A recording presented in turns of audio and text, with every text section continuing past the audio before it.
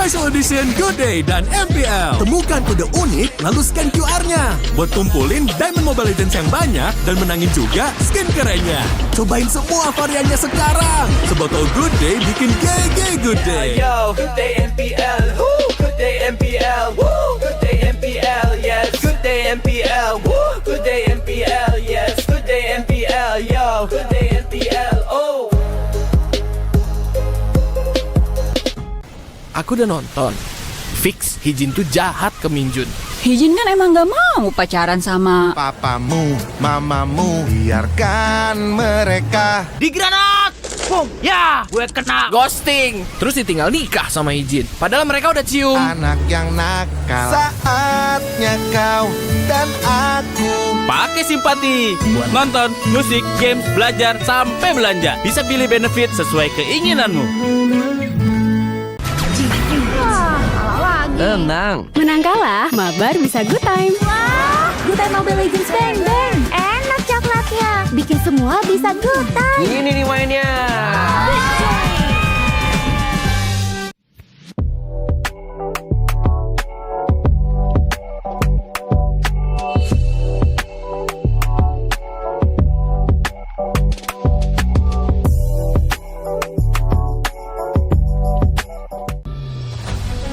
Hello everyone, and welcome to a special preview of our annual map change. In this video, we'll explore more about this exciting new gameplay feature. Now, let's get started. When the annual map change launches, details of the feature can be found here. When a match starts, players will be notified of the battlefield mechanic that's in effect before hero selection. You can view info about the mechanic anytime during hero selection to plan out your strategy. Are you ready for the Broken Walls Challenge? The old walls across the battlefield have crumbled, revealing new paths and giving heroes without blink a chance to shine. We can't wait to see the optimal routes you'll come up with. Danger lurks in every corner when dangerous grass is in play. The battlefield has been overgrown with bushes, so proceed with caution. Will you be the hunter or the hunted?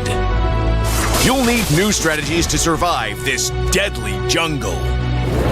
Have you ever dreamed of soaring over the battle like a cloud? With Flying Cloud, rideable clouds will spawn on the battlefield. Just hop on and take to the air for swift lane rotations, or plunge down for deadly ambushes.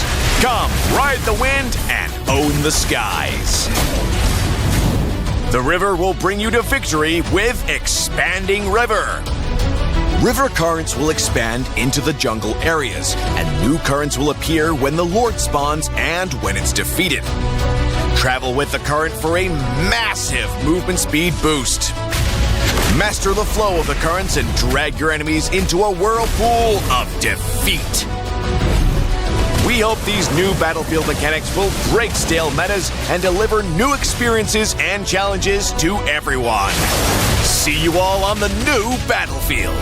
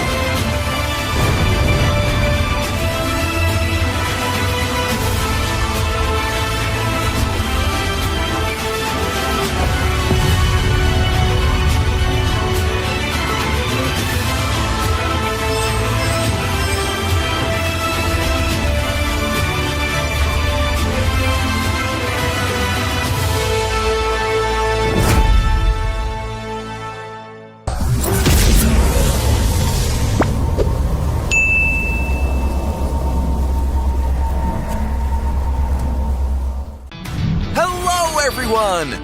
Welcome to the Project Next Patch Preview. We've got a lot of great content to show everyone, so let's get into it. New hero, Obsidia.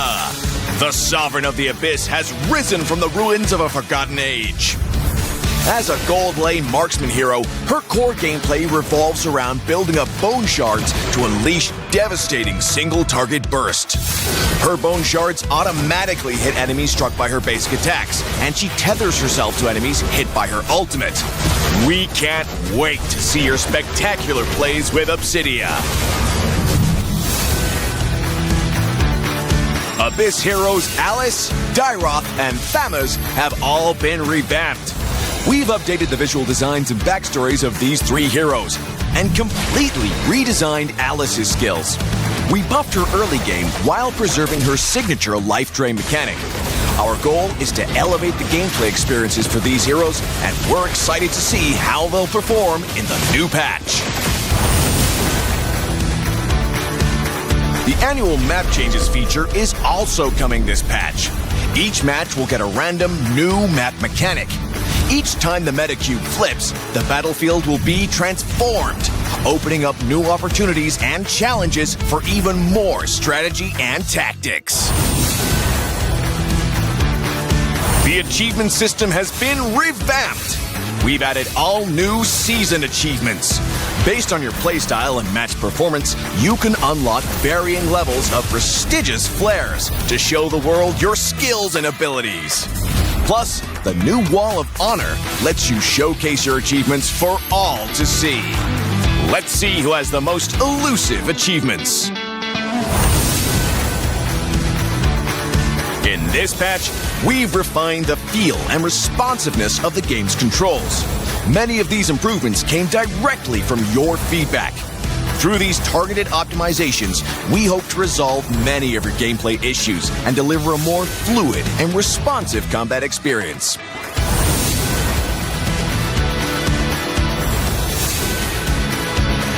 There are many more adjustments that you can read about in the upcoming patch notes.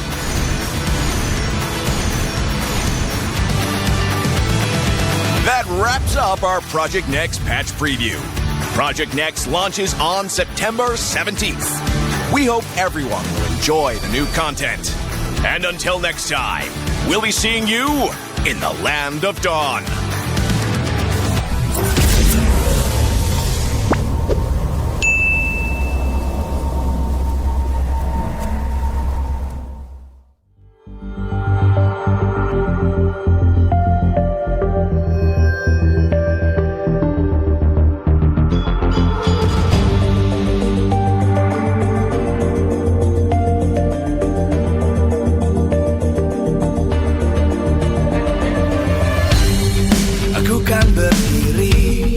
Dan terus berlari, terus ke arah puncak tertinggi.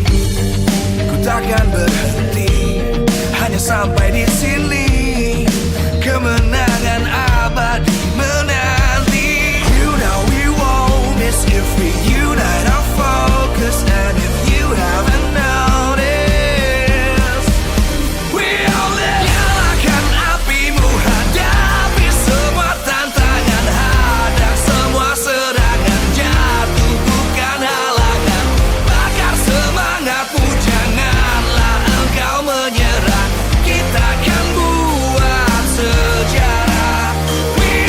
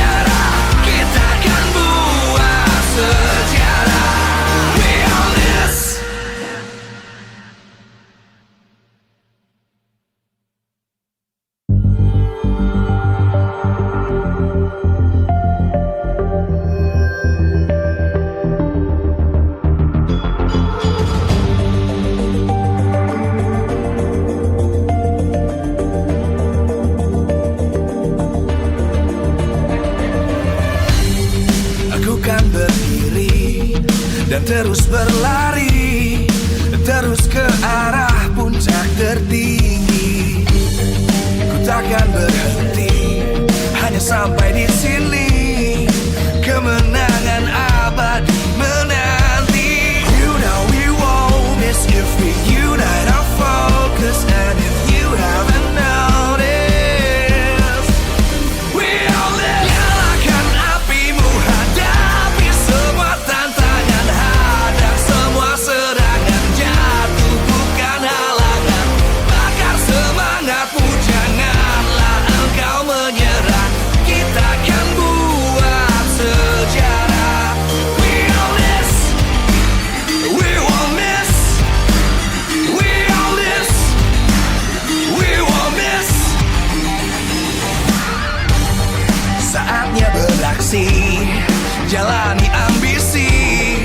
Aku kan menyawakan hari ini. You know we won't miss.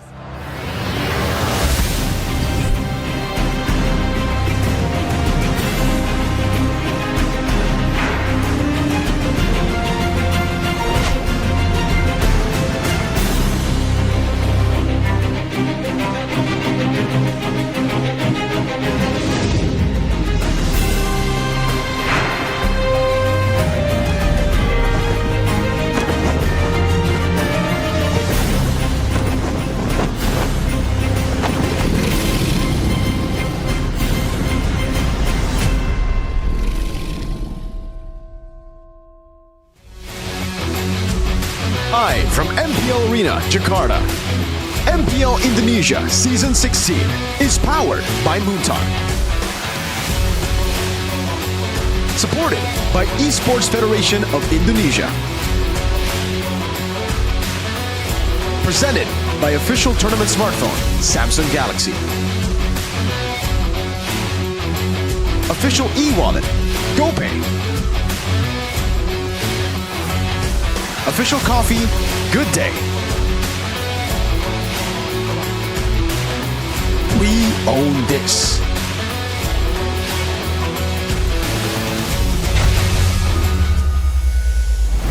Halo, kembali bersama Alisa dan pastinya di MPL Indonesia di week yang ke-6 di hari kedua. Dan match pembuka kita akan melihat antara EVOS yang akan melawan Alter Ego. Dan sudah bersama Alisa di sini ada duo jungler. Luar biasa, kenalin dulu dong diri kalian. Silakan Yasuke dulu deh, silakan. Gua Yasuke dari Alter Ego.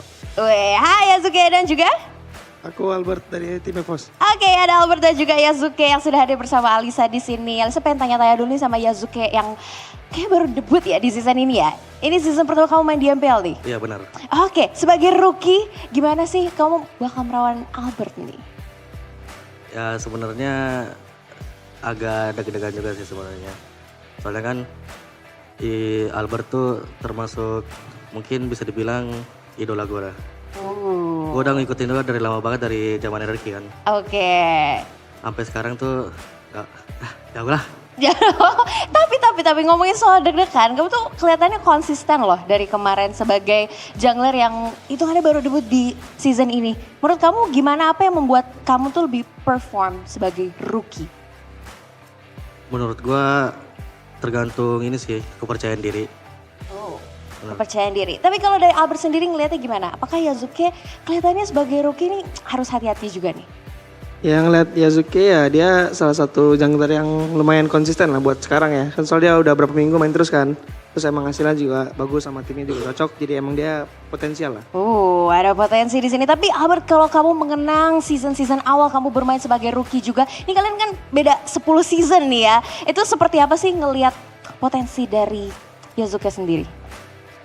Ya potensinya ya jago lah dia, hitungannya jago sih. Dia bisa main banyak hero juga. Dia emang ya di MPL juga dia ini kan juara kan. Jadi emang udah kelihatan dari season lalu lah bisa dibilang.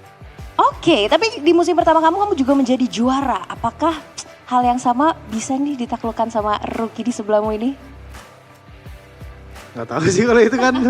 Ya kan. Kita lihat ya performanya ya. Tapi kalau dari Yasuke sendiri melihat sosok Albert nih mungkin di leg kedua ini, gimana nih menurut kamu performance dari EVOS sendiri?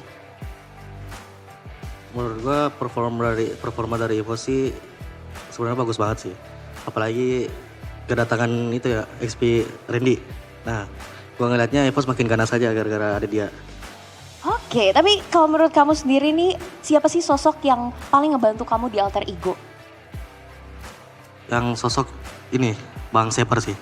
Bang Shepard. Ya. Oh, oke. Dan kita mungkin lempar lagi nih ke Albert. Albert, aku pengen tanya dulu, kan kamu sendiri bersaing dengan Cherry Boy yang dari alter ego juga nih. Waktu di final di season pertama kamu bermain, apakah Albert melihat Yasuke punya potensi yang sama atau bahkan melampaui Cherry Boy? Ya kalau bisa konsisten terus kayaknya bisa melebihi Jelly Boy sih.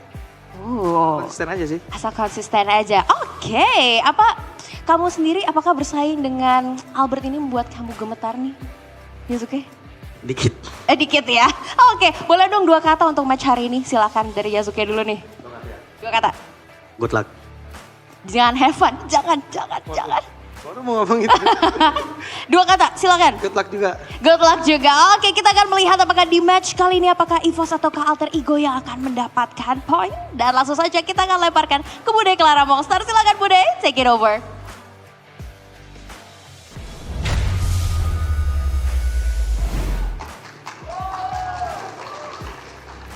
Hari yang baru tentu dengan semangat yang segar juga. Di mana ini adalah hari yang kedua di minggu yang ke-6 MPL Indonesia Season 16. Dan kita sudah melihat bahwa kedua jungler telah bersiap untuk berhadapan satu sama lain. Mengingat alter ego sedang mendapatkan momentumnya dengan win streak yang belum terhentikan. 4 kali sudah mereka kantongi. Sedangkan dari EVOS, mereka sedang mencari kemenangan pertama mereka setelah 3 kali lose streak telah mereka alami. Jadi dalam kondisi sementara alter ego yang berada di top 3 ini tentu sedang dalam kondisi yang prima. Sedangkan EVOS yang tidak terpaut jauh tentu mereka harus mengejar ketertinggalannya karena posisi tengah bukan posisi yang aman. Dengan match point yang tak begitu jauh tentu banyak hal bisa terjadi di hari ini. Dan udah penasaran banget untuk hari ini suara dari Super Friends dengan tim-tim yang akan mewakili Indonesia di ajang M7 World Championship akankah tergoyah setelah hari yang pertama kemarin atau malah akan ada perubahan yang mengejutkan? Langsung saja inilah dia Super Fans Pick di hari yang kedua minggu yang ke-6.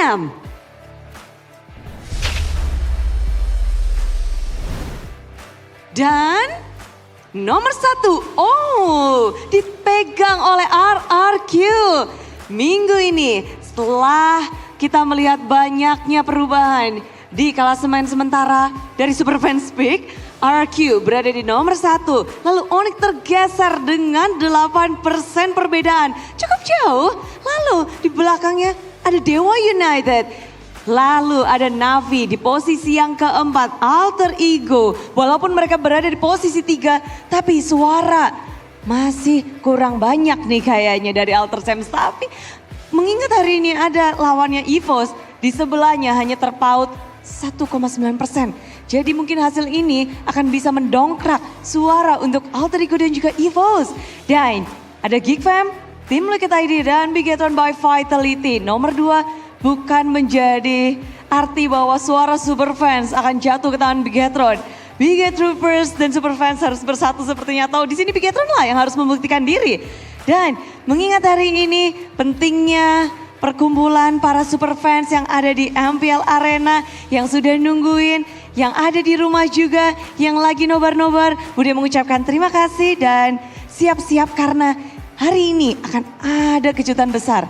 Tentu saja MPL Indonesia juga didukung penuh karena MPL Indonesia Season 16 powered by Munton, supported by PBSI, presented by Official Tournament Smartphone, Samsung Galaxy, Official e-wallet, GoPay, Official Coffee, Good Day, dan partner in esports ada Simpati, Dunia Games, Gamesmax, dan juga Good Time. Bersama dengan advertiser Kacang Sukro dan juga Yoritos, ditambah supplier Head and Shoulder, UBS Gold, lalu Royal Skirt, dan juga Imaginary. Hari ini hari yang tentunya indah jika dibuka dengan melihat akankah ada pembalasan dendam atau akan ada pembuktian. Akankah EVOS bisa membalaskan dendam atau alter ego yang bisa terus menekan sang macan?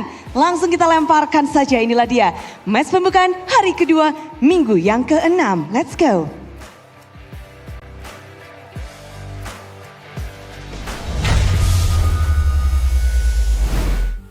Thank you so much, Bude Clara Mongstar, and welcome, boys, girls, ladies, and gentlemen, and everything in that category. Back to MPL ID Season 16. Back with me, Eterna, alongside with Mirko, as well as Arashi, as we get to cast over the next 3 matches of the day, starting off with Alter Ego versus EVOS. Now, coming into this first match, Mirko, tell us the general scheme of things. EVOS looking for playoffs, Alter Ego looking for upper brackets. That's crazy, dude. Alter Ego were very shaky to the start of the season. I remember them swapping rosters here and there. So kind of same fate as EVOS, but one is 3rd place, the other is struggling to find their form. So one is struggling, one is looking to get to the top, and it's so weird, but I like the changes. I think a lot of things have to do with the patch as well. But to remind you guys back at home, please do show your support to whoever you think will be representing MPL ID in M7. Because every chat, every thought, it matters, it counts. And we're going to take a look at the Superfans Pick leaderboard now with Onyx actually up top. RQ not falling too far behind, 24% Arashi. I mean, we believe, man. It looking so hot right now, but hey, you gotta trust in the process. We think that last week, you know, there's a bit of experimentation there. This week, RQ should be back in form. Fingers crossed. Fingers crossed. Fingers crossed for TLID too, no? Oof. No? I think fingers crossed is usually for something that's achievable, so. That is so mean. But it's realistic. That is true. Yeah. But KB said there's like a 0.8% chance I'd make it to playoffs. You know, 0.8% means that it's not just their performance. Even if they go and win everything, the other teams will have to lose all their matches for them to make it. So you're saying there's a chance? There is a chance. A horse can dream. This is Tifosi levels of delusion, man. A horse can dream. The cavalry can dream. But what isn't a dream is the schedule for today, if you guys are wondering and maybe falling a little bit behind on information. We have 3 matches ahead of us, all in a best of 3. Our first match is going to be EVOS and Alter Ego, like we mentioned before, followed in by TLID and Onyx. So there's a chance, yeah? There's a chance. Oh my lord. And last but not least, I think this has got to be the highlight of my day, RRQ versus BTR, because on one side we have a Bigot Trooper, and on the other we have a Kingdom. I mean, coincidence? I think not, dude. You ready for this matchup, Rash? We gotta settle it once and for all here. Probably not once and for all. We're gonna see each other again. Are you sure about that? I'm pretty sure. All right. Taking a look at the standings, though, we're seeing an interesting development. Bigatron by Vitality all the way on number 2. Jeez. Alter Ego number 3, dude. How long has it been since we've seen Alter Ego in a very favorable position like this? I hope we get to like flashback to Season 7, honestly. No, Season 7 they did really well at the start. Season 6. Yes, Season 6. Season 6, Alter Ego making it all the way to the grand finals alongside RRQ. Yeah. I believe, but I don't think we're going to be seeing RRQ. Oh, wow. Really? All right, so you're... At the rate that we're looking at right now, I mean, things can change. Okay, that's a lot of things can happen. Don't look at me like that. I mean, you know, there's always a chance, right? Until it's over. It's never over until it's really over is something I always say, which is not always a good thing, but hey, you know, you gotta keep the faith, keep fighting the good fight. Keep the faith, and hopefully, Yasuke keeps the faith, right? People are wondering whether or not he can step into the shoes of Albert, and maybe you guys are wondering, but what do you mean step in the shoes of Albert? Albert, in his debut at MPL ID Season 6, instantly was able to achieve the championship title, and will this rookie, Yasuke, similar to Albert back in Season 6, be able to do the same thing? Whoa. I mean, it's a tall order. We heard a siren right behind us just earlier. Whoa. Is that an ambulance? Yeah, they got a megaphone with a siren going on. So who needs the ambulance? Alter Ego, Albert, or Yasuke? Well, this is the side of Alter Ego right here. So maybe they're calling an ambulance, but not for me, you know. Calling it for the opponents. Yeah, Yasuke though. He's been able to find a lot of success on this aggressive meta, and you're seeing him kind of develop a bit more throughout the weeks. Yesterday we saw him, be aggressive, but still have that level of discipline, which is really, really good. And usually takes a lot of time to develop. It takes experience, and we call it jam terbang, air time, playing as a professional player. So I think there is potential there, but the thing is, you have to look at the rest of the team as well. If he's gonna achieve the same level of success that Albert did, it has to be a group effort, man. It cannot be just him alone. So what do you think about that group effort so far? Because Alter Ego are looking Yeah. really strong right now. Alter Ego, group project-wise, I think everybody's carrying their own weight. Evos, it's just Albert. Like, he's the guy who's carrying everyone, and then everybody's just there kind of like, yeah, dude. Yeah, make that PowerPoint, man. Yeah. Make that headline. Dude, that's so smart. That's so smart. Yeah. Everybody's just a hype man right now, and it's tough because we saw some... I don't know if this is real, but it looks like there was a bit of beef between Albert and Roundel. Yeah. Last week. I saw some, clips Yeah, about yeah. that. I don't know if it was like a gimmick or something. Could is be actually throwing going people on. off. Could be to throw the opponents off. Could be. But it's Erlan or Brand's play. It That's better the be my boy. I mean, it looks like it's Erlan right now. Pink test, right? Don't give me hope. It should be him. Evos' gold is this title right here. Interesting. It's not his fault. His name was Doma, but he's changed to Erlan, so we lost that nickname, that moniker. It was such a cool name as well, and he was really styling back then. Again, one of the bigger what-ifs in the scene right now. He had so much potential. He was doing really, really well, but he really isn't allowed the time to develop and build up that, I don't know, that mindset, that experience. Hopefully, we'll see him shine again one day. On the other side, the Gold Maniac, or the Gold Savage, you could say, because he just got one yesterday. Yeah, he's gotten 2 Savages Yeah. this season. I don't know how many Maniacs, but I think a couple. The first Savage was on the carry, I believe, and the second one That was was on last the season, Granger. Oh, that was last season. 2 Savage overall in his career, which is crazy because he's only played 2 seasons, right? Yeah. Iman has him beat. He got a lot of Savages as well. So who's the Maniac, who's the Savage here? Is Iman the Maniac because it fits his name better? Maniac? As Savage sounds just weird. A Sauvage. A Sauvage? A Sauvage. There's He's like the Sauvage. There's a ring to it though. Je ne sais quoi. Is that What French? does that mean? What does that mean? Je peux aller aux toilettes then. Did you say toilet? I said I want to go to the toilet. Okay. Je ne sais quoi means I don't know. Oh yeah, that's true. I don't know. But what we do know, well, we don't know just yet, but we will know the official team lineup, ladies and gentlemen, for both these teams. Starting off with Alter Ego, still with the main 5, Nino, Yazuke, Hijume, Alec, as well as Arfi. Can they stop the run of Evos? Can they continue their own win streak to make it possibly to the upper brackets? Something we haven't seen since Season 6. Alec, the main man with the Savage Arfi. Welcome, Alter Ego Esports. Coming in with the electric style, with their electric roamer. Let's see how this goes, man. They have the tempo to match Evos, but can they get the requirements in the draft to make it happen? That's a big question. I'm pretty sure Cordelwin is all smiles, but that might change depending on how things go against this team. Official team lineup, it looks like it's going to be Erlan in the gold lane alongside with Randy, Albert, Roundel, and Key. No Suelo today. No Suelo. They're sticking to the main 5, and I do believe this is the main 5 for the White Tigers. But can the main 5 help them secure playoffs in a shaky season? Look towards the middle. Erlan will have to prove the doubters wrong. Welcome, Evos! What has to be the strongest lineup they have right now with Randy and Erlan.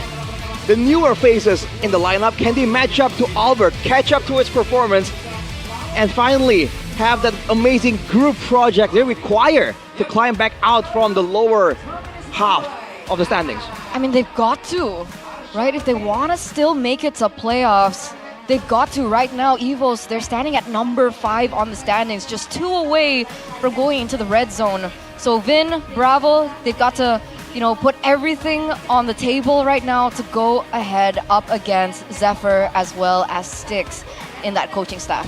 Yeah, Zephyr, well, last season, Alter Ego were just everywhere in the draft. This season, it looked that way as well, but I guess now we understand what the problem was.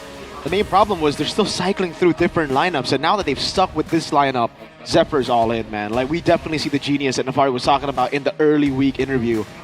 I like it. I like the style of the draft. I like the fact that they're playing towards their strength. Even the Lucas Mathilda, something very unorthodox, came in yesterday, but it fits the team's play style. I was about to bring that up, right? We haven't seen a Lucas in quite some time, especially this season.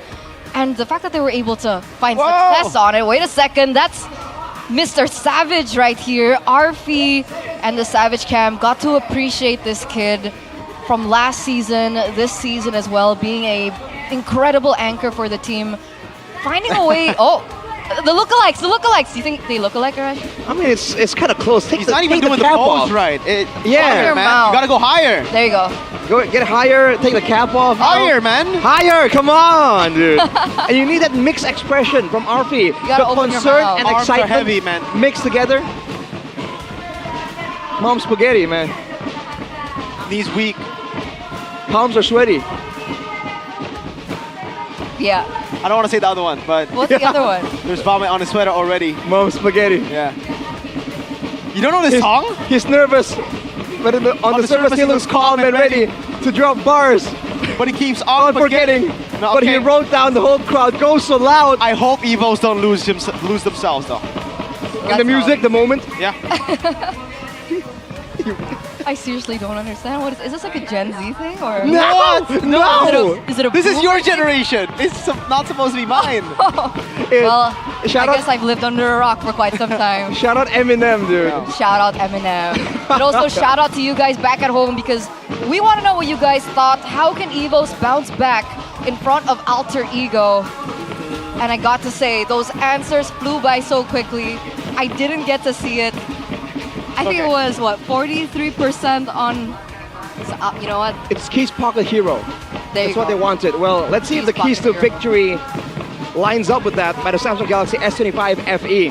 For Evos, respect Alter Ego's comfort heroes. Again, those playmakers, the gold lane picks for Arfi as well, and match the aggressive early game tempo. Evos has always been a team that relies heavily on that tempo to really control their opponents. But now they might have met their match against a team that's equally comfortable in the chaos. Yesterday showing a style that seems to really just rely on brawls and skirmishes again and again. For Alter Ego, they can punish Key when he's doing that screening, when he's trying to find information. And don't overthink Evos' cheese picks. We've seen the Genius come through for Zephyr. And in a way, it's a bit more adaptable compared to Evos' draft with Coach Finn. So Alter Ego have a chance here to get the winning tools in the early game. And if they do, then Evos' tempo is gonna get shut down. So when we're talking about cheese picks for Evos, what are we thinking? Cheese picks from Evos? The glue roam, the chip before the patch as well. They just really like to go for these random picks. Well, we saw it was random in the first half, but now the chip is actually meta. So stop playing those cheese picks. I think play more towards what's strong in the meta, because the meta actually suits their playstyle. There were tempo merchants before. Tempo in this stage, in this patch, gets you a whole lot more, especially up against Alter Ego. You do not want to give that early game to them. So they need to figure out a way to stop the early game from Alter Ego. Yes. Is that what we're talking about right now? For sure. So mid pressure, mid prio is a big thing. Engage potential. I think the more crowd control you have right here, you're gonna have a lot more to say on where the fights happen. It's already important in the usual game, but with a team like this, Evos and Alter Ego, they both want to dictate the pace more than the other. So heroes with good crowd control and probably burst damage and dive is gonna be so important to kind of push the tempo and even dive under. Okay, so we're thinking early game map control. Also, aside from like the burst, the dive, we need heroes that can wave clear faster. Yes. And that's going to be determined in the drafts. So, in your opinion, Arashi, what heroes should be prioritized by both to be able to control the early game? Oh boy. As we go into the drafting phase, I gotta say, my eyes are on the EXP lane, dude. Nino and Randy both are very active. They like making those plays happen. And technically, you can't exert proper pressure without the EXP lane holding it down on the far side, right? On that island of a lane. You can see for Evos, they're already respecting it. Phobius and Arlet. Yep. Two bands here in the drafting phase presented to you by the official tournament smartphone, Galaxy S25 FE. Game number 1. Aside from the Arlet, as well as the Phobius, there's a Fanny banned out by Evos. Alter Ego have taken away the Prio chip, the Boxia, as well as the Wanwan Respect. Yeah, you gotta respect it here. Angela's open. Angela is up for grabs. That's what I think Evos are thinking about here. With the chip also banned out, it does seem like that should be the first pick. But Alter Ego, they're the only team so far to not ban Angela. They've gone up against it a couple of times and they've won, even without the chip. So that's something that EVOs need to think about. It's a good bait that we've been seeing from Alter Ego a couple of times. Well, it's going to be risky again because this is a different team, right? This team knows how to play with tempo. And Angela now with the hard guard on the 20-second cooldown, it's ridiculous how much tempo you can push onto your opponents. It's not just the hard guard, it's the fact that you show up and you can heal up your teammates down from low HP back to full HP and continue the fights, continue the invasion. So I feel like it's a bit risky to let it go here for either team. So do you think EVOs will pick it up first? Is that what we're saying? First pick Angela though. The backshot is banned out, so there is a chance that might happen. But considering that Alter Ego were the ones banning it out, I think they are the ones planning to force EVOs to make that tough decision. Okay. What other heroes are we looking at as priority? Do they want to secure something in the mid lane maybe for more control? We've seen a lot of Jushins rise in popularity. I think the Jusin has never lost that popularity. From M6, from Season 14, all the way to today, even despite countless nerfs, despite her mana being very...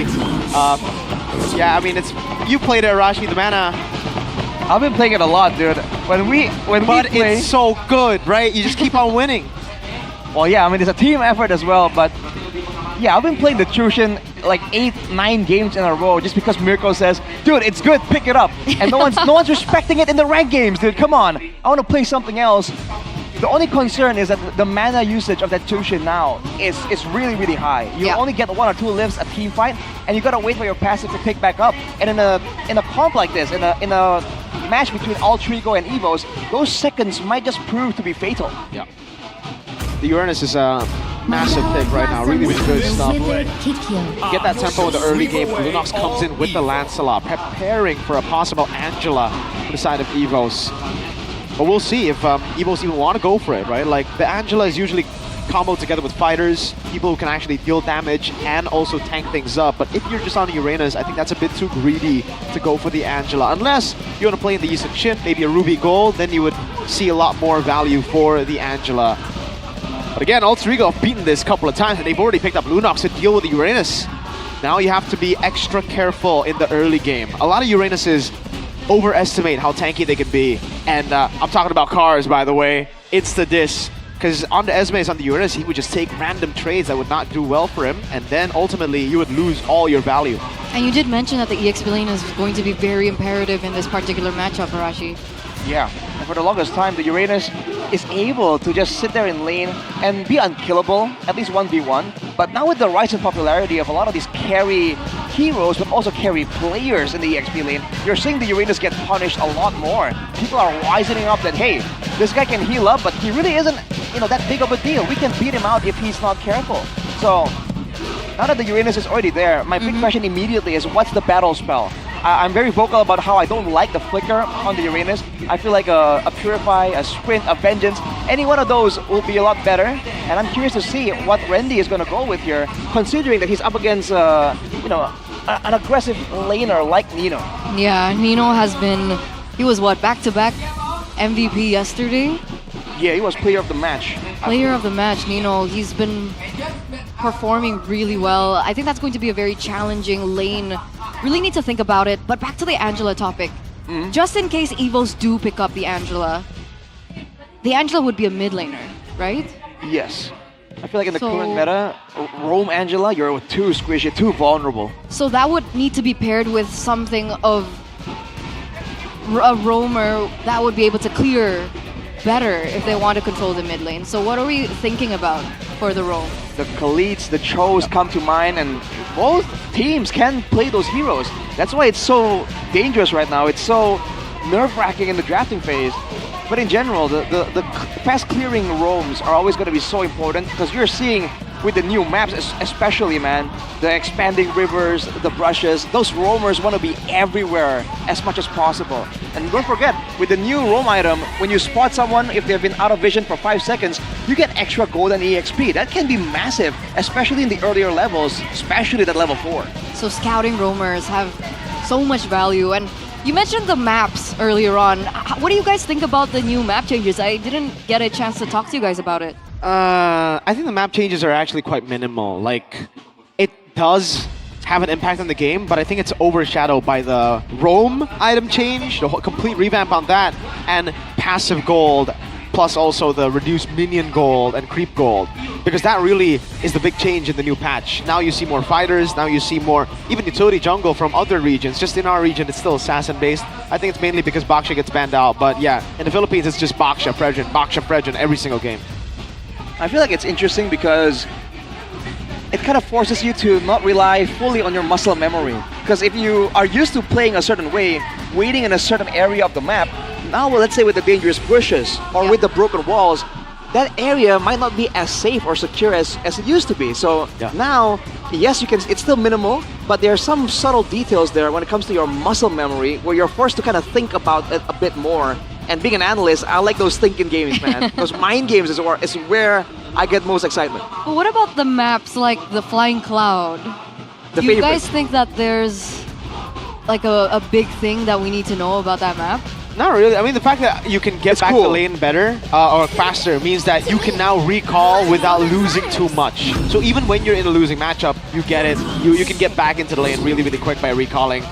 So again, it's tougher to play through your strong sides in that map. That makes sense. That makes sense. But it looks like the drafting phase is back. Yep. They're going to do a little quick remake here. Uranus is going to be picked up, and then we have the Lunox and the Lancelot. And now this was the topic of discussion that we were discussing earlier on for EVOs. What will be the next two picks that they take here right now? Call me a hero. YSS, something that Miracle mentioned earlier on, and the Jushin. So no Angela for EVOs. Interesting. All right.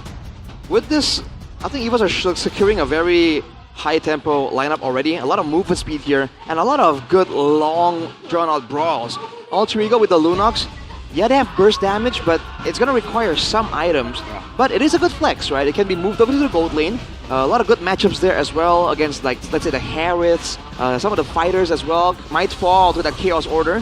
Final pick of Alter Ego here, though. Is it going to be a Roamer or EXP? I feel like. Yeah, I think it's kind of tough for them to decide right now because they already have a Lunox. They want to try to flex this, but EVOs just went for dominant lanes. Now all three are confused whether they double down on the flex or, well, which they technically do with the Hylos pick here. It's just very, very safe. I would say in the first phase, this is a win for EVOs. Just matters now how they close things up. Yeah, I think EVOs have the immediate guaranteed value for the picks, but Alter Ego have more flex, right? They have more ways to kind of throw off EVOs by all means. Now it comes down to the creativity. The Grok ban already shown by Alter Ego, so they're concerned more about the AoE and the crowd control immunity perhaps. So they might be going for either a full-on dive with that glorious pathway, or just concerned that they want to make sure that Key can't be put on someone that can be immune to crowd control, so they can kind of punish EVOs for looking for vision. Yeah, I mean that was in the keys to victory, right? To punish Key when he does his screening, but heroes like the Khalid is still open, considering they already have the Uranus in the EXP lane as well, right? EVOs, very straightforward. Lapu ban. They're trying to eliminate options for Nino. So what is left? Ruby, CC. That's it. Phoveus is banned out. I wonder if we're going to see the Esmeralda. Technically, Esmeralda Uranus, you know, considering that there's not a lot of other aggressive laners available for Nino here. The CC maybe comes to mind, but that will depend on what EVOs show first. And Esmeralda, though, gets spotted out immediately by Vin. What do you think about CC in the EXP lane for Nino? Not really the best choice here. They can they can't even go for the combo anymore, CC Gatot, because they banned it out themselves. They might actually go for the Kalea, which is really, really good now. They've set up properly for the Kalea with the Gatot ban.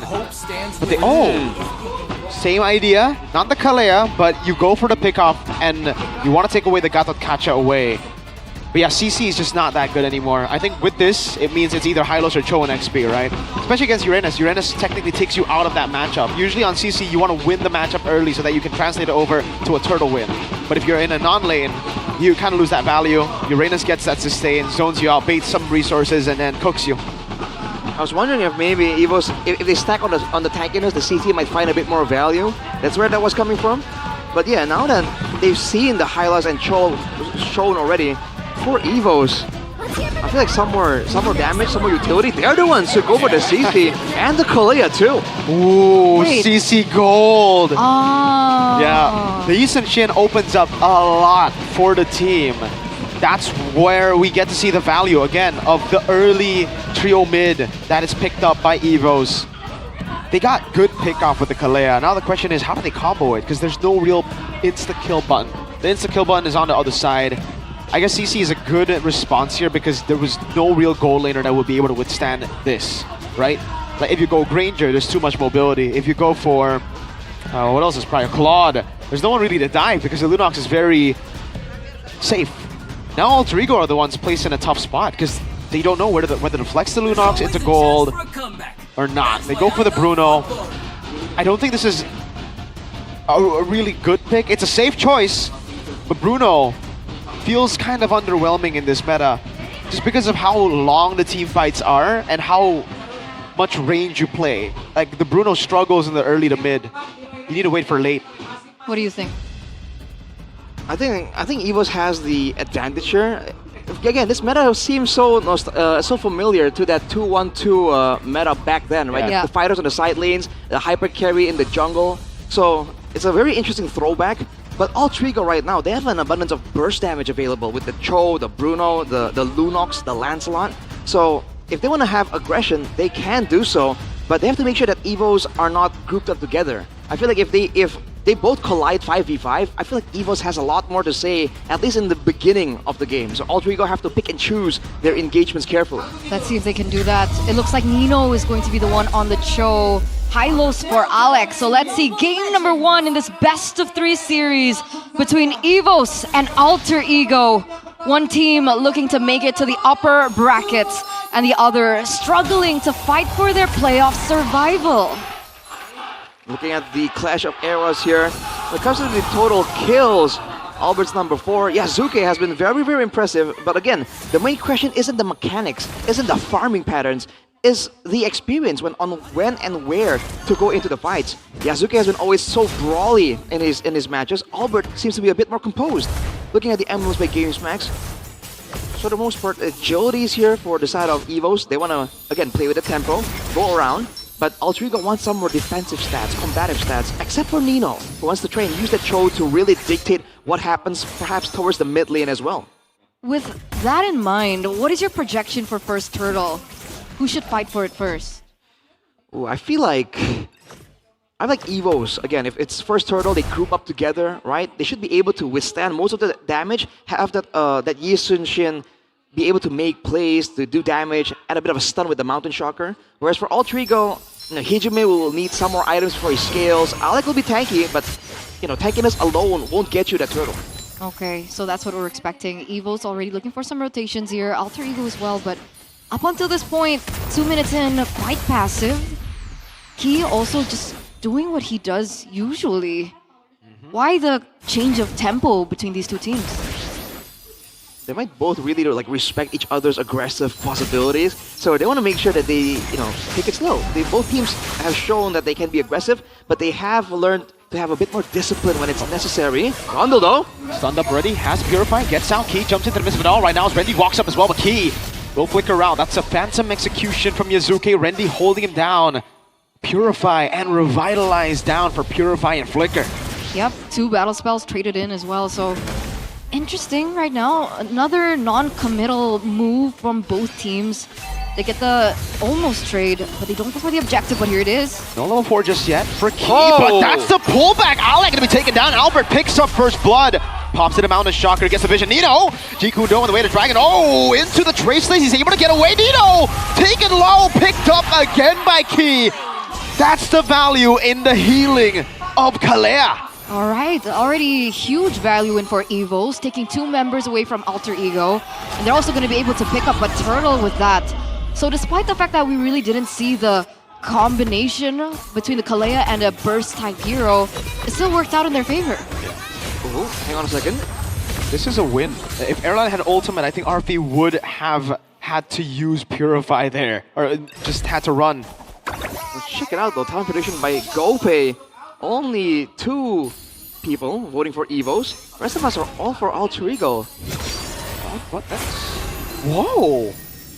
Overcommitting! Yeah, that's an instant pickup now onto Alec. Tsunami's time come down with the Mountain Shocker used up as well. Alec taken out. Key in the midst of it all, still going to be caught as well. As Nino jumps in with the G-Kundo, able to knock him up. But Yasuke gets slain. Erlan with the yo-yos. That's a 2-0 trade again. 4-1 now for Randy. Evos. As Randy, yeah, he's able to do exactly what we're seeing here. What's going on with Alter Ego right now? Well, first of all, the main concern I had all the way from the beginning is that Alec is on a Hylos. This guy has been an aggressive playmaker. The Hylos ain't exactly that, first of all. And second of all, you saw earlier that Evos aren't comboing. They're using their crowd control to really react to Alter Ego. And you saw in the first fight, Yasuke was trying to go for a kill with the Phantom Execution, but he got stunned up, so his ulti got cancelled. So there are a lot of moments like that where Alter Ego are trying to do something. Mountain Shocker, that's the combo with the Kalea. You just lock him down. That's just damage from Albert, enough to just nuke down the side lane. That's why the Cho on the side, especially when you're going for a bit of damage, the way Nino is going right now, it's dangerous. They're going very aggressive. I'm not too sure about this move. Alec, thrown back under turret Roundel. Punishes his overextension. Not the best of decisions by Alec, and I'm starting to see the gravity of what you mentioned earlier, Arashi. I think he's used to heroes that are able to, dive in, dive out a lot quicker, but being on something like the Hylos doesn't really give you that layer of flexibility when he's making these choices. Another turtle now given over to the White Tigers. Yeah, no, not at all. No mobility here for Alec. Oh, wow. And Arfi. Oh, Alec too, glorious pathway. Pick up for Roundel. Very, very close to being done. Roundel being taken very, oh my lord! Still able to survive. Randy baits out everybody to walk up, and now they're all compromised. Roundel! What a re-engage the Crimson Beacon, Nino. Interesting killing spree though, it's on Key, but it is a win for Evos. They'll take whatever they can get at this point. They're gonna get the mid turret as well. Evos, this is their comfort zone, man. They want to have a tempo like this, and they've already secured it all the way from the drafting phase. And they're exerting the pressure into the jungle too. Now Alter Ego are really gonna feel it. Oh, no purple buff stolen away from by Albert. Yasuke gonna feel that just a little bit, almost being able to take away that jungle creep as well away from Yasuke. And what's the plan now, right? Because we've been talking about Alter Ego for the past few weeks, saying that Alter Ego is a team that likes that tempo, that likes to control the early game, and when it doesn't really go according to plan, that's when they look a little bit lost. So this is a team that... Oh my lord. Wait a second, Alec again. Okay, he's going to be able to get out fine, but this is a true test of what Alter Ego can do and how they're going to be able to project into the later stages of the game, if they're going to be able to come back or not. I think that's absolutely it. If they can really weather the storm here and stifle Evos, then that Lunox and that Bruno are gonna output a ton of DPS the later the game goes. But can they do so? Again, Randy is also on the Uranus, and we know how oppressive the Uranus can be when you're ahead, the way Randy is right now. Yeah. This is also why, though, the Yisun Shin is so prio. Because when you're ahead, nothing snowballs better than the Yisun Shin. Mainly because of the vision control that you have. Even if the enemy team is looking for like a desperate team fight, just pop your ultimate, you see everyone, and you're like, okay, that's it. No ambushes for the Cho, no interesting angles for Alec. Now with the turtle spawning already, you can see Alter Ego are forced to respect it. Yep. And that's the problem. If they want to try and send Alec to try and find something, his mobility tool is also his engage tool. And that's a whole different idea compared to like a Khalid, where your movement and your regen and your engage are all different things. And Alec just doesn't seem to be comfortable on this pick. That's why I really dislike the... Oh, okay. Whoa. Oh no. Was that possible? Not sure who was lagging, if anyone was lagging, but it was a very weird conceal into walking up. The Marshals are with Evos right now, talking to Key, so I think that's I think fair he's assumption. dead there, by the way. Like, stunned up by the Hylos, team wasn't really close to him. He was concealed alone, so it was quite a big gap between him and the team. Alright, it's fine, right? A little technical pause here, ladies that's and a gentlemen. shutdown, by the way. Yeah, exactly. Yeah. Killing spree. That's why you gotta notice this little thing, like the killing sprees on Roam. You never wanna have it on Roam. Back to the point though, this is why I don't like the Bruno pick. It's just too safe. you play for farm, you play for mid to late, and you never want to do that in this meta. Very rarely do you want to do that. And even if you want to do that, you want to have something else there, like a Moskov, I would say, over the Bruno. Because the Bruno still needs to participate in team fights. Moskov can be useful while also just being the weak side the entire game. Is RP not used to the Moskov? Because this season, that much, no. he hasn't picked it up. I think the Moskov's just fallen out of the meta as well. Unless your name is Super Marco, it just doesn't really fit. Like, he's the only guy that has made the Moskov work in the normal Moskov way. Did Brands pick up the Moskov as well? Who? Brands when he showed up? Claude. Claude and Claude. Granger. Okay. The Claude's good because you can participate in the fights. You only need 2 of the 3 items in the trio to be useful in team fights. So it pops off a lot earlier. Yeah. I mean, seeing how, the duration of these games have gone, I think there's value finding that power spike much, much earlier. But it looks like the technical pause has resumed. We're back into the game. But somehow, Ijume, Alec, and Arfi are actually the ones that are down. But not for me. Is that do we get a replay? No, we don't. So the siren for Alter Ego. Dude, we thought Key was going to be dead. He walks up, good shun boom. Tier 2 in the mid lane falling as well. Evos. That's a big lead. Now 8,000. And Holy Shield. Dude, what? I was about to say, if they don't get him, right, then they're going to be so overextended, so invested in the kill, that it's going to get turned on them. I didn't think it was possible. I thought Alter Ego would at least, back out away when they can't secure the kill. But apparently they gave up 3 kills for the attempt. And now Evo's bringing another Holy Shield up top. Man, with almost 10k gold, I don't know if Alter Ego can defend this. Yeah, they were looking for a play in the bottom lane. Alec crossing the glorious pathway. That's a free turret in the mid lane and a pickup as well. Yuzuki with a walk up at Rendy is too darn tanky. Popped in Consecration. Alec picked up into the yo-yos of Erlan. And that's Roundle's 4th kill. RP still farming in the bottom lane. Not much he can do. And unlike the Moskov, he cannot participate. Tsunami Slam knocking him down. Nino taking low. Rendy in the back line. It's a phantom execution for Yuzuki. Mid lane turret gone. Top lane turret gone. At least they have a mini wave to play with. But Alter Ego are still on the back foot. Albert doing a whole lot of damage. Yujume taking loads of crits. And Rendy again gets the finisher. Yuzuki slain by the yo-yos. Alec falls. RP on the Bruno. Taken down inside of the fountain. 9 minutes. Evos wipe Alter Ego out.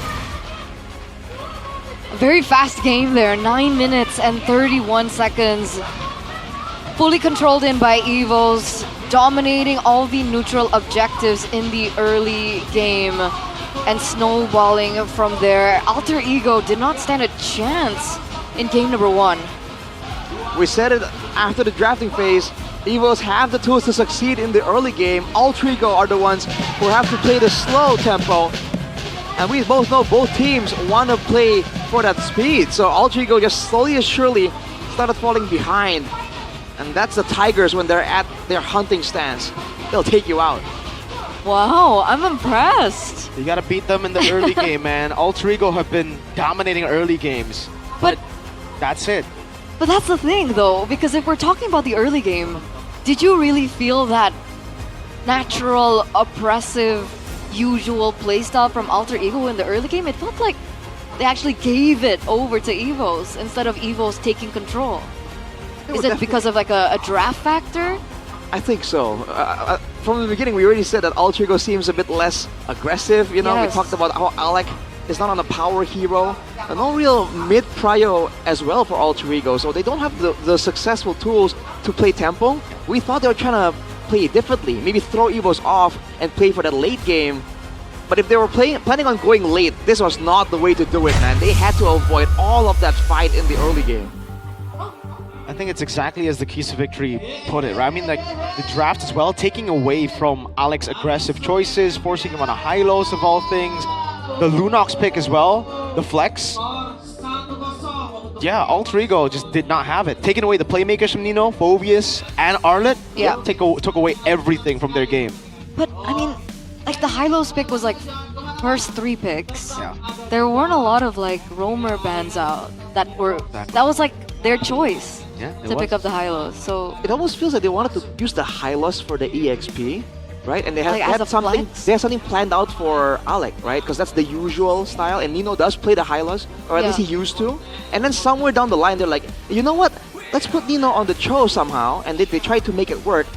I would even argue that if they flipped it over and gave Alec the Cho, there would have been a better chance at least. I don't know.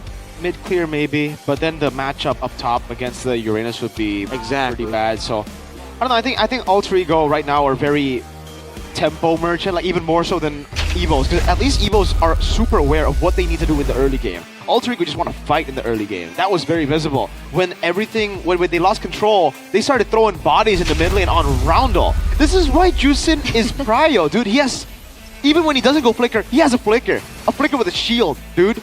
You gotta respect that. I can't believe they tried with a. Okay, if they had Cho, sure, right? They can lock people down. With a Hylos and Lunox? Yeah. Exactly. Early game Lunox, not a lot of burst damage, and it's a Purify on the Tsushin as well, so he was very, very safe. Looking at the highlights here presented by the official tournament smartphone, the Samsung Galaxy S25 FE, you can see that Evos, dude, they just had everything going for them. And look at the positioning. Whenever there's a play initiated by Evos, Alter Ego's backup are just way too far, dude. They do not have the mobility. They don't have the damage in the early game. They have burst, but again, when Evos are positioning so well, that burst damage can only be landed on the front line. And they're, like Randy and Key, they are very happy to take the damage if it means that Albert, Roundel, as well as Erlan are gonna wreck everyone all the way in the back line. I agree. And you know, going back to Roundel. Ooh, what happened? Ooh. So, That's some damage, dude. Ooh. Crisp, clean. What the hell? They clumped up for all the AoE Exactly. from Evos. Oh no. So Roundel was able also to get full value over everything at the very end of it. And it wasn't just his survivability on the Jushin that was a problem for Alter Ego, but I would also say the counter engage that the Jushin really did offer, right? Because we saw a lot of moments where, you know, Yazuke got caught off guard with the Lancelot, he got picked up after his triad of skills, and then he gets caught out. I think the Jushin is just too much of a valuable hero to let go. I feel like you can't let go of the Tsushin unless you have you're very confident and a very guaranteed plan, right? If you have the right counters or the right picks to punish the Tsushin, or at least make it a less of a prio pick, then I don't think you can just let it go willy-nilly, you know? It's really costly to let go without preparation. 6-0-9 Albert, 4-0-11. There was really not much to dissect. They just won out the early game, and this is why even in MLPP, shout out to MLPP, we were talking about Alter Ego, right? The only thing Alter Ego and Dewa have not proven yet is how they can recover if they lose out early game, because they've just gotten drafts and matchups that favor them. They've won out the early game, all of their matches that they've won so far after the patch. And now we have our answer. They do not recover well. They don't know how to play well behind. And a bigger question to Alter Ego that I don't think Dewa has is, what do you do when your picks get taken away? Picks are denied, and that's it. Nino can't make plays on the map. Arfi forced on a Bruno. Again, Granger would have been bad because there's a lot of mobility, so much dive. You can't land your shots. Was there a different option? No, exactly. That's why it's very tough, because Evo's closed out on the different options with their own picks. You need to prio Jusin. Jusin is broken. This hero is the best. I mean, they I love gave Jusin. They gave the Tsushin as well as the Yisun Shin. So the double shins for Evos. One Korean, one Chinese. Exactly, the Asian combo. Like, what are you supposed to do here? Alter Ego. What is Uranus though? I don't know, man. He looks European. European? Like armor looking, you know. That's my vision of what he probably is. So European people are armored. Well, because Asians weren't. We don't have that armor. But we got armor, yeah. Exactly. So that's why I feel like Uranus has a European vibe. Okay. Maybe it's the name as well, Uranus. You know, that ain't Asian. It's Uranus. Okay, but it's not Asian. It could be Greek. If you met a Chinese guy called Uranus, I think Uranus is a mythical, like it's a Greek or Roman guy. Yeah, is it Roman or is it Greek? I think it's Roman. Yeah. Can somebody make sure in the live The chat? point is, if you I'm saw a curious. Chinese guy, his name would not be Uranus. Uranus. Yeah. Maybe That's a fair Suyo. Suyo. That would be his name. There's an Suyo. argument to be made there, yes. Or even Lucas. What is Zilong? Lucas. Yeah. Huh? Zilong? Nah, that guy's not Chinese. No? Sure, no. What, Korean? No, he's like American. Ah, American. What about Obsidia? She's from the void, man. She's a abyss. She's from somewhere else. Look at her. She is. What the heck is wrong with her? What do you mean? What's wrong with her? I mean, look at her. She's super cool, guys. Oh yeah, I mean, so edgy, no, bro. I mean, like, she's Look- edgy. I think it's too much, man. I think she's doing too much. I think she's perfect. All right. Obsidia, the Awakened Sovereign of the Abyss. Imagine that. The Awakened. That's already such a cool title. Arise in the land of dawn to deal lethal blows to enemies with bone shards. Alice, Dairoth, and Thamos also have received a revamped adjustments to face the Awakened Sovereign of the Abyss with new appearances. So if you guys notice some changes in the game, it's because of Obsidia, bro. What? No, it's because of Project Next. Yeah. Obsidia is Trying to make her sound cool. No, the annual map change is cool, right, Rash? Yes, sir. Brings more diverse battlefield experiences and richer tactical choices. That's what I like. The tactical choices. Yeah, that's Rashi. This is So your Rashi. patch. A brand new achievement system as well showcases What? the unique battlefield glory. Wait, I played so many. Plus, enhanced controls and gameplay optimizations for a smoother, more fluid combat experience. More surprises wait you in the Project Next patch. Hashtag MLBB Next 2025. You know, I like abusing the non-Samsung users in the loading screen. Yeah. They'll be loading for so long. I'm like, I just keep on flashing the crazy effects, and they would Then load starts- forever, Yeah. dude. It starts lagging. Yeah, that's why ditch your toaster, get a Samsung. And it becomes like pata-pata. What's pata-pata in Laggy, English? this is laggy. No, but like specifically, Choppy. yeah. Choppy, yeah. It's not like Choppy FPS. Get rid of your chopped phone. Get a Samsung phone. This chopped phone. Yeah. Oh boy. that reminds me of lamb chops. You know what else reminds me of lamb chops? What? Quizzes. Why? Because I usually eat lamb chops while taking quizzes. I see. Interesting. Okay. Yes, sir. Okay. What? Oh, are you talking about the trivia Yes, sir. quiz M series? All right. Answer it. Which hero received the exclusive champion skin for M3? Answer it. Answer now. What? Answer it. What do you mean? M3. Are we talking about like Champion skin. the champion skin? Champion. I know the answer. Yeah. It's Hey. Blacklist. It's Yeah. Estes. There you go. Nice. Okay. What about M5 Rashi? Oh man. Not the finals MVP. My old brain. M5. Not finals MVP. The champion skin. Champion skin for M5. Is it not true? No. Wait. No, that was M4. That's M4. Wait, that's M4. Hang on a second. Can I get a hint? Marksman. M5. Champion skin. They won it in Game 7 with that hero. His brain is frying Frying. right now. I think you just gotta give the answer. Brody. Oh. Yeah. Brody. Man. He's on the Good Day bottles as well. Yeah. How did I not remember it? But this Dude. This is Matilda. Where's the I straight up Rafaela blanked one, out. man? No, it's Rafaela. Matilda too. I want Rafaela, man. I got Matilda. Matilda. We all got We Matilda. all got Matilda. I want Rafaela. Man. Okay. I like quizzes. More quizzes. M2. Next quiz. Champion skin. Lancelot. Nice. Rashi, M6 champion skin. It's out right now. Buy it. Beatrix. No, that's FMVP. Champion skin. Champion. Joy?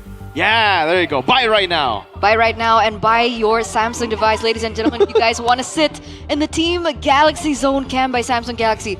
You know, fun fact, a lot of people have been DMing me. Oh. They're like, Eterna, please answer. I'm like, okay. Okay. What's the question? And they're like, why do people get to sit in front behind the brand ambassadors? Like, what seat is that for? Is it invitation or is it who gets to sit there? I'm like, guys, it's the Galaxy Zone. If you guys own a Samsung Galaxy device, you guys get to sit up top, right in front of the pro players. Right in front of the pro players. Right in front of Burikara Mongstar. Right in front of cameramen. So you get featured more. You're a Galaxy Zone. What? Yeah, and you notice that like the players notice you. People seem to think that hey, just because we're in the zone doesn't mean the players see you or anything. Oh, they do, man. Like when we yell out their names and stuff, I had moments where the players are like, "Who the heck is that? Who the helly?" And looked at me straight in the eye, and I'm like, "Dang." Someone in the chat said Zilong is Chinese. I'm pretty sure. Okay, Thank you for the confirmation. I was European. Thanks, guys. Just gotta make sure. Roundel. What is Roundel? So Roundel is playing, so there's no beef with Albert, by the way? You just ignored my question. No, because like that reminded me of the rude. topic that we were talking about before the game. Well, I guess sometimes not. they just say it to make, people get thrown off. So it's a gimmick. It could be a gimmick. Albert is full of gimmicks. I thought I saw, was it Albert? I saw a clip of, it might be Albert, I'm not quite sure. And he was just saying like, dude, after we finish a match, especially with a loss, you review, you discuss. And sometimes the discussion looks heated. That's it. Like, why y'all baiting for drama? Yeah. It might be Albert, but I'm not sure. Albert's always been the drama man, Have you He's seen, like- always been part of scandals and fights. What? No, exactly. I'm joking. I'm It's sarcastic. sarcasm. This guy is like never. He's the good guy, man. He's never had anything. He just wants to play the game. He's dedicated. Yeah. Just like Roundel. Whoa, they should be teammates. Oh! They are teammates, Miracle. Crazy. No wonder they're Right? working so well. Like they're playing together in this match. Really? Yeah. That's crazy. Where's Suelo? Right? He's not playing. I guess he's in the back rooms Man, that with Zetsuna. The god in the back room. got in the back room. So far, so much. the god in the titles. Kelra got in the goal lane. Kyrie got in the jungle. We have gone in the back rooms already. So we just need to. Kyrie got in the jungle? Yeah. Not Carl Teasy? That guy's just a goat, man. Bro. That's a goat. Oh, but Wait. confirmation for those of you guys who are What? watching right now, No, that this- was actually No, season 6. the new record Did we not of see an 8-minute shortest game? No, I time don't think so. in That's my MPL ID Season 16.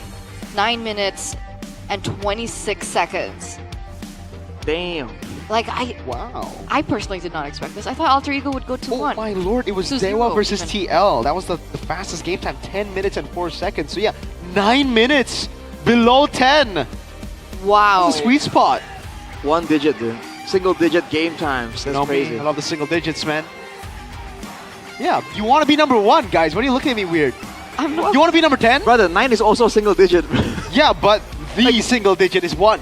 You want to be number 1. You do want to be number Yeah. You want to be Max Verstappen, not Lando Norris.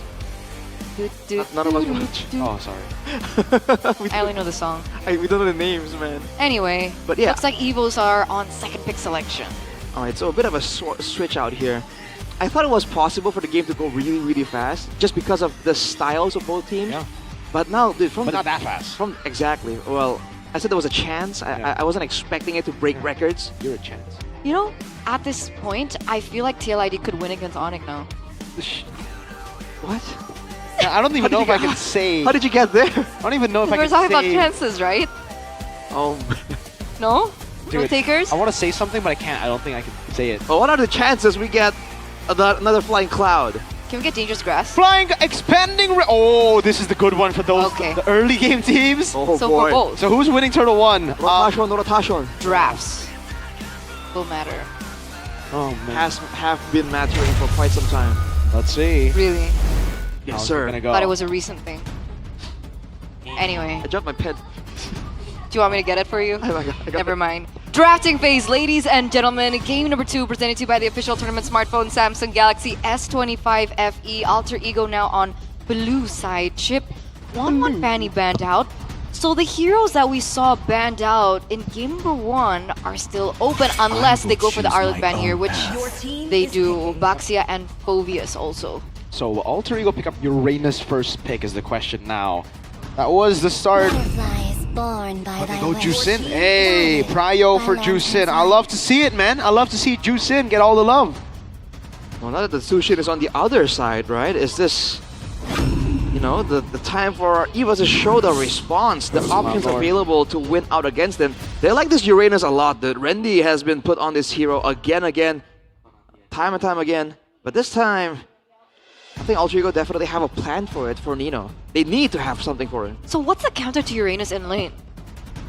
Esme? There's technique. No, it's not even a counter. I mean, like, that's like a 50-50, right? The only That's a real non-lane. counter, like if you want to beat the Uranus, is a Dyrod, brother. Oh. We need to shred with him ganks. down. With With ganks, though, yeah. I mean, even without ganks, if it's just a pure solo lane. But remember, in this meta, you can't really just go for solo lanes.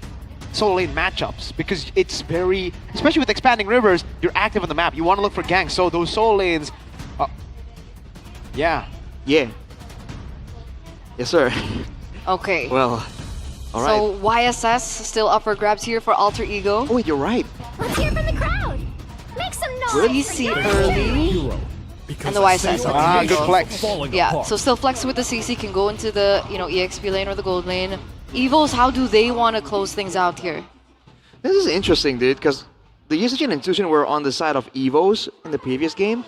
And here they're like, okay, you take it. We'll go for the Uranus still.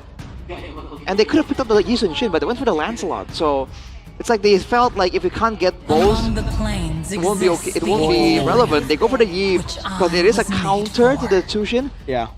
Depends though. In the lane, yes. In the 1v1, yes. In the team fights, I don't know, man. It depends on the rest of the team too. Yeah. If it's used properly, it is too. But again, Evos are doubling down on winning early game. They want to get mid control. They want to get that XP control. And Alter Ego, they have a flex pick, but I don't think it's as value as it would be normally. Just because last time we saw the Uranus first, and it was a good lane against everybody. Now the CC, it's, I think, more likely to go into just XP. Also because of the fact that Arfi has not played a single non-MM, Arif, but like, non-gold lane. Yeah, you're right. All of his heroes have been marksmen plus Harith. Yeah. Yeah. Well, that means that the options are dwindling down here for Alter Ego, dude. Unless this is the surprise they've been saving, it's looking quite difficult because the normal marksman also is in danger of getting caught in the real-world manipulation. So Evos have angles to play with here. They can go and approach this fight on a front-to-back fashion. They can still go for a pretty divey type of fashion, type of team fight too. And they ban the Khalid. They want to make sure they have that mid prio. Yeah. Which raises the question on what is the roam pick for Evos once this is all said and done. They want Kalea again, it seems, dude. They banned out the Gattacacha for a reason, right? It's Rin, by the way. Huh? It's Rin. Oh my lord. It's Rin! What do you? Wait, Welcome, the Goddy's goat! There's Goddy's goat! That's Heis! Dude, with the cap on, he's just unrecognizable. He's so cool. Because it's all about who? Rin or Heis? Rin. Okay. Yeah, that's true, Rashi. That's why you're like, I saw him on the screen, and usually Miracle pipes up, right? I'm like, oh, he didn't realize. Hey, it's Rin. Wow. Who's this? This is Yazuke. Is that a tissue? Yeah. It is. All right. Okay, next ban for Alter Ego though. Hilda. Hilda. Oh. I don't think Evos were going for Hilda, but... I feel like a Cho is on the table now. For Evos? Yeah. Or for Alter Ego? Because I think for Evos it is Kalea. They ban out Gatot. See, that's why I don't like the fact that Alter Ego banned out Gatot and didn't pick up the CC. Sorry, the Kalea earlier. It's like, wow. I guess the Cho makes sense too, but now Alter Ego, they're gonna lose out on the early game even if they go Cho. Like mid lane, I mean. The problem for Alter Ego, I feel, is that they want to have aggression here, right? To make sure that their fighting prowess is better. But they're gonna need a front line here because the CC, the Tushin, the Yi Sun Shin, they're all very vulnerable and they can't really afford to kind of stay in the danger zone. They still go for the Granger though, so even more vulnerability. Which this means... can't be Cho then. If Do they it's go Cho, Grok? it's so risky, man. Yeah, Grok or Badang can work. They can't go Minnow. Hylos? Again? I don't think you want to Hylos again for Alec? Right? Yeah, there you go, Grok. Evo's last pick against the Granger, against the Grok. I think something safe like a Claude could work here for them. They just need something... Oh, well, I think they have enough magic. That's a bit extra. Yeah. Range would be valuable. Obsidia. I'm here. No. I just like her. Not against the CC, yeah. I think the Granger would have been the best choice, so good by Alter Ego to take that away. I think anything can really work as long as you pick a Beatrix? No. I don't think... Oh, but if you want a combo... Kalea. Yeah, but it's very, very vulnerable, man.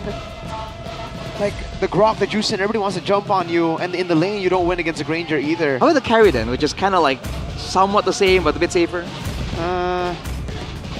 If they want to play pure front to back, I guess it could work. But they go Ludok, so yeah, okay, there I go. That's a safe choice. Yeah. But this means that you do not have a lot of sieging power. You need to just team fight. They do have Yi.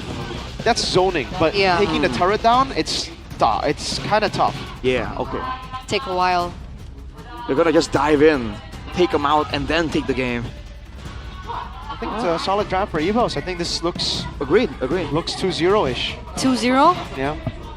I have to agree, man. The Uranus, the Kalia, that's already a lot of sustain. They have burst damage and they have DPS too. So even before talking about their strengths, they have so many more flexibility technically over Alter Ego. But, you know, I'm so Cordelwin, so... Cordelwin! I support Alter Ego in this game. Either or, don't know what the results are going to look like. But there you have it, ladies and gentlemen. Both Mirko and Arashi thinks that it's going to look like a 2-0 for Evos.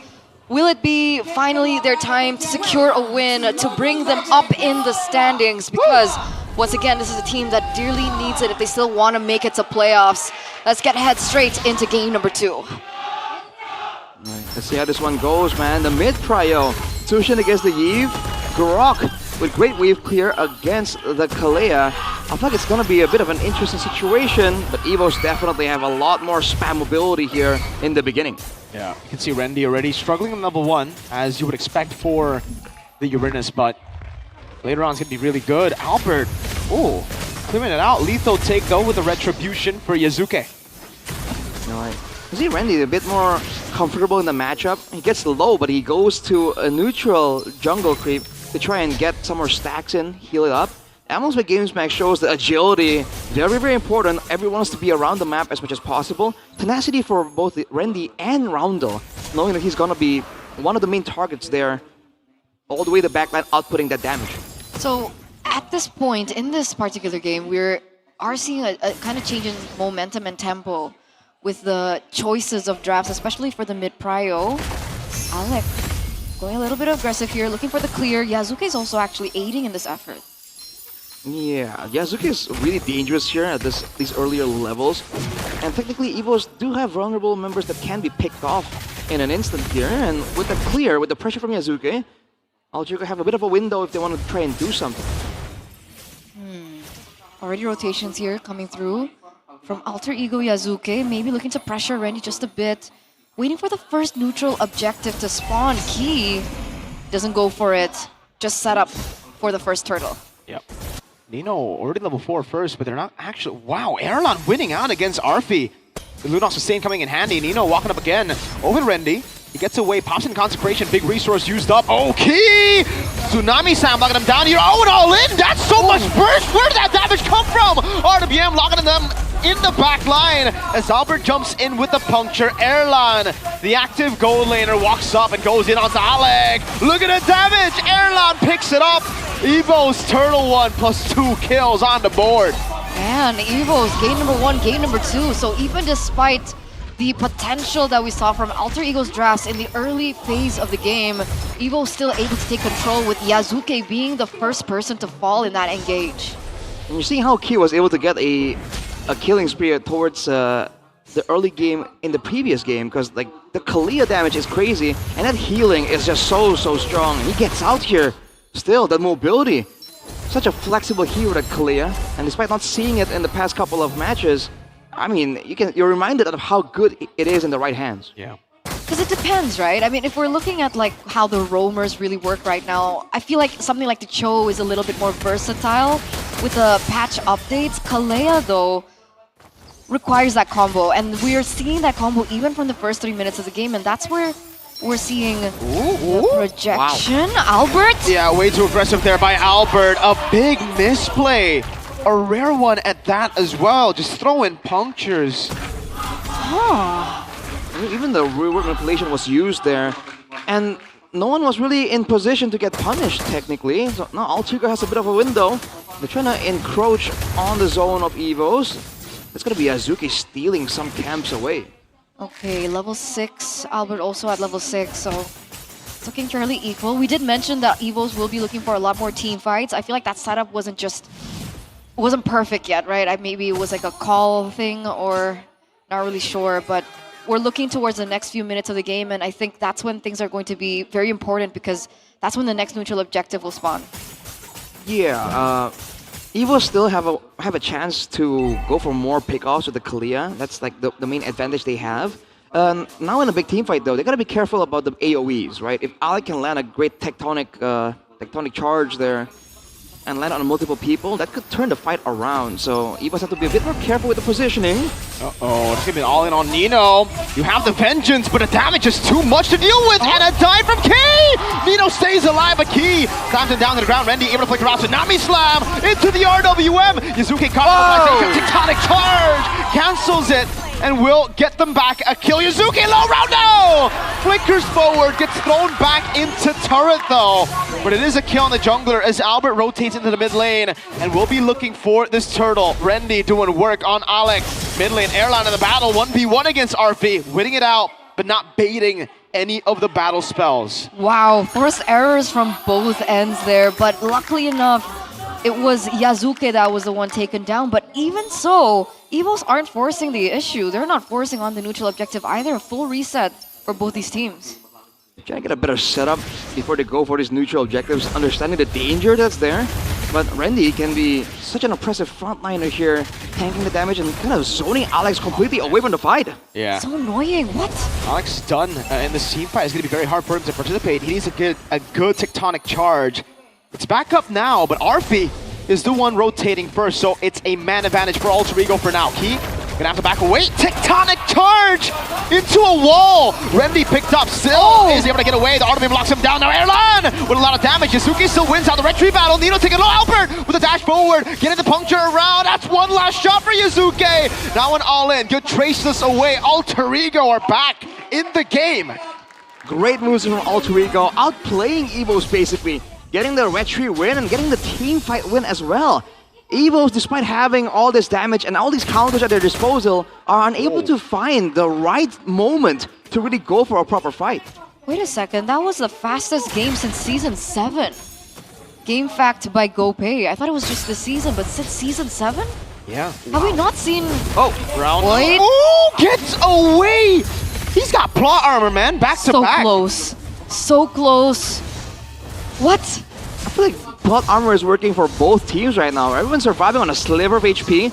And to be fair, they're all playing like they're the main character, so why not, right? But EVOs, now at least, when the game is slow like this, they can expect Randy to just keep pushing, to just draw out so much focus.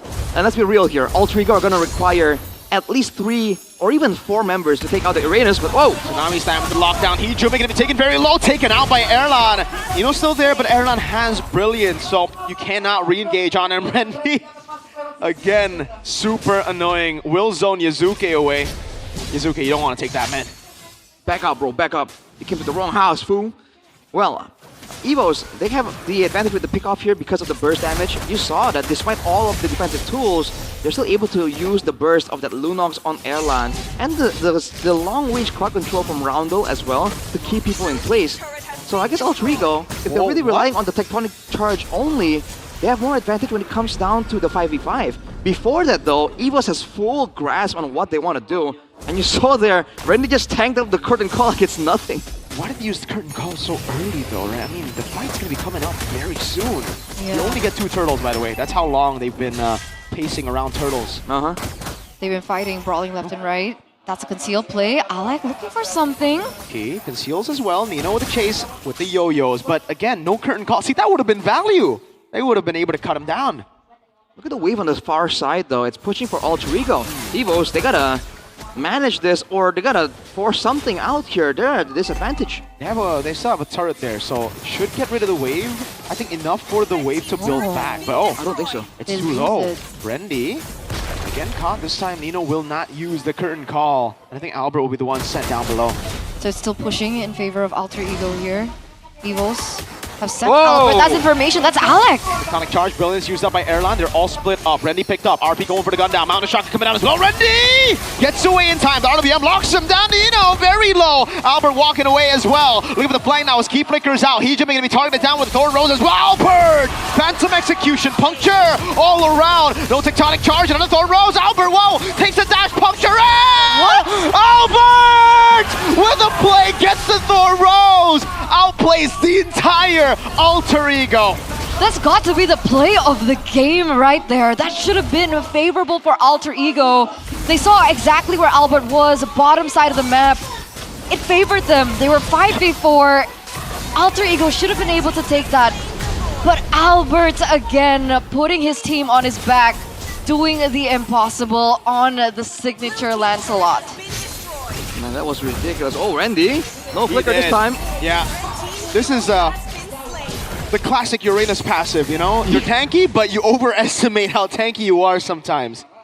All right, let's talk about how that fight went for Alter Ego. With the man advantage, they tried to go for a play, but if you saw it, there was two members going for Erlan, and then there was the tectonic charge by Alec onto Key. So there were two different engages, and when you chase two rabbits, you get none. And that's exactly what happened to Alter Ego. They're trying to clear the Lord here, but Evos can cut them off. Wait a minute. Oh, it's Rekt. MPL ID X streamer by Good Day. Looks like Rekt is doing a re-streaming on his live on YouTube right now. So if you guys Oh, are... 2-0. Oh man. For who? It's gonna be a 2-0. For Evos, the That's only true. guy that can get 2-0.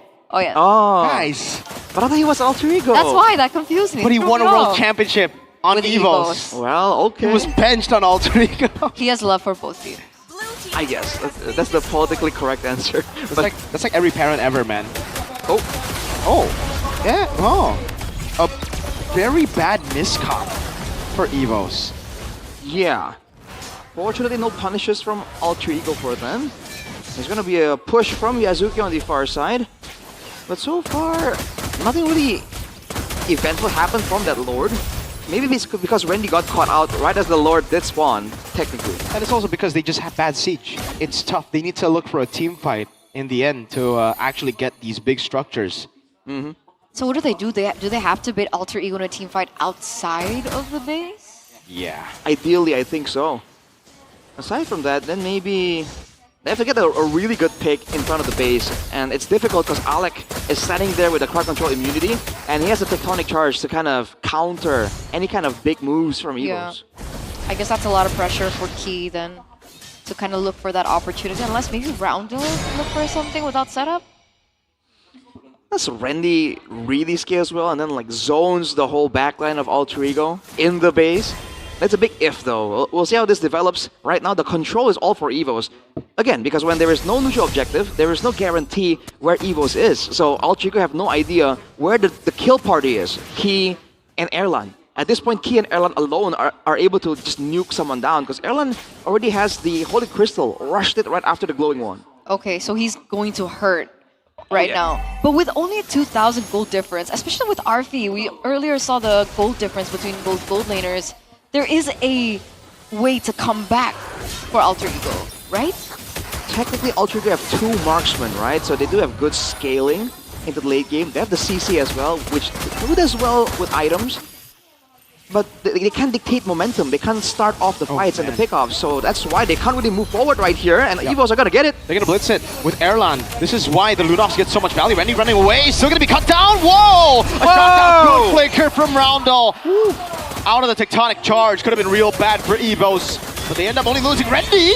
Wow, and all in, and he finds Akira Prio. Target Albert! Jumping in again! And look at the rest of the team going for the damage. Albert has Thor. What? Misses it by a long shot. Very uncharacteristic of Albert. Loses his life in the process of doing so. Wasn't even able to take Arfi down. Also Hijume. And that's a 1-for-2 in favor of Alter Ego. However, Evos do still pick up that Lord. That's why sometimes you just gotta tap it, man. Yeah, I mean, that went sideways, like quite literally for Albert, unfortunately. But the Lord is going to be untouched. Evos will have a chance to use this and get at least all the turrets on the outside of the base, at least here. If possible, they should get the one on the bottom. Oh my, Erlan! Almost picking up a solo on Hijume. No Crimson Beacon. He has Divine Glaive too, right? Wasn't ready for that, dude. That's a ton of damage. And with the Divine Glaive, even tanks are going to feel it. The Lord is pushing in right now, and Evos are not escorting it though. So they have their eyes set on the mid lane, cutting off the rotation paths for Alter Ego just a bit longer, but they're not really managing these waves all that well. Slow push. Dino taken to half HP. The poke coming down. The Lord will charge in. It's a base turret up top taken. I mean, just like not even low. It's not even half. It's just a charge. I'm a little concerned now for Evos. Yeah. Like with the problem with their composition about them having a lack of siege, and now that they're unable to create like that big, huge moment, and they're pushing it really slowly. Look at that gold lead. It's shrunken, 700 only. Alter Ego, they're catching up, and you mentioned the 2 MMs on the other side. If those MMs do scale up, look at the gold benefits, man, from that Lord. It's actually negative for Evos. They did not use it all that well, like you mentioned, Ituna. So right now, Rendy is to respect it. The marksmen are scaling from Alter Ego. If that happens, then Evos have to make the big play and catch one of those marksmen immediately. And if they don't, there should be a winning fight for Alter Ego, even if right now their base is looking under attack. That's why, but how do they do that? Because even if they go for like a proper engage, right? I mean, there's like counter-engage potential from Alec, there's counter-engage potential from Hijime too. I think he has to find the right target for the Tsunami Slam, technically. And the rest of the team have to kind of spread out enough. So ideally the fight happens in the center of the map without a lot of walls available. And Erlan and Roundel, right, stay apart from each other. Because if they get caught together, that will be the worst case scenario for Evos. He's gonna fight better. They gotta be better. Carrier plays down, Rendy pops in Consecration. Purple buff, oh, Rendy flickers out. Big resource burnt out. Alter Ego now have that info. Hijime walks up to open up the map. Yazuki on the other side of the map as well, though. Oh, BOD. Conceal. He's looking for it. Alec will be the one caught, but he has... Oh, the barrier doesn't really land. Rendy, no flicker, though. Pulled back again. Mount a shocker. That's gonna be the burst down with the RBM. Used up already. Big play, big moves by Alter Ego. They're gonna hold on to the Lord, but the wave in the bottom lane, sorry, top lane, is pushing in, and Yazuki will have to deal with it. 30 seconds on Rendy. Basically, poor setup coming in from Evos there. The wave on the bottom side is still 50-50. Could push for either team. That might just be the decider. But without the main frontline Rendy, Key cannot be the main damage receiver, and Alter Ego make their move. Dino walking up against Key. They can't really burst it down, though. Albert's looking for the play already, but Yazuki's already there. Now it's his tectonic charge. Good Thorn rolls away. The Mount of Shocker lands on Roundel. Evos want to look for the re-engage, but unfortunately, hold up, Albert. No, they cannot. Great disengage by Alter Ego. We were talking about Alter Ego and their late game decisions. Them not having control whatsoever in the early game and them slowly finding their comeback. This is smelling like something bad for Evos, guys. It's the adjustment. Alter Ego for the last, what, like 5-7 minutes? Yeah. Have not fell to the Tsunami Slam combo from Key. And Evos are playing it so straightforwardly that there hasn't been a lot of variation. They gotta be a bit more creative here and find ways to get there. Either a concealed play, some kind of flank. Because you saw what happened in that fight. Whenever Key was even in the area, Alec was immediately in his face with that immunity, and they couldn't do anything. But it feels like they are trying, no, to look for that.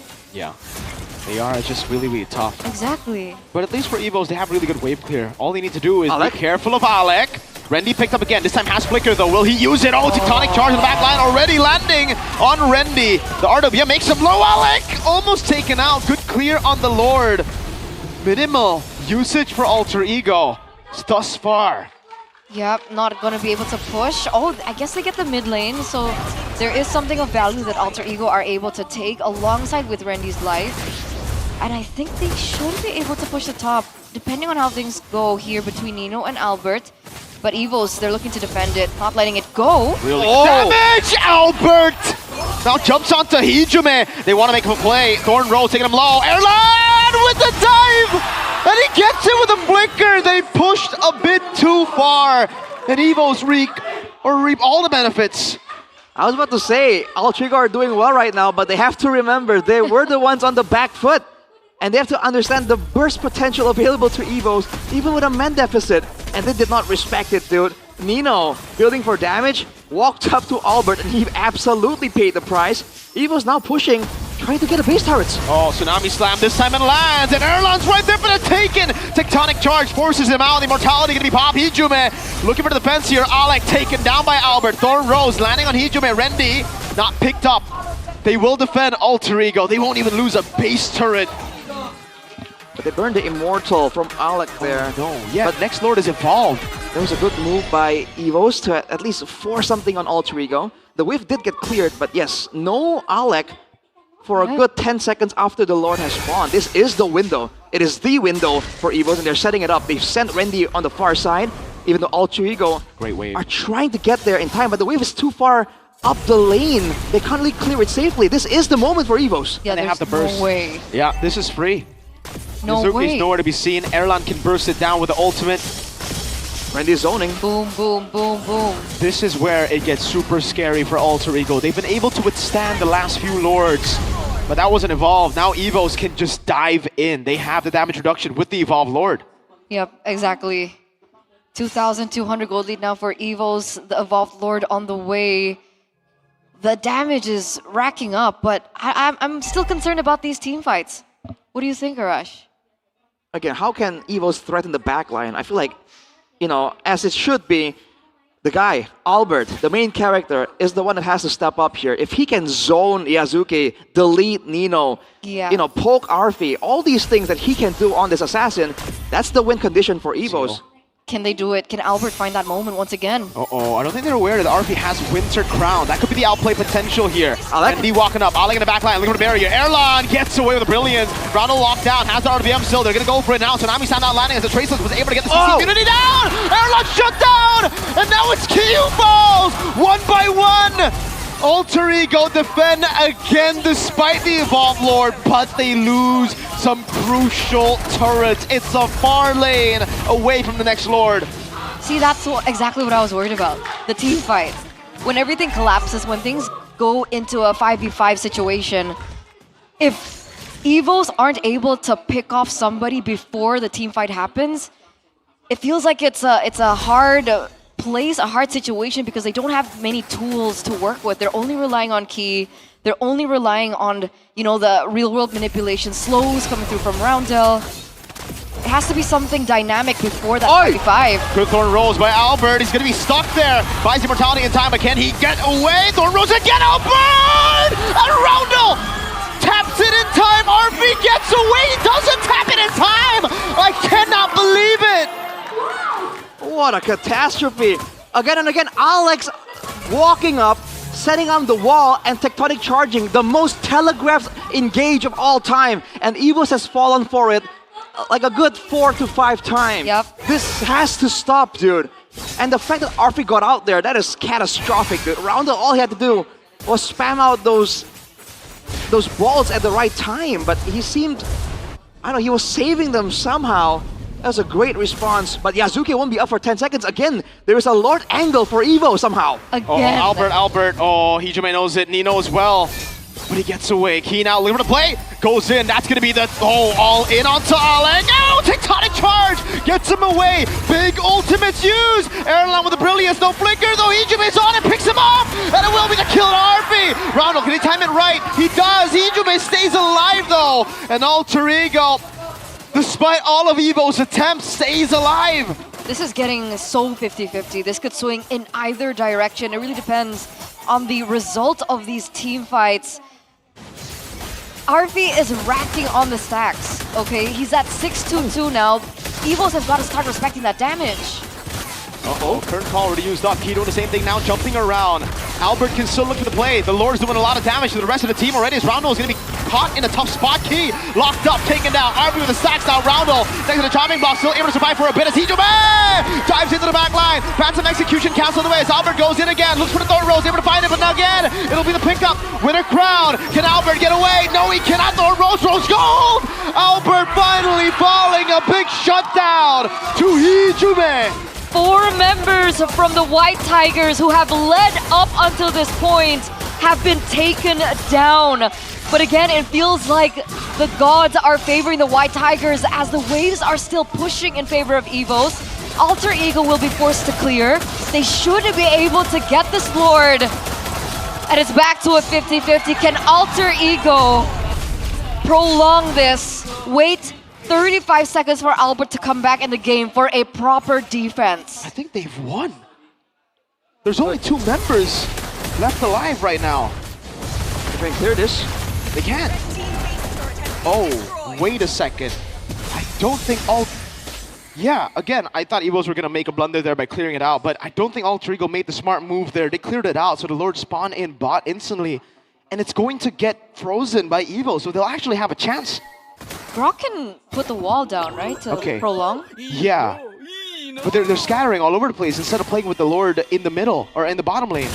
There's a clear angle. It's going to be a final 5v5. Erlan is the one that has to step up this time. Yeah. He's been caught and stopped multiple times in the previous fights.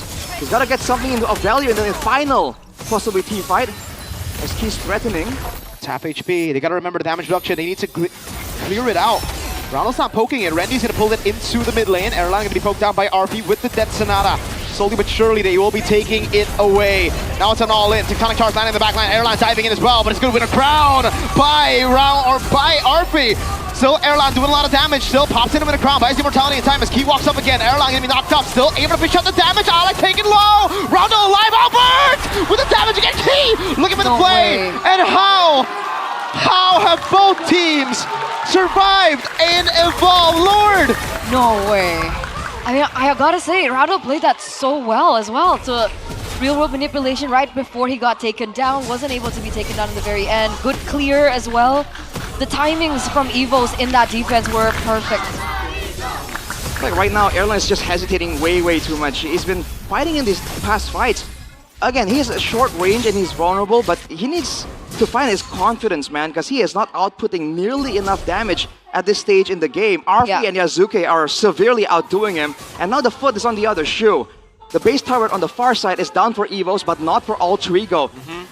Now that the Lord available, this is where the Tsunami Slam pickoff is valuable for Evos, but Randy is the one walking into danger. Concentration, Hijume walks up, throws him back. That's gonna be Key jumping in as well, but he's gonna be stunned out. Has a Tsunami Slam, but it only lands on the ground with CC immunity. And now Key's walled away. Tectonic Charge! Lands on 5, but there's no follow-up. Everybody was kiting away, and it ends up being even. No one dying. We're looking. Oh my god, Arashi. We're looking at pixel differences now for both these teams in these particular team fights. Break that down. A 5-man Tectonic Sun. That was and there was crazy. still no casualties. Evos though now. They have to deal with the waves. They're sending Erlan. They have the poke advantage from Roundel, but he's been pressured again and again because he's the only real threat here when it comes to backline for Evos. Alter Ego are treating Erlan as if he's an assassin, and it's really working. He's been denied the dive-in with the Chaos Order multiple times. But Alter Ego taking a bit too long here. They want to take their time and make use of that wave. What a stalemate, man. Evos have control of the Lord because they can actually burst it down. Well, better than Alter Ego. Alter Ego will have to just play the far lane. So it's actually good for Alter Ego at this point, obviously. Yeah. But they can't threaten the instant Lord take. They're actually very slow with the take. We have Nino and Arfi both doing a healthy amount of DPS, but Evos have Randy, right? So they can kind of scout in a safer manner. Alter Ego see Erlan though. But they can't burst it. There's a trap here set up by Evos. They want to use Key and Erlan for some kind of pickoff, but Alter Ego have information of their own here. Randy's walking up, Key. Looks for the play. It was good, but now they finally sent Albert to deal with the wave in the bottom lane, knowing that it's kind of tough for Erlan to be walking all the way. So they have information now about Albert's whereabouts. Last time First. they utilized that in their favor, but it didn't work out according to the plan either.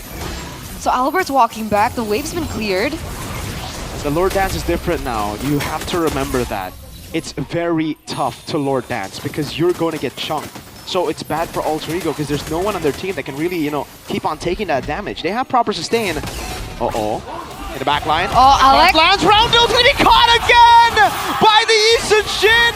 Just like, Randy flickers to the wall. No composure, but take a look at Erlan. He's got a ridiculous position to flank Alter Ego. Elbow with the puncture, phantom execution, buys immortality. Erlan's base already. Erlan's going to be looking for the end right now as the Uranus stops the recalls. Only the Grog able to recall Erlan. Take a look at Erlan. Oh no, he's made a big mistake. What? He took in the shots at the turret, Erlan! What was that? Randy looking for the play, but he will not be able to find it, and now he gets caught with a Mountain Shocker. Doesn't have the consecration. It all crumbles down for Evos. A lack of composure. That's 2 members from Evos at 60 plus seconds. 3 members down. It's over. over for Alter Ego. Erlan, what were you thinking? He wanted to tank the turret so the minions can stay alive longer, but it was a massive mistake.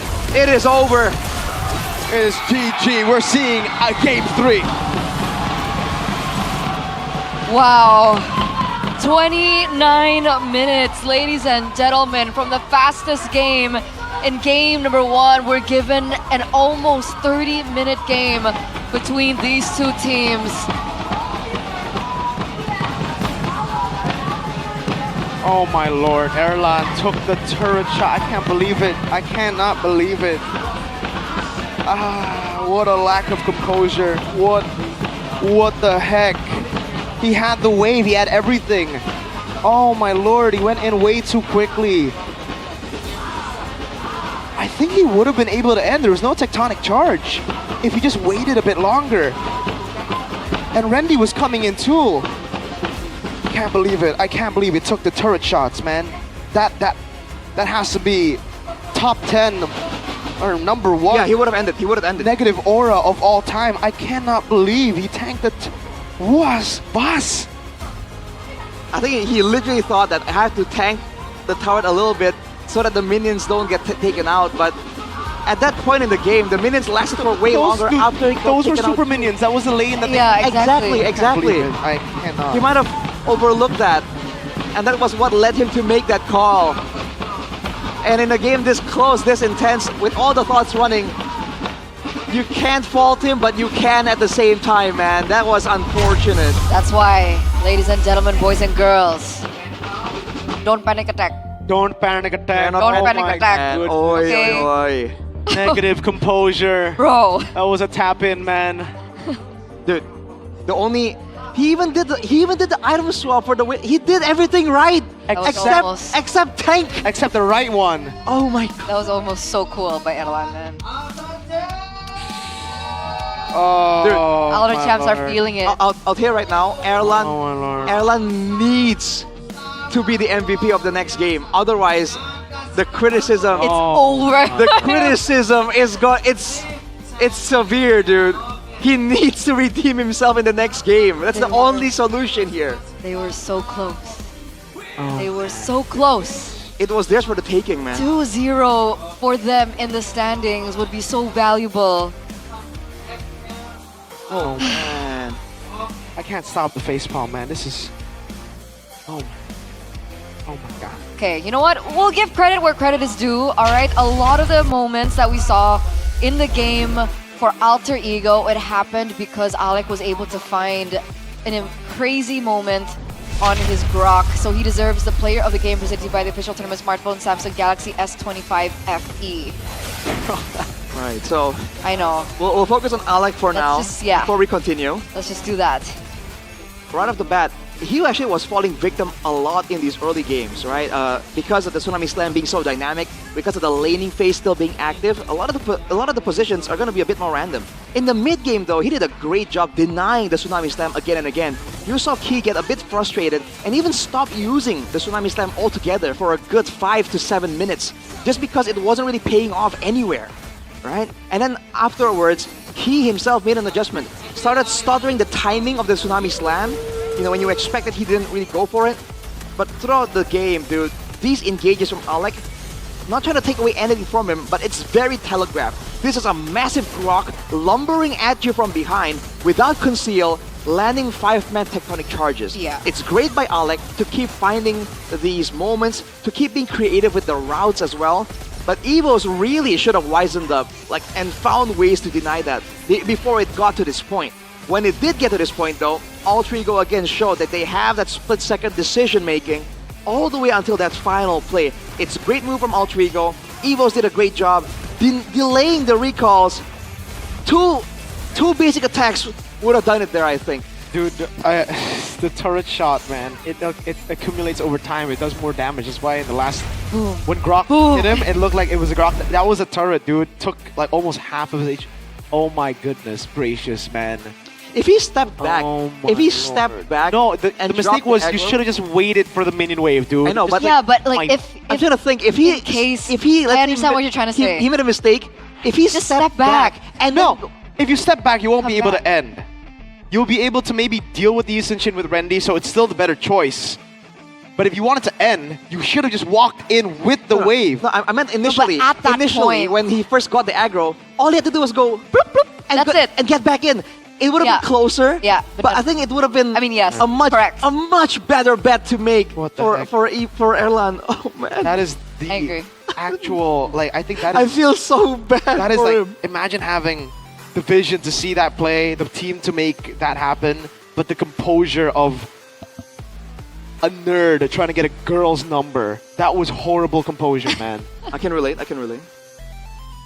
Oh my lord. Oh dude, I can't believe it. see, like, is it because he hasn't really been actively playing? 'Cause composure comes with I experience. can't believe it. I just can't believe they've done this. Can't believe it, mate. Oh man. What are they gonna do now? Swap brands in? See, because I think the comments might say that. What After is a the blunder, management gonna do? Listen to the comments? Not on the English Oh English gee. stream. Oh gee. I wanna Probably go the to Indo stream. I'm going to the Indo stream But right maybe now. I not wanna the see. English stream. I want to see the Indo Oh, stream yikes. right now. Let's see what they're saying. Well, I guess the English stream is talking about Erlang, but they're not saying bring back brands. By the way, shout out to Nino though. 'Cause, Yeah, like, he everybody's talking about it. El Yeah. TP Of course. Tarat. Okay. Well, Oh, just saying, Lord. Nino did as much damage as Arfi did here, and he Yeah. did get picked off several times because he was a quote-unquote damage CC. He has the Malefic Roar, the Hunter Strike, only with the Brute Force and Oracle. So shout out to him. He was, I think, a bit of the underrated like damage dealer. Arfi and Yazuki definitely was doing damage, but Nino, I think, was slowly but silently shredding down the beefier front lines, making sure that Arfi had that Sky Piercer execute threat. At least it's entertaining. I mean, it was, but Game 2 was entertaining. that's I'm just entertained. it's such an You know, anticlimactic finish. I know, but Oh my god. like at least people have something to talk about now. if this was a series you were watching online, right, and this is how the season ends, you'd be like, But would you be What the screaming or heck? not? The Huh? point is, will you be screaming? Yeah. You would, right? Yeah, you'll be engaged. You'll You'll be- be you'll be engaged. You're still upset. engaged. You're still Exactly. engaged. no, wait, That's there's the a whole point. there's a difference between engaging and just being so bad. You're like, what the heck? That's engagement. You can But it's you can relate. engagement, You can relate to exactly. Game of Thrones. Huh? You can relate to Game of Thrones, man. It was going so well. Just because it ends Okay, in an it wasn't emotional as fashion. bad as Game of Thrones. Okay. But we are going to talk to Alyssa because it looks like she has a report for us before we get to game number 3. Bisa MPL Arena, mana suaranya?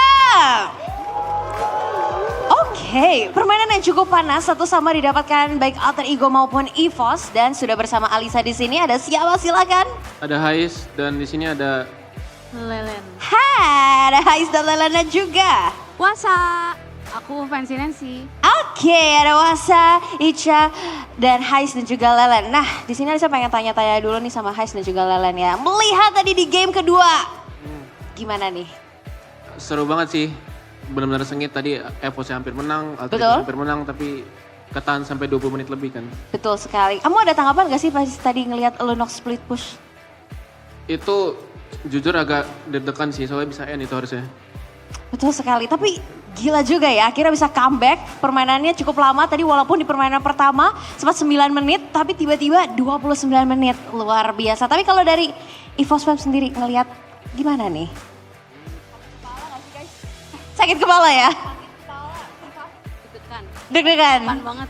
Deg-degan banget, gila banget sih emang tadi permainannya. Tapi tadi sempet nyangka nggak satu sama, atau sebenarnya udah pede banget nih, harusnya 2-0 bisa gitu?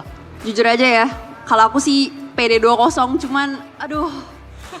Ya gitu deh. Ya begitu ya, kita melihat di game ketiga ya. Tapi kalau ngomongin permainan nih, kan kita sudah masuk ke leg kedua. Kalau dari Has dan Lelen sendiri, menurut kalian Alter Ego gimana nih nanti? Bisa nggak sih masuk playoff?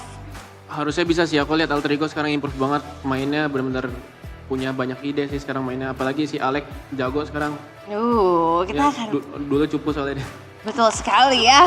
Dulu cupu katanya, sekarang jago. Oke. sekarang jago. Oke, gak apa-apa. Kalau dari Evo sendiri kan kemarin sempat cuti playoff nih. Kira-kira sekarang apakah bisa? Bisa banget. Let's go. Bisa banget ya. Oke, Evox kita tunggu ya. Nanti kita akan lihat apakah di playoff kali ini akan bisa masuk juga. Tapi kalau ngomongin soal playoff, kira-kira di playoff yang kemarin di season 15, ada gak sih sesuatu yang harusnya diperbaiki sama alter ego nih untuk lebih baik dan siapa tahu bisa mewakili M7? Apa ya? Akun apa yang bisa diperbaikin ya? Mungkin dari draft pick mungkin. Dari draft pick? Aku yakin season yang sekarang kalau Alter Ego masuk playoff harusnya lebih proper lagi sih persiapan mereka dibanding yang season lalu. Oke, menarik. Tapi kalau Lelen sendiri kemarin kamu sempat datang playoff juga nggak? Datang? Iya. Gimana euforia keseruan playoff nih? Seru banget. Aku udah berapa kali kan datang ke playoff dan yang kemarin itu walaupun tempatnya kayak lowong banget tapi suasananya bener-bener kayak nyatu gitu. Nyatu ya? Rame banget ya euforianya ya. Oke, tapi kalau dari kalian sendiri nih kemarin sempat hadir juga nggak nih di playoff walaupun kayaknya ada yang cuti tapi sempat ngeliat cek ombak mungkin? Nonton sih tapi di YouTube doang. Di YouTube doang ya. Alright, tidak apa-apa. Tapi kalau misalkan ngomongin playoff nih, kalian ada proyeksi nggak? Kira-kira season kali ini playoffnya bakal di mana?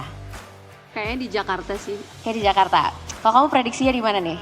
Semoga di Bali biar bisa liburan. Oke, semoga di Bali biar bisa liburan. Kalau Hais, menurut kamu di mana nih nanti Aku playoffnya? juga prediksinya di Bali sih.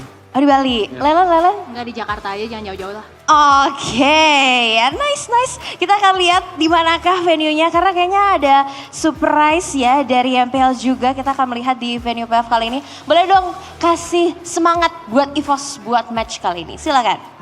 Semangat EVOS, you can do this. Let's go. Woo! Dan jangan mau kalah, silakan alter ego kasih pesannya. Kamu, aku aja deh gimana. Silakan. Semangat kawan-kawan Alter Ego. Kalian bisa end di bawah 10 menit juga. Semangat. Yeay! Kita akan ngeliat ya apakah bisa end di bawah 10 menit juga. Dan di game ketiga kali ini apakah Alter Ego atau EVOS yang akan memenangkannya. So silakan caster, take it over.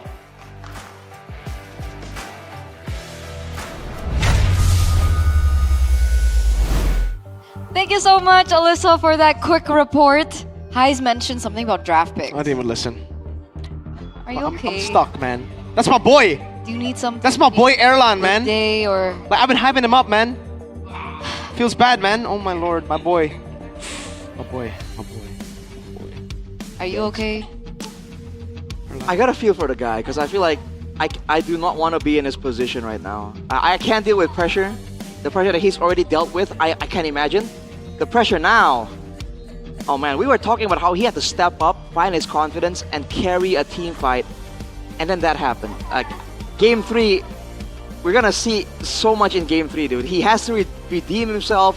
We're gonna see if the mental blow from such a defeat will impact Evos. All of these questions. On a side note though, MCGG Rising Star is coming. Is it? Is it coming? Yes, sir. Does that mean that the wait is over? For what? For a new era to come? Well, it's time to make history again after M1. That's so when sad. we won over the world. Why now MCGG Rising Stars is here, where So, everyone has the not chance M7. to rise and shine We on have the to go world and change stage. the game. We don't talk about that. What the heck? Professor KB, I think that's what they're signaling. Yeah. Professor KB, save We'll us. see. With that performance, let's go at MCGG. Let's go.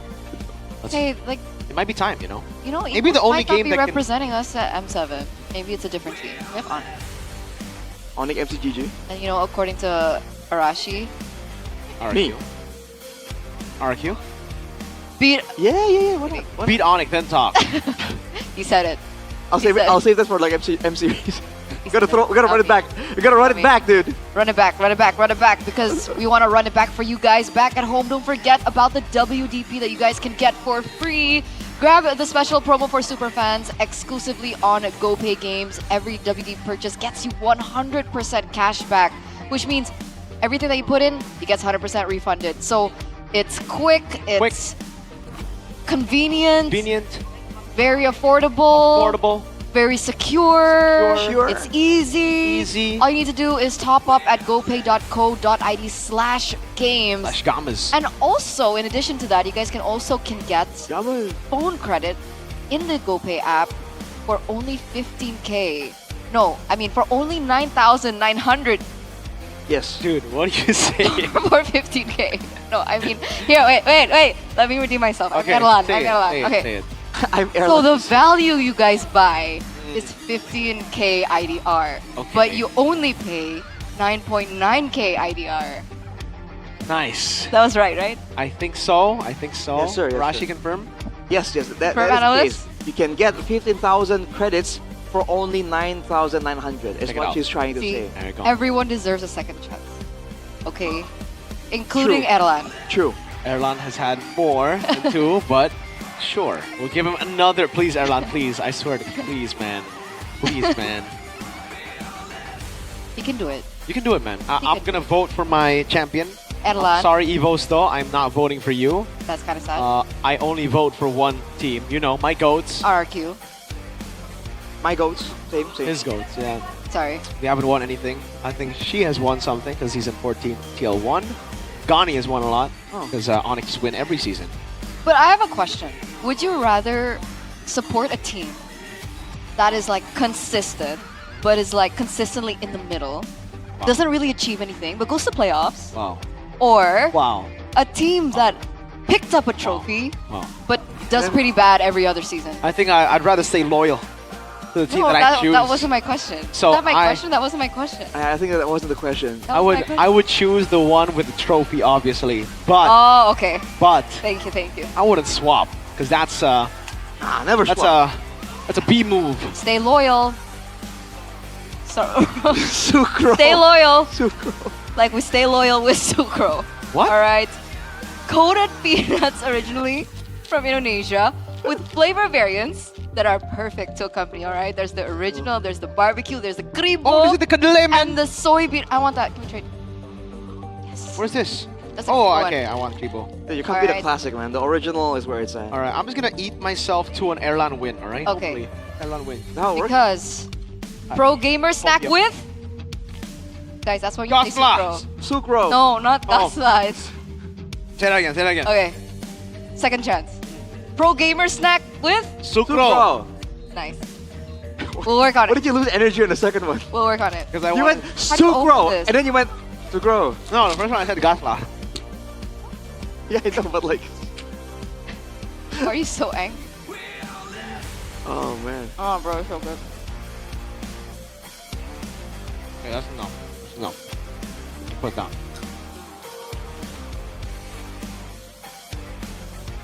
The flavoring on this one is just so much better. I So, feel like. Right. That's what I think. kadele? Give me it. Try kadele. Now it's just ASMR because we're off cam. Okay, Erlan. Alright. Okay, Erlan. Yo, I'm gonna have to give him some Sucro. Okay, he looks stressed. You think? I would be stressed too. He looks like he got a beating in the back rooms. You're saying he literally got beat? I think I so. was like, dude, what were you doing? Smack. Yeah. Probably not. Come on, they're a team. But don't worry, they have a scapegoat. They can always One be like, heart, one it's voice, Brandon's one family." fault. He's not even playing. Yeah, it's okay. It's like Age back in the day, you know? You just blame everything on Age. No, but with Age it's okay. Why? Because he deserves it. What? Why? What the does heck? Age deserve it? Sorry, it's personal beef with Age. Damn. Don't like the guy. Wow. Is it because of his age? Yeah. You're the same age. You guys are both age. No, Stephen age. Oh, I'm so sorry. I'm so... That was so rude. Go alter ego. Hashtag What the heck? We just got hit. What was that? Rayoj? Rayoj? There's a city in Indo called Rayoj? Rayok. Oh, Rayog! I have no idea. It's an area, I think. Oh, it's an area. I She think. said Kota. That's city. Oh, then it's a city. I wouldn't know. Okay. We're foreigners. You should know this. Eterna's the most local of all of us. What does that mean? I have no idea. Like, you actually speak proper Indonesian. You What? You do side Is reporting it in because Indonesian. I'm not? What? No. No. Oh, hey, Is that what he means by I'm local? tapping out of this beef. I'm This is, just I saying, did not say anything. We ain't in touch with like a lot of the very local traditional Indonesian culture. Boys and girls, I just want to say Arashi's rude now. Arashi's I don't know who he learned it from. I'm rude? But he's gotten ruder over the seasons. Wow. It might be like a Sheffin effect. Oh my lord. Maybe. Sheffin was the one who made a comment in your forehead in the playoffs. Exactly. And Yeah. now Arashi's rude too. I've never gone that far though. Who's Route 3? What does that look, Mirko? I was proud of my joke, you That know. was funny. There was Route 1, there's Route 2, who's Route 3? Who's gonna win game 3? Arashi's speechless. Arashi, come on. At this point, it's anyone's game. Sir. It really is, dude. Like, it looked like a done deal for Evos. Honestly speaking, I feel like even with, put it this way, okay? I really think they should have just gone Claw, dude. You would have Siege. You would have the same early game. Lunox wasn't even present most of the time, but you would actually have, you know, Lord. But they wanted the flex, right? They wanted the combo, not the flex. They wanted the Lunox last pick. But it's like, dude. There was one moment where they were able to get a Tsunami Slam into a Chaos Order pickoff. There was one moment. Exactly. So it's like, I would trade that one moment for a winning lane against Granger, a person who's more active and can participate in fights more often. Okay, but they're first pick, so it doesn't even matter. They can just go first pick. Okay, do they first pick Jusin? Because if they don't, what? Uranus. By the way, Champion loves Uranus, Arashi. Yeah. Oh man, that's concerning. He said in the live chat. He's an XP laner, so why is it concerning? He's an XP. But look, either or, so far in the series, whoever gets first pick wins the game. That's true. Okay, so blue side is now for Evos. Yes. And what do we get here? Random map Depends draw. on the map though. Broken wall. Oh, oh my. Oh, flying cloud. Broken oh, flying cloud. Let's go. I thought it would be broken walls. You know what? I like flying cloud. Really? Yeah. Because they're a cat? Huh? Is it because they're a cat? Yeah. Yeah. Because her name was Cloudy. Yeah. All right. See how the drafts go, because again, the drafts are so important. I was about to say that I feel like that was a possible win for Evos. Like, if they knew how to play it better, they really could have got it done, but that applies for a lot of other games as well. So we should skip over and start fresh. Evo's first pick this time. They can get the Tushin, and they do. Okay, drafting phase presented by the official tournament smartphone Samsung Galaxy S25 FE. So the bans are pretty much the same from game 1, game number 2. Jushin picked up first, so that's the big change we're seeing from Evos. Game number 1, it was the Uranus priority in the first phase. So, do Alter Ego still go... Well, do they take the Uranus away? Because that is, again, a big tool Evos was able to use with the Yi Sun-shin in game 1. At least take the Yi Sun-shin, I think, right? I think so. That seems to be the way it went for Alter Ego, and yeah, Yazuki was doing pretty well on it too. Opens up a bit of the weirder picks on the side lanes. I think it works well for Alter Ego. There you go. Really good. Uranus, Yi Sun-shin. Now, what do you go for Evos? The Uranus is a big problem here. I think they go Lancelot again, right? I think the Lance for sure, but then what do you pick up against the Uranus? Esme. Oh man, you Go just battle it deadly. out, sustain it out. Well, yeah, and then like in a team fight, I feel like the Esme has more impact than the Uranus. That's how it usually goes, right? It's a pro lane technically, and then once it goes into a proper fight, you have a falling star moon. You have more damage technically. You won't be as regen heavy, but at that point you're not regenning. You're just trying to sustain in a fight, and direct shielding is going to be a lot more effective. And it was an option that was respected by Alter Ego themselves. Lead. So they want to win out the early game hard so that the Uranus becomes irrelevant in the game. Let's see if it works out. Alter Ego will pick up the Harith in the gold lane. Really good stuff right now. And then they ban out what? Granger? Take that away? Oh, Lunox. Yeah, first Lunox obviously the counter, and then next Granger. I think this is really good. Khalid not only obviously accentuates the playstyle that Evos want to go for, but I think it's a really good deny pick away from Alec too. Okay. What do Evos ban here though? A mid laner for Hijume. They already have Khalid and Lancelot, so they don't care about the Eve. Is that Sway Low, Miracle? Huh? Is that Sway Low? That is Sway Low. Oh my god, that's my goat! Wait, what? What? I loved Suelo since he was in Rebellion. Since he's a barbarian. Rebellion. Oh, dude, the alter champs are loud. I'm not even joking. They are. Okay. I don't blame you. Gatot Kacha. So they still want to go Kalea? But this fits for Alter Ego now. Like, they can pick up Kalea first, which is good because they have the combo with Yi Sun-shin. I don't know about this, Evos. So you think it's going to be EXP Khalid? Yeah, exactly. So why, boss? Why ban the Kalea? Why ban the Gatot? What else did they ban out here for Rome? Cho? Take that away? I think they gotta ban the Kalea now, right? Like, Alter Ego have a crazy good combo on Kalea. Wow. I agree. They gotta do it. Alright, Eve, actually. But they have a Yeast. Whoa, okay. Ah, so mid prio. Okay, yeah, they really want to win early, like mid prio. So what can Alter Ego get here to really disrupt that plan? What gives you insane mid prio? They banned the thinking. Lunox themselves. No Yi. Do they want to go Farsa? It sounds like not too good. Doesn't sound good because again, Lancelot. Yeah, and the Khalid too. But you do deal with the Juicing properly, and you will deal with whatever marksman comes in.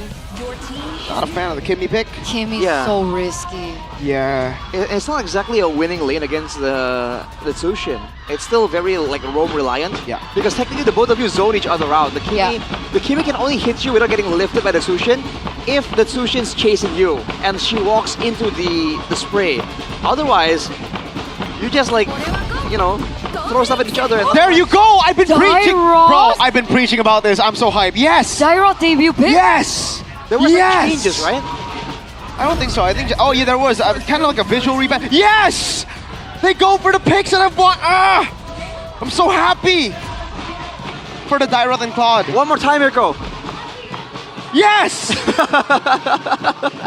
Call me that WWE guy. Who's in Brian? Who? The yes, yes guy? I do not know. Okay. We need a soundboard for that though. Yes! Yeah, this... All right. I like it. I like it. I like it. Alter Ego though against such overwhelming damage, but not a lot of tankiness. Do they want to get more tankiness and like survive the initial burst out? I Daniel think Bryan. They need playmaking. Grok again? Do they go Grok? There's Dairoth, there's... Something to brawl out with the Khalid actually. Oh wow, well, never mind, never Did not mind. think of that. What's the combo? Is the combo with the Harris? With the YSS ult? I think it's the saw with Kimmy. Kalia? No? You get a hook into the immobilizing beam and then like you just get sprayed down the whole way. It's not a burst combo, so if they want to do bad in that, the early game. they have to do it like properly and fast. Otherwise, the response from Evos, looking at the draft, is going to be overwhelming. It's crazy, right? They have the Jushin. They have the Khalid as well. Like, counter-engage potential is so huge. And, like, Kimmy early game to be able to, like, you know, work on after the initial hook landing is not instant.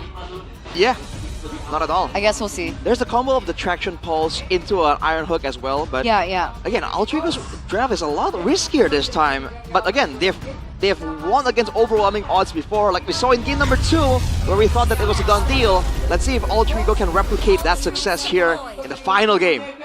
Go big or go home. Game number 3 between these two teams. Once again, stakes are ever as high, leading up to the end of the weeks of this season.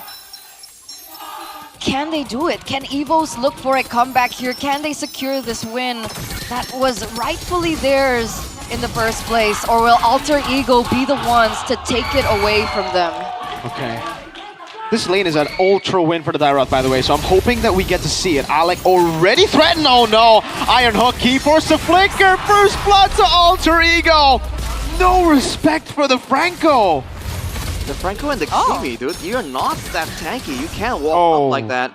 Litho gets taken by Alter Ego as well. Emblems by Games Max. Take a look at the Dairoth predominantly here. Festival of Blood with a thrill. Damage, bit of sustain.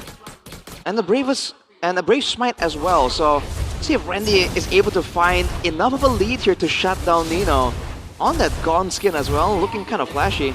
On the side of Alter Ego, now they're the ones with the agilities. They were the ones going with the stats, the defense, the damage earlier in game number 2, I believe. Now they're the ones who want to match that movement speed. Try and catch Evo's mid-rotation, perhaps. I guess I stand corrected. With that first kill, I think it is good to start the tempo early, and that's exactly what Alter Ego wants. Technically, this should be the first time that Alec has picked up the Franco, so we haven't really seen his ability on it. Ooh. Misses that one, unfortunately, but there are going to be opportunities to come. Okay. Some pressure over to Hijime as well. That's a bit of a skill matchup on the gold lane, I feel like. Hopefully Erlan can recover enough composure to win that out against R3. Oh! Key, 2-time for the 2-time. Gets hooked. And it's a free kill to Yazuke this time. Feeding him early, really good stuff. We talked about the YSS snowballing in the first game. Now Nino is going to be in a little bit of trouble. That's the damage in from the Dairoth that Mirgo was mentioning earlier on, and Nino's going to be forced back here. Already good setup for Evos to pick up this turtle. All right, and they are going for it. Now again, it's the opposite, right? In game number 2, Evos are the ones who want to go for the pick-off. Now it's going to be Alter Ego that wants to avoid these big 5v5s because of the AoE potential. On that AXP lane though, Randy, if he wants to go for a kill, I think he really needs the Lancelot to be involved. A gank from Nitsushin isn't going to work with the kit of the Dairoth, shredding the physical defense. The Lancelot though will. But with Alec waiting in these bushes, oi! Oh, Key, 3-time for the 3-time. Alec has a magnet on Key. Dude, this is ridiculous again. There's not much Key can do about it, unfortunately, but he's funneling a lot of these kills. Fortunately, Hijime isn't even rushing the Sky Piercer. Oh, wow. He's just landing all the hooks. Mount coming down. Erlan's able to dash away with the BMI. Oh, does a lot of damage with the Blazing Duets, but gets taken down by the Synchro Fission. Oh, Key goes in for the Raging Sandstorm Flicker combo, finds a pick on Yazuke. That's a Albert kill over. Albert walks up. Now onto Alec he goes though. Will not be enough to take him down. All right, Erlan traded in for Yazuke.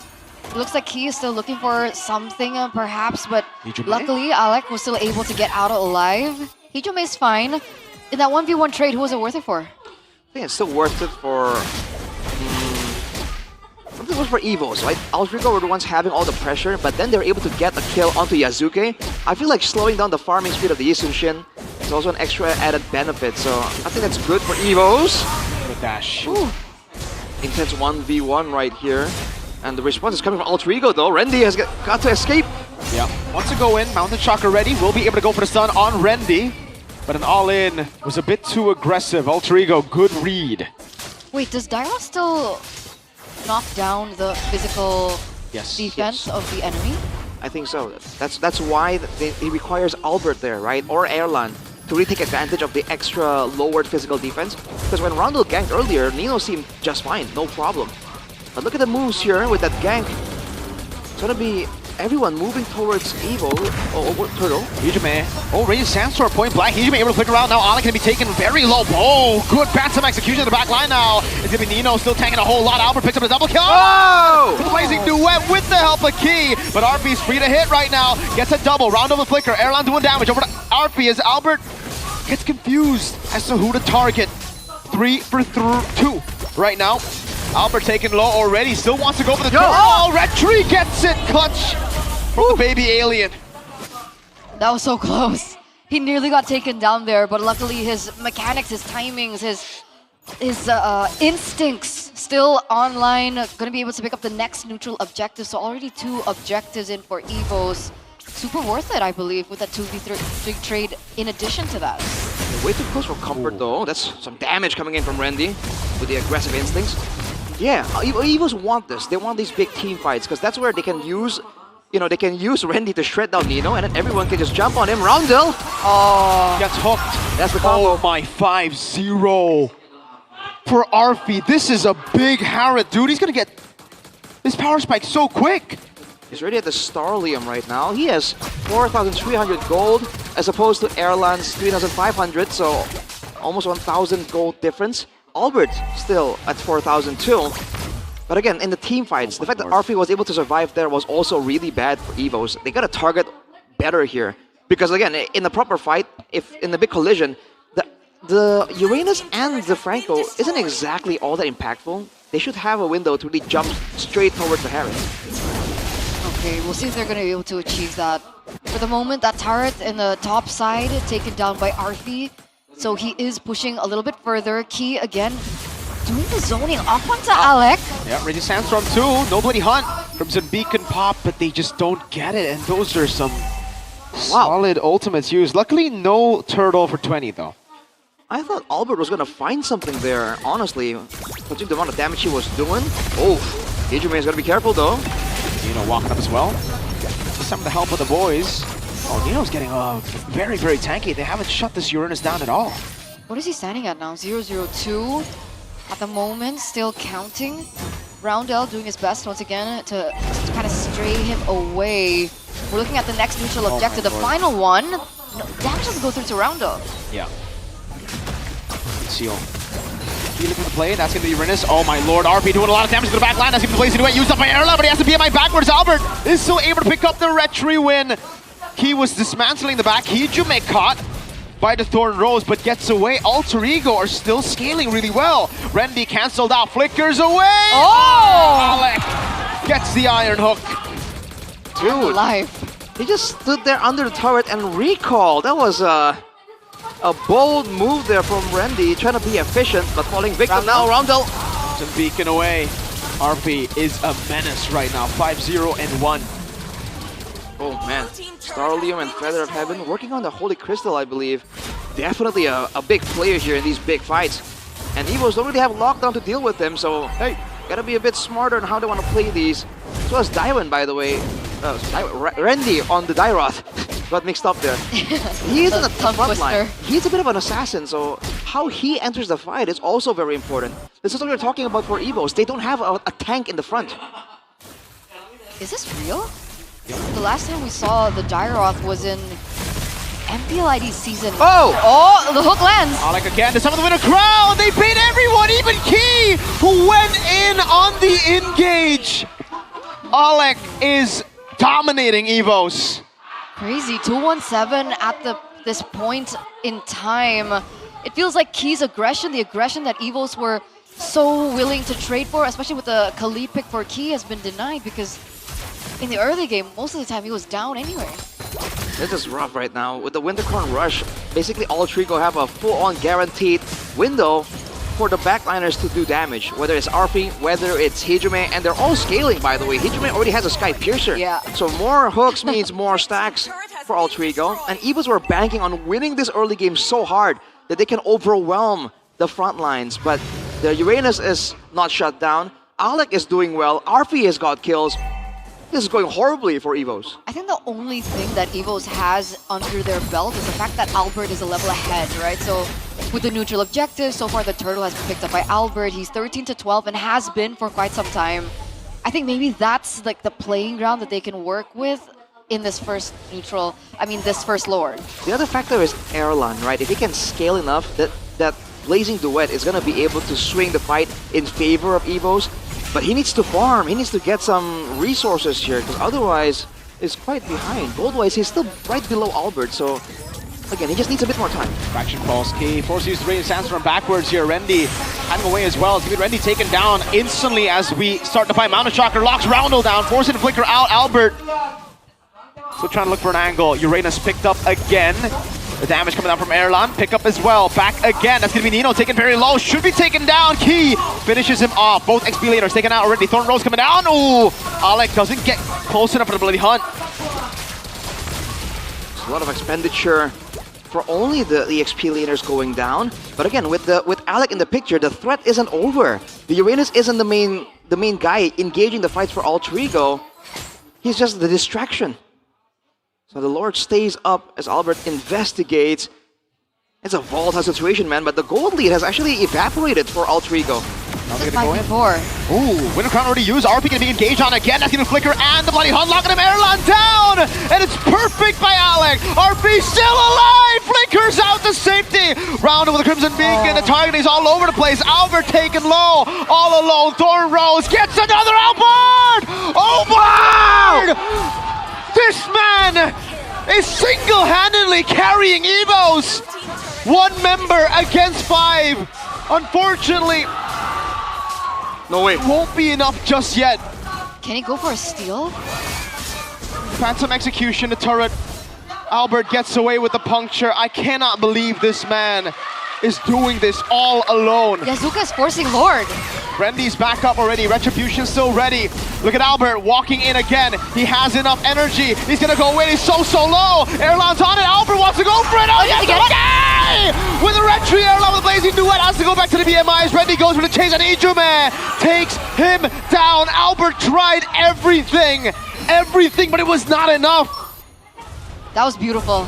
That was beautifully played by Albert. But with so many eyes on Albert earlier, I think a lot of people missed what Yasuke was also able to do. He did the exact same thing that Albert did, but in the opposite side. And then in the end, before he dies, he still gets that Lord. And now 4 members are rushing into the base of EVOS. Can they clear? Yes, they can, but there's a Lord up top, and Alter Ego will build upon this lead. Randy's back up, jumps onto Nino. Now they're 5 members strong, but Yazuke's back too. Oh man, after all that, EVOS still were unable to find something of immense value there. As always, Albert being so consistent. Yet now with the Lord, Alter Ego, they don't really have the best of Siege technically. With 2 marksmen, they can't really walk up in the situation, but Alec waiting for that window. Doesn't land. Yeah. Has to flicker back up though, so we can go for a flicker bloody hunt. Erlan respects it with the BMI back again. 2 base turrets already down. And they're looking for another siege in the mid lane this time around. Mountain Shocker not landing. Albert looking for a play. That's going to be the way you sense on flicker. Okay, they find it. With a crown of the bloody hunt, locks Erlan down. He's going to be taken down right now as that's going to be ready next to the chopping block. RP jumping around, still staying alive.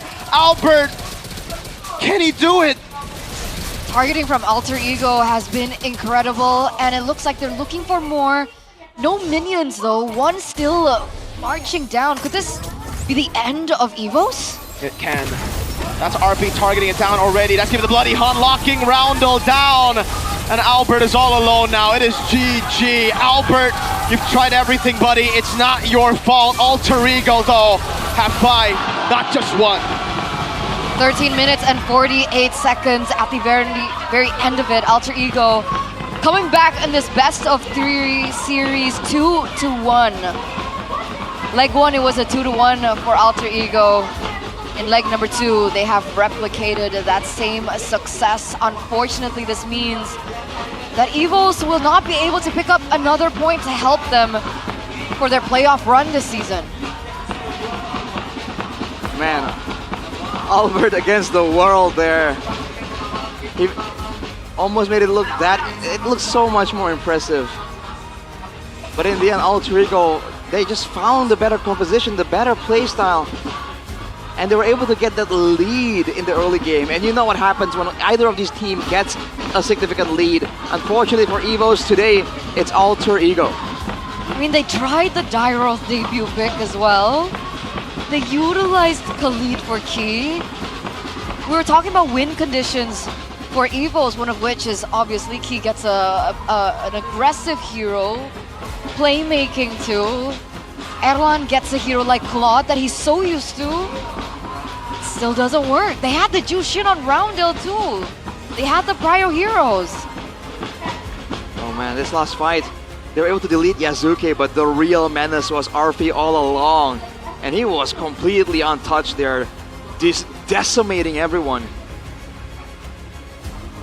Wow. They outplayed EVOS in game number 3.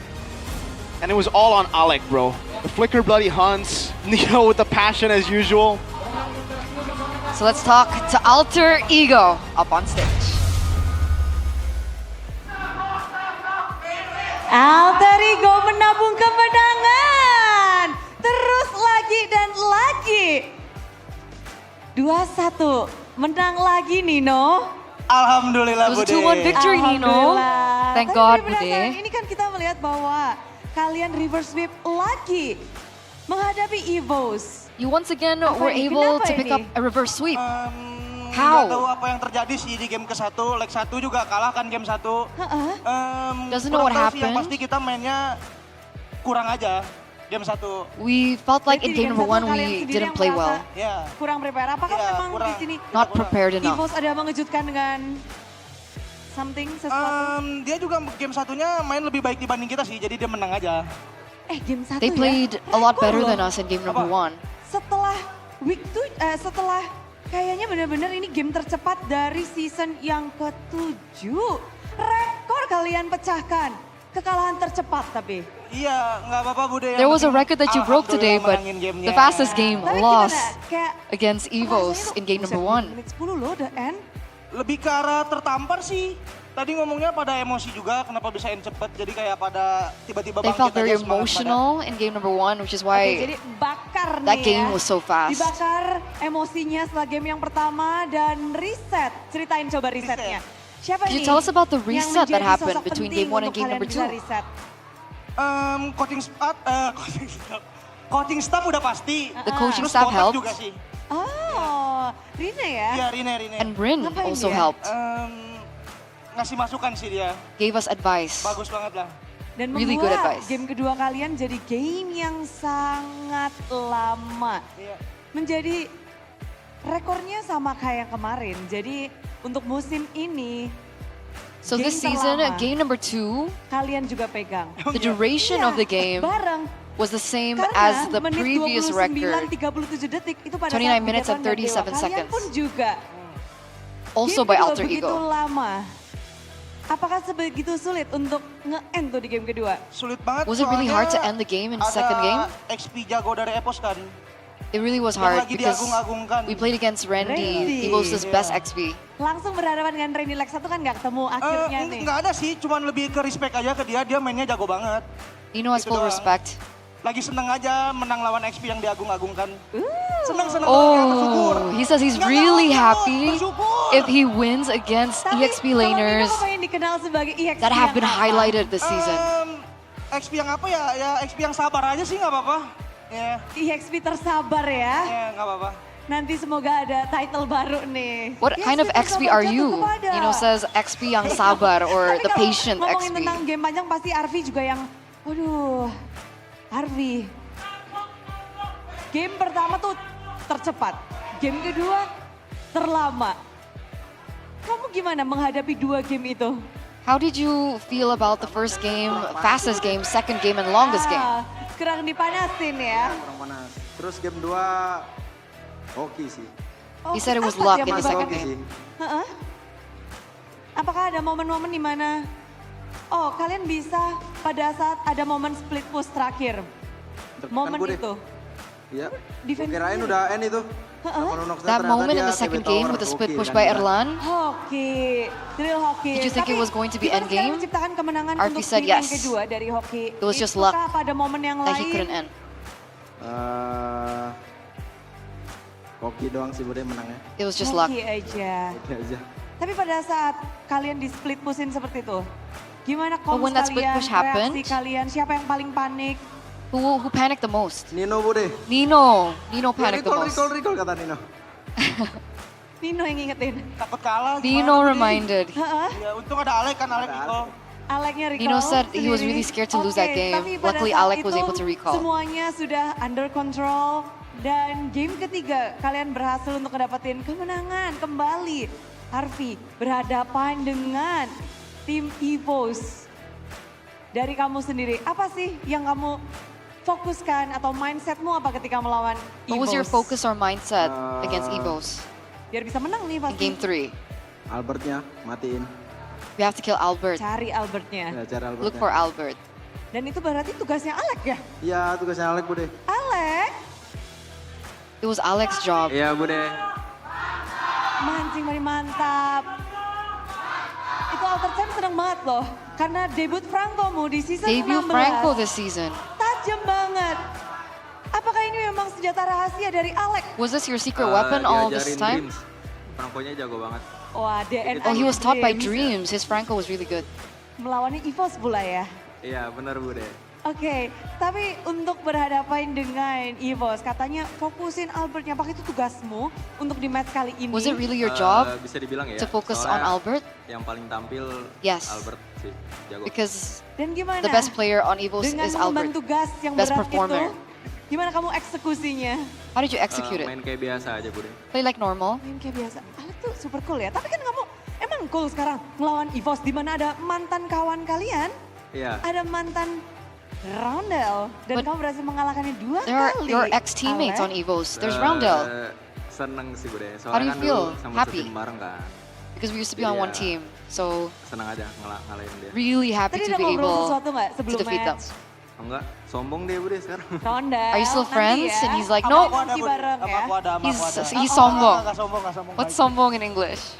Di sini Nino What's sombong in English? Tadi ngobrol. It's not arrogant. It's like Waduh, sensor lagi Bude. Smoke? Ini dia pasti kalau tahu. You smoke now? Perjalanan ini. Oke, tapi jangan dikasih tahu di sini. Oke, nanti di belakang bisik-bisik lagi. Bude nguping nanti. Bude kasih tahu ke super fans. Tapi dengan kemenangan yang 2-1 seperti ini. Iya, Bude. Melawan EVOS dari Alex sendiri. Gimana Alex? Main kayak biasanya seperti apa sih Alex? Alex tuh ROM seperti apa? When you play like normal, what does that mean? Mungkin game 1 belum panas kali Maybe ya. game Terus, 1 we weren't warmed up yet. Apa namanya, dibilangin sama Bang Kenny gitu. Kena siraman rohani jadi jago kayak gitu. Siraman rohani, Kita emang siraman gitu. He received holy Harus dikata-katain blessings dulu, baru bisa mainnya. to game 2. Duh. Nanti tahu nggak yang akan turun siapa? CEO kalian ntar? Gak apa-apa Bude. Nggak apa-apa. Oke. What happens if Gino your sih CEO udah comes? He said tarik it's napas, okay. buang napas. Tapi dengan debutmu Franco hari ini.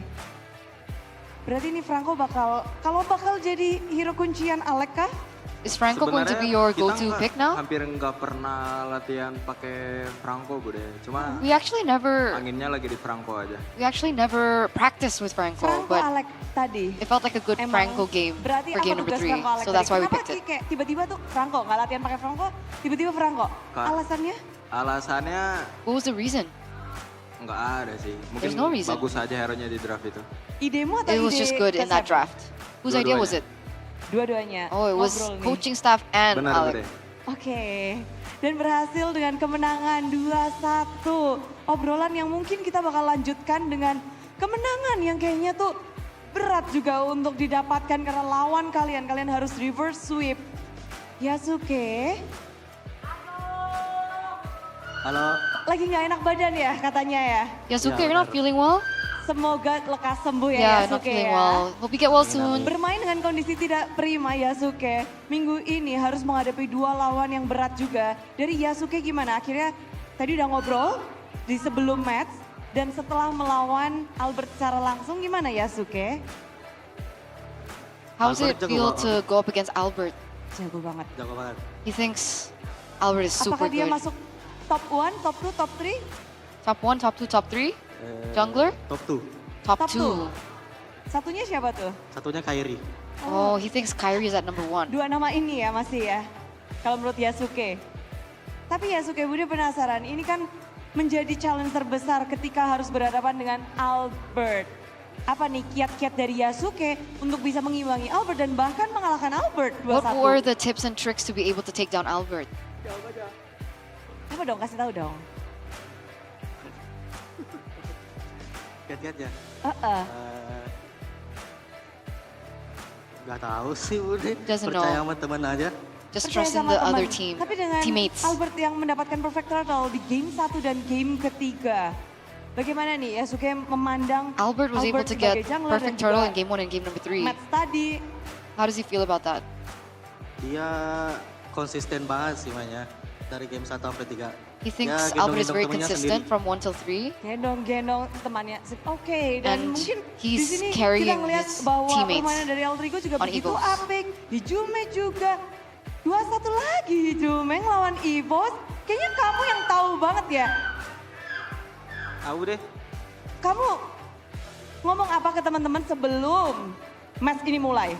Apa nih? What did you Ketika tell melawan EVOS, apa kunci kemenangan Your teammates by before Hijume untuk Alter you met up Ego? with Evos, since you were on Evos before? Lebih fokus aja mungkin Bude ya. Soalnya Just focus. lawannya juga try hard juga kan ngejar kita. Jadi buat aku lebih fokus aja sih ke musuhnya. Just focus Lebih fokus aja ke musuhnya. on the Dan enemy. hari ini kita ngelihat kalian mengakhiri minggu yang ke-6 dengan kemenangan terus-menerus. Ya. Win streak udah 5 kali. Ya, alhamdulillah. Gila, jadi kita kepengen tahu juga nih, mungkin kalian ekspresinya gimana sih? You guys were able to get consecutive wins from the previous matches. Bisa dibilang percaya, soalnya yang And baik final lagi words? hasil latihan kita baik aja. Oke. Ya. Dan semua yang ada di sini juga pastinya ingin mendengarkan satu kata kemenangan.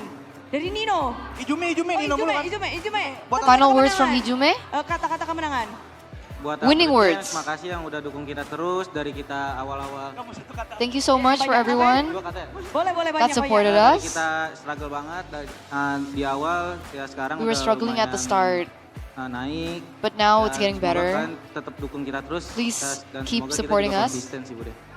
Semoga konsisten. And hopefully we can stay Salah satu consistent. kata kemenangan dari Yasuke? Kata kemenangan. Alhamdulillah. Alhamdulillah. Thank God.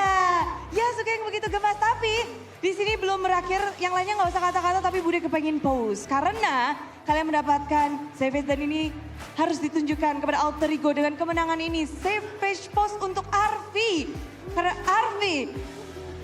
Because Arfi was able to get a Savage savage, pose. Inilah dia we want to see your savage pose. Sama ya. Savage pose.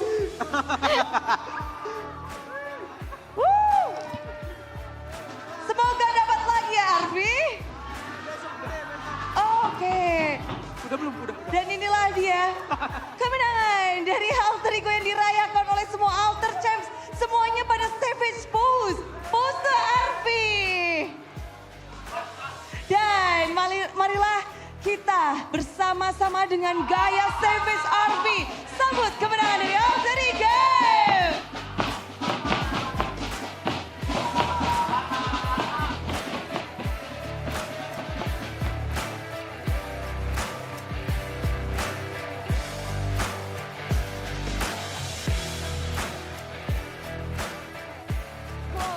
Begitu meriah tentunya di MPL Arena, namun belum berakhir karena Superfans bersiaplah untuk mendapatkan saldo GoPay secara cuma-cuma. Jadi untuk Alter Champs, untuk EVOS Fam, semua Superfans yang ada di sini, kalian bersiaplah karena inilah cara untuk mendapatkan GoPay saldo secara cuma-cuma. Dan tentunya Bude yakin banget kalian udah punya saldo GoPay. Tapi ini bakal ditambah lagi. Jadi yang udah punya aplikasi GoPay langsung buka aja dan siapkan smartphone kalian di layar putih itu.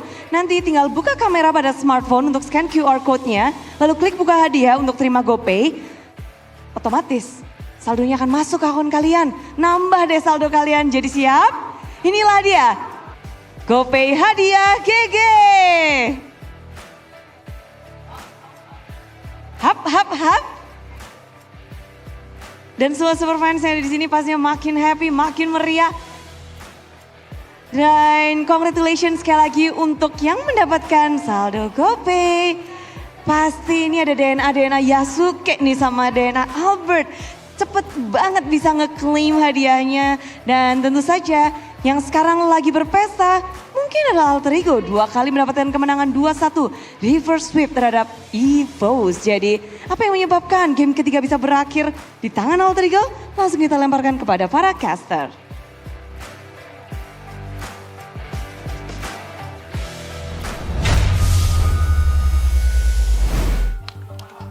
Nice comeback, Alter Ego. Well played, Alter Ego. Very nice. Well very played, cool. Albert. It feels so bad. It must feel so bad for Albert because, like, even in the interview, the members from Alter Ego, they recognized it. They appreciated. Like, they know that, yeah, Albert was the one carrying. The only thing that we had to do in all 3 games was shut down Albert. And maybe that's why the Franco pick came through at the end because of the suppress. Yeah. Albert left Onyx because he wanted to play. I think I'd much rather not play. If you were him. There's a reason I don't play solo. I didn't even know you could play solo rank in MPL. He was one man against the current, dude. Like, legit. Man was trying to withstand everything. I guess it's no coincidence when the focus shifted over from, assassin jungle dominance, Evo started dipping a little, just a little bit more noticeably. I think you can really see, like, the impact here, but the MVP goes to, drumroll please, Alec! Presented to you by the official tournament smartphone, Samsung Galaxy S25 FE. Game 3 was all him, and honestly, I gotta say. Like, he's the only guy who could, he outshined everybody else. But that final Lord with Yasuke was impressive for me.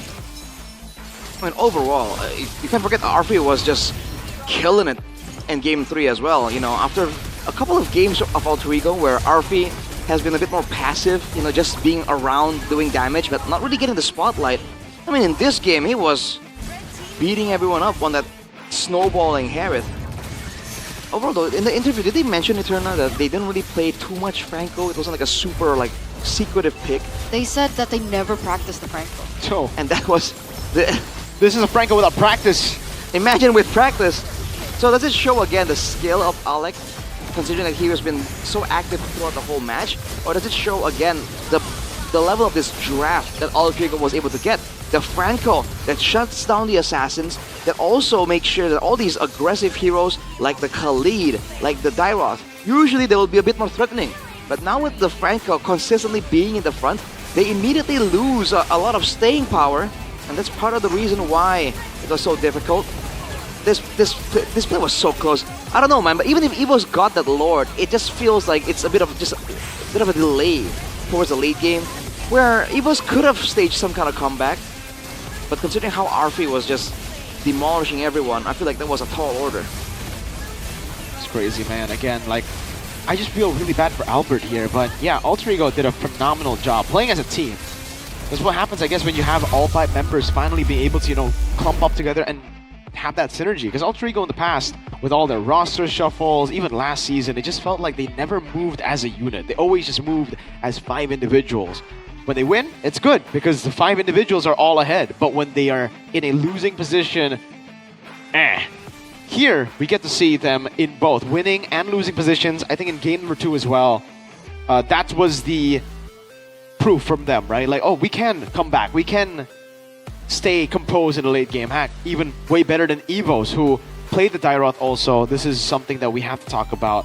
With no one to play with the Dairoth. Like, dude, you pick up the Dairoth, it's great. I think with this composition, it's solid. But where was Khalid? Why was he not rotating down below to capitalize on the... Because I thought Khalid was picked up, and then Dairoth later, I was like, oh my lord, this Uranus is not going to play. The last one as well? They're going to bait the Vengeance, they're going to bait everything. More so on the Khalid, because for Albert, he wants to just clear out, and it's very, very tough for you to show up on map against the Yisun Shin just because of how fast the Yisun Shin clears as well.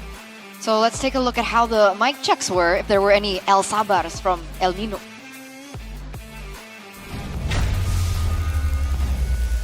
Ya. Van, kalian ada flicker, Van. Majuin aja, majuin aja. Ayo, pede guys. Pede. Gue ready WON nih, Cok. Gue buka map. Gue lihat siapa aja ya. Den jauh semua itu. Kalau mereka masuk, gue ikut, guys.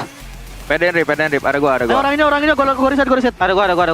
Kalian ini lihat gue YV lance. Maju, Orang sama gue nih. Kalian gue angkat pisan, guys. Sumpah, guys. Nice one. Let go guys. Main. Atas kita jelek, sob. Aman. Terusin. Gue balik. Gue maju. Retri. Let go lance. Gue pakerin. Lance. Gue gebuk lance. Lance guys. Mati lance. Lord kah kita, guys? Kita bisa lord ya. Oke. Orang dulu sih, sob. 9 detik gua. 7 detik, Lek. Sama Meng, 7 detik. Komboin emangnya? Ya. Atasnya ada 5 second. Aman. Ayo bisa pada ready, ayo. Ready. Ayo perangin. Boleh, Meng, ulti Meng. Ayo guys, let's go. Jangan Direct flicker. Ada ulti gua kalau ada Cloud, aman guys. Cloud tuh gak ada Dexter. Nice, Van. Flicker. Guys, gua gak ada. Aman, deketin gua. Gua udah ulti, Rip. Aman. Gua masuk ya nih. Ayo gua datang, sob. Ayo, sob. Next wave-nya aja. Ayo tarik orang, boleh nih. Boleh, duluan. Komboin ayo. Gua gak nyampe, gak ada flicker gua. Nih. Gua liat, Van. Coba benang lu stun. Ini. Santai. Mundur, sob. Flicker. Gua gigit Cloud sama gua, Rip. Cloud mati, guys. Jawa goyang. Rata. Dia harus skill. Nice one. Lance ya, guys. Hati, guys. Tunggu zaman, Wak. Tunggu zaman gua ya. Iya. Ayo, gua ada WW nya, guys. Ya. Kali terus. I enjoyed the mic checks. I think there's like you can see like the different roles that everyone has. Yeah. Nino just being really... You know, like in some situations he could be annoying. Like... when they're losing. Because he causes panic with the way he's talking in camp. Yeah, luckily there's like Alec to tone it down, balance it out. That's true. But guys, watch the GOATs play TLID, bro. Oh man. I don't know if you want to the MPL Arena. Maybe if even Erochiki comes back, it's then... Like TLID and... How do I word this? Navi and Now Navi, no. TLID and X, no. Navi and X Nav, no, but that's not true either. That is true. What do you mean it's not true? Because Aura did it first. Oh, they went back to So- the original. So, Yeah, so- X Aura versus X Aura. Ah, there you go.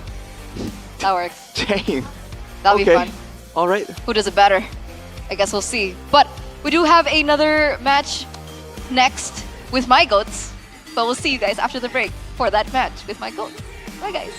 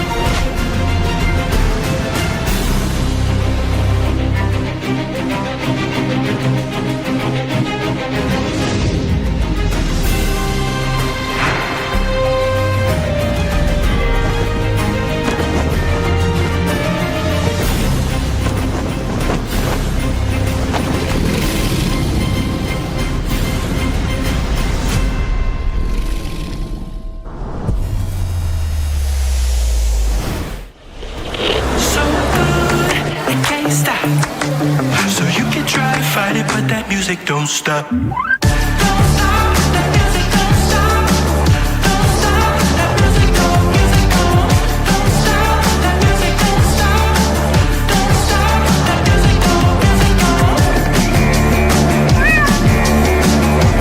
Samsung Galaxy S25 FE.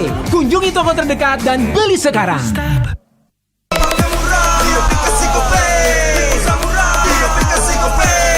Walau yang lain terus berubah, Gope konsisten, kasih yang pasti murah. Tagihan murah, di aplikasi Gope. Transfer 100 kali per bulan. Download aplikasi Gope baru, nggak pakai lama. Dompet andalan gamers banyak damage-nya.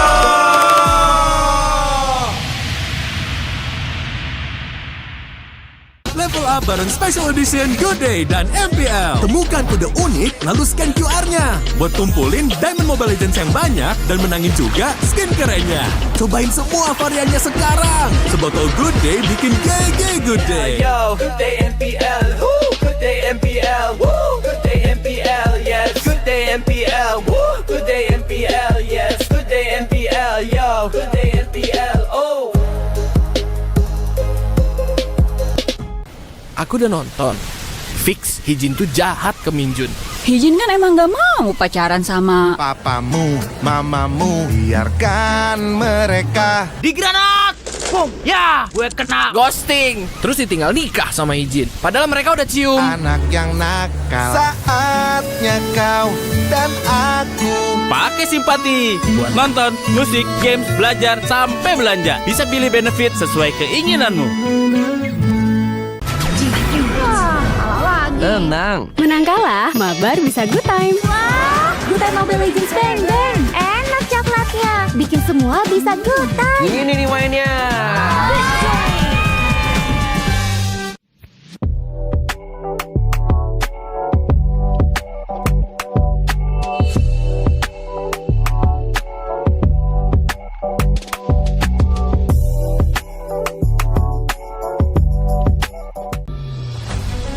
Hello, everyone, and welcome to a special preview of our annual map change.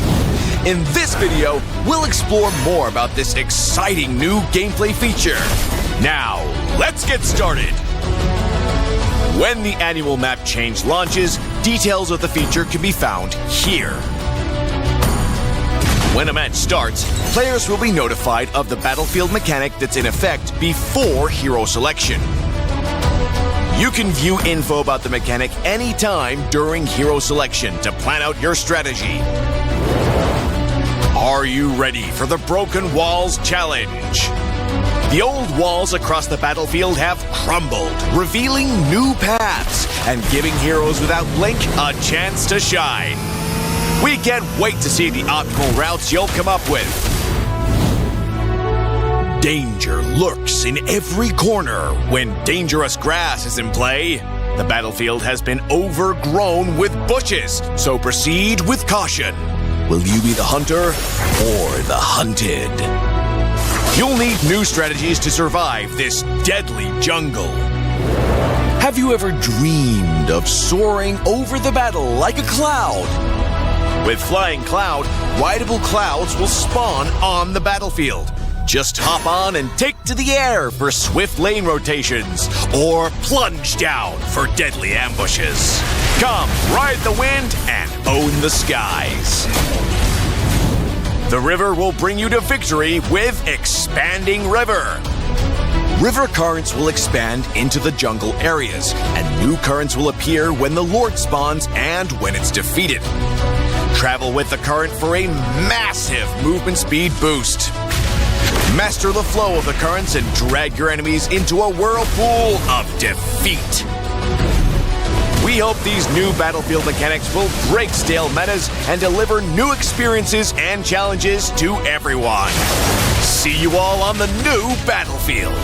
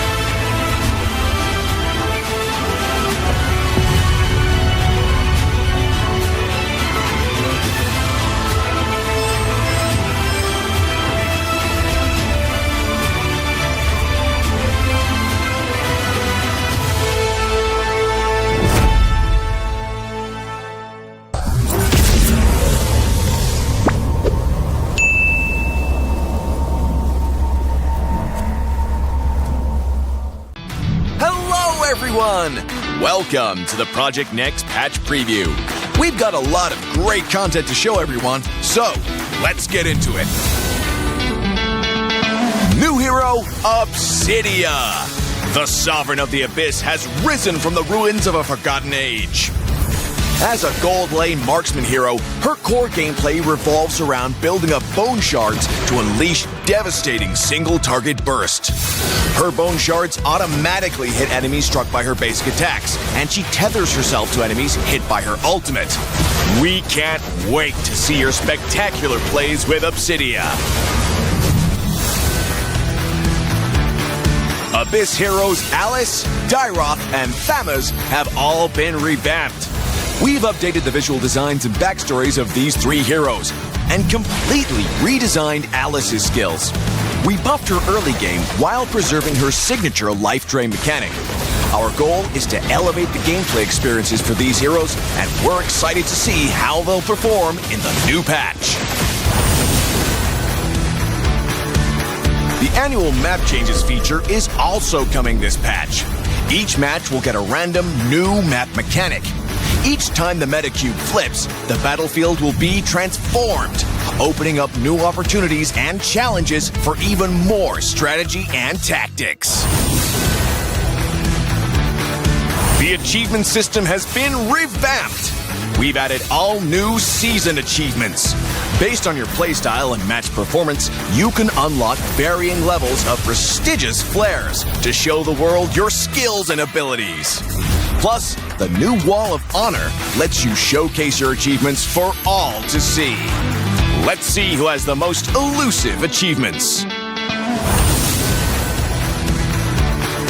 In this patch, we've refined the feel and responsiveness of the game's controls. Many of these improvements came directly from your feedback. Through these targeted optimizations, we hope to resolve many of your gameplay issues and deliver a more fluid and responsive combat experience.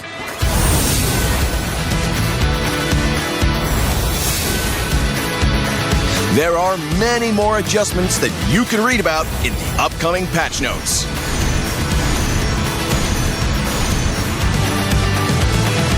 That wraps up our Project Next patch preview. Project Next launches on September 17th. We hope everyone will enjoy the new content. And until next time, we'll be seeing you in the Land of Dawn.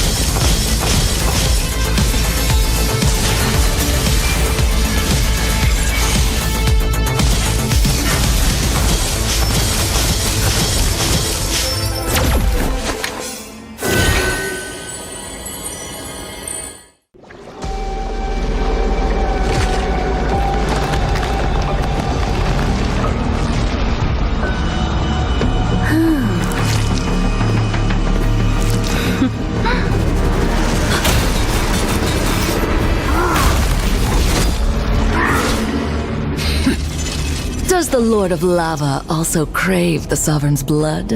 Fool! The tyrant's remains will only bring doom!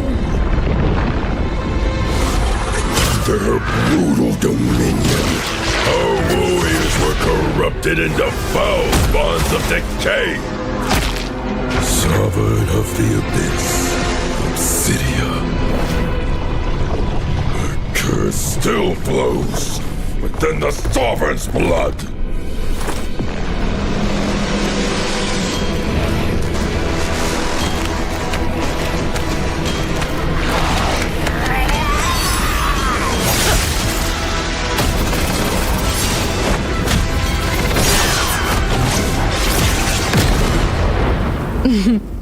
Such loyal little puppets, aren't you?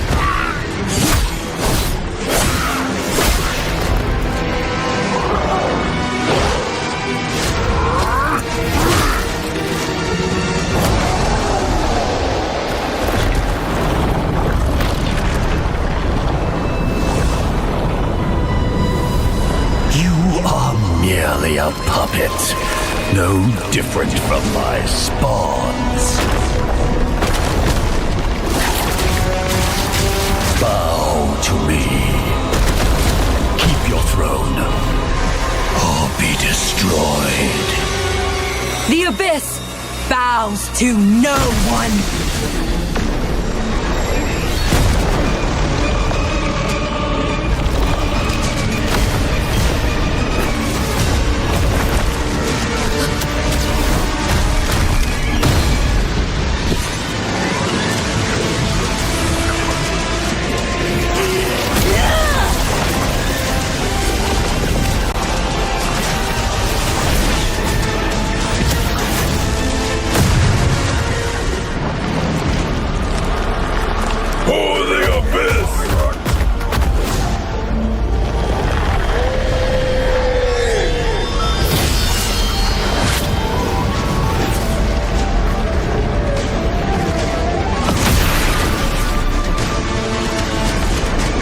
These wretched spawns reek of its corruption.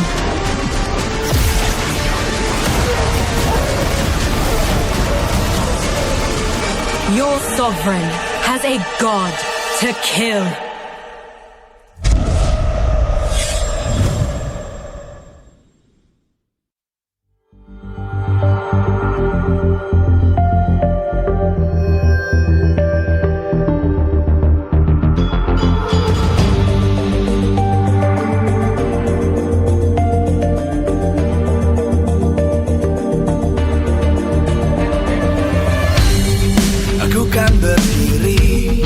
Dan terus berlari, terus ke arah puncak tertinggi. Ku takkan berhenti, hanya sampai di sini.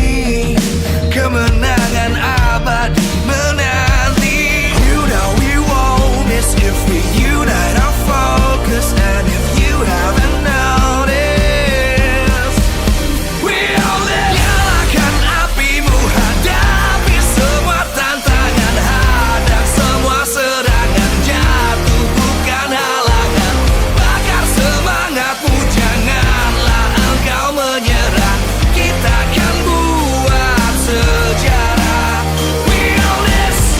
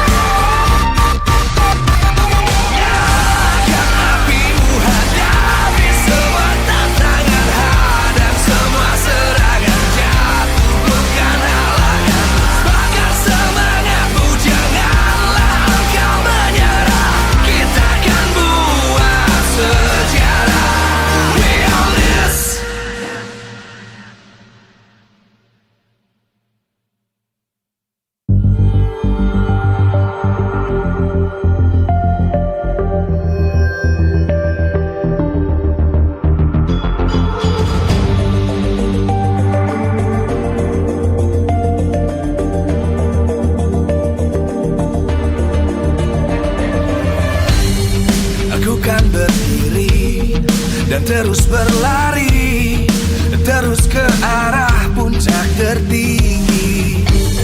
Ku takkan berhenti, hanya sampai di sini. Kemenangan abadi menanti. You know we won't miss if we unite our focus. And if you haven't noticed, we all live. Nyalakan apimu, hadapi semua tantangan, hadang semua serangan, jatuh bukan halangan. Bakar semangatmu, janganlah engkau menyerah. Kita akan buat sejarah. We all this, we won't miss.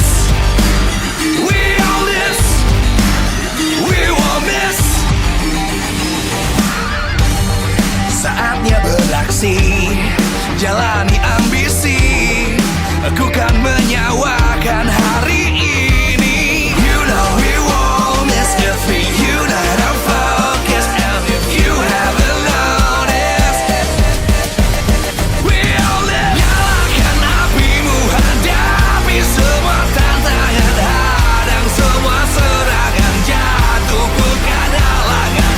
Bakar semangatmu, janganlah engkau menyerah. Kita akan buat sejarah. We all this, we won't miss. We all this, we won't miss. We all this.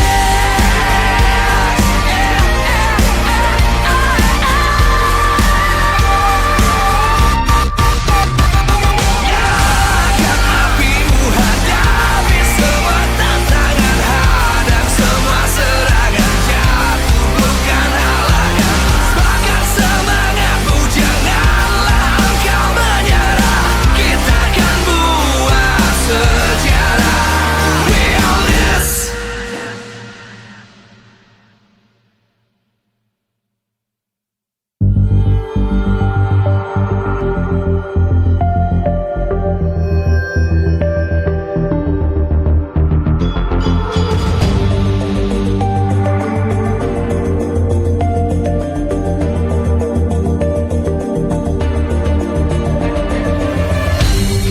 Aku kan berdiri dan terus berlari, terus ke arah puncak tertinggi.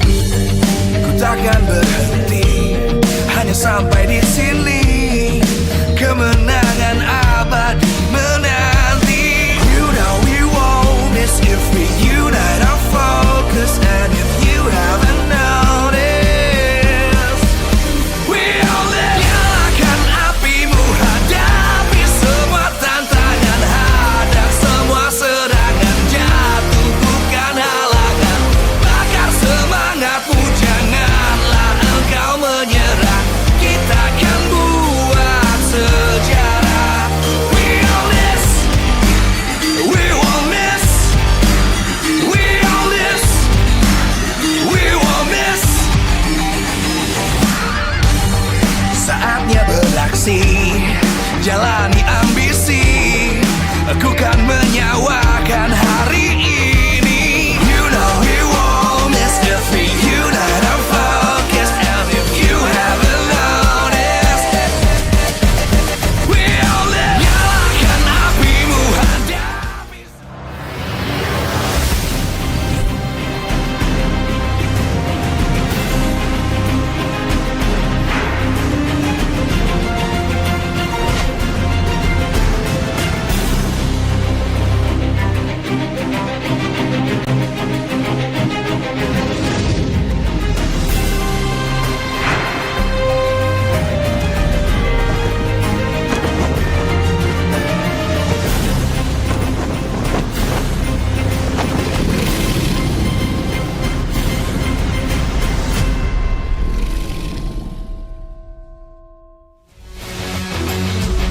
Live from MPL Arena, Jakarta.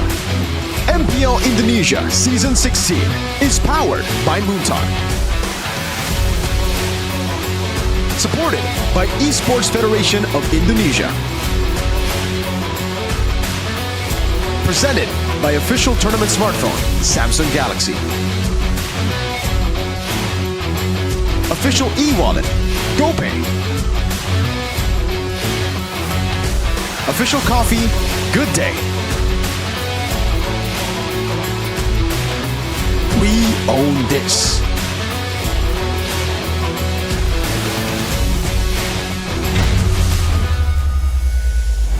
Sudah bersama Alisa lagi memasuki match kedua di hari yang kedua di week yang ke-6. Sudah bersama Alisa di sini ada Coach Cewek dan juga Coach Reza. Halo Coach. Halo. Oke, apa kabar hari ini? Alhamdulillah baik. Baik, oke Cewek, seperti Baik apa? juga. Oke, Coach Reza aku pengen tanya-tanya dulu nih sama Coach. Coach, Boleh, Wai. kita melihat tim Liquid Indonesia, sayang sekali mungkin di musim kali ini belum ada poin yang tercetakkan. Betul. Bagaimana nih Coach? Bisa dibilang ya kami masih kesulitan untuk menampilkan performa terbaik kami di turnamen aja sih. Tapi so far untuk proses adaptasi dengan patch-nya, lalu dengan map-mapnya yang ada baru, juga pemilihan gameplay serta hero-heronya semuanya sebenarnya sudah berjalan dengan baik. Tinggal pengaplikasian di turnamen aja. Oke, tapi sebenarnya kalau boleh tahu masalah utamanya di situkah atau sebenarnya ada hal lain nih Coach? Sebenarnya nggak ada sih, cuma tentang eksekusi di turnamen aja. Mungkin ada sedikit mental block karena adanya ekspektasi, karena sebelumnya kan menggantikan anak-anak yang bisa dibilang jadi ujung tombak. Yes. Jadi ya paling cuma sekitar itu aja sih paling. Oke, baiklah. Kita akan tanya-tanya lebih lanjut, tapi sebelumnya aku pengen ke Cewek dulu. Cewek, ini season pertama kamu menjadi coach, kalau sebelumnya jadi pemain, kali ini jadi coach. Gimana nih, lebih enak jadi pemain atau jadi coach? Sejujurnya sih dari dalam hati sih pemain ya. Oh, Jadi coach tuh lumayan pusing lah. lumayan pusing. Apa tuh Lumayan. yang bikin pusingnya? Kalau misalnya jadi coach tuh kayak sebelum main tuh udah kayak ibaratnya kayak brainstorming banyak kan. Kalau misalnya pemain ya tinggal main. Tinggal eksekusinya aja ya. Oke, tapi kalau orang bilang dari kekalahan kan pasti tim-tim lain bisa belajar dan improve. Nah, Onyx ini belum pernah kalah nih. Jadi gimana caranya untuk dari Onyx sendiri untuk improve terus di setiap gamenya? Sebenarnya kalau dari kita bukan kalah doang sih yang butuh diimprove. Even kayak kalau menang pun juga kayak ada hal-hal yang bisa diimprove lah. Oke, ada Jadi tantangan tersendiri nggak? Jadi apa? Jadi coach. Tantangannya apa ya? Ya ini first time aja sih, kayak jadi butuh banyak pengalaman lah. Oke, butuh banyak pengalaman. Baiklah, dan aku pengen tanya lagi ke Coach Reza nih. Coach Reza kan sendiri pernah mengalami momen-momen terpuruk sebelumnya bersama Aura dulu nih. Betul. Dan kenapa nih kayaknya upaya untuk membangkitkan tim Liquid Indonesia untuk juga bisa berjaya dari pengalaman-pengalaman sebelumnya kayaknya belum panas nih. Gimana nih Coach? Sebenarnya kalau misalkan tim lagi membangun ulang pondasi pasti memang nggak mudah, apalagi untuk eksekusi di turnamen karena ya namanya pondasinya dirombak ulang, jadi kepalanya mungkin berbeda, jadi memang perlu adaptasi aja dan perlu waktu lah, kurang lebih kayak gitu sih paling. Apalagi kalau urusan eksekusi di turnamen karena udah bukan tentang in game aja kan. Iya itu sih. Oke, ngomongin butuh waktu, tapi kita melihat kalau kemarin terakhir melawan Onyx ini salah satu match terburuknya tim Liquid Indonesia yang sayang sekali 0 kill juga. Gimana nih kali ini melawan Onyx lagi? Pastinya kan ini udah leg kedua ya, jadi juga ada update patch, jadi kita pasti belajar dari kesalahan sih. Jadi ya kita akan kasih yang terbaik untuk hari ini sih. Oke, kita tunggu kejutan apa yang akan diberikan oleh tim Liquid Indonesia. Dan dari Cewek sendiri, ada pesan-pesan buat Onyx yang hari ini akan berlaga, silahkan. Pesan-pesan buat Onyx? Ya, buat Onyx dong. Ya pastinya kita bakal selalu memberikan yang game yang terbaik lah. Jadi kayak kita mau lawan siapapun ya kita tetap all out. Oke, all out, good luck and have fun juga pastinya. Terima kasih banyak Coach dan semoga kita dapat hasil terbaik hari ini baik dari tim Liquid Indonesia maupun dari Onyx. Jadi akan langsung Alisa lemparkan lagi, silakan take it over.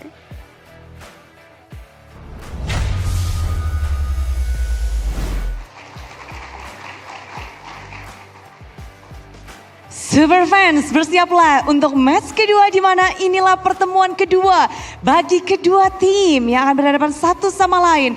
Mereka memiliki nasib yang berbeda di season 16 ini, bagaikan langit dan mungkin dasar jurang. Melihat kondisi Onyx dengan 9 kemenangan dan 0 kekalahan yang mereka kantongi, ini akan menjadi bekal mereka yang terus akan mereka ingin raih dengan baik. Tapi jika kita membahas tentang TLID, mereka belum mendapatkan 1 kemenangan pun dengan 9 kali kekalahan. Mengingat 2 minggu lalu mereka pernah bertemu dan hasil tidak baik pun sudah dicapai yang benar-benar 0 poin kill dari TLID. Itu menjadi tamparan tersendiri dan rupanya sudah terjawab. Dari coaching staff yang tadi di interview, ternyata pelajaran sudah didapatkan dan mereka siap untuk berubah. Tentu saja Budi ingin mengucapkan terima kasih kepada semua super fans yang hadir dan juga kepada seluruh sponsor dan partner karena MPL Indonesia Season 16 powered by Munton, supported by PBSI, presented by official turnamen smartphone Samsung Galaxy, official e-wallet GoPay, official coffee Good Day dan partner ini sports ada Simpati, Dunia Games, Gamesmack dan juga Good Time. Bersama dengan advertiser Kacang Sukro dan juga Yoritos, ditambah supplier Head and Shoulder, lalu UBS Gold, Royal Guard dan juga Imaginary. Dan mengingat ini adalah kesempatan untuk TLID mungkin bisa mengimbangi ataupun memberikan performa terbaik mereka. Penantang terbesar ada di depan mata. Onyx telah hadir. Mari kita sambut bersama-sama match kedua di hari ini, di hari Sabtu. Let's go Onyx dan TLID.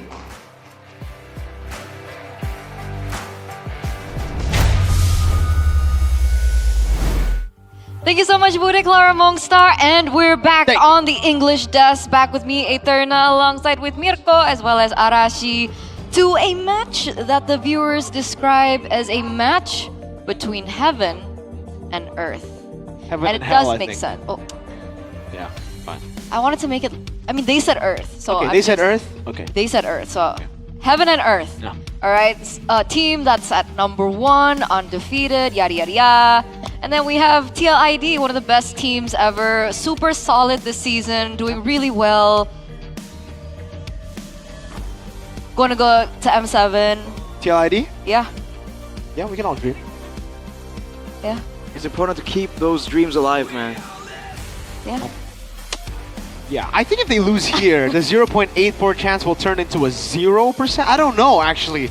Like, this is the first time I think we might have to get the chance to play us early because TLID might just be gone because of how close it is above them. And to circle back onto Onyx, from half-season champion to global domination, this is a possibility this season again, right? Right. It started at MSC 2019, the Kage era. I think we've mentioned it time and time again. That was back in MSC 2019, Season 3. Was it Season 3? Yeah, Season 3. Season 3. And then it happened again, MSC 2023, them winning it. And they were also half-season champions. So this season, half-season champions, will they perhaps be able to get a trophy on the M Series? I guess it shows that if you're that dominant at the half-season point, then chances are you're going to improve all the way until that next international. So I think it's possible. They are looking really, really good right now. And the issues that we were concerned about without the presence of Rajayeva hasn't really been showing up. So they're looking really, really good. Unfortunately today, they're up against another team that's not really doing so hot. So we can't even use this match to really get a gauge on how good Onyx is right now. I think we have enough of a gauge to see how good they are. They're currently 9-0. They've only dropped, what, 2-3 games? Ridiculous stat. But yeah, last time they met, it was 2-0, and TLID, over the 2 games that they played, could not score a single kill. They couldn't get a single turret. They couldn't get a single neutral objective. So any win, by win I mean a kill, a turtle, a turret, we will celebrate it. So, by the way, our run is very close to 1,000 assists. We just need 7 more. Is the news we heard earlier. Yeah. Unfortunately, there have not been any assists to his name for quite a bit. Yikes. Close though. But they got Witty. Got Witty. Yes. Cavalry's Roamer. What happened to Witty the Wise? I guess he's not as wise anymore. He's pretty unwise Lost right his now. magic. Yeah. He did tell us that there was potential for Odette to show up though. And it did show up. Unfortunately, it didn't work out for TLID though. Yeah. So we'll see if some of those creative wisdom picks do show up here for TLID because he's had more time here to cook up, you know, whatever is cooking in the kitchen. Look, at this point, there's not much to say about TLID because even in the interview with Palevi and Alyssa, he mentioned that this was a season that they already recognized to be like a revamp. Like they wanted to start from scratch again. So even in that interview, Palevi's like, we're not expecting much. it's just a foundation for the next season, blah, blah, blah, blah. Man, I don't know if entering a match with that mindset is like beneficial in any way, shape, or form, right? Because even for your players, right? Your players that you were kind of investing on for the next season, you want them to be trying stuff out, you know, to have some confidence, to be willing to try and make some plays, knowing that they can maybe pull off some mechanics at the highest level. If you go in, right, and the immediate statement from above is like, hey, it's just a precursor for next season. I feel like that's a bad mentality to have, even as a team banking on next season. But it reflects in the game. I think it's fine.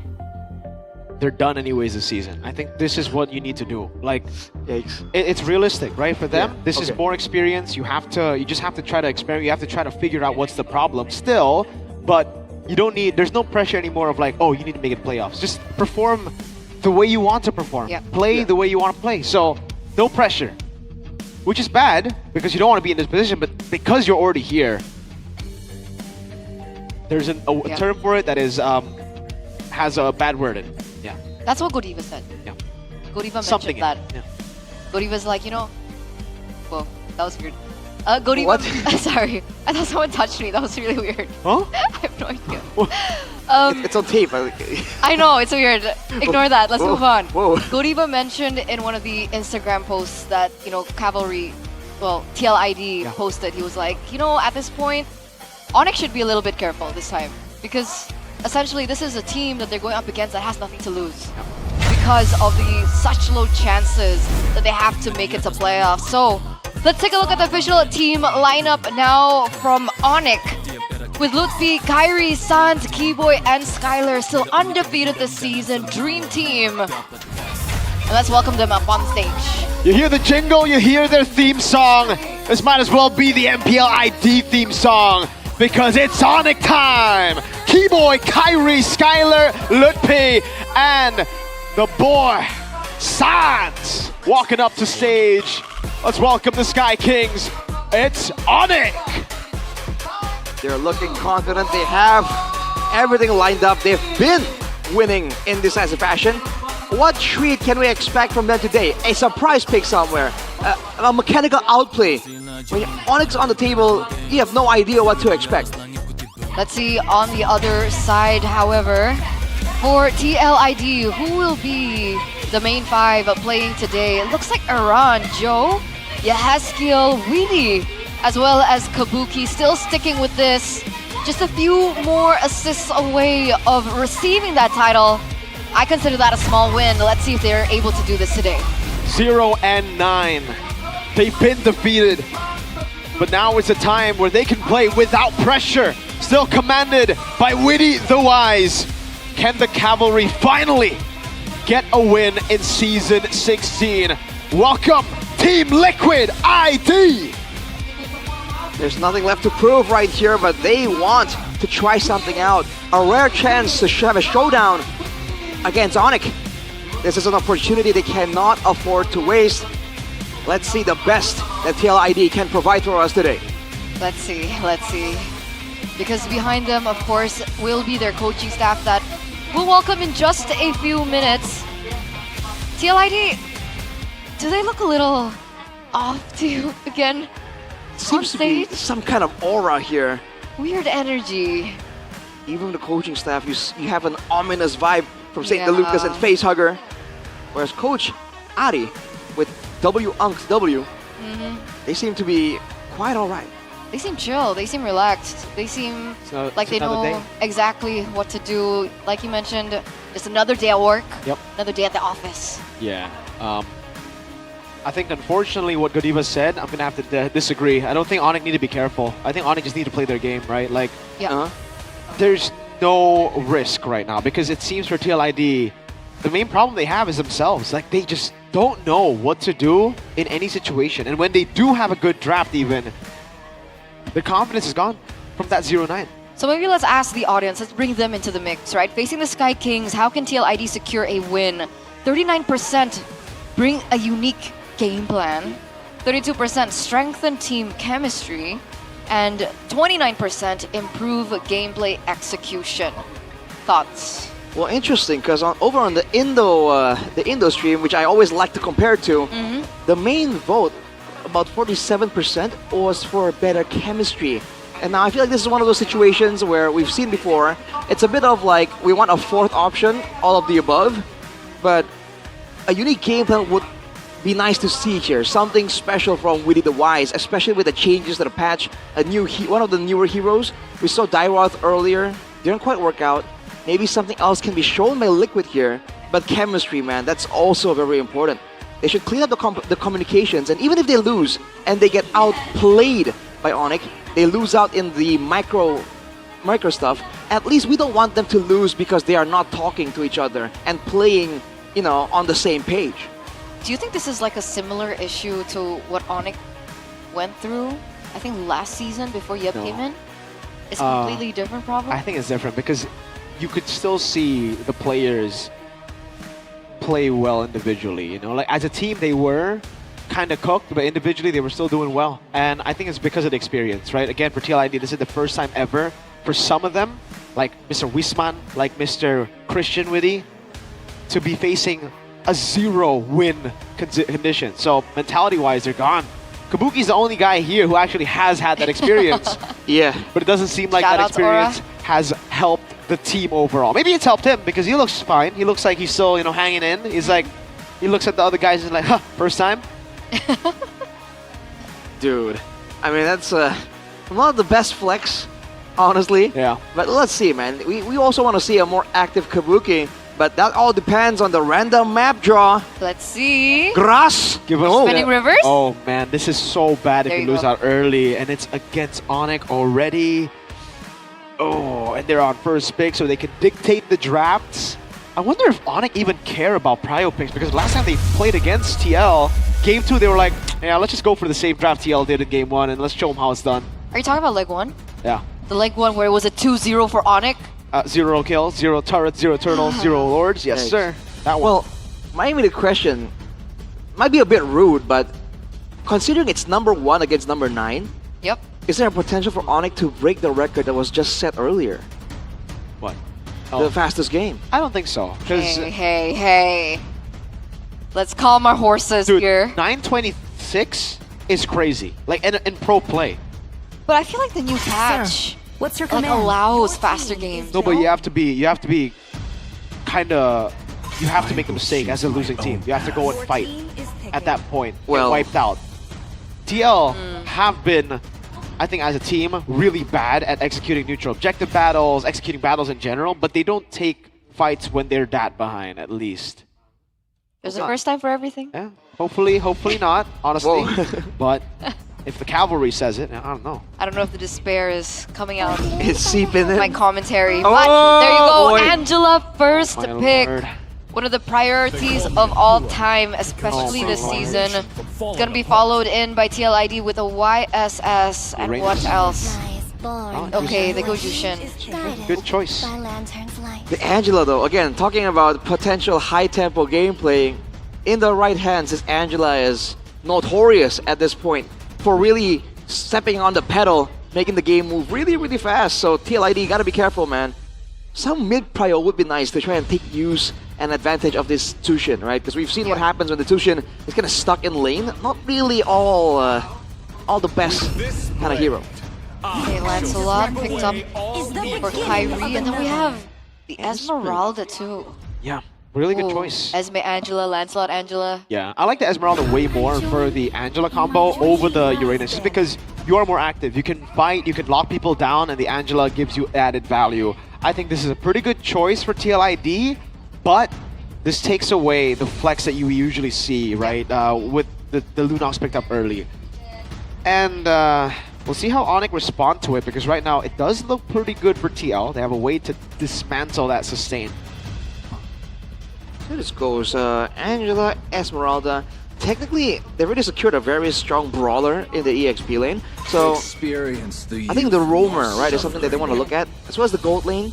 But I guess Skylar usually isn't as creative when it comes to the gold lane options. So maybe Onyx are going to be a bit more troubled if TLID squeeze down on that gold hero pool, which is something they seem to be trying to do.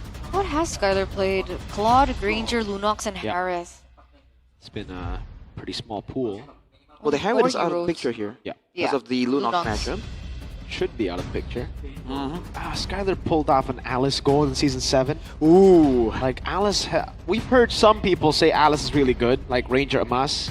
And we've heard even Snap yesterday say that Alice is probably going to get picked up. But we've seen Obsidia more than Alice so far. Hey, Skylar's picked up weird things too. Exactly. Remember Lila? That's true. Huh. But I'm not I'm not saying like Lila in this game, but Okay. I'm saying he has a knack for weird. Yeah, he's played Sicilian Gold There you with go. Kescute. He's played Ixia Gold. Okay. Oh, true. The Ixia that lost, right? Wow. I mean, yeah, if we want to put it, Sorry, I sorry. won't put him on Sorry, the sorry, spot here, but Sorry, yeah, sorry, yeah. sorry. The pain. It stings. It Game stings so 7, bad. by the way, Arashi. My You bad. lost that championship My to the bad. team who's 0-9 right now. Oof. Oh man. Same coaching staff and all. How the turntables. Well, at least we're not number 9 now. Looking at the final balance for Onyx. Oh boy. After the God Thought, it's the Uranus. So now no one can really match the sustain coming in from that EXP lead. So Paquito's not an option here, right? Against the I don't think so. Esme. Oh, the Kaja. Yeah, I like that. I like that lock, man. Instant suppress. So whatever Skylar picks up in a way, it'll be tough for him to pull off. Well, see, they showed it so early though. Onyx can kind of overwhelm the Kaja. And remember, you can only target one member, and most likely it should be the Esmeralda, right? That, you know, the Esmeralda, Angela type of deal, too tanky, doing too much damage. So if you're focused too much on going on the No Esme, way, Skylar. and Skylar goes for something like a Claude, they'll dive on you and just shred you down. Kalea Beatrix, Kalea Beatrix. Oh my lord. Skylar, he's locking it in. Wow. Okay. And the Kalea comes through. They want to engage on TL before TL do anything. Wow. That's the composition right now. The Kalea still has higher range to engage technically compared to the Kaja, faster as well. So this is going to be a bit of a showdown between Widdy and Keyboy. Yeah. Oh man. I'm not liking the odds. I think Gotta be honest. Beatrix is a pretty good option against Lunox, actually, you know? Just clear out the wave. You don't need to trade. You clear it much faster. You can try to out-trade her too. A bit vulnerable against the Yisun Shin though. Just a little bit. No, this front line doesn't look Here you like have it. Esme. There's Angela too. The only one that can go in is Kaja. I think in the laning phase, but oh, Hylos. Hylos for a run. So they just want to get someone else to tank in the front so that the Kaja can look for opportunities to go for, you know, for pickups. This is a bit of a fluid draft for both, I think.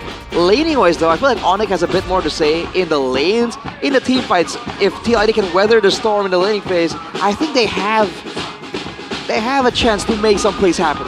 Okay. Arashi thinks that there's a chance.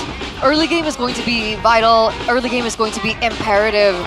So I'm looking at Angela and Kalea versus the Jushin and the Kaja in the early stages of the game. We're taking a look at the lineup ratings as well. It's looking like it's in favor of TL, so I guess we'll see how this unravels. Ladies and gentlemen, a match between Heaven and Hell.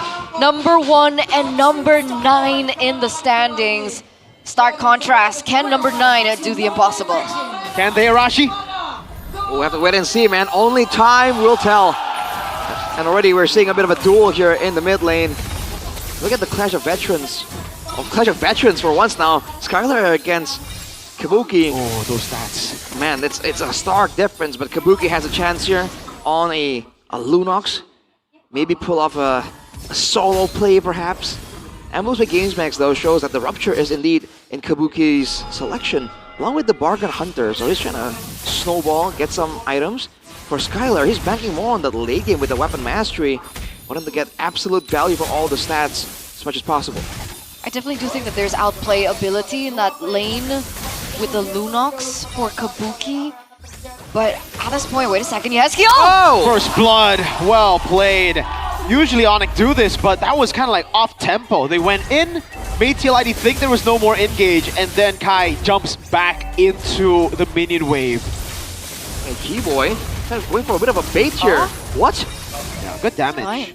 Like they try to like bait them with low HP, knowing that there's an Angela Kalea. There's gonna be an insane almost obscene amount of healing from Onyx, by the way. So small skirmishes, TLID cannot afford to get baited. They need to go for a proper Divine Judgment and commit properly, and then back away immediately once they know that their damage sources have expired. Remember, the Tsushin isn't a big damage dealer. We're looking more towards the Lunox and the Yi Sun-shin for that source of damage. And Joe has been great on the mechanics, but decision-making wise, we've seen some holes in his game, and Skylar just yoinks that gold away. I mean, you were just talking about Joe as well, right? And Skylar does that. Tough start for TLID right now, but they are trying to put up a fight. There's a hard guard though, so man. it's all good. That's what we were talking about, right? The spam ability, the nature of the hard guard. Free turtle though for Onyx. But there's no minions here. Let's see how they juggle the turret. Oh my lord, Skylar! I thought it was going to be him staying alive. At least they get the kill on him. Yeah. Oh, but the purple. Kai didn't use Red Tree. Gonna dive on Joe. Knows he has no Mountain Shocker. Goes in. Can he get the kill? Yes, he can with the help of the hard guard as well. Gets away from the Lantern Flare. And Keyboy walks up, has a Tsunami Slam, will decide to use it. Good Purify out. Keyboy's still there. Witty doesn't Divine Judgment him. Kabuki went for the ultimate. Oh no. That's the chemistry, the miscommunication. Onyx though, dude, playing supremely confident. Kyrie immediately going for Joe there. That's the difference, man. You have to be able to read through and respect that the deeper factors. But looking at the talent prediction here by Gopay. I'm sorry. Two. Wow. One vote for Mr. Pulung. Yeah, Papulung versus everyone. People in the chat were asking about my prediction, saying that I was crazy and subjective. But like, guys, I don't think there's a different way to see this match. It's too hard. We're looking at it 3 minutes in already, and Onyx are getting away with everything. Buff steals, picks on the board.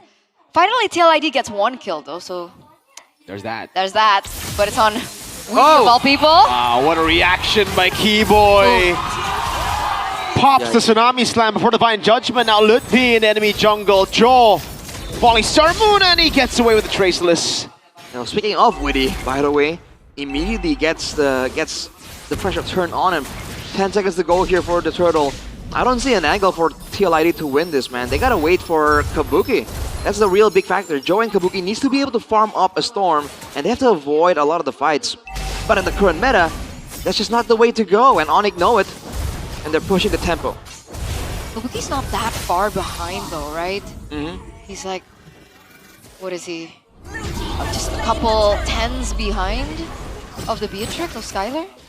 Yep, and he has the Bargain Hunter too, so he'll get the power spikes a lot faster compared to Skylar. But again, he needs at least 2 or 3 items before he becomes a real pickup threat. Aran already forced to use the lowest pathway. Yeah, it's a slow game, but it's man. Keyboy Tsunami Slam already. Now Kyrie looking for the play as well. Mountain Shocker used up, but Kai has a billion dashes. Oh, gets the Thoros. Now it's going to be the Falling Star move, locking them down. Aran tied up by Sans. It's Kyrie thrown, but I think he gets the value out of this. No puncture, he's still A-OK, gets thrown back again. Finally, but whoa. All of them way too aggressive. Onyx. Finally, TLID get on the board though, right? They get one more on Sans. There you go. Boom. 1 for 3 trade for TLID. A run for Sans, Kyrie, and Lutpi. That's value. That's huge value. Really good value. Now that Witty has the fleeting time as well, fully expecting to be looking for a lot more of those plays. The question is, can the team capitalize at the same time? Kabuki is still only on the Blood Wings, prioritizing a bit more of that laning, that's a survivability. So not really a lot of pick-up threat just yet. The gold lead is still at about 1,000-something gold, but TLID gets this turret, gonna swing that a bit in their favor. Oh my god, they get their first turret against Onyx in the season. Amazing. But that's true. It is true. It's not what you said, it's like the way you said it. You know, girl things. The subtle details, yes. Well, but it gets traded back here by Onyx, right? Skylar gonna be able to pick up a turret here in the top side of the map. Gold still shifting in favor of Onyx. Turtle up in 8. I think TLID might be looking for a setup here. Weedy's already ready. Flicker as well as Divine Judgment ready. But Onyx sniffed that out. They don't pick up the bait and they go directly for the objective. Little movement on the top side here for TLID. Perhaps trying to punish the Angela. That's an angle that a lot of teams have been going for, but look at Sans. Walks all the way back, knows there's no need right here.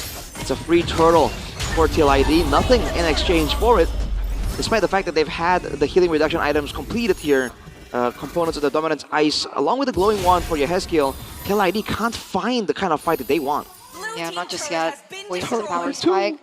Turret's gonna be able to be traded back for the turtle in the top side. Kabuki successful pushing. Well, see what they want to do right here. It seems like both teams just waiting around each other. And technically, again, whenever TLID pulls the trigger, the hard guard is always gonna be there. So there's a layer of protection that TLID don't have when Onyx go for the Tsunami Slam. So they're literally fighting against odds right now. But maybe Yehezkiel can make something happen. He does have to Purify. Can be a bit more active in scouting out the members of Onyx here. What's the angle for Yehezkiel in this game? How is he building? Glowing Wand probably into a Clock of Destiny, or if he needs more damage, we've seen Wishing Lanterns built up by the Tushins as well, but there's not a lot of big tanky members available for Onyx, so he might just go with a bit more survivability, especially against Kyrie, who's been so actively diving towards the back. I feel like that's a fair option to go for as Weedy conceals. Yeah, Keyboy's aware, I think he's already spamming the ult in case someone flickers in. So no conceal. Oh, dude. Look, P isn't even picked up. Well, double stun. But actually cancels the pickup. Now there you go. Divine Judgment into the Lunox. Maybe a kill, but Joe gets away with the Traceless. Keyboy looking for the play again. The hard guard was already hovered over. Yehezkiel with the Crimson Beacon, actually. That's a lot of damage, but it's a Menace Rage only. Keyboy with Flicker out. Boy, TLID with a win. Yeah, able to bait in that resource by Keyboy. Keyboy unable to find something of value either. 1-0 trade in for TLID and perfect setup. They want to time this with the Lord. Wait a second. Suns can push on the bottom side, so it's not really a man advantage, but they're rushing it down pretty fast. Yeah, dude, they have a Lunox. They can go for this first Lord. Tsunami Slam coming down as well. That's going to be really taken out, but it's a good trade still. Glorious pathway to run away. And they disengage. Uh-oh. Kai's looking for more though. Joe traces away. Phantom Execution. Jumps in. Thorn Rose picks a double kill up. Sans with the hard guard. And now it's Skylar with a tier 2 in the mid lane. Dude, the way Onyx just knows exactly. It seems like they have like hacks. They know exactly where Joe was and immediately just run straight towards him. And when you have that much mobility, it doesn't matter if you have a Traceless. It's not just one crowd control tool you're trying to avoid right now. Some damage, good pickup there. Divine Judgment used up, now Phantom Execution to the back line. It's going to be a Yehezkiel target as well. Thorn Rose and the puncture. Now it's Kabuki against Kai with the help of Sans, but Ludpi and Skylar will be able to back him up. It'll be a tier 1 down below falling for sure. I can't believe Ludpi survived that as well. I can't believe Onyx cut the Lord, by the way. They didn't just cut the wave on the bottom side there. They cut the Lord while taking a fight, and they still came out on top. And their gold lead wasn't even that crazy. If they're at a 6k, 8k gold lead, you know, I wouldn't be too surprised.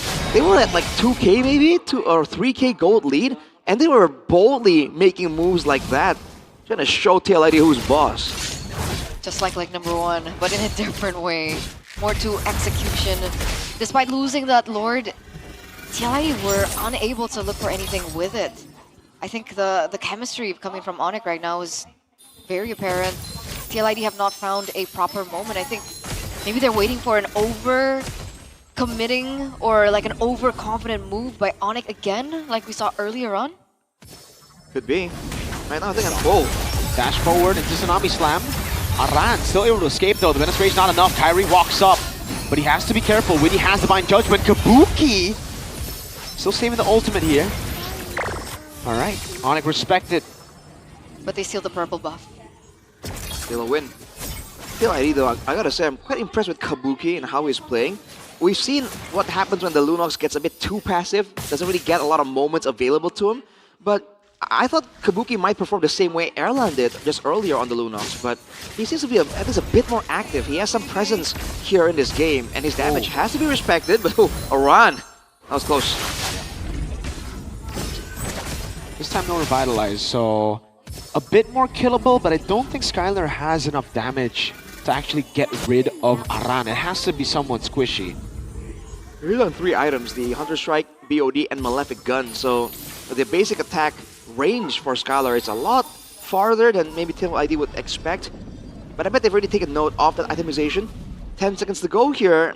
TLID, what's the move, man? Onyx got the Lord stolen from under their noses once. Won't allow it to happen again. I wonder who Witty's gonna commit the Divine Judgment to. Happy birthday, No, he doesn't go for it. Looks for a different opening. I think Angela Sans still up top, going for the push on the far lane. Ooh. It's a fleeting time completed for Keyboy as well. More aggression. Sans went straight for the glowing wand after the flash to the Oasis, by the way, so he is still severely reducing the healing potential for TLID. As Joe picks up the purple, the wave is set up. Again, conceal. That's good tsunami slam. Casting out Divine Judgment on the back line, targeted by Kai. Joe gets a Mountain Shocker. Witty is down. Kyrie's cutting him off. Aran next to the chopping block. That's a puncture over to Aran. Yehezkiel and Kabuki has to just watch as the horse dies a painful death. Kai jumps into the rose over to Joe now. Oh, that's a phantom execution over to Kabuki. And he gets away to Thornrose. Keyboy gets a tsunami slam into the Renner's apathy. It's a tank up from Sans, and it's an all-out win for Onyx. Kabuki's down. There's nothing that they can do here. If they were looking for maybe a cheeky steal, a cheeky burst coming for the Lord, that's not going to be possible anymore. Free Lord here, second of the game for Onyx, the Sky Kings. Beautiful re-engage coming from Keyboy. And what do you do, right? Because even if Witty wants to look for an opening like that, he's up against Keyboy with that type of reaction time and reaction speed to deny it away. It's sort of a concern looking at the Kaja pick. Yes, you can suppress someone, but the Tsunami Slam is just so much more dynamic. Not to mention the other things that Keyboy can do on this Kalia. You saw the healing there. Come on. That is some obscene healing, dude. The passive of the Kalia, it scales with max HP as well. So Keyboy being ahead in levels, being 1,700 gold ahead over Witty. Dude, that means everyone else is reaping the benefits, getting that extra healing. Man, Kyrie's 2,500 gold ahead. Lord marching in here in the bottom side. Look at that damage onto the tower. That's definitely going to fall now. Kai just eats a Mounted Shocker. Oh, Skylar almost. Joe gets the Traceless out. Base turret in the mid lane taken down. They're looking to go for a second one in the bottom lane. It is at the far lane, so TLID are still okay. But the siege of Onyx with a Beatrix is very, very threatening.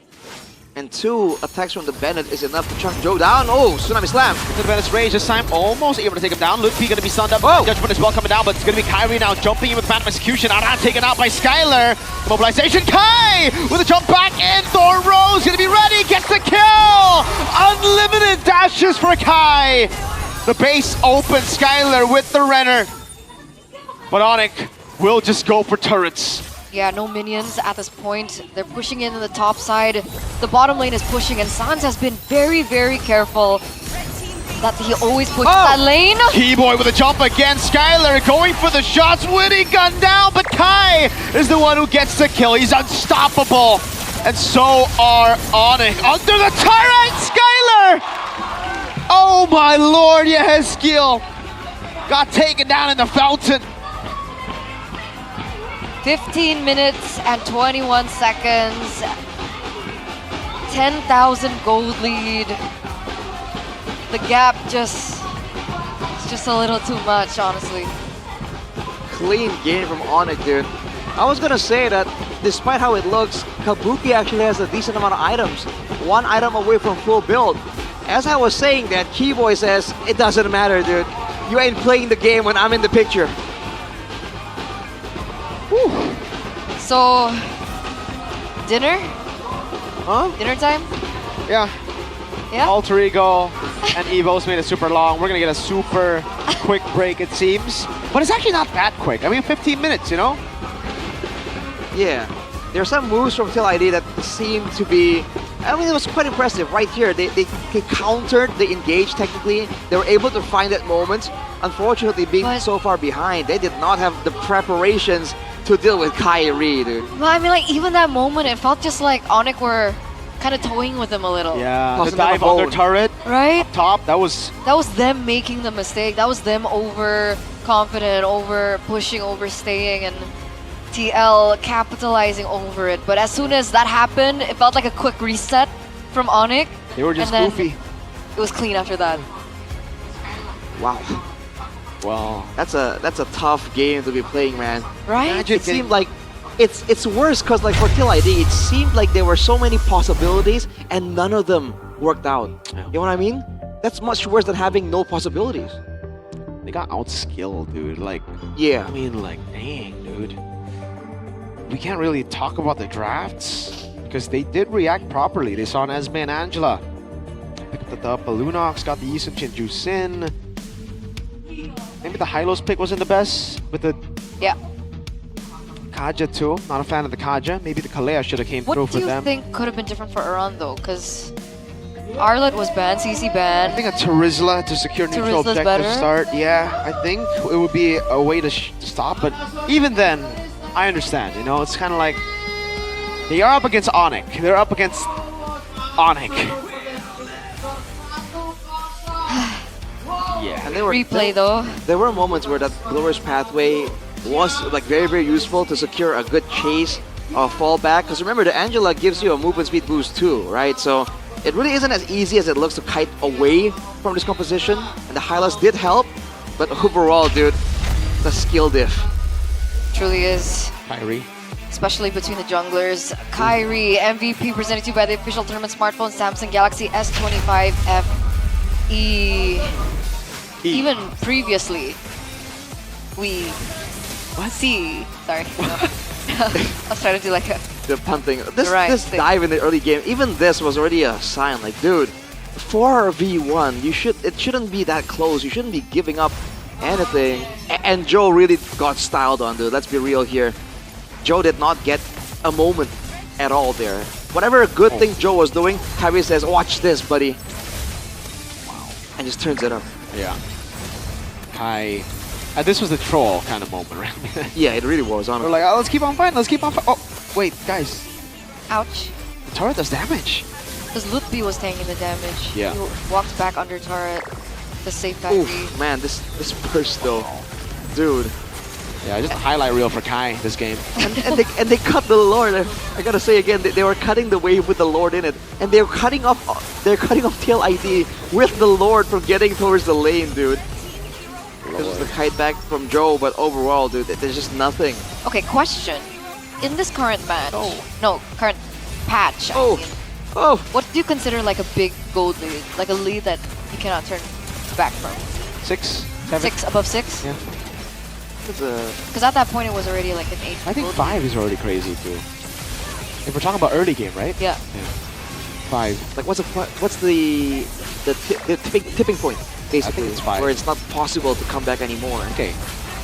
I think it's still possible to come back even if you have a 6 or 5. It's the comp but as it's well. just very difficult. GG Onyx! Yes, as expected by a lot of people. TL! 6 Let's kills! Go! Yes! A turret! 2 turrets! 3 a more. Lord! Wait, 3 more assists for Aran to get to the 1K mark. Nice. We're close. We're close, we're close. We're getting there, we're getting there. You gotta stay positive, guys. Gotta stay positive. Stay positive. Oh man. Are we not even gonna see the turret stats? I really want to see it. They're hiding it from us. Because like, Who has the best losing pose out of TLID? I think, yeah, has skill. Yeah, Hezkiel. Yeah. Yeah. He's just patting himself. Yeah. Is he patting himself or is he like... He's stretching, I don't know. Is it a bit of like a... Could be a stretch actually, yeah. It looks like he's stretching. I like Kabuki, dude. Kabuki's Like, just praying, like- dude. It looks like he's praying. That's the audio. Like, ooh. Because Witty's like crying, but he's smiling, so it's confusing. Yeah, Witty, what the heck? That's a weird cry, man. How about Joe, dude? He got something in his eye. Same as Aran. Who has the best winning pose of Onyx? Okay. Kyrie. Well, Lupi has the most generic, let's be real. Is he just pointing? Yeah, it's just the esports pose. Skylar looks like he's getting a ID picture taken. He's just smiling. But like Keyboy, Keyboy. he doesn't have to do anything. Yeah, he's just smug. He's Yeah. like aura. He's got that aura, man. It's already the plus Oh. aura. There you go. 2 turrets, 1 Nice. Lord. One Lord against Onyx. go. If you guys want context, TLID got none. 0 everything in their first matchup against Onyx. So this is an improvement. We're so back, baby. We're back. They are better. It's only a matter of time. Yeah. I mean, if they can do this against Onyx, imagine what they can do with the rest of the teams.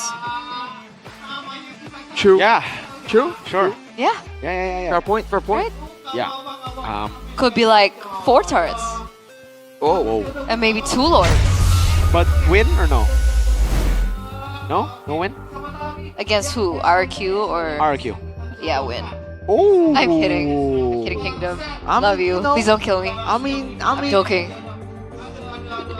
I like the confidence, Eterna. I like the confidence. Whoa. It's getting heated here. All right. Let's see how it's a bold move. Let's see how it plays out. Let's see when RQ don't make it to playoffs. Now we have to recap what happened in the previous game, what caused the win or loss, and how the losing team can bounce back in the next game. Okay, let's do that. Now, I don't know. Like, we can recap. We have recapped the game. What I don't know is how they can come back, like legit. Because Onyx are so much better. That's why we asked the audience, right? They What do were you like- guys think? They said. Check my Samsung phone. What did they say? Chemistry Chemistry? and unique Unique game plan. game plan. Something like that. Something like that, yeah. Wow. Is it like a Samsung Zone type deal happening? You gotta get the Samsung yourself if you wanna have a moment like this in the arena, man. I have a Samsung. I have Well, the S25 unfortunately, FE. You are on duty. But I have the S25 FE. So you can sit there. I can. But then you won't be here. Yes. And then you won't get paid. No, I will still get paid. What? Yeah, I could be a side reporter. Is this, Right, no. Is this shade or No, you can go there with the phone. What do you mean? Live recording is like. You can, right? You can literally be there. Yeah. Yeah, so. You guys know how good this phone is? No. For the price? It's great. Guys, listen, alright? Okay. Well, It's let's so good, and it's S25. S25, you usually think, right, alright, the Ultra is like 25 million. So expensive. So Yeah, this is only flagship. 8 million IDR. What? 8 million IDR. With Are you the- serious? I mean, look at this. 4,900 mAh battery, perfect for keeping you in the game. Vapor chamber, so you still get that vapor chamber, so it's still cool when you game all day, every day. It's good. So like one day of casting, you can get like 8 for you? I can get 8 of these? Yeah, 8? that's. That's 64 million IDR. I don't pretty think I wild. get paid that much. He does, guys. Maybe if I was a side reporter, I would be getting paid that much. That's a crazy amount, man. But clearly, there's also a case that is clear that comes with this, by the way. Dude, you don't get that with other phones. It's like other phones, aka that one, if you know what I mean, only comes with a cable. This comes That's with a true. cable, this comes with a travel adapter, this comes with a clear case, and 2.4 million IDR worth of benefits, dude. Like, this is hashtag beneran worth it. That means really Super worth it. worth it. Yeah. I don't think, yeah. Awesomely worth it.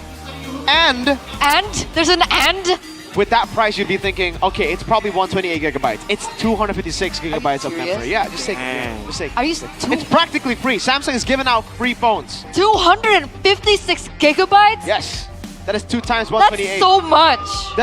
Well, it's not too much because I think it goes all the way to 1 terabyte. So There's 1 terabyte. there is 1 terabyte. Dude, that's huge. But I mean, 250 is huge. like, it's a respectable amount, dude. The amount of people who use a phone with only 100-something gigabytes and they're like, oh, I have no memory. I can't take the photo, guys. It's like, get out of here, dude. What did you pick?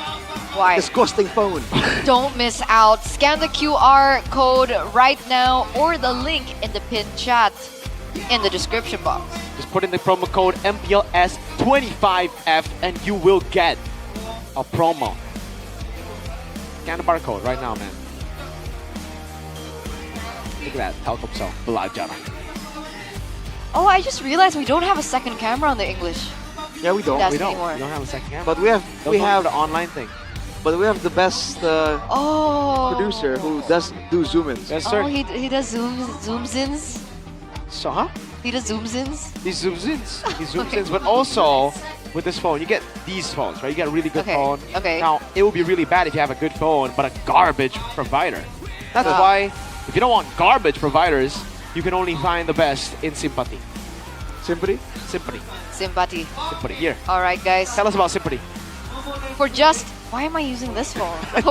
It's a phone, man. You put Sympathy in your phone. Yeah, that's true, but like they can't see it anyway. For just 35,000 IDR, you guys can get 3 gigabytes of data plus 30 minutes. 30 minutes. 30. 30 minutes of calls and SMS. So what are you waiting for? Grab yours now at the nearest outlet or visit tcell.id/sympathy. Sympathy. Or you guys can actually download the app.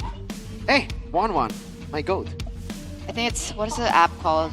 Dunia Games. No. DG, it says DG right here. Yes. What the heck? Yes, Dunia Games. Woo! What? Sympathy, the best for you. I'm so hyped. So hyped. I'm so hyped for everyone to get really good providers. Yeah.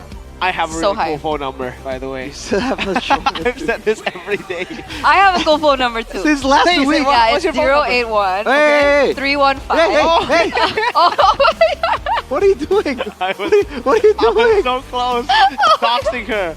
Yo, Rashi, why did you stop her? What are you we were doing? this close for her to dox herself on live broadcast, dude. That was close. Dude, I panicked. I was that panicked. real? I'm Was like, that whoa. Was that real? Oh my god, she actually almost died. I thought she was trolling, dude. If it's a fake number, I would have been like, oh yeah, go ahead. And I like, yeah, hang on a sounded second. This sounds kinda kind of real. Wait. Oh man. Hey, was the Punisher what's meme. Keyboy doing? Hey, he just flicked Adi. Yeah, oh. What's going on? I saw a little bit too much of Adi there. Whoa. What do you Gotta say. mean? What do you mean by that, brother? Keyboy lifted his shirt up. What do you mean? Oh, Keyboy. Boys, Too much Adi to handle, dude. a little too much Adi, but it's okay.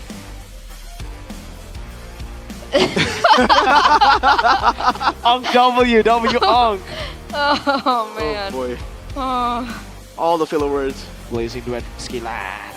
Okay, so TLID, come back. Game 2, how? So Keyboy has gone back to his season 11 here. Oh, Blue. with the color, yeah. That was when he won. In Bali. Oh, that's He 8. said season 11, bro. That's 8. No, wait, he had blue hair in Bali too. Oh wait, season 11 he was bald because he won. Thank you.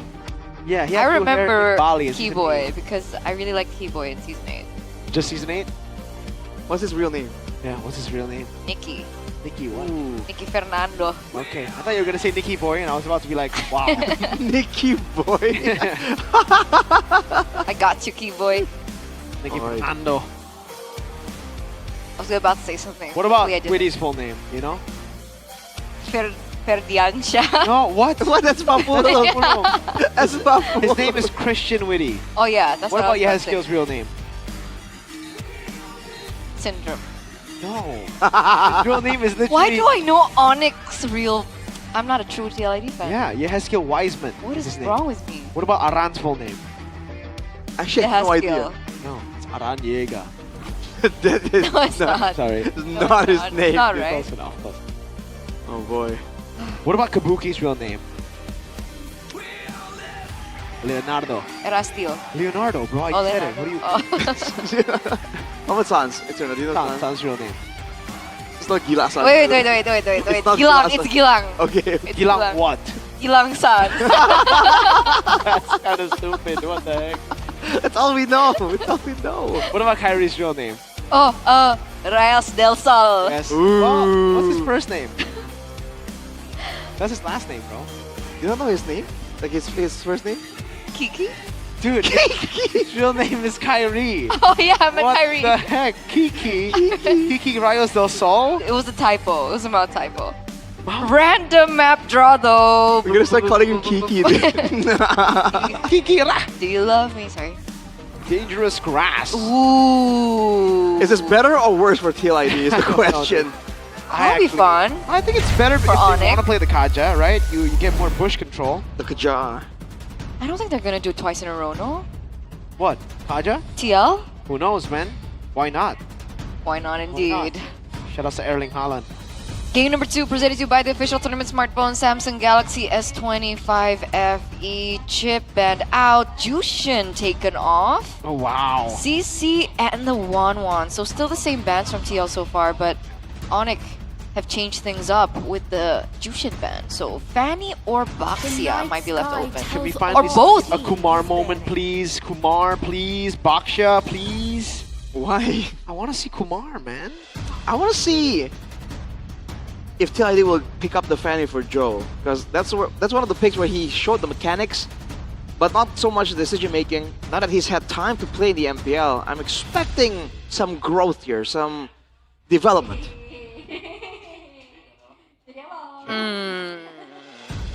They're trying to thinking real hard. Angela ban? Ban? Thorns roulette. I meant Lancelot. Yeah, I meant- okay. I said Lancelot. Close enough. Angela pick up here. Yeah. TLID go Baksha, or maybe, yeah, you go Baksha first there. Ah, finally Kumar! We got Kyrie Kumar, hopefully. So Hopefully. Angela, right? Should be Angela. Unless they think, with the Baksha, it takes away from the Angela healing, which is true. Time's continuum. That's They go true. Arlet. I am the They go Yusuf Shin. Oh, they go Arlet Angela. But there's already a Baksha on That's the other okay. side. It could still be a Phobius as well against the Arlet, which is really, really good. Yeah. And then they can still pick up Lunox, which is really, really good as a flex pick. And then TLID are... Yikes. Where do they go after that? Yusuf Shin still? Fanny? Still Fanny, huh? Fanny Angela? Is that the move But like here? Baxia, early game, Fanny, Angela. So what, they just give all the neutral objectives away? Look for picks? So it is the Phobius, but it is a Kimmy with the Phobius. Baksha Kimmy combo. It's been a while since we've seen this. TLID goes for the Joy. Huh? Huh? What? Fuss? Well, technically, it's one against a Phobius. Oh, well, yeah. What? Like against the Baksha, the beefier members, we know Joy to be one of those late game assassins that can actually threaten the beefier members. You're not going late, buddy. I don't know about the phobia exactly though. Franco as well. Banned out. My lord. What's the vision here? St. Lucas. Yikerinos. The Fanny was open. Well, yeah, you would give neutral objectives over, but at least you would have kill pressure. Yeah, and Joe on a signature pick. All right, Onyx. They could have gone Frenchman Angela, no? Onyx can still go Fanny, by the way. There's no chance of like Joy being flexed, right? No. Back then there was a Joy EXP for a little bit, but haven't been for a long time. So Onyx take out the Khalid and the Cho, right? Put the Angela in a tough spot. Then they can go Badang as well, which is really, really good in Rome. Oh, they actually banned Kalea. All right, well, just mid lane prio. And fighting prowess as well, pick-off style. Dangerous grass as well, Why are they so concerned with Kaja? Is it because of the Joy? They're trying to protect the Joy? I think it's because of also dangerous grass. Ah. Yeah, the dangerous grass. Saber, let's go. Ooh. Shout out Wolf. Saber. No, Wolf, stop. No. Yeah. What? I don't know, man. Onyx, they've been with the Kalea. I think that's the main thing they're concerned about. They don't want to be outlasted sustain-wise. We saw how much healing was there for the Angela Kalea. They were fighting basically against the Lord along with TLID, and they were able to come out with basically full HP. So, is it going to be another engage tool? Some kind of CC? Okay, no, Moskov. Hey. Moskov ban? Are they the ones to pick up the Fanny? They could, yeah, exactly. They could still go for it, but They the can go Hellcat comes in. Baxia, Keyboy. Yeah, exactly. They could still go for it. Technically, there's no one to stop you. And if you have enough mid-prio, you should be able to stop them from invading you. So I think they've actually gotten already a pretty good composition to go for the Fanny. But it could also just be an easy Hayabusa for the Joy, to deal with the Joy, right? Man, I feel like they're going to go for more brawls. Looking at it, if they go Assassin, it's cool, but it's just less reliable. Unless, of course, you intend to assassinate the Angela again and again, but that's a bit what if. It depends on how the Angela is positioning. So what's the call for Onyx? Potential flex could be a Fanny Haya, Harris, Cho. Okay. Wait, but that means Lunox comes in. I think TLID actually end up... What? Freya Gold! So that's why they picked up the Joy. So he just comes in for the cleanup, and it's going to be Freya in the gold lane. Oh, they're doing this ranked debut? strats. This is Freya debut, ranked strats. I have not seen this in action, even in ranked, by the way. Wait, really? I have not seen a Freya Gold. Seen a lot. Wow. I have no idea. I don't know. Maybe I'm lucky. I'm like low rank at the moment, so I like destroy the Freya, but I don't know. Have you seen it high rank? Wow, yeah, it is. It is a very, very good strat in high rank. Freya, in rank game. It's a cheese strat. A lot of people call it meta chiki. The cheese, basically is a cheese, very cheesy pick. It's really, really good, especially with the Angela. Yeah, Harith has to be careful. It shouldn't work in pro play, but we'll see. We'll see. Freya debut here at MPL ID Season 16 from none other than TLID in this do or die match against Onyx. 1 game away of giving yet another win for 10 consecutive wins for the Sky Kings. Will it be that or not? We'll see, man. Oh, eyes are on the gold lane for sure, because the elephant in the room immediately is the short range. Look at the damage! Again, it's going to be first blood. Oh, this time it could be for Witty! No, Sans walks up, Witty in the book! Oh my lord! They're doing it! They're doing it! No! It's still Onyx first blood, despite TLID's best attempt. Okay, so let's break down this Freya a little bit. Like, does the Freya get unlocked from the early game? Does it wait for late game? How is it in the lane against the Harith? Early game. So early really, game, really good against Harith in the lane? Yeah, you should be good against the Harith. The Harith should just be looking to clear the wave. Kyrie picks up the green camp there. So yeah, that's why you're seeing Harith play extra safe. You just have to play within the range, just poke her down and take the mini waves. You do not want to fight. And when she backs off, you get the trade. So again, this usually only works against people who walk up, and we have a whole lot of that in the rank game. Yeah. Even Bargain Hunter for Skylar though, not really too threatened, not concerned about his safety. Again, this is a full melee composition for TLID. Oh, Witty! Yeah, this time it's the same, won't really help him. Concussive blast, a shield to the face for Kyrie Kumar. Bang. Like I said, everything is so short range, they're gonna be trying to use a 5-man short range dive, right? Into a Kimi, into a Cho, into a Phobius. There's a ton of potential for big, massive AoE wombo, not even combos, just wombos all across the board for Onyx. And TLID, they have to approach this like smartly. They have more bushes to work with, but if they want to do that, they have to come in from multiple angles or risk just getting smashed. Let's see. Oh my god, Kabuki's gonna go for it. Yeah, this is the cheese, by the way. You dive in early, you have the hard guard, but it's different in ranking. Oh my. Yeah, no hard guard there. And it's gonna be the dive on. Kyrie's taking all that damage. Again, the Electrifying Beast doing nothing because of the Moksha pick. They picked it into this. And Onyx are just punishing. Oh no, it's 5-0 again. 2,000 gold lead already for the Sky Kings. Keyboy looking for more. Oh, yes, heal under the turret. He gets the healing enough to stay alive. No way. 2 minutes in, are they gonna get a turret? No. All right, Witty stops it. Whew. Bit of a save there from Witty. But while that's all going on, the farming doesn't stop for Onyx. At 3 minutes, already at a 2.6k gold lead. They are having the clear advantage. Joe is starting to feel the pressure as well. Kyrie, 3 kills to his name. A level ahead.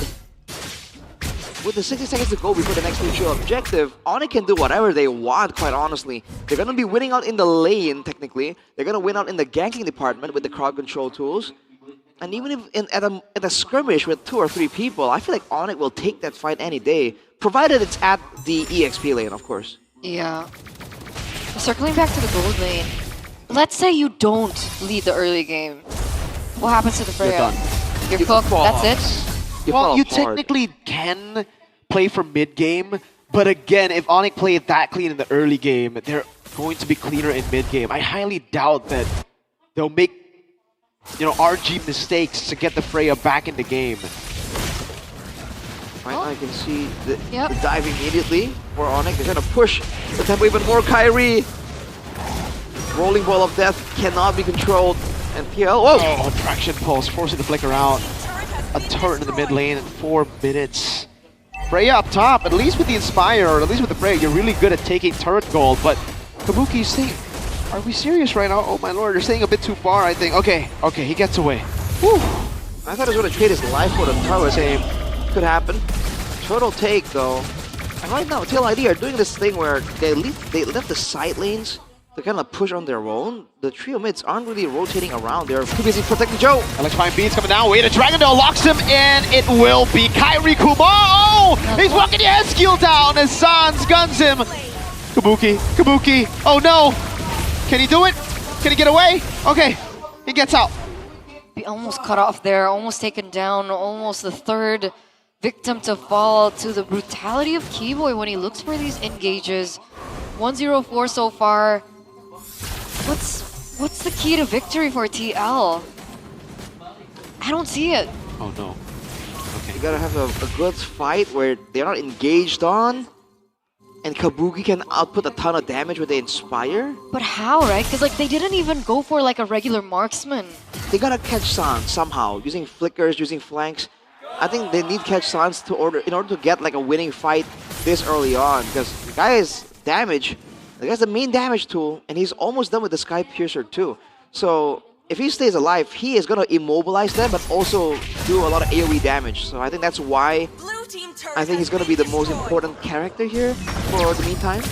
There you go. That's the Phobia's pressure we were talking about. Heart Guard comes in at least, so Joe survives. Oh no, Kairi. Shield Unity, is he trying to look for the Angela? He finds the Angela! Does he go in on the Angela? Alright, he doesn't.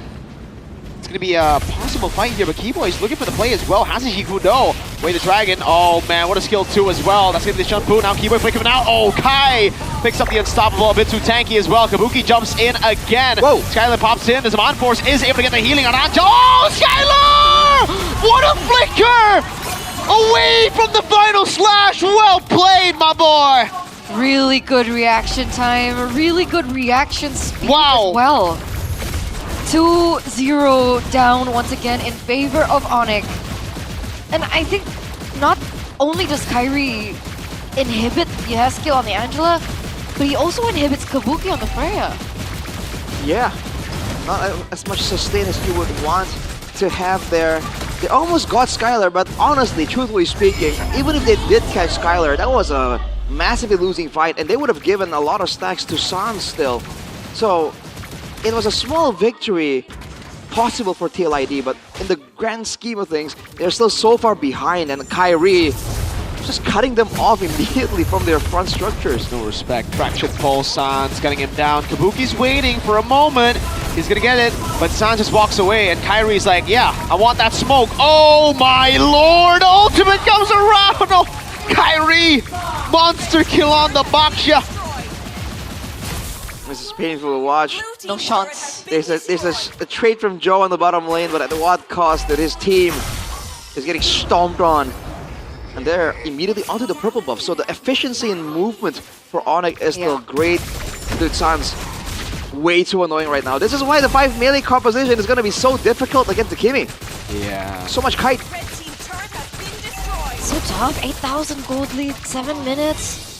Kairi again going on to Joe now. Oh, no. Ludpi Sans on the way. Gets away from the traction pulse, but not from the shots. Ludpi still... Uh-oh. Joe, okay.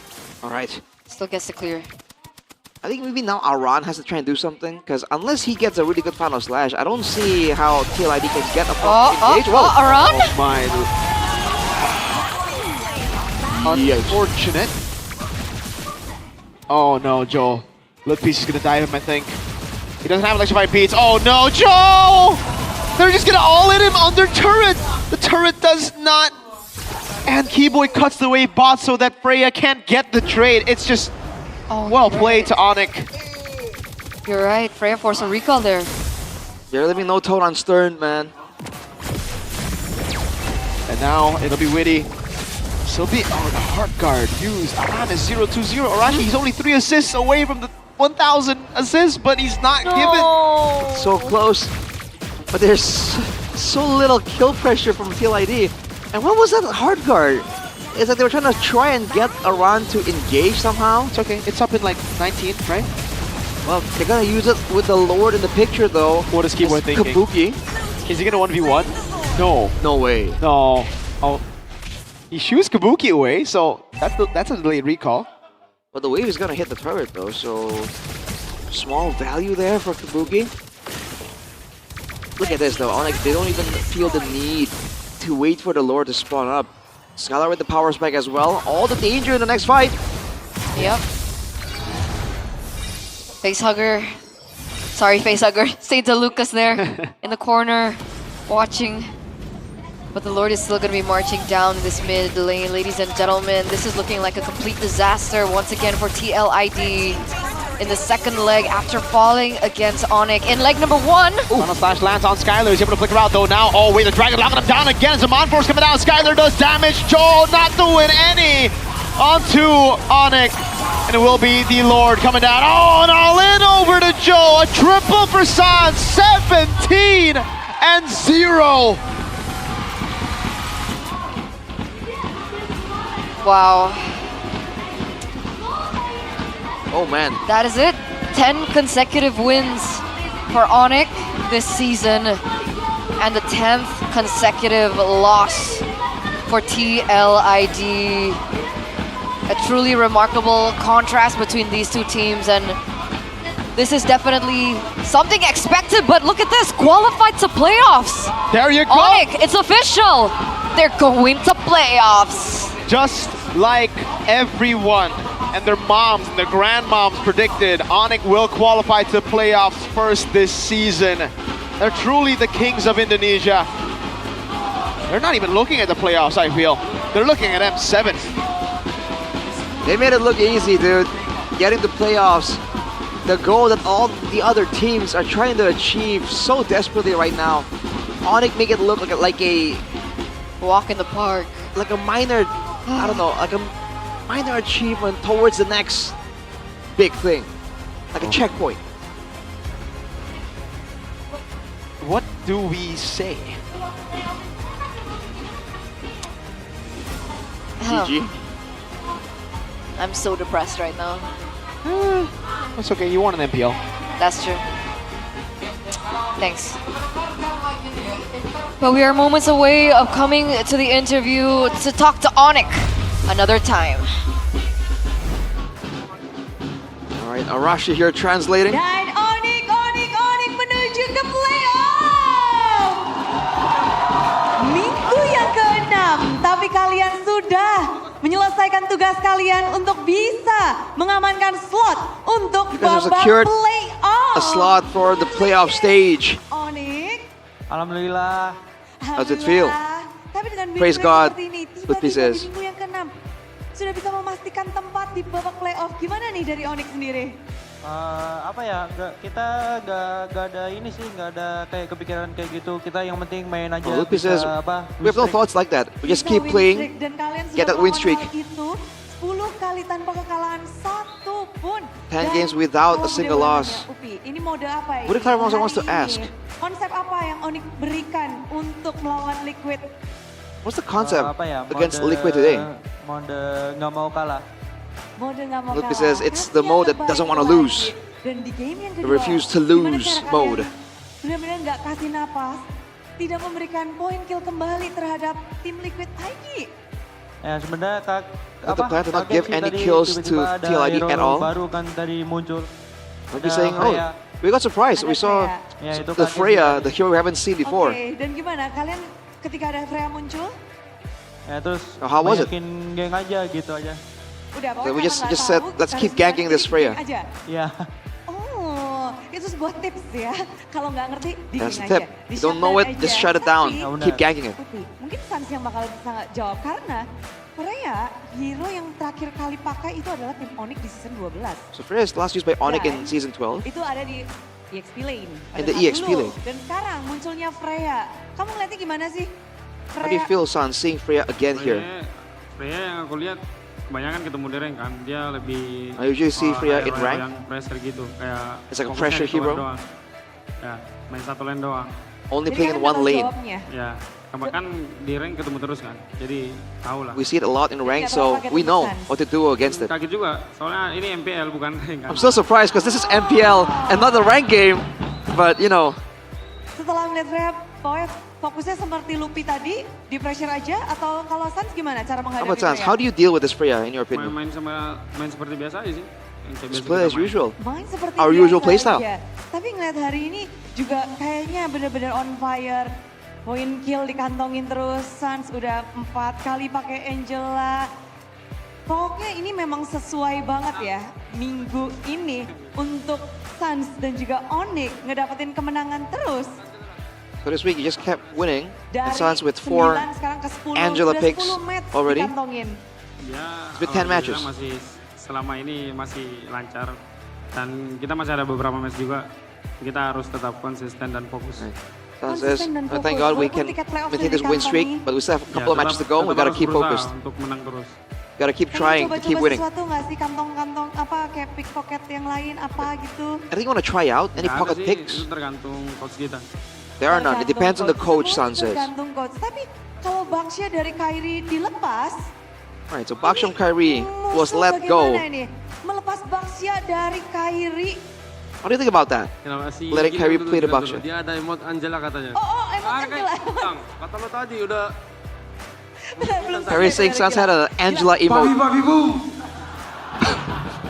Papi boo. Katanya buat That's an lawan Angela musuh voice besok. line. Oke. What is it?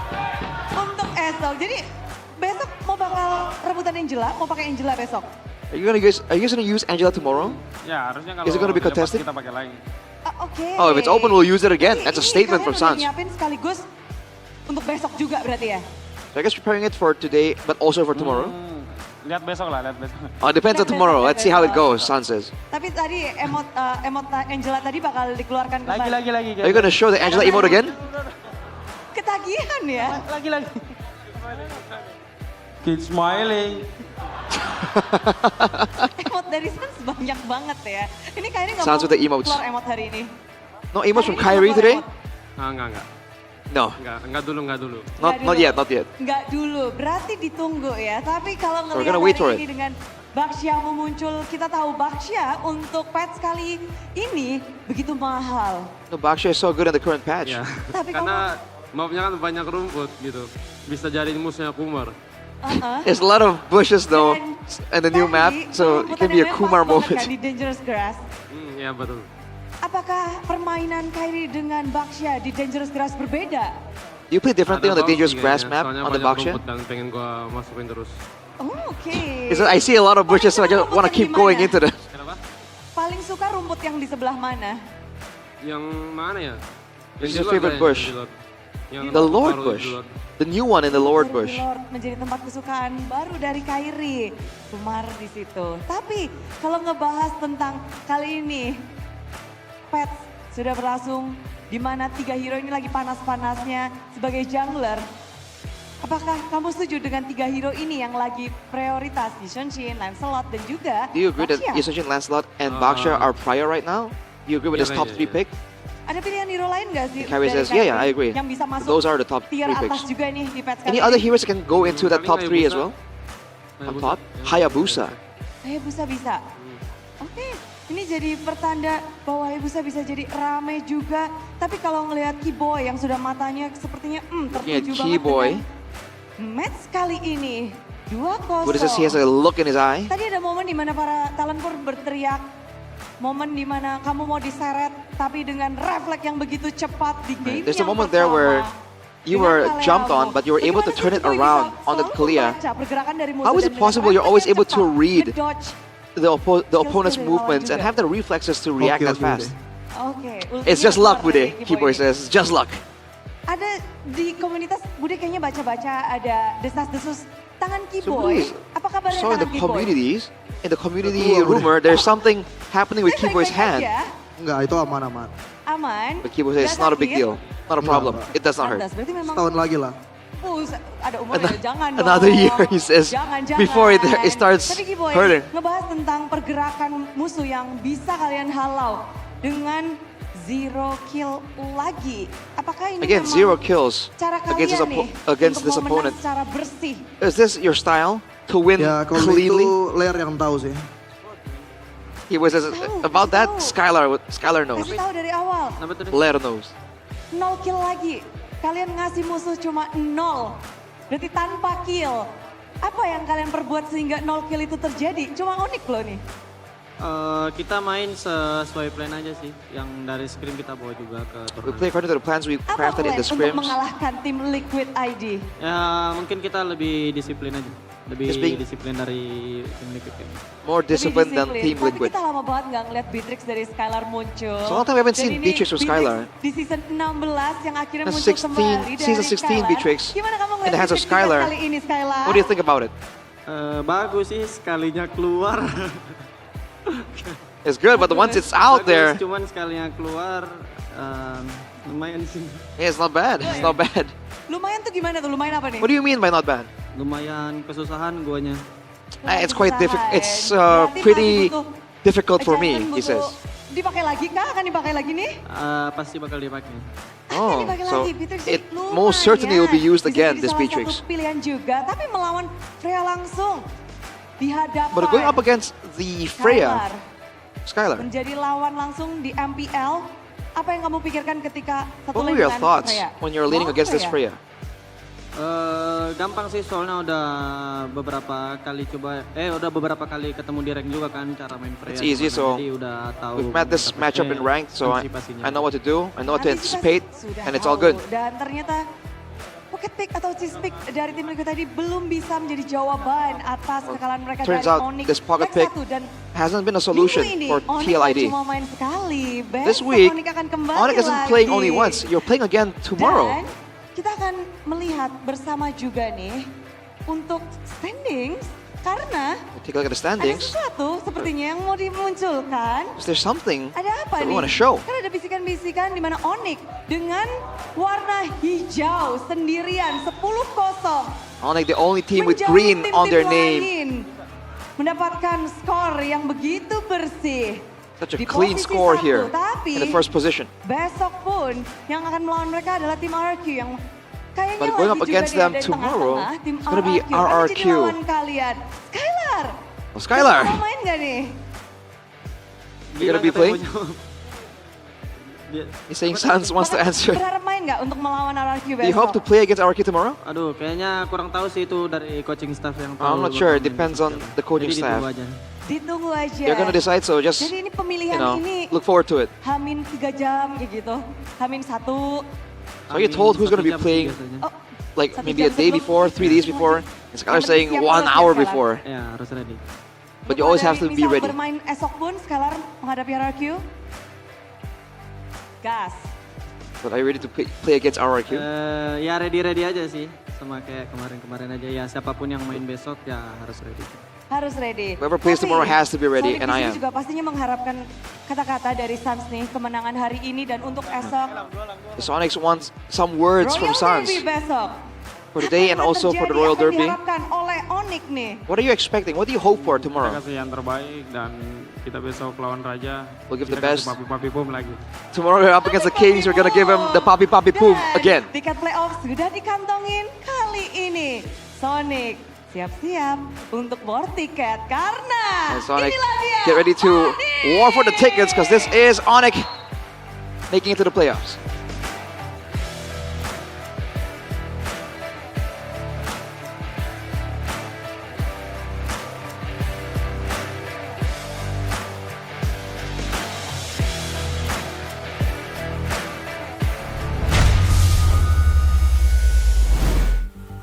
Congratulations once again to Onyx as the first team here at MPL ID Season 16 to officially secure playoffs. Who would have thought? Who would have thought? No one predicted this. Hey, they are the team to beat in Indonesia. They're looking at M7, I think, at this point. They're just joking around, they're playing around, they're having a blast. Sans even said, you know, I'm surprised because this is MPL, this ain't ranked. That's what his answer was for the Freya, and honestly, I gotta agree. You know, I said the same thing. I was like, this is rank strat. This is crazy. It gets like super desperate. It's, yeah, Pretty insane. yeah, it's kind of insane. I'm distracted because there's a lot of things happening behind us here. Yeah. A lot of pictures being taken, so don't miss out on the fun here in the arena, boys, because the atmosphere was crazy here. The Sonics always has their teams back. But here are some of the highlights from that game. As you can see, way too much damage on the backline. The Sans was just shredding everyone. and everyone else was following up with the plays so fast as well. I wonder who's gonna be the player of the game, of the match even. I think it's Mr. Kumar. Me too. I feel like there could be an argument for Sans technically, but we'll see. I see it. I see it. I see the vision. But the player of the match will go to Kyrie. Presented to you by the official tournament smartphone Samsung Galaxy S25 FE. Game number 1 on the Lancelot. Game number 2 back on his Baxia. He did share his favorite bush. Yeah. The one near the Lord. This was super awkward though at the start, but yeah, they ended up winning it. Yeah. I wonder if the game would have gone a bit smoother for Teal ID if they had won that one and they had the mid pressure. But overall, like we said, the composition, it just doesn't work well together. Like Santos was saying, it's a ranked type of strategy. It's not meant for a proper 5v5 composition with good comms, with good adjustments. So the moment that lane falls behind, that's about it for that pick. And there's no synergy with the rest of the team. In fact, the synergy that I thought was gonna come through was the Arlet. That has been so impactful, so dangerous in the hands of the current EXP laners of MPL ID, like Nino, like Kin. But Aran on this Arlet was not able to find anything. And there was, oh man, that's why. That was why he got so far deep in the opposing side. Those final slashes are just read out so well by Keyboy and also by Skylar, who was able to just react to it so well. See it coming a mile away. Yeah, perfect targeting as well by Keyboy there. You know, he went straight for the Freya. That's a negative for Freya though, right? Like, you do a lot of damage if you're untouched, and MPL compositions aren't built for no CC. Like, you have CC and everyone is super good at utilizing the lockdown. So even if you bypass, let's say Keyboy doesn't target you, you're still gonna have to go through Lutpi, who's going to dismantle you, right? Like Dark Wave, Shoulder Bash, those are so many cancellations where you can't hit with the Inspire. Oh man.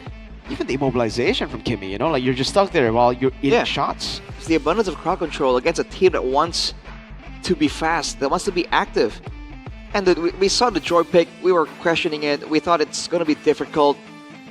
He's the 4th lowest gold here, Joe, on that Joy. His jungle was completely invaded and he could not find anything at all, dude.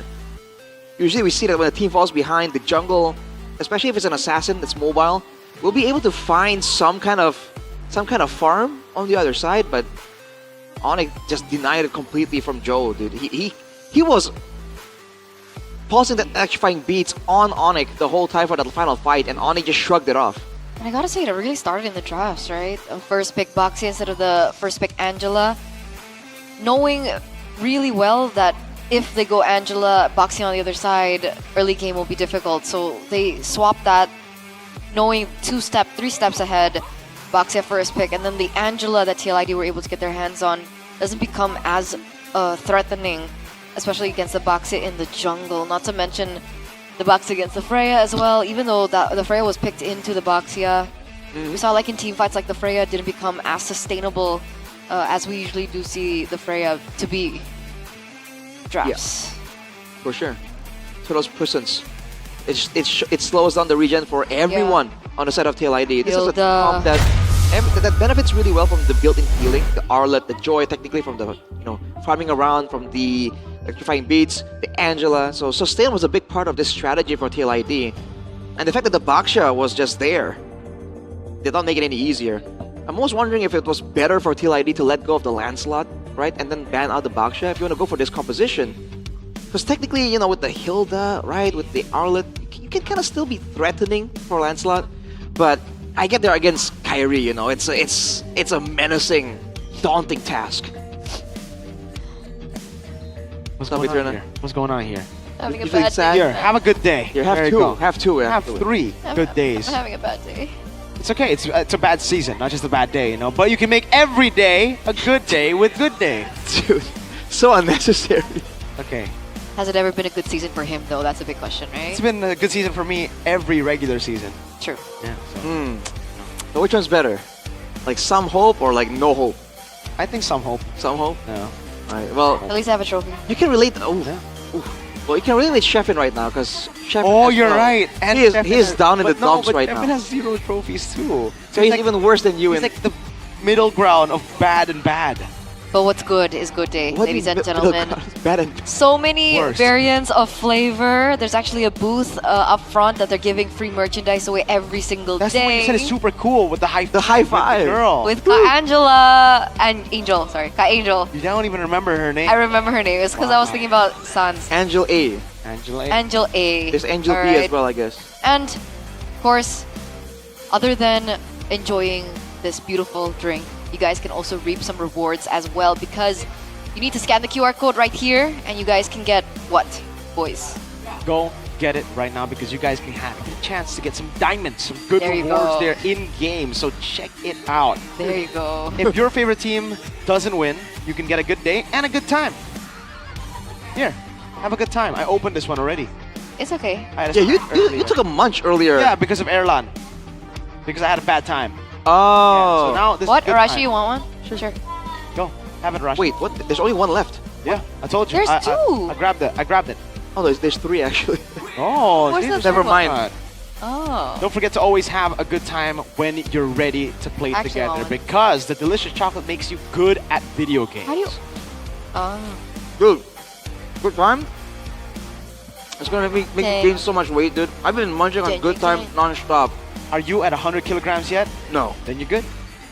I don't want to get anywhere near 100 kilos, Mirko. Then you're good. Keep Well, on keep on consuming good time, brother. It's so good. I'm fine actually. Like, I've been eating a lot of good time. You don't talk while you're I'm full, like, man. my weight's fine. That's because you eat grass. But I eat good time. Yeah, Oat grass milk and good every time day. is fine. It's great. It turns out works out. Lifts cars and stuff. Ah, I do lift cars. Thank you cars. for asking, yeah. Navi cars? Wow. Yeah, I lift a boy. Oh, okay, that's interesting there. Not too sure But about just that. keep munching. Just keep munching. Are you a Navi fan now? You swapping over? Liquid to 0-10? I'll take they're the same team with 0-10. Nah, dude. No way, can they go 0-16? Dude, that takes away from the record, man. Like, the record is supposed to be hard to achieve. Please, Wait a please minute. win one, man. Maybe they need to, ramp up on that, utility somehow. Get some royal guard, royal dust. Yeah, that'll certainly help them. Help with the movements, Witty, Aran, Yehezkiel, Joe, Kabuki, St. Lucas, Facehugger. I know exactly what you need. You need Royal Dust. Oh, what? You don't want Royal Dust because it gets kind of messy? Royal Thumb Sleeve. But it's not messy at all. No, Messi is in Argentina.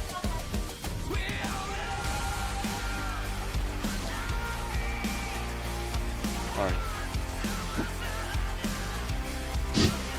The accessories of champions.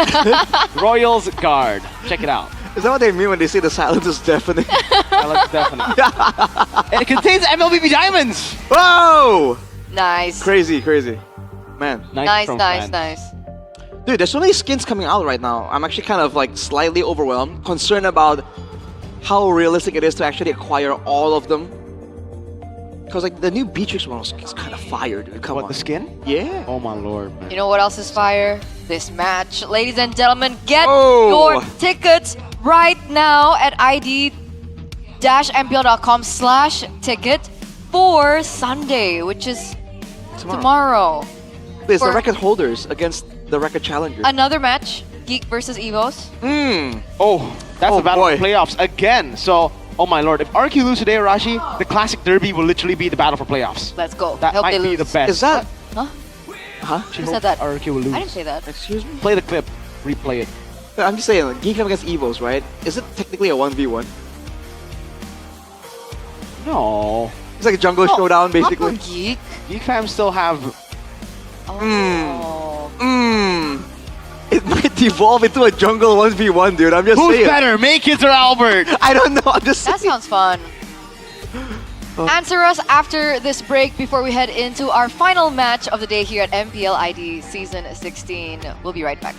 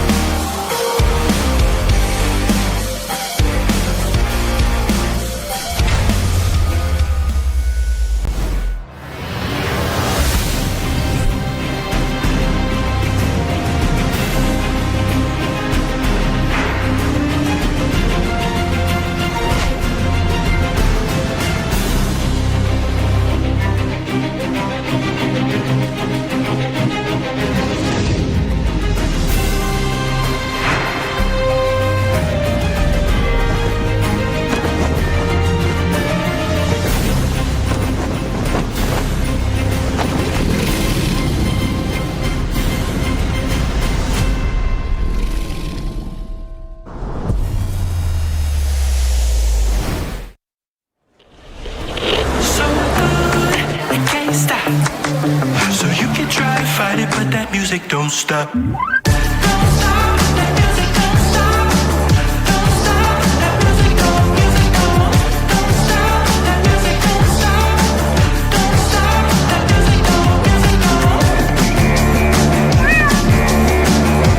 Samsung Galaxy S25 FE. Kunjungi toko terdekat dan beli sekarang.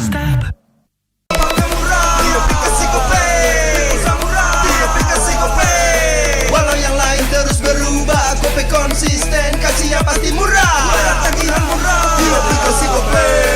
Transfer 100 kali per bulan. Download aplikasi Gope baru, nggak pakai lama. Dompet andalan gamers banyak damage-nya.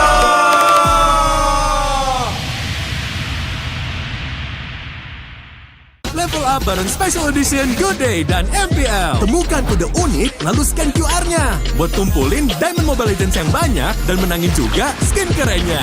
Cobain semua variannya sekarang. Sebotol Good Day bikin GG Good Day. Yo, Good Day MPL, woo, Good Day MPL, woo, Good Day MPL, yes, Good Day MPL, woo, Good Day MPL, yes, Good Day MPL, yo, Good Day MPL, oh.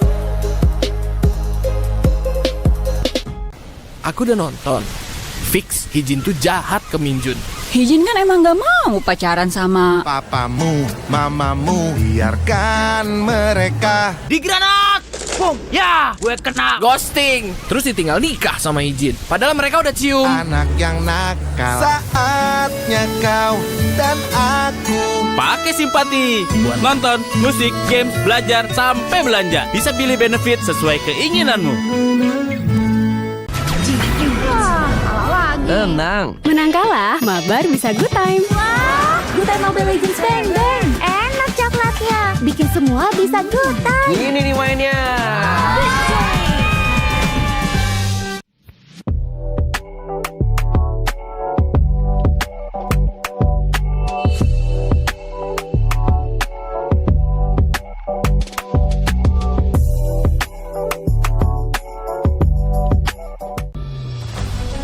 Hello, everyone, and welcome to a special preview of our annual map change. In this video, we'll explore more about this exciting new gameplay feature. Now, let's get started. When the annual map change launches, details of the feature can be found here. When a match starts, players will be notified of the battlefield mechanic that's in effect before hero selection. You can view info about the mechanic anytime during hero selection to plan out your strategy. Are you ready for the Broken Walls Challenge? The old walls across the battlefield have crumbled, revealing new paths and giving heroes without blink a chance to shine. We can't wait to see the optimal routes you'll come up with. Danger lurks in every corner when dangerous grass is in play. The battlefield has been overgrown with bushes, so proceed with caution. Will you be the hunter or the hunted?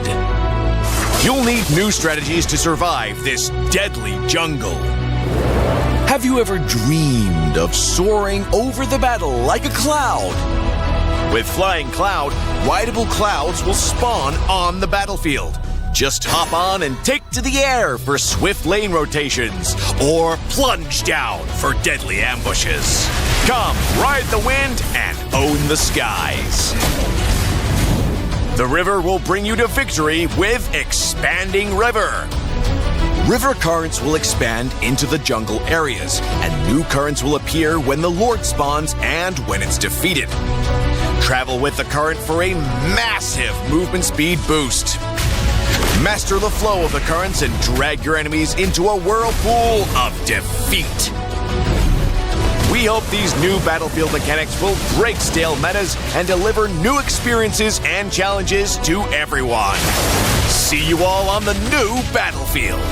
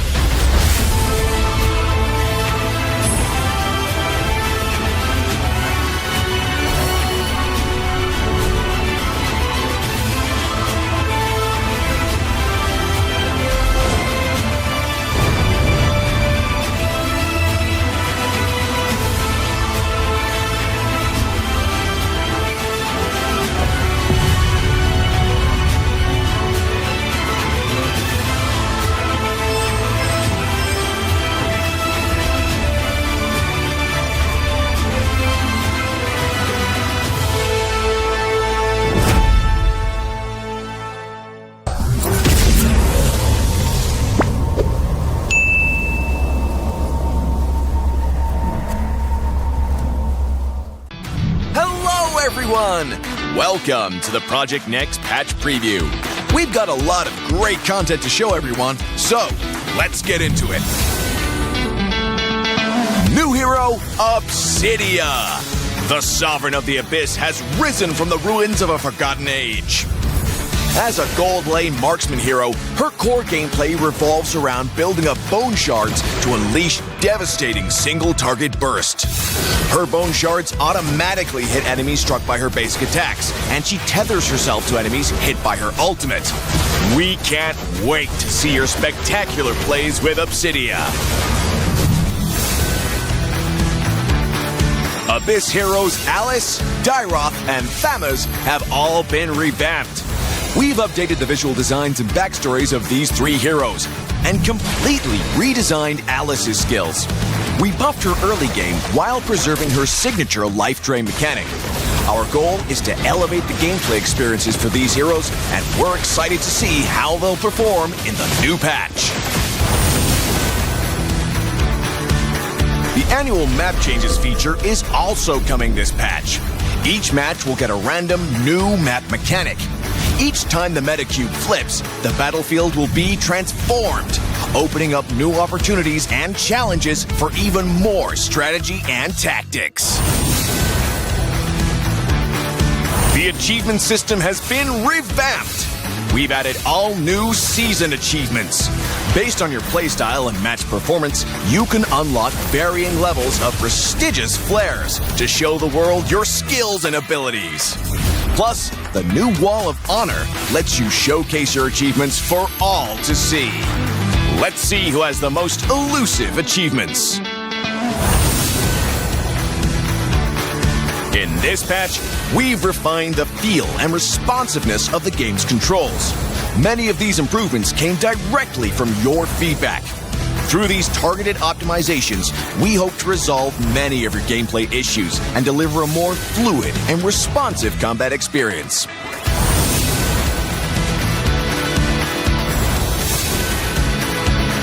There are many more adjustments that you can read about in the upcoming patch notes.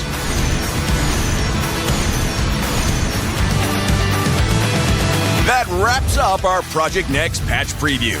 Project Next launches on September 17th. We hope everyone will enjoy the new content. And until next time, we'll be seeing you in the Land of Dawn.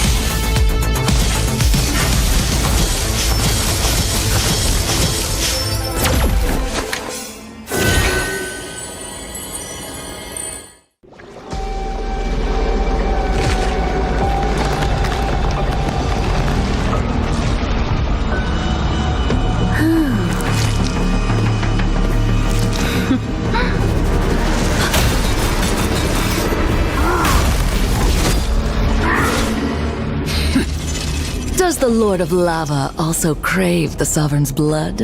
Fool! The tyrant's remains will only bring doom! Their brutal dominion, our warriors were corrupted into foul bonds of decay! Sovereign of the Abyss, Obsidia. Her curse still flows within the Sovereign's blood.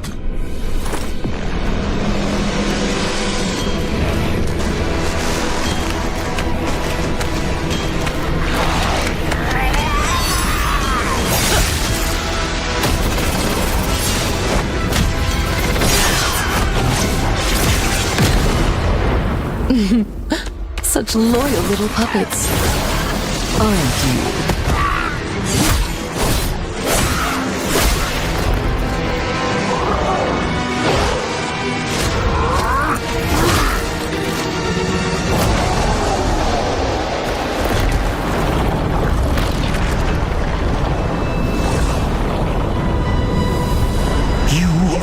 Merely a puppet, no different from my spawns. Bow to me. Keep your throne, or be destroyed. The Abyss bows to no one.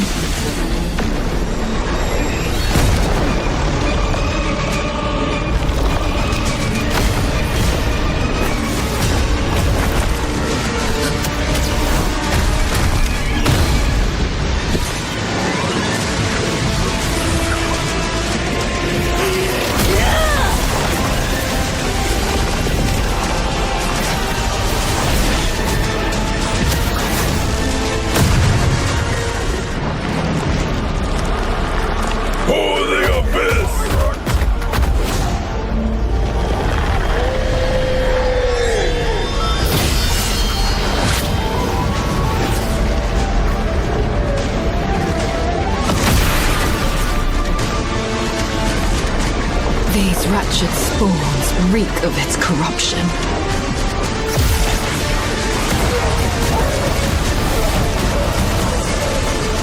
Your sovereign has a god to kill.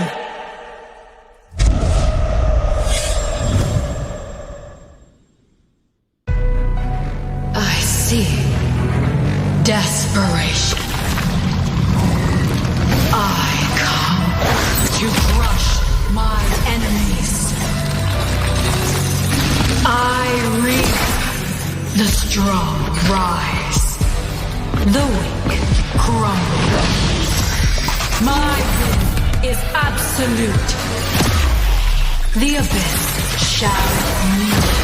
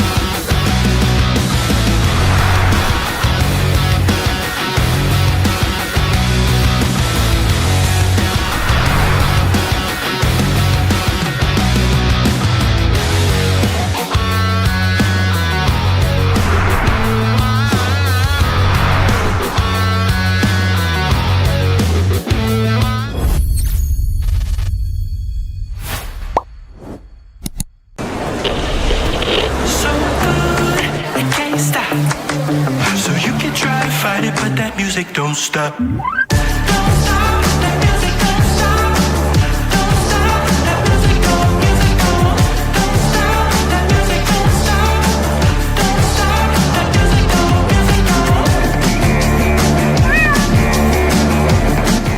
Galaxy S25 FE. Kunjungi toko terdekat dan beli sekarang.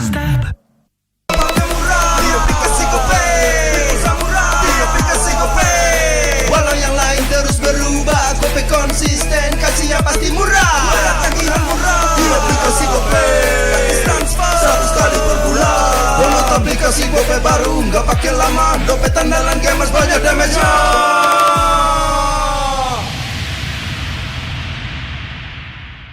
Good day MPL, yo. Good day MPL, woo. Good day MPL, woo. Good day MPL, yes. Good day MPL, woo. Good day MPL, yes. Good day MPL, yo. Good day MPL, oh. Aku udah nonton. Fix Hijin tuh jahat ke Minjun.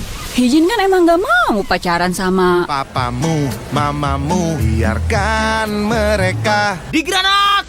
Boom! Ya, gue kena ghosting. Terus ditinggal nikah sama Hijin. Padahal mereka udah cium. Anak yang nakal. Saatnya kau dan aku Pakai simpati buat nonton, musik, games, belajar, sampai belanja. Bisa pilih benefit sesuai keinginanmu. Tenang. Menang kalah, mabar bisa good time. Wah, good time Mobile Legends bang bang. Enak coklatnya, bikin semua bisa good time. Ini nih mainnya.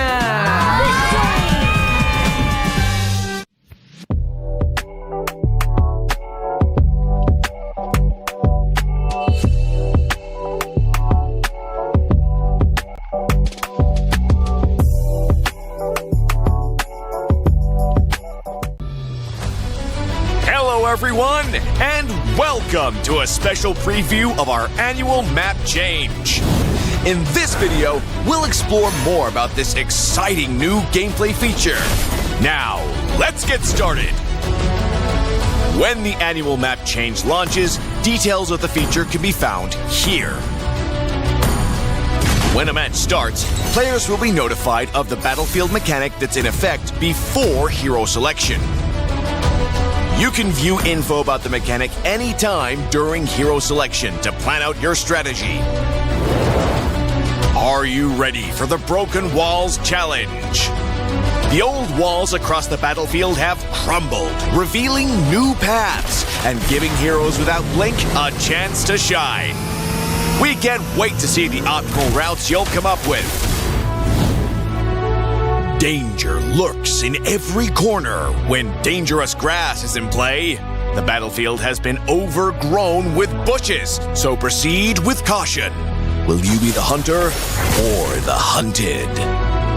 You'll need new strategies to survive this deadly jungle. Have you ever dreamed of soaring over the battle like a cloud? With Flying Cloud, rideable clouds will spawn on the battlefield. Just hop on and take to the air for swift lane rotations, or plunge down for deadly ambushes. Come, ride the wind and own the skies. The river will bring you to victory with Expanding River. River currents will expand into the jungle areas, and new currents will appear when the Lord spawns and when it's defeated. Travel with the current for a massive movement speed boost. Master the flow of the currents and drag your enemies into a whirlpool of defeat. We hope these new battlefield mechanics will break stale metas and deliver new experiences and challenges to everyone. See you all on the new battlefield.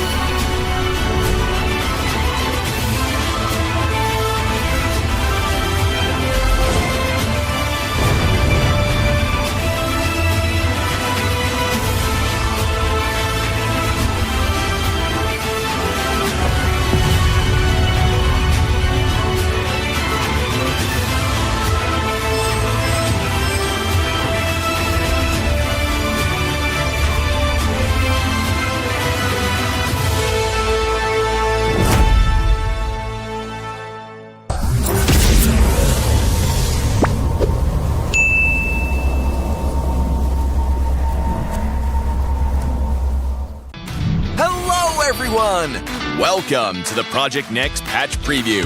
We've got a lot of great content to show everyone, so let's get into it. New hero, Obsidia. The Sovereign of the Abyss has risen from the ruins of a forgotten age. As a gold lane marksman hero, her core gameplay revolves around building up bone shards to unleash devastating single-target burst. Her bone shards automatically hit enemies struck by her basic attacks, and she tethers herself to enemies hit by her ultimate. We can't wait to see your spectacular plays with Obsidia. Abyss heroes Alice, Dyroth, and Thamuz have all been revamped. We've updated the visual designs and backstories of these three heroes and completely redesigned Alice's skills. We buffed her early game while preserving her signature life drain mechanic. Our goal is to elevate the gameplay experiences for these heroes, and we're excited to see how they'll perform in the new patch. The annual map changes feature is also coming this patch. Each match will get a random new map mechanic. Each time the meta cube flips, the battlefield will be transformed, opening up new opportunities and challenges for even more strategy and tactics. The achievement system has been revamped. We've added all new season achievements. Based on your playstyle and match performance, you can unlock varying levels of prestigious flares to show the world your skills and abilities. Plus, the new Wall of Honor lets you showcase your achievements for all to see. Let's see who has the most elusive achievements. In this patch, we've refined the feel and responsiveness of the game's controls. Many of these improvements came directly from your feedback. Through these targeted optimizations, we hope to resolve many of your gameplay issues and deliver a more fluid and responsive combat experience.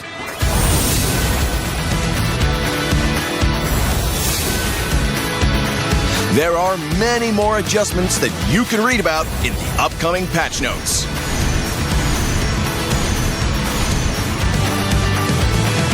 That wraps up our Project Next patch preview. Project Next launches on September 17th. We hope everyone will enjoy the new content. And until next time, we'll be seeing you in the Land of Dawn.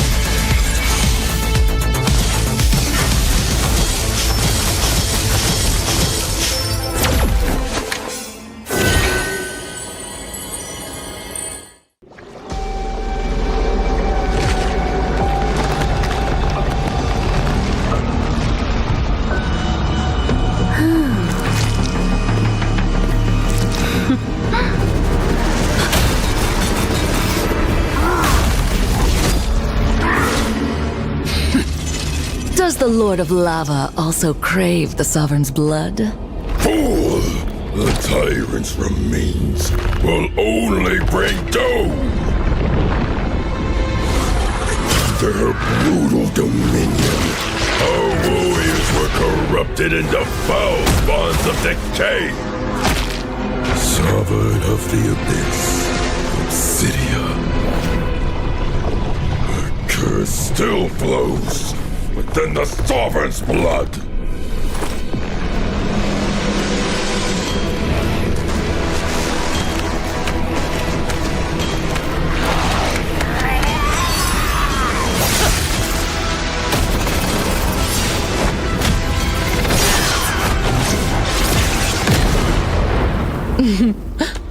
such loyal little puppets, aren't you?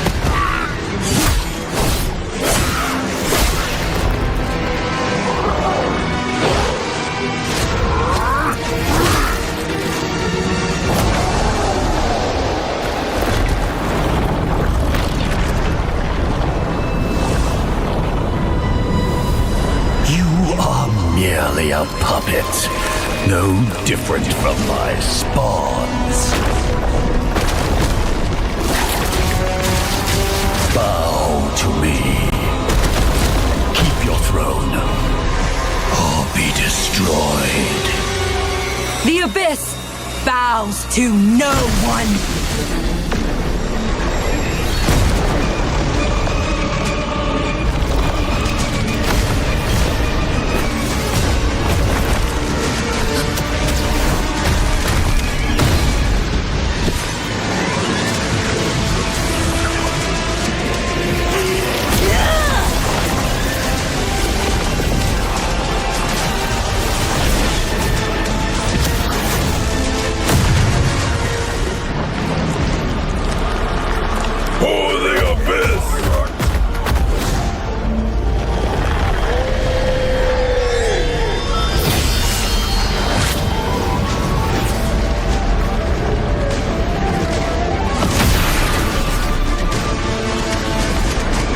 These wretched spawns reek of its corruption.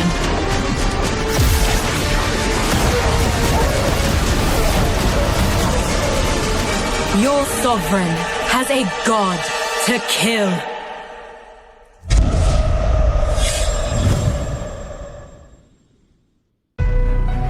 I see. Desperation.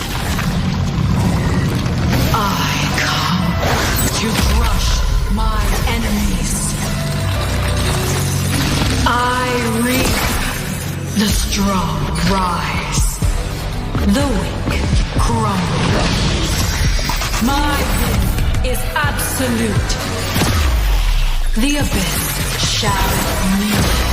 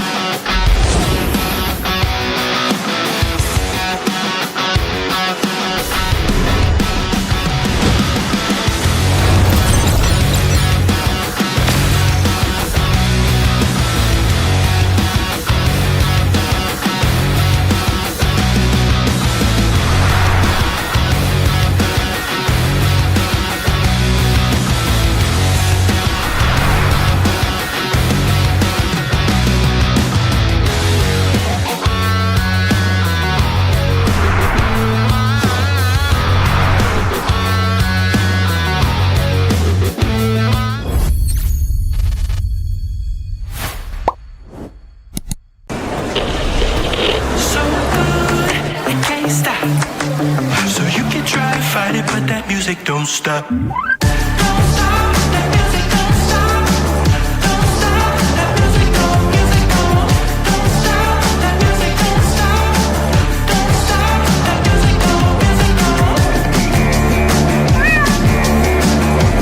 Samsung Galaxy S25 FE. Kunjungi toko terdekat dan beli sekarang.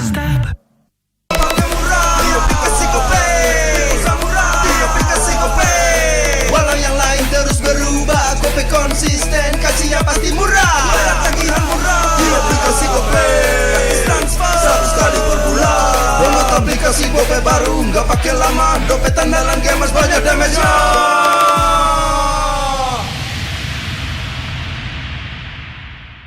Level up bareng Special Edition Good Day dan MPL. Temukan kode unik, lalu scan QR-nya. Buat kumpulin Diamond Mobile Legends yang banyak dan menangin juga skin kerennya.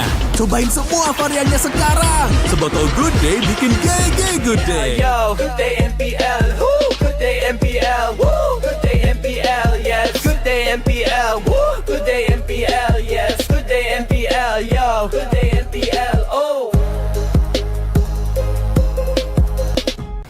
Aku udah nonton. Fix, Hijin tuh jahat ke Minjun.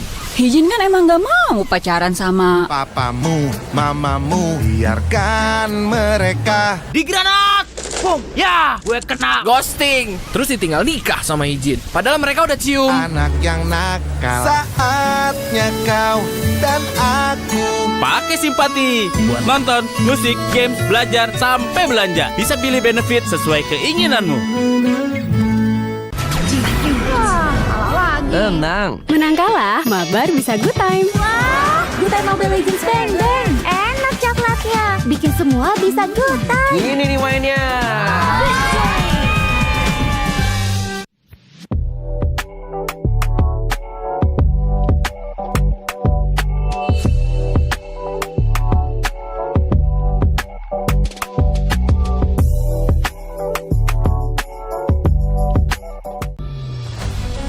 Hello, everyone, and welcome to a special preview of our annual map change.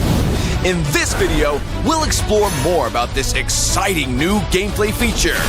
Now, let's get started. When the annual map change launches, details of the feature can be found here. When a match starts, players will be notified of the battlefield mechanic that's in effect before hero selection. You can view info about the mechanic anytime during hero selection to plan out your strategy. Are you ready for the Broken Walls Challenge?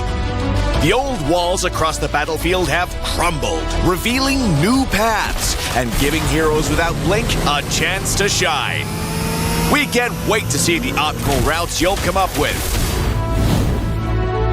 Danger lurks in every corner when dangerous grass is in play. The battlefield has been overgrown with bushes, so proceed with caution. Will you be the hunter or the hunted? You'll need new strategies to survive this deadly jungle. Have you ever dreamed of soaring over the battle like a cloud? With Flying Cloud, rideable clouds will spawn on the battlefield. Just hop on and take to the air for swift lane rotations, or plunge down for deadly ambushes. Come, ride the wind and own the skies. The river will bring you to victory with Expanding River. River currents will expand into the jungle areas, and new currents will appear when the Lord spawns and when it's defeated. Travel with the current for a massive movement speed boost. Master the flow of the currents and drag your enemies into a whirlpool of defeat. We hope these new battlefield mechanics will break stale metas and deliver new experiences and challenges to everyone. See you all on the new battlefield.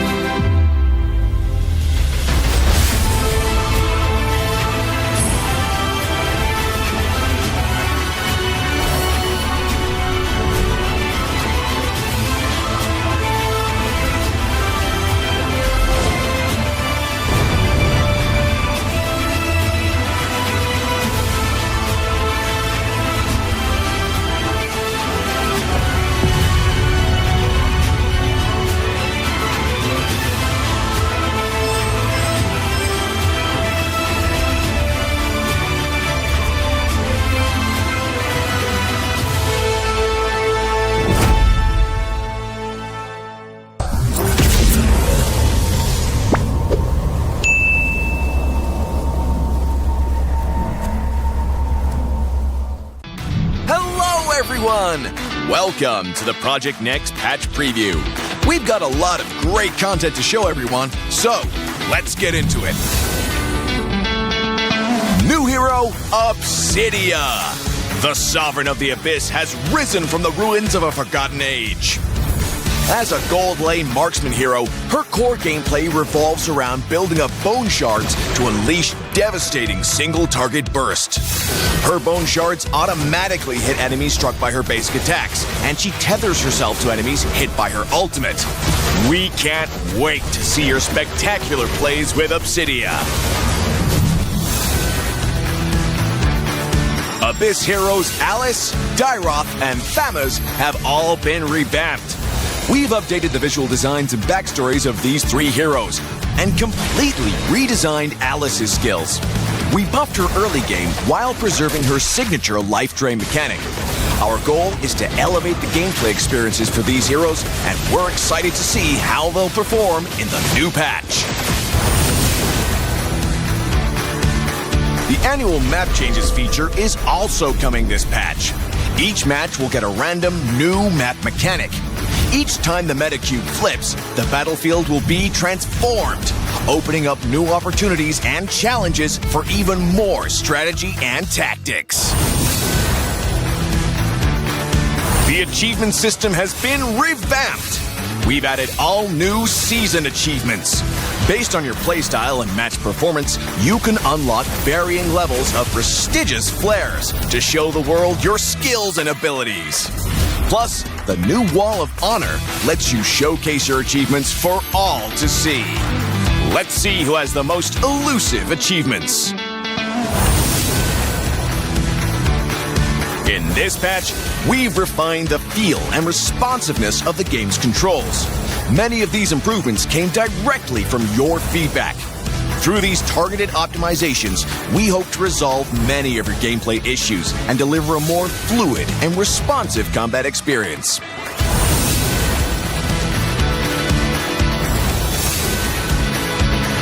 There are many more adjustments that you can read about in the upcoming patch notes.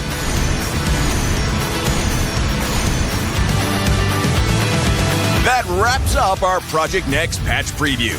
Project Next launches on September 17th. We hope everyone will enjoy the new content. And until next time, we'll be seeing you in the Land of Dawn.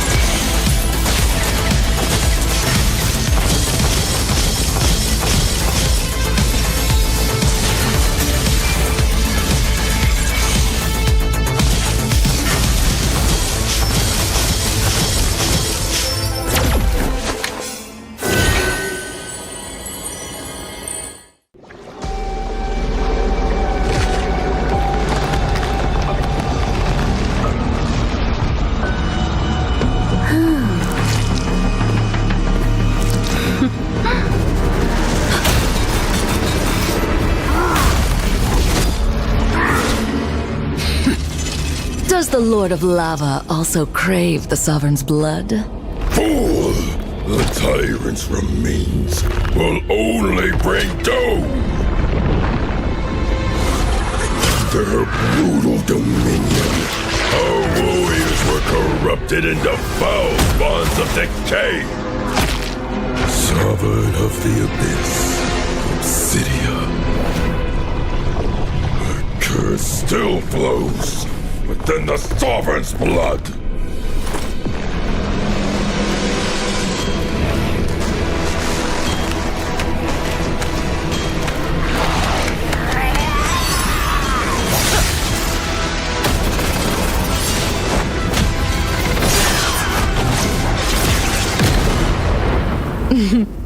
Such loyal little puppets, aren't you?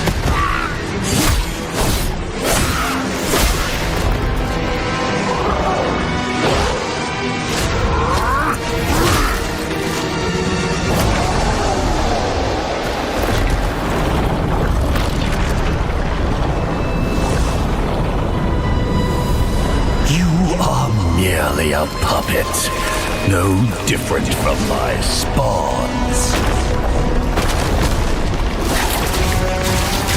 Bow to me.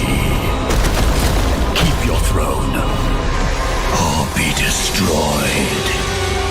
The Abyss bows to no one.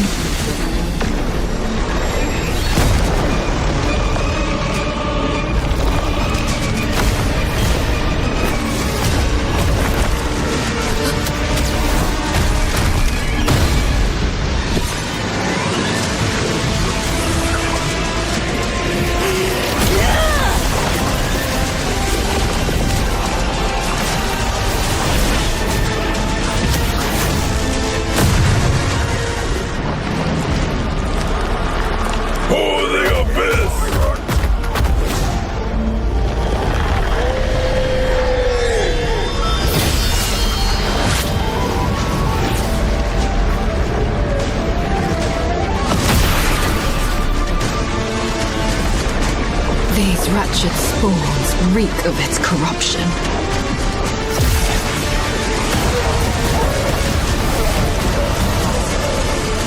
Your sovereign has a god to kill.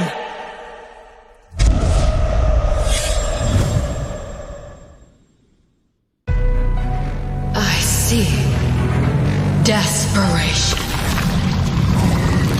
I come to crush my enemies. I reap.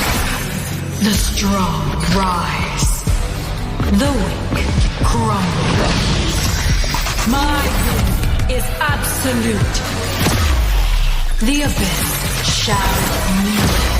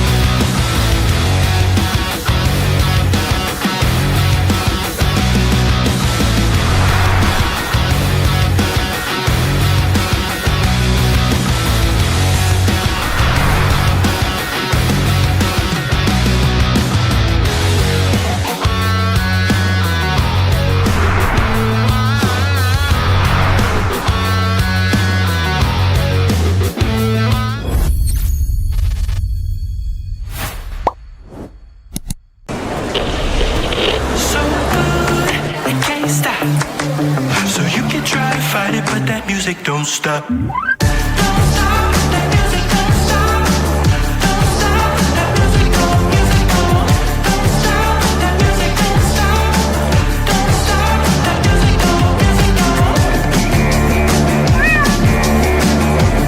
Samsung Galaxy S25 FE. Kunjungi toko terdekat dan beli sekarang.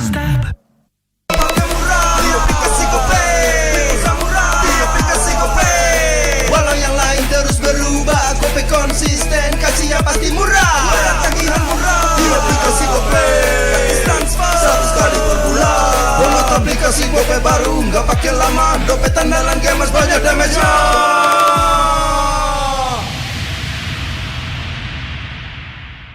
Good day MPL, yo. Good day MPL, woo. Good day MPL, woo. Good day MPL, yes. Good day MPL, woo. Good day MPL, yes. Good day MPL, yo. Good day MPL, oh.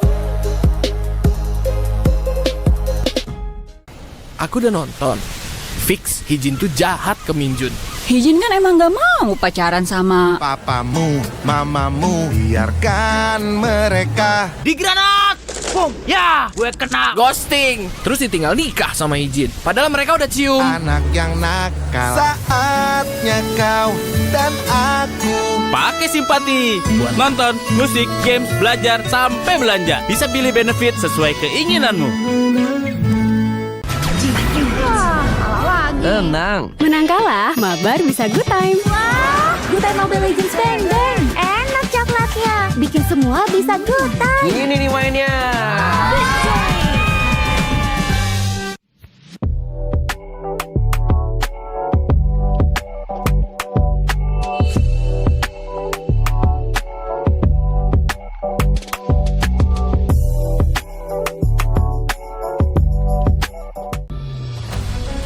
Hello, everyone, and welcome to a special preview of our annual map change. In this video, we'll explore more about this exciting new gameplay feature. Now, let's get started. When the annual map change launches, details of the feature can be found here. When a match starts, players will be notified of the battlefield mechanic that's in effect before hero selection. You can view info about the mechanic anytime during hero selection to plan out your strategy. Are you ready for the Broken Walls Challenge? The old walls across the battlefield have crumbled, revealing new paths and giving heroes without blink a chance to shine. We can't wait to see the optimal routes you'll come up with. Danger lurks in every corner when dangerous grass is in play. The battlefield has been overgrown with bushes, so proceed with caution. Will you be the hunter or the hunted? You'll need new strategies to survive this deadly jungle.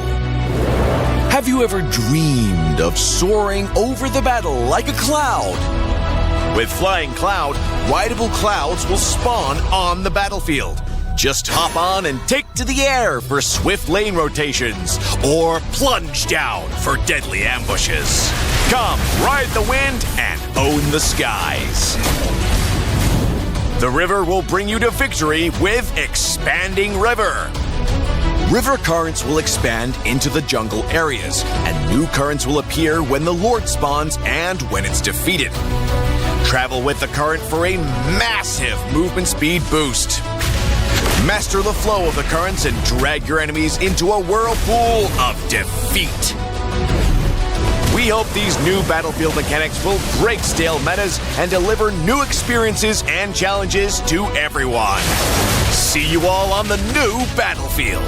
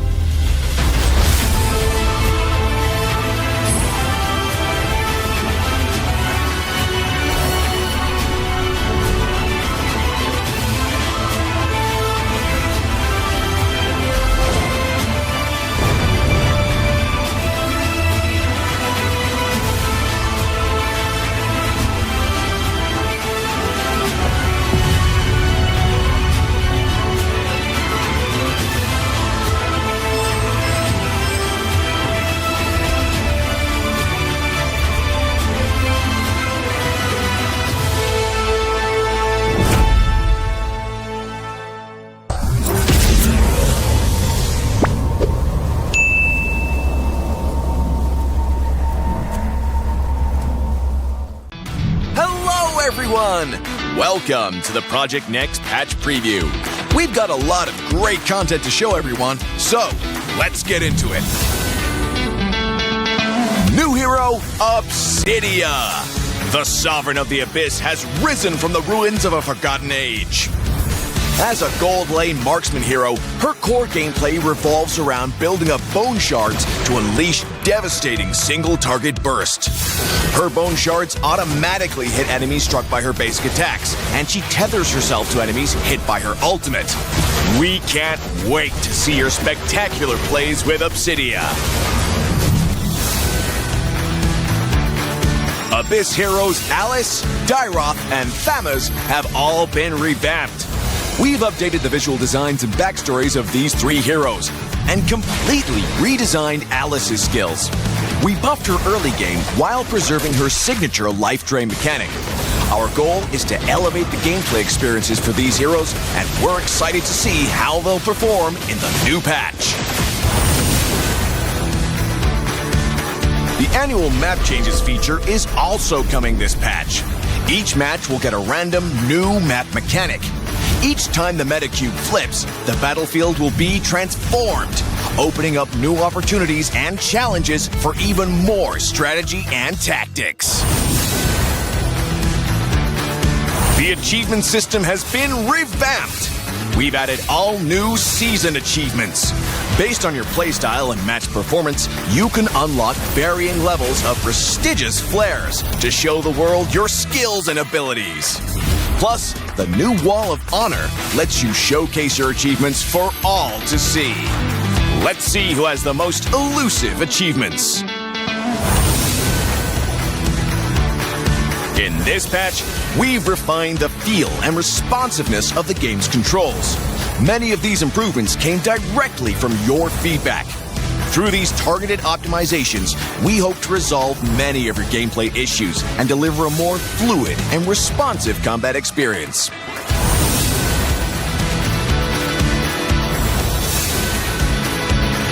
There are many more adjustments that you can read about in the upcoming patch notes.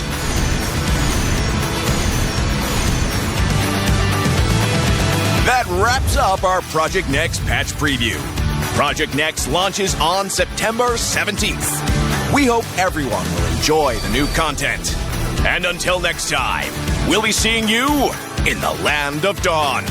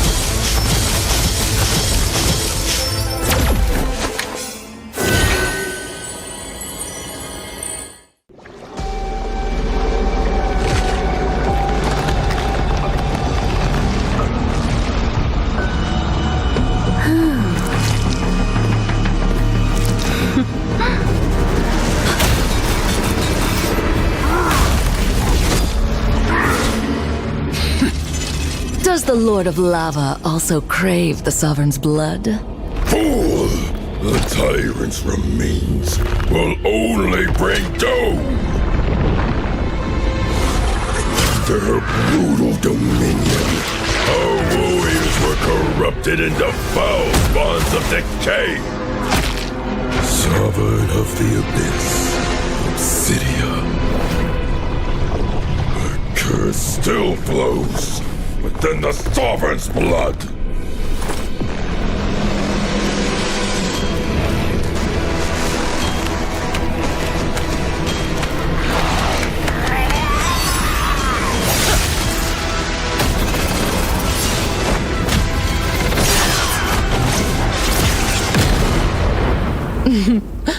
Such loyal little puppets. Aren't you?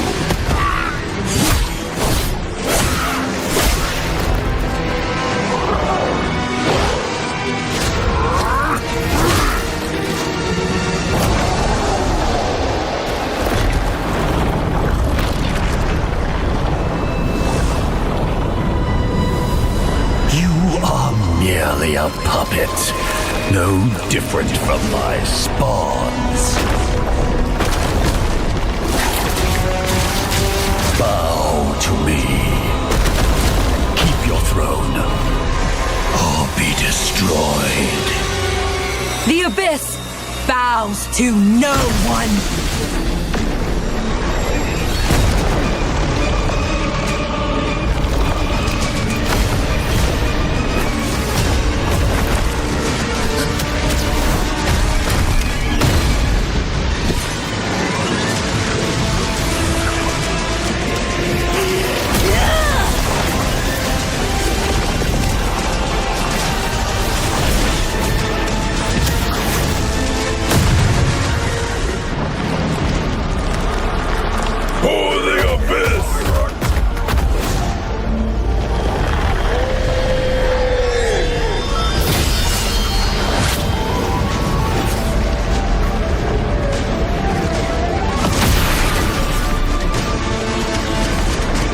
These wretched spawns reek of its corruption.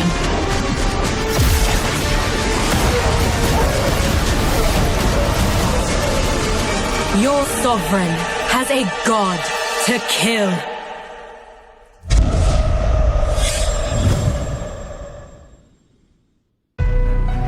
I see desperation. I come to crush my enemies. I reap. The strong rise. The weak crumble. My will is absolute. The abyss shall kneel.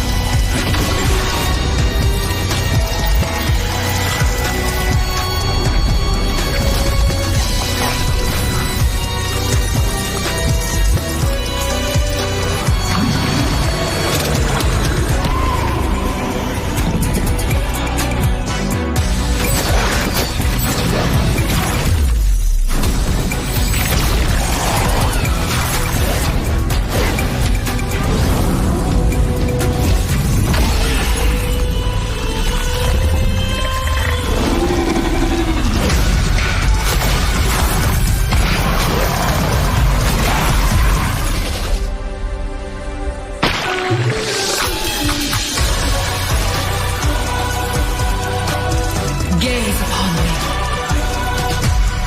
Become me.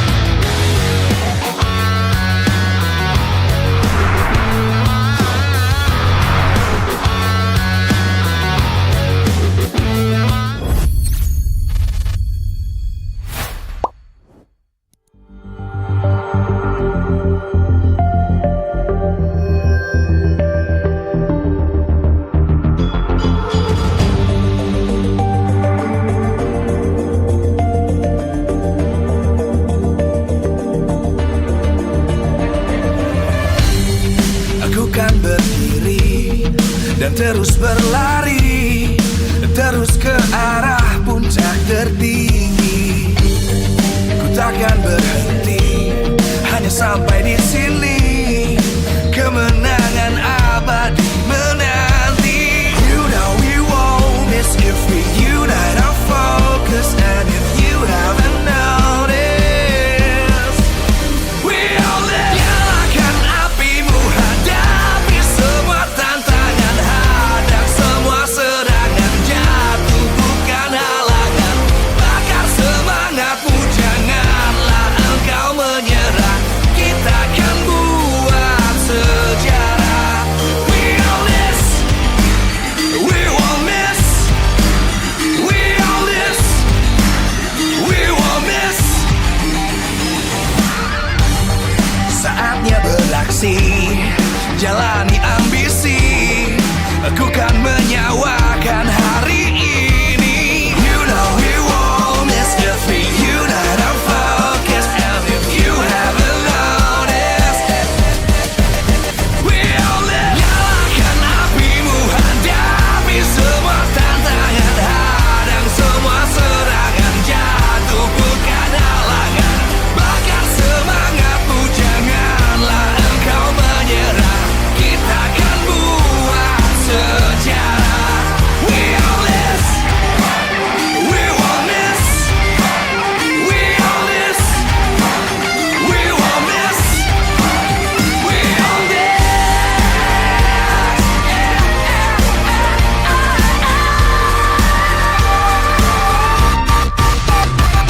Nyalakan apimu, hadapi semua tantangan, hadang semua serangan, jatuh bukan halangan.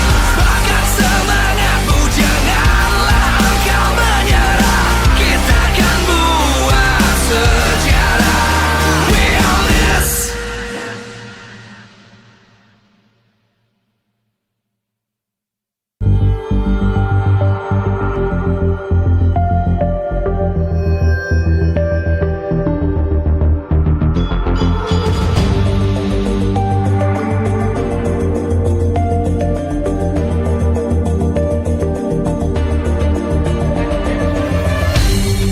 Aku kan berdiri dan terus berlari, terus ke arah puncak tertinggi.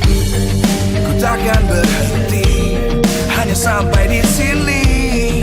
Kemenangan abadi menanti. You know we won't miss if we unite our focus. And if you haven't noticed, we all live. Nyalakan apimu, hadapi semua tantangan, hadang semua serangan, jatuh bukan halangan. Bakar semangatmu, janganlah engkau menyerah. Kita akan buat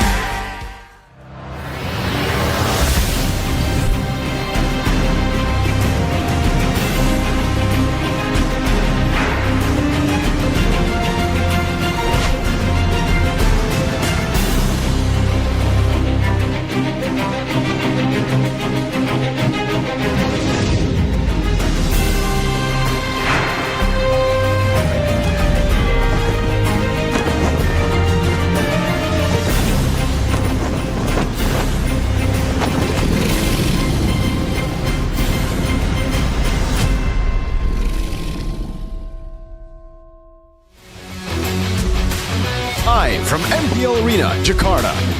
MPL Indonesia Season 16 is powered by Moonton. Supported by Esports Federation of Indonesia. Presented by official tournament smartphone, Samsung Galaxy. Official e-wallet, GoPay. Official coffee, Good Day. We own this.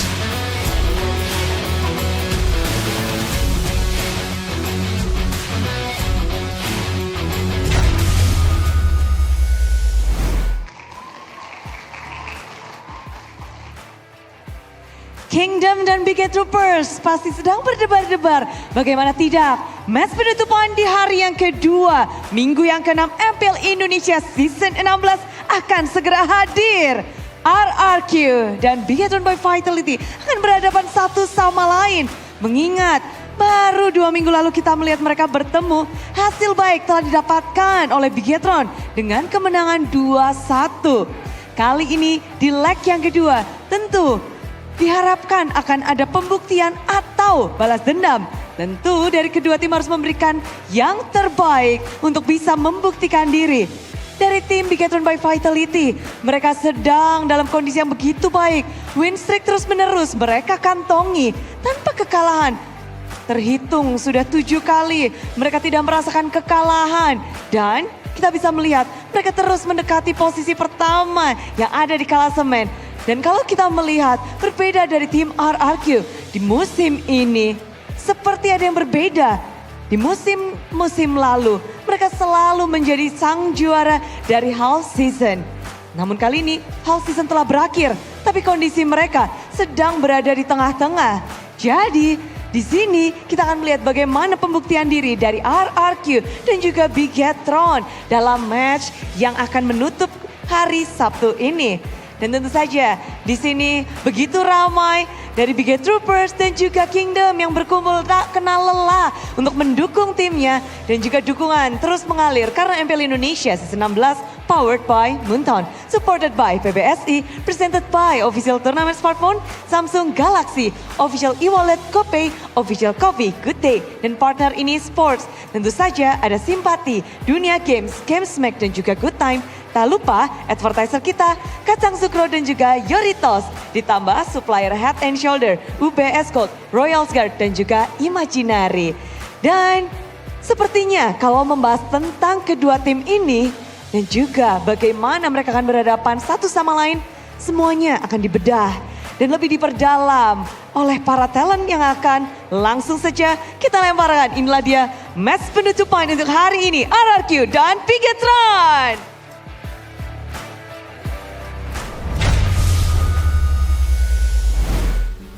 Welcome back, everybody, ladies and gentlemen, boys and girls, to the final match of the day here. What's wrong? Why are you looking? Oh, yeah. For the final match of the day, you guys are now watching the English broadcast with me, Eterna, alongside with Mirko, as well as Arashi. And for our final match, it's going to be RRQ versus BTR. And you guys know what that means. What does that mean? I also don't know. What? I also don't know what that Okay, so one's battling for upper brackets, the other right now is battling to stay in the playoff zone. Because RQ can actually get dropped to the red zone for the first time in Kescute's career in MLBB. This is unheard of, dude. His debut season in BTR, #1 regular season. Back-to-back again after that with season 14 and 15, #1 regular season. And then now, they're down. Rashi, what happened? Well, I think there was a lot more experimentation going on for RRQ compared to last season. Because remember, when he maintained that crazy run, everything was in place, everything was locked in. This season, we saw roster swaps, we saw timeless jungles. I'm just saying, this ain't the usual RRQ we're used to seeing, right? So it stands within the reason that there are some experimentation being done by Kescute. And to be fair, after winning the regular season dominantly and then failing to secure the big dub, you can't blame the man for trying something out, right? Trying to clear some answers, some questions before it becomes urgent. So, but now he's actually against the wall. Will he allow the team to dip down lower than it ever has before? I mean, if it's his choice, I'm pretty sure he wouldn't want that, right? Exactly. He's been so famous in MPL ID for always being able to consistently, from his debut as a coach, to be #1 in the regular season. Yeah. And then I think maybe, I don't know, maybe back-to-back, runner-ups has costed him something. Maybe he's overthinking things. Something has definitely changed. Or is it because of the team? Is it Keskyuk or is it the team? I think it might be both, right? A little bit of both. Because again, there was a roster swap, and it's a big deal. Because the person we've seen now excluded time and time again is Dyron, the guy that we've mentioned to be one of the best, if not the best EXP leader in Indo. The guy who was very crucial in RRQ having that dominant performance. It's always been him and Edok being the star of the show, right? Not intentionally, but just by how it plays out. On top of that, there was also the topic of the meta that Mirko brought up. The meta is very different right now. In theory, it can benefit RRQ and their style, but they have to make the necessary adjustments, and it seems like they're still stuck in yesterday's news. Okay, so what adjustments are we talking about here? Is it like roster? Yeah. Or is it play style? What do you mean by adjustments? I think it's both. Firstly, roster. What's the strongest lineup for RRQ right now? I don't think anyone knows. We have Dyron, Rez, Sutsujin, and Zunesh. We thought it would be Dyron, Sutsujin. I don't think so anymore. I don't know. For some reason, Dyron hasn't been performing when he gets game time. So I think Rez might be the main man, but he's always packaged together with Zunesh. And I don't think Zunesh is the best choice. I think it's Sutsujin. So that, and also the core fundamentals of the game that has changed drastically from the previous patch to this one, right? Like the passive goal, the roamer boost, everything has really changed against the favor of RRQ. Now RRQ, Toy has to play the fighters, has to be able to play the fighters. Not always, but has to be able to play the mages as well. Yeah. Well, for the most part, he's put on the Moskov, Granger in the past. It's always the same, right? So these are the big adjustments. Now, on the topic of adjustments, we're also looking at the gold laner from the opposite side of the spectrum here with BTR Eman and his gameplay, and how it has really differed from before Project Next to after Project Next. Before Project Next, we'd see, natural marksmen in the gold lane. We'd see the Grangers, the Moskovs, so on and so forth. But after Project Next, we start to see a different style of Iman, something that we haven't seen in quite some time. Yeah. Like the Bane in the gold lane, the Ruby in the gold lane, and the Cho in the gold lane. Whoa. Now, this swap, what do you think about this? I feel like it fits well. It's a factor that is already a strong suit of Eman. We know he's very flexible and he thinks about the game on a higher level. It's not just, oh, I play this hero a lot, I know how to play him. He understands like the core concepts. You can tell what he needs in laning, what he needs in trades. So it kind of translates well when he picks up fighters, technically, right? And these picks are coming out of necessity just because of the meta as well. And that's where it's a really ideal situation for Bigatron, because that gold lane looks so good. It's almost like you almost can't believe that this guy is mainly a marksman player, because he's making some really insane plays on the Chos, on the Rubies, which is why when we saw the Cho gold lane show up, I think yesterday, Mirko immediately just shout out like, yo, lu bukan Eman, which means you're not Eman, bro. Yeah. Because I think he set a bit of a standard, a bar here. Who played it, yeah. And do you think that this layer of flexibility from BTR has evolved in such a way because of Nile stepping into the jungle? So technically, Eman doesn't have to be like the main damage dealer, the main core of the team. Yeah, I think it is. I think because of Nile, because of Shogun as well, these two components have added in another layer of carry potential through different lanes. Last season, they were literally just Eman esports. If Eman gets ahead, if he gets the resources, he carries.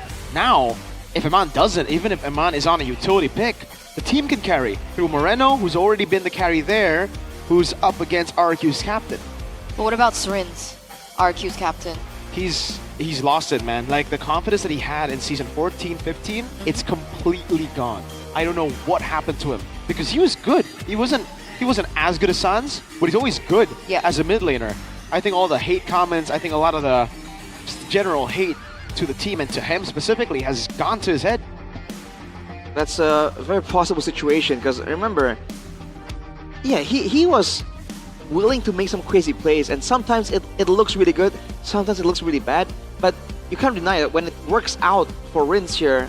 Him and the combo, Edok as well with him, they kind of work together. When Rins is able to play confidently and make those crazy plays, even if he gets taken out as a result, generally the team will benefit, right? When it all goes according to plan. That seems to be a very important part of the RRQ strategy. Now up against the Maestro, Moreno, right? This is a whole different look. He's usually a bit more calculative, and he's usually serving as a secondary carry, so he doesn't really do anything too wild unless he knows that he can get away with it. And it really depends on the hero that he's given, right? When he's on heroes like the Selena, like we've seen, Moreno just really pop off. Yeah.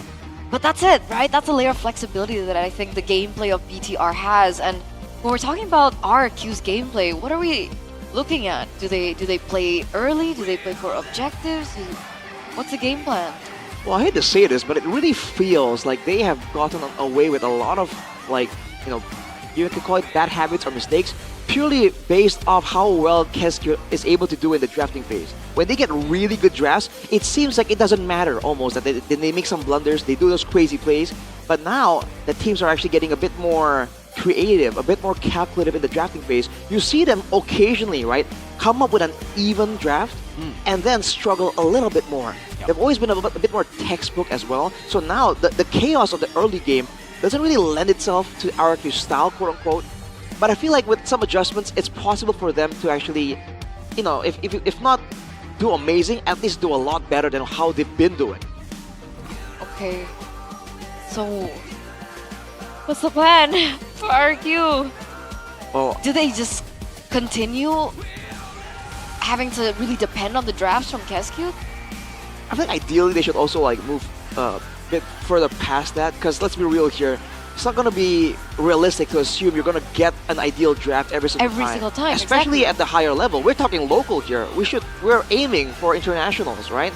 They won't let you get away with that kind of one-dimensionality, if that's a real word. So I think ideally they would grow, and maybe that's why there have been some weird moves, drafts from Kesq, trying to push them or even show them look, if you guys don't get a good draft, you need to know how to at least attempt to make it work, even though we know that the end result with this kind of draft won't work out. So it might be him trying to show the players a bit of a lesson, but at this point we're just assuming, right?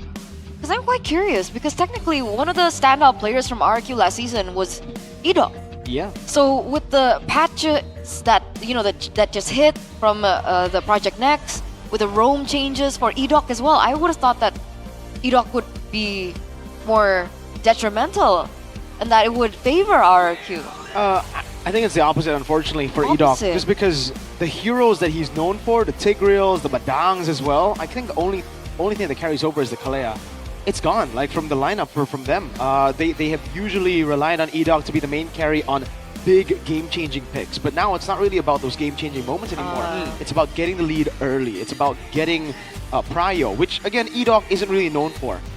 Even on the Gatot Kachas, they're not known to just rotate around the map. It's more of how do we trap? How do we get the opponents picked off? But now, again, if you have the mid prio, if you know how to play aggressively, if you know how to team fight properly and be active in the gold lane especially, it favors you. That's why Alter Ego are getting a massive buff. Dewa United as well.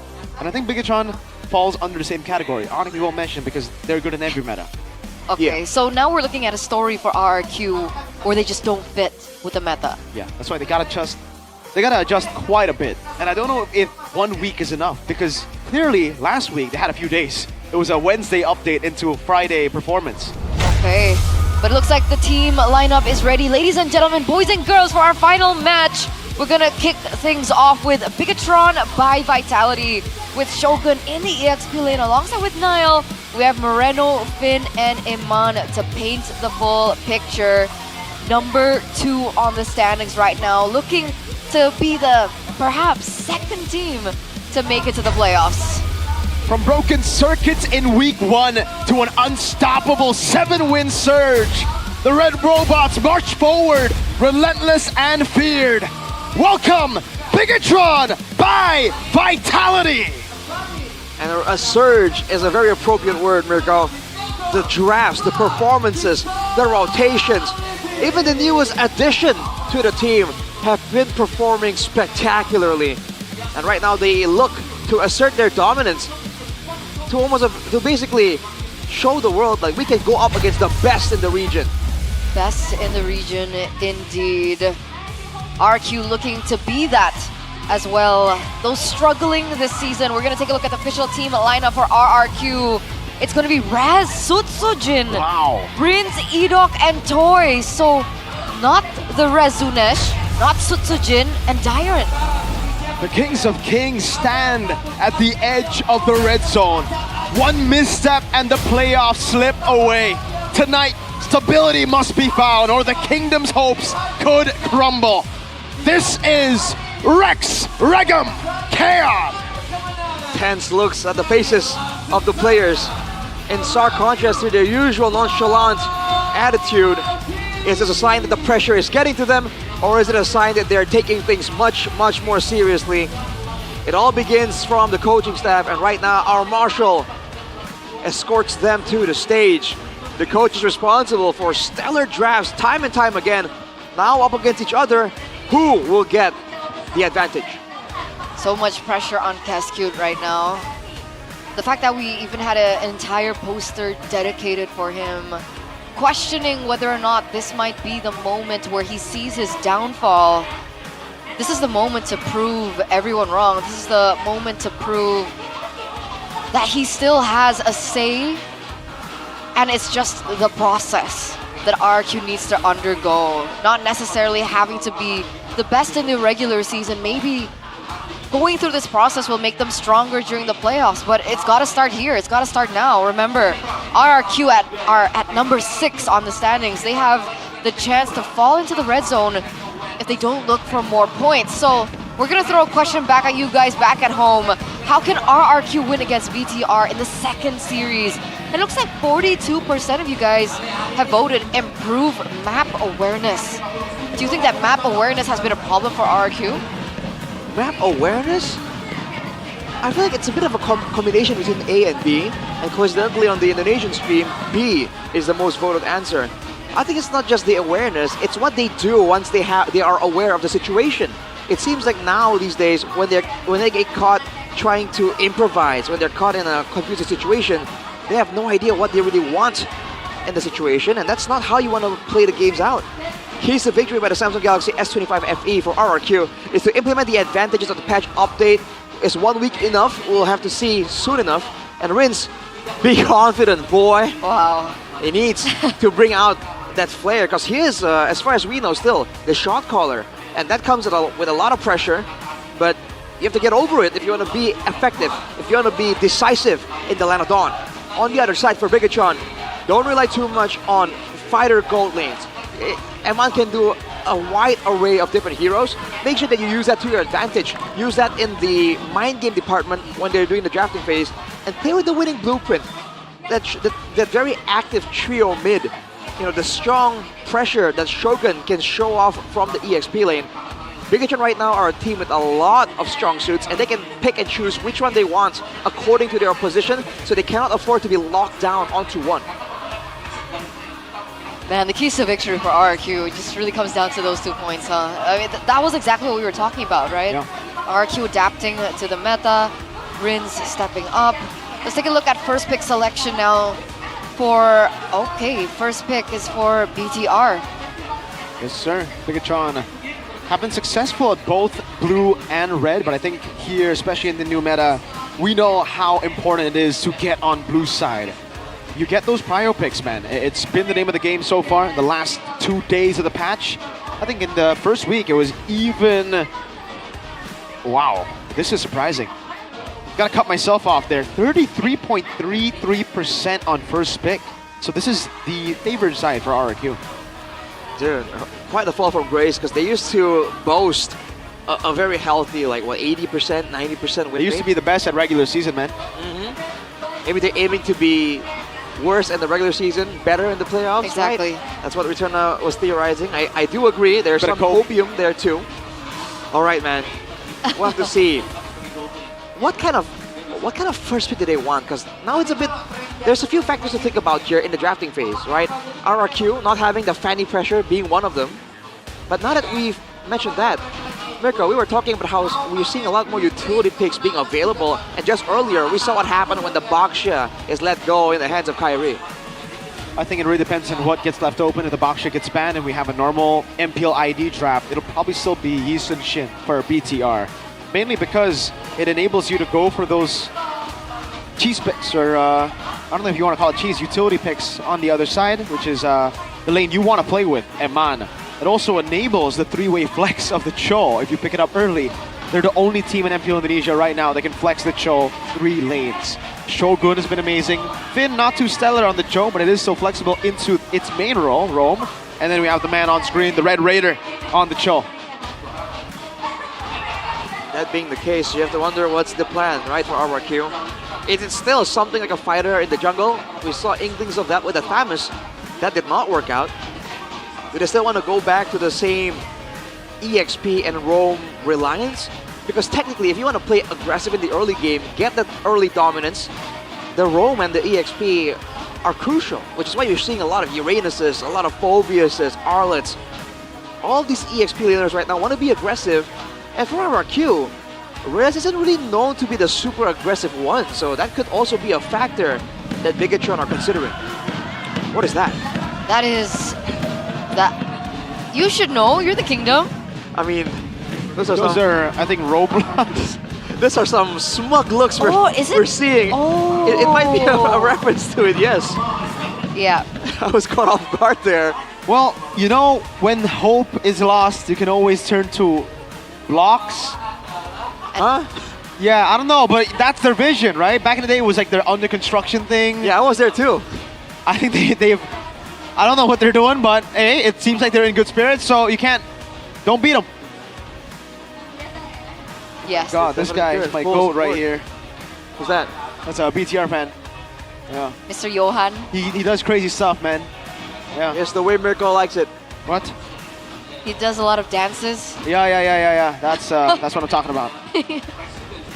But anyhow, there's just so much discussion about what the BTR can do, the flex, the different game plan. But for RRQ, what do you think about Toy? Technically, he has used the utility pick in the gold lane, right? I think he's still much more well-known for just playing these safe, tidy marksmans. He's played Lapu once. That's the Junkal War. Do you see that? What? Moreno's got long fingers.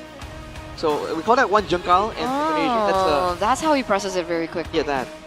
Presses what? The buttons. Yeah, there's no buttons on screen. Huh? Yeah. I mean, on his phone. It's a flat screen. There's no on buttons. his phone. On his Samsung, man. Oh, it's the Yada girl. Mukbang, the TikTok trend. Is that not her?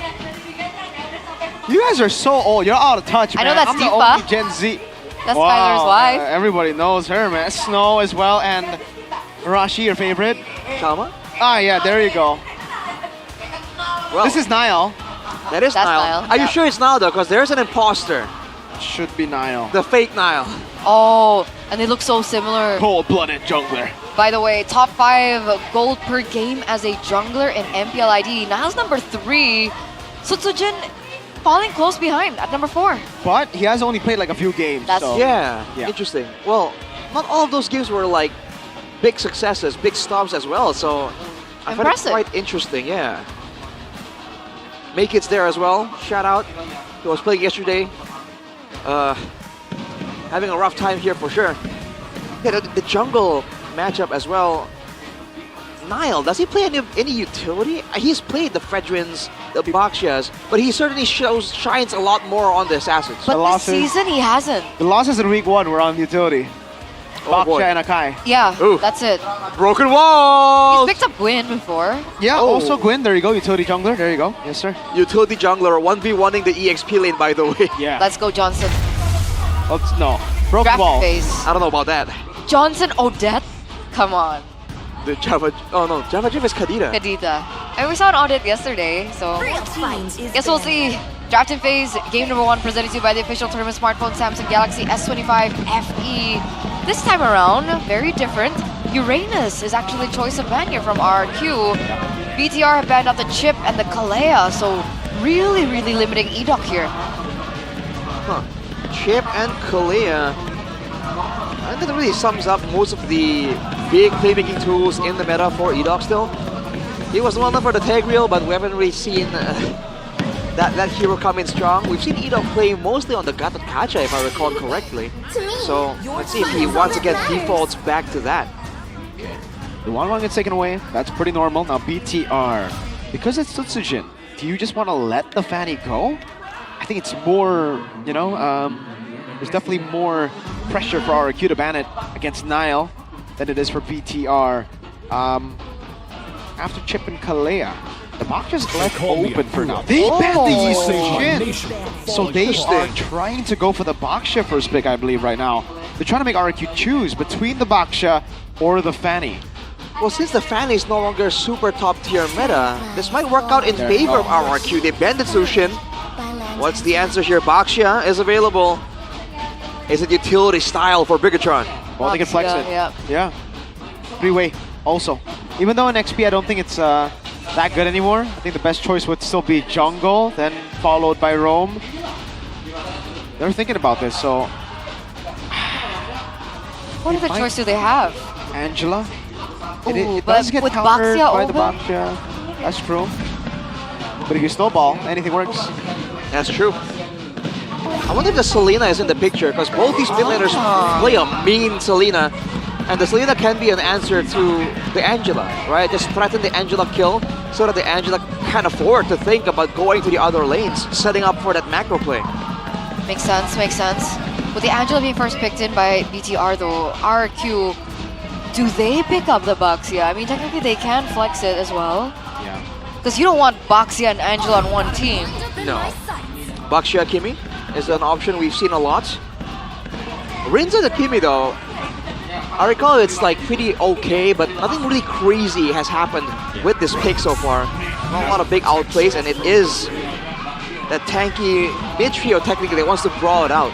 So even with the YSS being banned out, there is still an opportunity for flex for RRQ, right? With the Kimi in the mid lane, they could go for something a little safer in the gold lane if that's what they want. BTR respond very quickly, CC and the Joy. Yeah. This could be a... Well, they've already kind of handled it. The Phobia should come through against the Joy, but the CC is the lane counter. So they're trying to force Era RRQ into that Phobia's pick that we know Rez has been able to play when they see this kind of jungler. Do they just go for more crowd control? I think they just go for the... Oh, wow. Well, Edok's signature pick. We did just see Alec perform on it. Yep. And this is the... Hang on a second. Baksha Franco. Baksha Franco Kimi? I think some other teams were able to use this as well. It's a known combo at this point. Yes, sir. It almost guarantees you an Iron Hook, and once you get caught by the Shield Unity or Iron Hook, the immobilized Traction Pulse, the Kimi will keep you in place. So this is a heavy, like, catch composition on a signature Franco pick. Oh, you're right. Yes. This is I think BTRP were also able to use it to beat like an all-star pro team, so there's that too. It just clicked. So many avenues to utilize the Franco with. Got banned out. Yep. Really good with the CC. It is the combo usually you see. Current call into the AOG could also be a good response to whatever Franco and Baksha wants to do in the game. So to take it away, BTR. Do they take away the Granger now from RRQ, or do they play around the fact that RRQ might go for the Kimi and Granger? Because if they do go Kimi Granger, it could be a counter angle by BTR. We've seen the Hilda as a response by BTR, usually paired in with the Uranus, so that in itself is already different. Wouldn't they need a lot more dive then? Something like the Khalid to go to the backline? Oh, especially to have the mid control. Franco Kimi ain't all that amazing when it comes down to contesting that mid pressure. Beatrix. Yeah. So they believe that. Okay, they think Toy. I still want to go for some kind of bursty gold laner for now. Yeah, the old Beatrix Franco before the Beatrix Kalea combination popped in, but I do still see the potential with the Granger. Yeah. I think the Lunox is also a really good shout right now, BTR, if they want to ban it. But they could also, again, rely on the fact that RRQ might have too much magic damage already. But Rez could still pick up a physical damage dealer in XP. Carry. So does look like RRQ want to snatch the Hylos away from BTR as well. But that would be kind of weird, right? Because then you would put the Hylos against CC. So what are they planning? What other tank? Is this just purely for the Baksha? Esme? Again, it works with the Baksha. I think the issue right now is that Bigatron wants to get some kind of front line to tank the Iron Hook. We just saw earlier today in the match, if you have a composition without someone to take that initial Iron Hook, you just fall so far back behind, like how Ultra Ego was able to do and gain so much momentum when Evos had like the Khalid and the Khalid, I believe? Yeah, Khalid and Khalid, I think, to just try and tank the hookup. It's not gonna work out. Okay. So they been out the Harith. I think Arlith has potential. Yes, Arlith's a really good pick. Very, very good pick. Phobias. Against the CC, they still opt to go for the Phobias. And that means for BTR, they could actually just go for the Kalea. It's going to be great against the Phobias. It could respond Kalea against this comp. Oh, my bad. That's why. Hold up. What do they go for then? Hylos? Hylos seems like the cloud only control, man. Right for sure, no? But what? Otherwise, there's no way they can walk into the Phobias, Baksha, Franco, Kimi, like what? But down? They have to find ways to get behind or get some kind of disruption. That's why I thought Khalid. Khalid doesn't have enough CC. Just Grok makes sense to go Badang. Yeah. Or Grok. Grok. I like that idea. Yeah. With clear as well with Angela in the mid lane. And crowd control immunity to tank the hooks. Oh, Terizla! In the XP. Wait. What do we? CC gold, Terizla, and then the Khalid. So there you go. Our answer. Khalid in itself would lack CC, but with the Terizla in, with the CC as well, locking them down in the gold lane.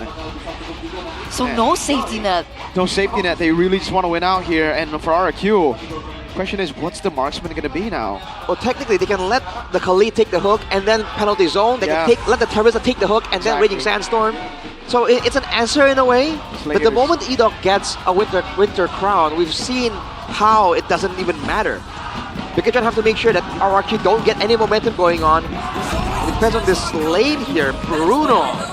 I was not expecting the Bruno though. Yeah, me neither. We did see the Bruno up against a very similar composition in game 1 of EVOs versus Alter Ego, and the Bruno did not have a good time. So RQ trying to do what Alter Ego couldn't on the Bruno. But I guess, wait, Granger can go Purify or no?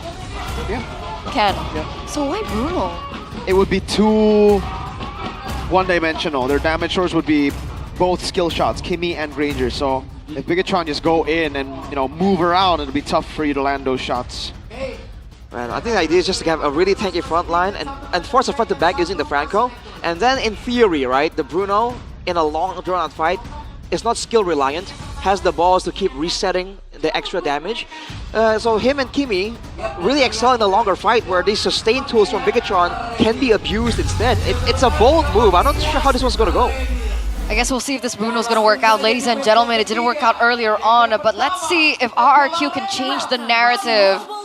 Ladies and gentlemen, boys and girls, welcome to game number 1 in this best of 3 series between the Red Robots and the Kings of Kings, RRQ. We're looking at it split here, the Youngblood versus the... Are they Youngblood? Yeah, am I young? Yeah, he's not Youngblood. He's Youngblood if you just count the fact that he's played in MPL ID for a bit.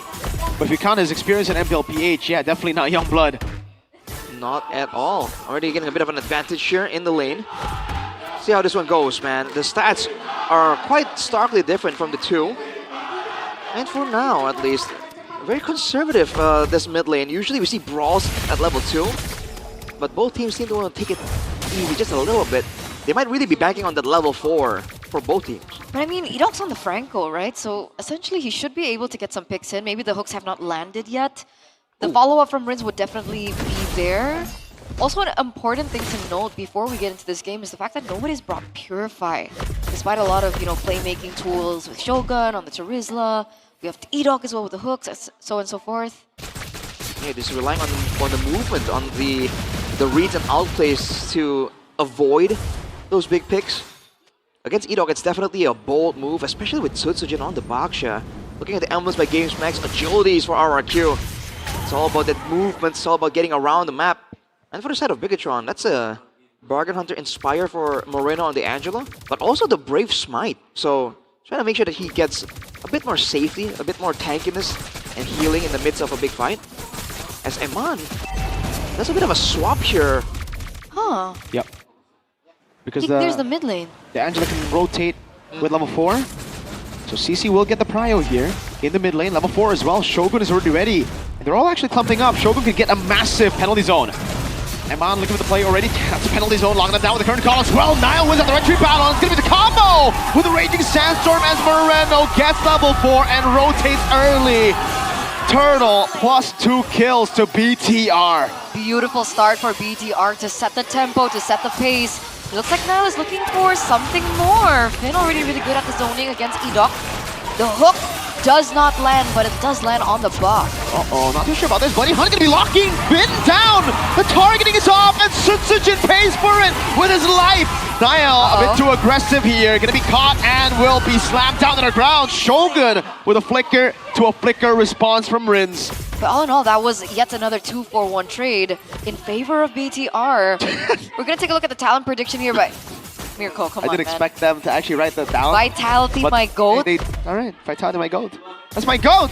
We got it. Oh, hey, Mr. Pulung, by the way. Hey. Dude, for once, as a rare occasion, but me and Mr. Pulung don't always see eye to eye when it comes to the votes. The thing is, Papulong always votes for the underdog. I know, exactly. That's the exact point I'm And making. the underdog usually loses. That's Especially always today. the case. We have to wait and see, man. But yeah. They're actually getting aggressive. Well, Eterna, you mentioned it.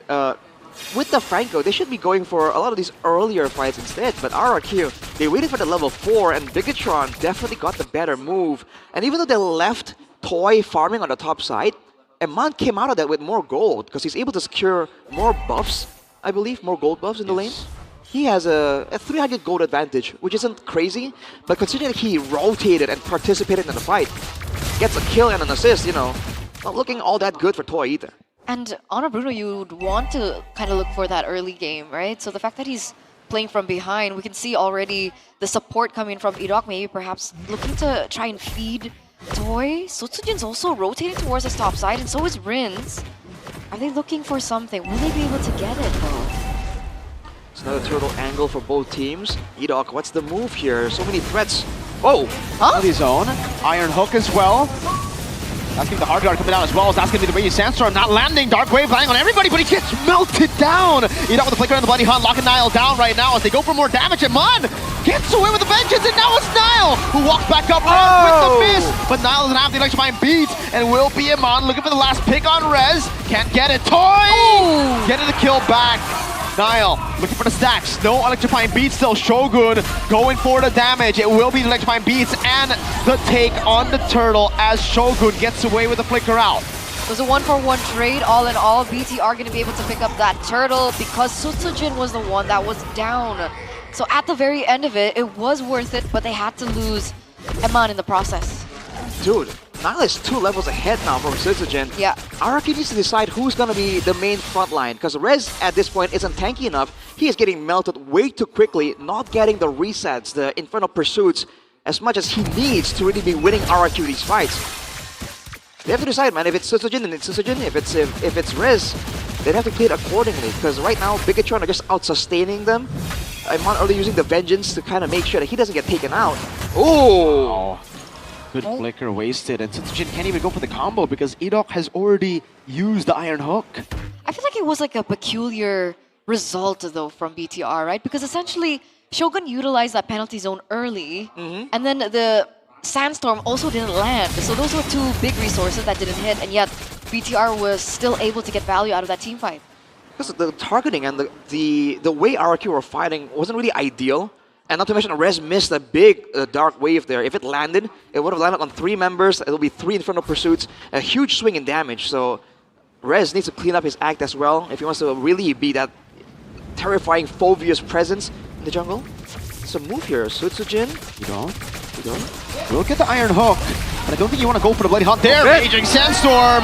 It baits out a few flickers like Toy already. That's a Traction Pulse coming down. That's a Bloody Hunt locking him down with the Winter Crown as well. But Niall still has the help on Hard Guard. Still no res. Will jump around and getting all those Infernal Pursuits. Moreno with the healing. Iron Hook does not land, but RRQ find their footing. Finally, right, Niall down. They should be able to take the purple buff, but it looks like they're not going to go for it, actually. Edok's still hovering, though, opening up information, giving the vision down. RQ's priority is the objective, and the objective is the next. Oh, that's a Dark Wave. Rez jumping all across the board. Has the Infernal Pursuit. That's going to be the turtle taken out, but Finn will be able to go for the sustain, and Rez will get caught. That's a kill for Moreno. Eman walking up still, looking for the curtain call, but it doesn't want to go all the way. Rins gets out, and it will be a turret traded out for it.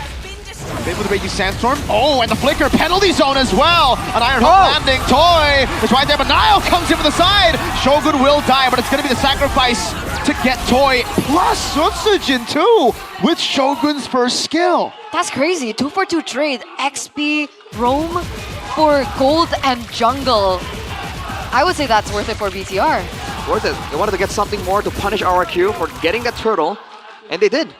Makes sense, man. But again, the longer the game goes, with more items, Bigetron are relying a lot on basic damage to win these fights out. Shogun is having an immense presence just from having that extra tankiness and the Revenge Strike. That does more damage the lower HP you are.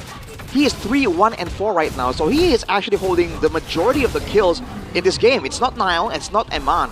So that's not an ideal circumstance for Bigetron. They have to kind of plan out their fights a bit better if they want to, you know, scale better into the mid game and shut down RRQ completely. But I do have a question, Arashi, because if we're looking at the composition right now, with BTR not having like a conventional marksman, does that mean that their late game is bad? Does that mean that they're on a, you know, a clock compared to RRQ who can scale to the late game? I believe so. Again, marksmans generally have more DPS, more range to work with as well. And Bigetron, they're relying on a CC, right? They were trying to get early tempo. You can see that from the Khalid pick as well. So they are definitely having a bit more urgency right here. But technically, you know, if they execute properly and land on Rins and Toy, immediately the backline pressure gets neutralized. If they trade, let's say, Shogun's life or Finn's life for Toy or Rins, it's still very much worth it for Bigetron in the late stage. Especially now that Rins has Sky Piercer, right? Yeah. Okay, so that's 2 cores that they're gonna have to watch out and pay attention towards, especially now that the Lord has spawned in the game. Oh. Sutsujin collapsing. Iron Hook, but the penalty zone cancels it instantly. No one across just yet. That's going to be the lockdown. Finn able to flicker out. Shogun still right there. Rez with Infernal Pursuit now walks up again, but Shogun is very, very low.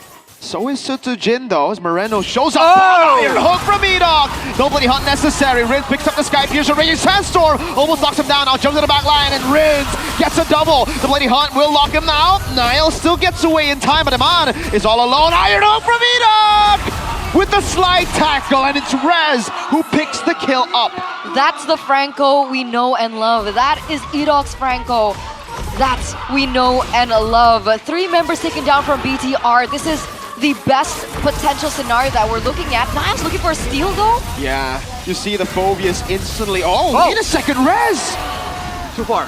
Way too aggressive. Traction Pulse, and it's Rins! Plus Toy, the combo. They're not going to be coming here, getting here in time. Rins claims the Lord. That just unraveled perfectly for RRQ, right? I mean, if they wanted to go for a full 5v5, their 1, composition doesn't allow that, and 2, Sutsujin was 2-3 levels below Niall, so they couldn't have done that anyway. Oh man, this fight though, let's take a look at the replay. Finn trying to get to the back line with getting bursted down immediately. Toy, you know, does a lot of damage as the Bruno. I feel like we haven't seen the Bruno too much, but he's doing a respectable amount of damage here. And Bigetron, despite having the macro pressure, hasn't really been able to find that moment, you know, where the hard guard becomes a massive playmaking tool. In fact, usually Bigetron relies on Moreno doing damage, doing utility. The fact that he's now on the Angela, only with the photo and glowing one, it's looking like he's lacking impact in this game. Uh-oh, Traction Pulse. Oof. Not the combo they were hoping for. No Iron Hook for a while. Turret mid lane will be sieged down. Bottom lane as well. It's a big minion wave coming down. But with the Lord still marching, they do have a little bit more time to go for the reset. right? RQ can still wait a little bit, look for the pick that they're going for, like they were able to do before. Yep. They're certainly looking for it, and they have great siege with the Bruno. Oh, penalty's out! Radiant Sandstorm 2, it's gonna be Rin's caught in. That's a bloody hunt onto Nile, but the rest of the team will get dismantled by Amon! Who tears through the HP bars! Now it's Nile against 2 in the back as Rez deals with 3. Lord pulled in, Rez kited back now! With a dive under the turret to take Enoch down! He didn't have the bloody hunt. There was nothing that could stop Nile there. No suppress. And he just wreaked havoc into the back line while Iman was doing the rest on the opposite side of the map.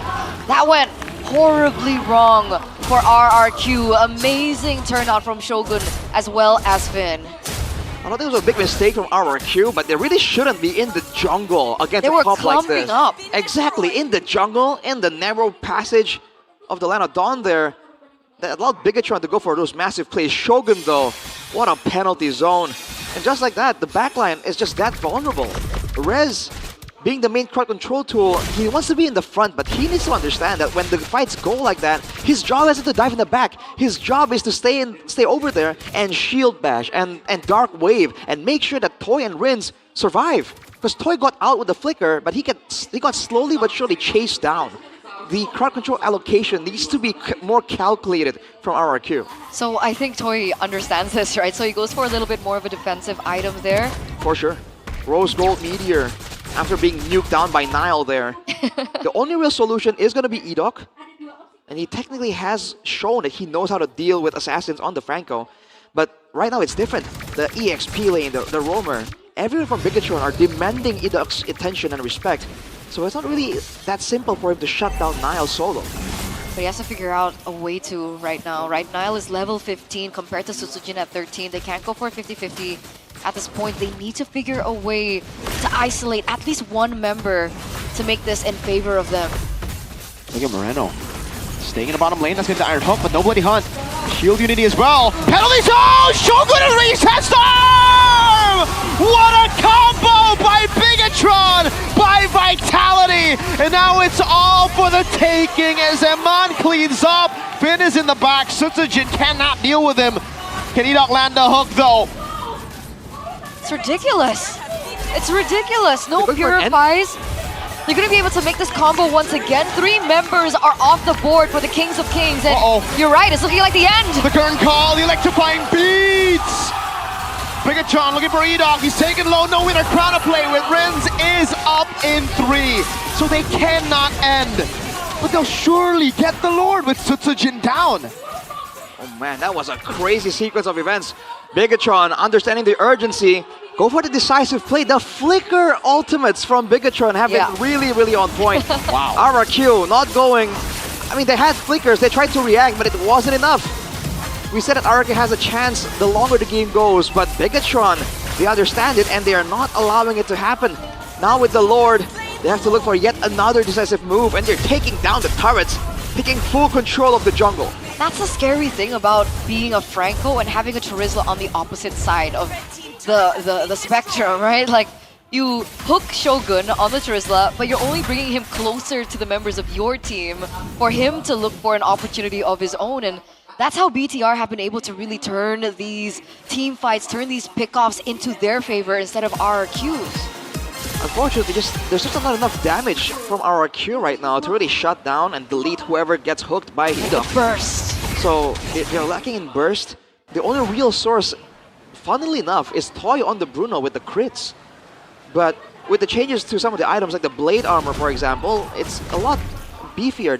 It gives you a lot more physical defense, and Bigatron are abusing it as much as possible. They're going for an end angle. Look at the tread on Sutsujin. Penalty zone not landing. Shogun doing a lot of damage. Dark Wave landing on him here. No Iron Hook there. Gonna be Shogun taken down. Rez gonna be low. Raging Sandstorm again. The flicker in the back line. Toy gonna be locked out. It will be the bloody hunt locking them down, but the Winter Crown gets bought in time. And Iman will dive into turret. Lord still up. Nile gets away. The base wide open, and Iman sets his sights on that base to make it 1-0 for Bigatron.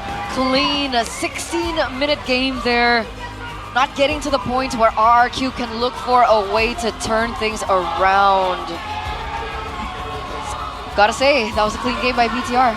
That was a great showing by Bigatron, man. I thought in the mid-game, when RQ were recovering, when Toy was doing damage, I thought, all right, Bigatron missed their window and they're falling behind. But then, when they knew that the game was at hand, even without the crazy play of Moreno, Shogun stepped up, and those were some insane penalty zones.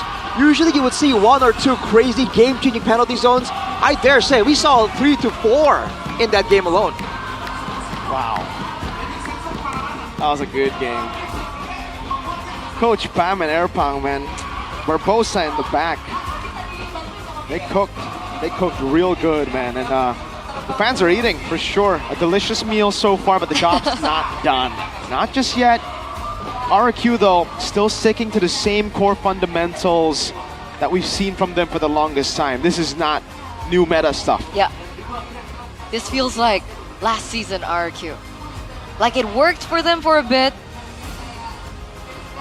but at the end it wasn't enough. BTR, man, the way that they adjusted in the game.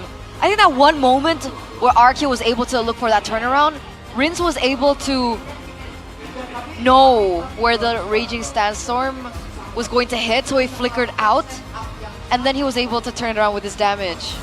But in all the rest of the cases, he wasn't able to. He was the one that gets taken out. Toy, how did they do that? Like, the targeting was so beautiful. BTR, right? Every single time. I mean, it's good. You were saying that the coaching staff, came out strong here. I would argue that in a way, right, there was still a win angle for RRQ, but the execution from Bigatron there was crazy, dude. Like, there was a very specific way for them to fight, to win it out, and they just found it every single time. It's quite ridiculous, honestly. I think it was just tough as well, man. Like RRQ, even though there were win conditions, it was, I think, too specific. Toy and Rins would have to free hit. Like in the early game, it's okay because a lot of times BTR were taking fights under turret because of the hooks. But then as the turrets got cracked open, it gets tough for them to play like that. Like you won't be able to free hit a lot of times. And when you escape, when you try to escape, you burn flickers. You're too far away to deal damage to the main damage dealers of BTR, which is Niall and Eman. So I think either way, it was just a masterfully crafted draft into, great execution too. I agree. I mean, then again, the purpose of the goal laners, the marksmen in the back, shouldn't be to focus down the damage dealers, the squishier members. It's just that they weren't allowed, and there wasn't really a lot of backline members, quote-unquote, for Bigatron, right? Even their gold laner is CC in this condition. So everyone is diving forwards, and unless they can get a proper fight like this, where it's an actual front-to-back, and there wasn't a big combo, they couldn't get it done. And the fact that they kept fighting in the jungle, I think is something that needs to be mentioned as well. That allowed Shogun and Niall and Eman to get so much value. I mean, look at this. It's just so good. Multiple times in this game, it's not just the penalty zone. It's the immediate follow-up by the Raging Sandstorm. So they were really in sync in communication too. Yes. Woo. Solo, no ultimate for Edok means he's dead. Yeah. And then the final one, man. Edok knew he can't go for the Bloody Hunt on just Shogun because there's Finn. But if you don't do it, then he goes for an engage while he's 1 HP. He doesn't care if he dies, as long as he gets the initial set for the rest of the team to follow up. I feel like they can really position better. I've seen games where RRQ are supposed to, separate. They're up against big wombo combo, and they can position, Right here, they were kind of forced to clump up together by all means. But I really felt like there was a chance. Bigatron did a great job capitalizing on the clump nature. And towards the end here, again, knowing the urgency, knowing the Lord, they just forced it, man. I can't decide. On what? No, I also voted for Shogun, but everyone else played perfectly too. Yeah. But Right? I think it's about the initial. The first boom. Yeah. Because him Penalty zone. getting the initial penalty zone was the big, crucial moment, I would say. Again, put Toy down, put Rins down. With them both down, it's done. That's why I think for Bigatron, they, again, did a really, really good job in forcing out the Phobias. They didn't ban the Phobias for a reason, and we see the reason right here. They already have the CC that was flexed, obviously, but then they pair it up with a Terizla and a Khalid. So, big strength of Phobias and Arlet is when they can dash around, right? Getting those resets. But when you're locked down, when you're forced to stay still, you're useless. And they literally did that to the Phobias this game. That's why it was weird And that the they picked Baksha. up the Phobias. Yeah, they were thinking again, it'll probably just be Joy that we have to handle, right? Like early on. But then you see the Teresa and they're But like, like oh. this was a Phobias pick into CC as well. Yeah. And like even Arashi mentioned, right, in the early Turtles, like Rez wasn't able to hold on too long because of the damage that CC was That's dealing. because of the Terizla first, though. Because the Terizla locks you down. In team fights, Phobias should do better than CC. So they picked it up thinking it's a CC XP. If it was Terizla and CC, if they knew it, I don't think they would have picked the Phobias. So it was BTR with a really good response to seeing the Phobias. Maybe they flexed it right as they saw the Phobias. Makes sense. Makes sense. Very much possible. All I gotta say though, there were a bunch of uncharacteristic misses from Riz. You know, he's a more conservative, less flashy player. But right there were a bunch of dark waves that just went field goal in between. And I think that's really because of the mobility of Bigatron, right? And again, there was a chance for RRQ, but Bigatron identified like, hey, the only way we can really get stopped here in our tracks is if we get like if we give him a 4-man dark wave. So they just made sure that they kept weaving around, and you can see Rez really struggled to land some of those dark waves, even though he wasn't really known. He's not known to miss a lot of those skills technically. So it's a 1-0 now in favor of BTR. One game away of. What? What? I'm scared to say it next to Arashi. I don't want to get smacked. Whoa! No, what? Rashi is can violent? Can get violent, yeah. Oh, wow. I thought it was tactical, not violent. Oh yeah. Tactically violent. And I was, what was it? The violence bang. Arashi violence Rashi bang violence bang bang and Johnny can't wait bang bang. Oh my god. From What M4. season was that? You know what? There's Before you get violent, here you go. Gotta channel that aggression, dude. I have a. Get some more Jagung Okay, Bakar, man. here we go. Another one. Another Whoa! one. There you go. That's pretty violent, man. See, I told you I'm scared. Scared. Imagine if it's Eterna. Whoa! That's a dead Eterna right there. Whoa! Smash it. Oh, man. How does it feel, Arashi, to eat Doritos? You like it?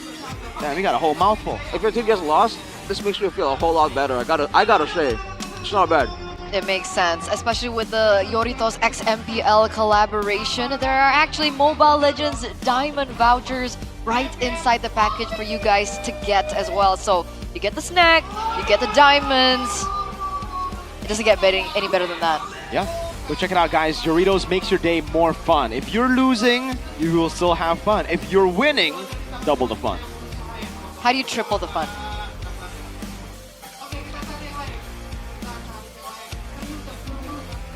Okay. I think that's way more than triple though. Yeah, exactly. This would be just triple. This would be quadruple. And then everything else. Can I have one? No, Arashi. No, don't share, Arashi. Huh? Don't share. Don't share. Why? Sharing is hating. Sharing is caring. Yeah. Thank you.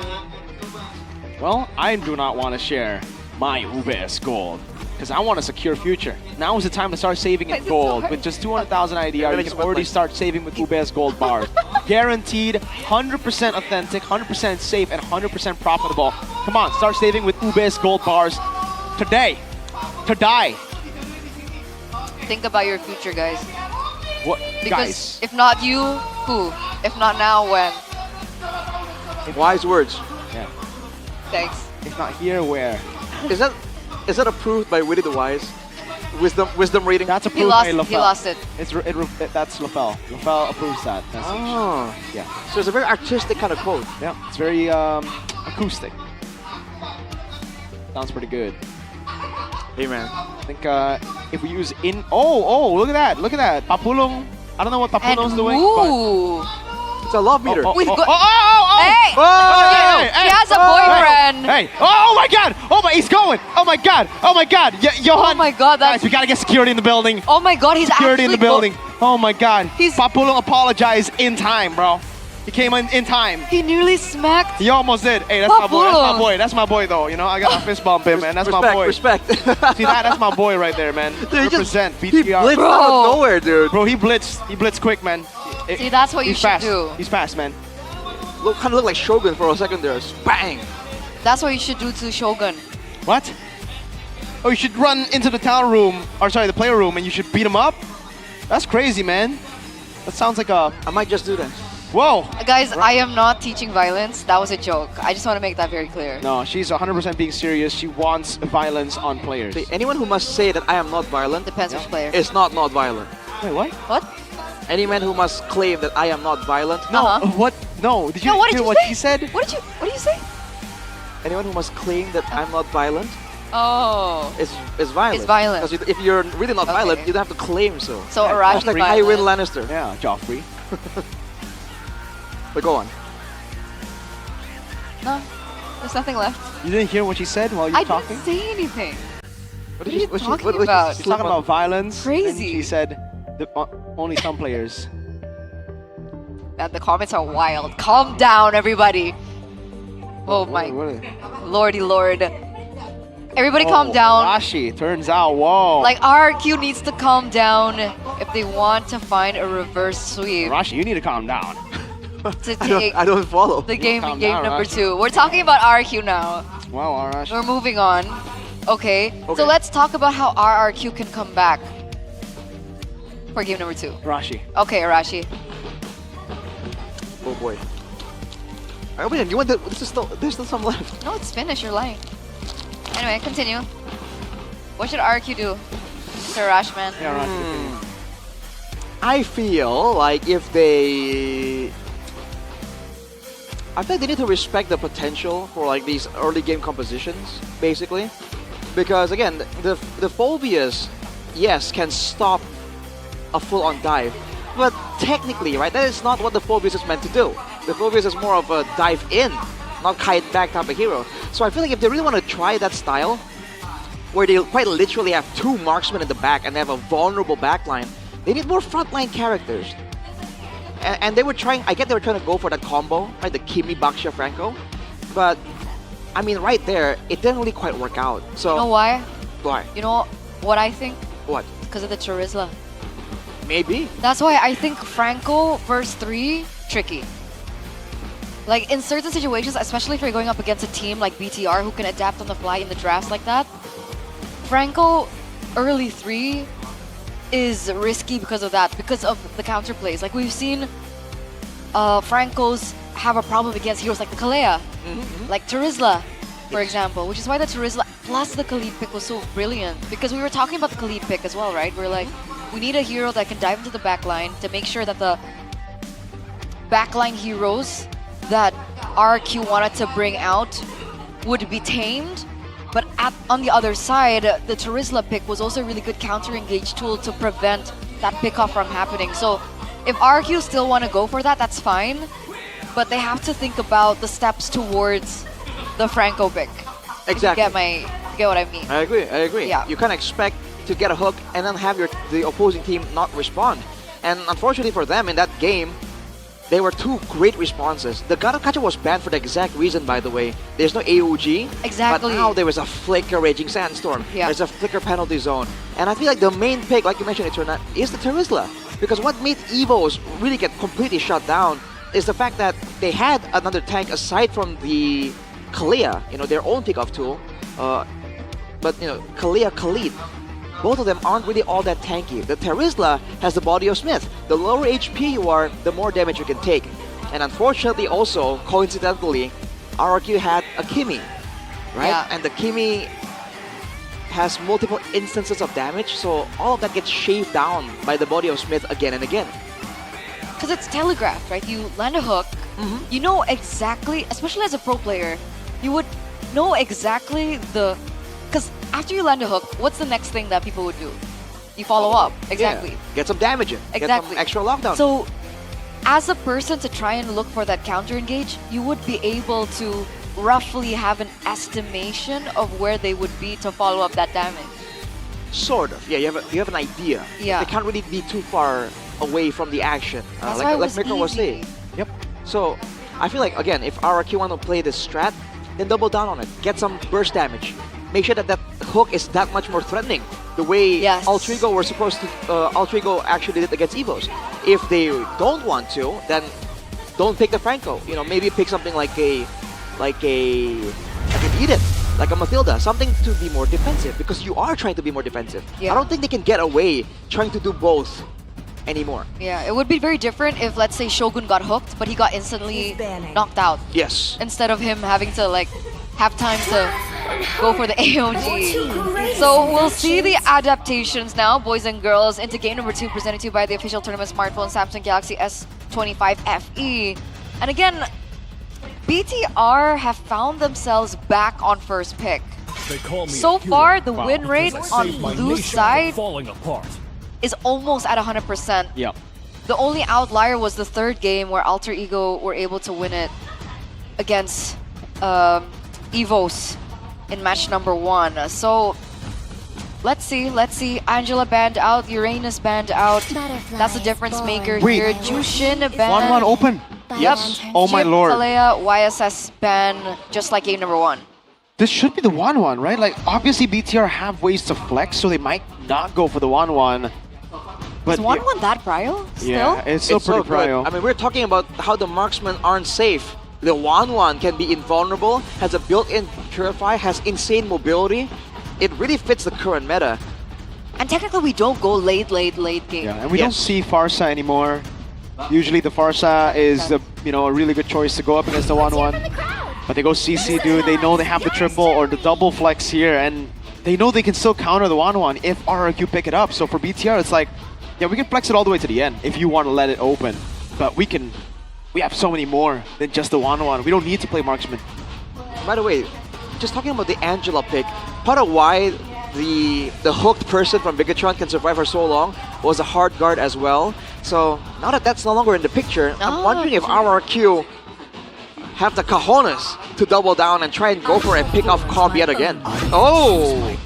Okay. What? So they do go for the Farsa. There's no dive just yet, so they aren't trying to play for the Farsa, and they take away the Arlet, right? So this is a front to back right now for RRQ. Why didn't they pick up the 1-1 instead of picking up the Farsa? They don't know what BTR have cooked up. They don't know what counters they have, so they want to just go for it, maybe red 3. Is this overthinking? It could be, but I think they're set up for a proper front to back. If they get 1-1 after this and BTR have no response, it could be big for RRQ. Well, the Irithel is still an option, technically. Not if you don't pick it up here, right? Because then you could ban it in the second phase. That's why red 3 for RRQ. Interesting. Considering the current meta and how Bigatron have been playing, I feel like the 1-1 can fit, but it's just less likely. They go for the Hayabusa instead. Juicy target there, the Farsa for the shadow kill. And with the Hilda, a lot of oppression coming in from Bigatron. They want that fast early game style again.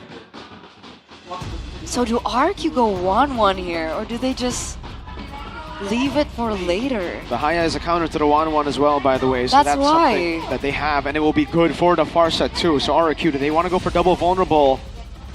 Or they go Baxia, or it's just tough right now because anything you go for isn't really the best. There's no optimal choice. Baxia, there's a CC on the other side.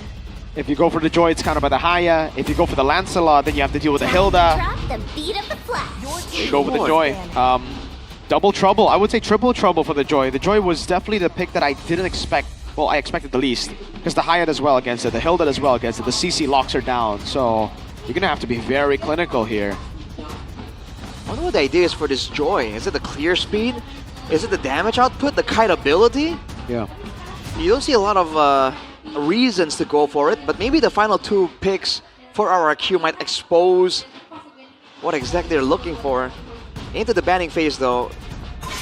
Now RRQ, do they have to be concerned about a 1-1 for Bigatron now with the CC and Hilda already shown? I think actually not yet.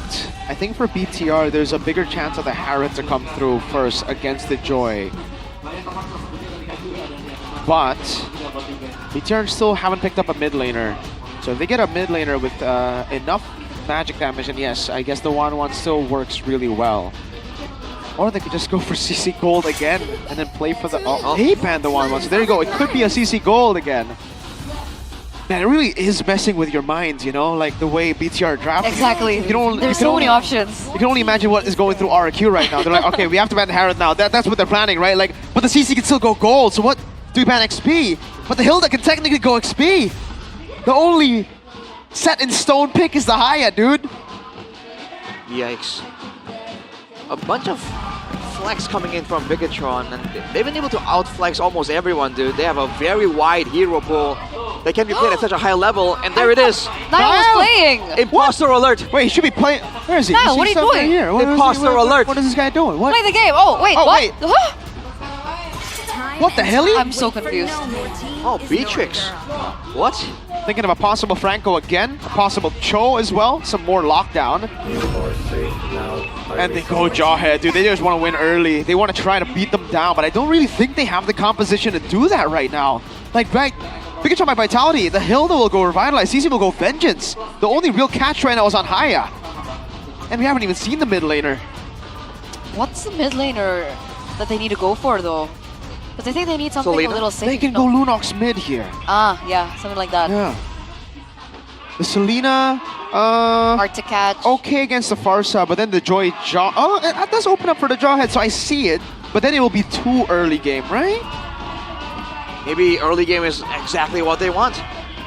Just highlights again how much potential is there in this first 3 picks for Bigatron. You have no idea how they want to round it out. Novaria and Badang. Oh my lord, Novaria.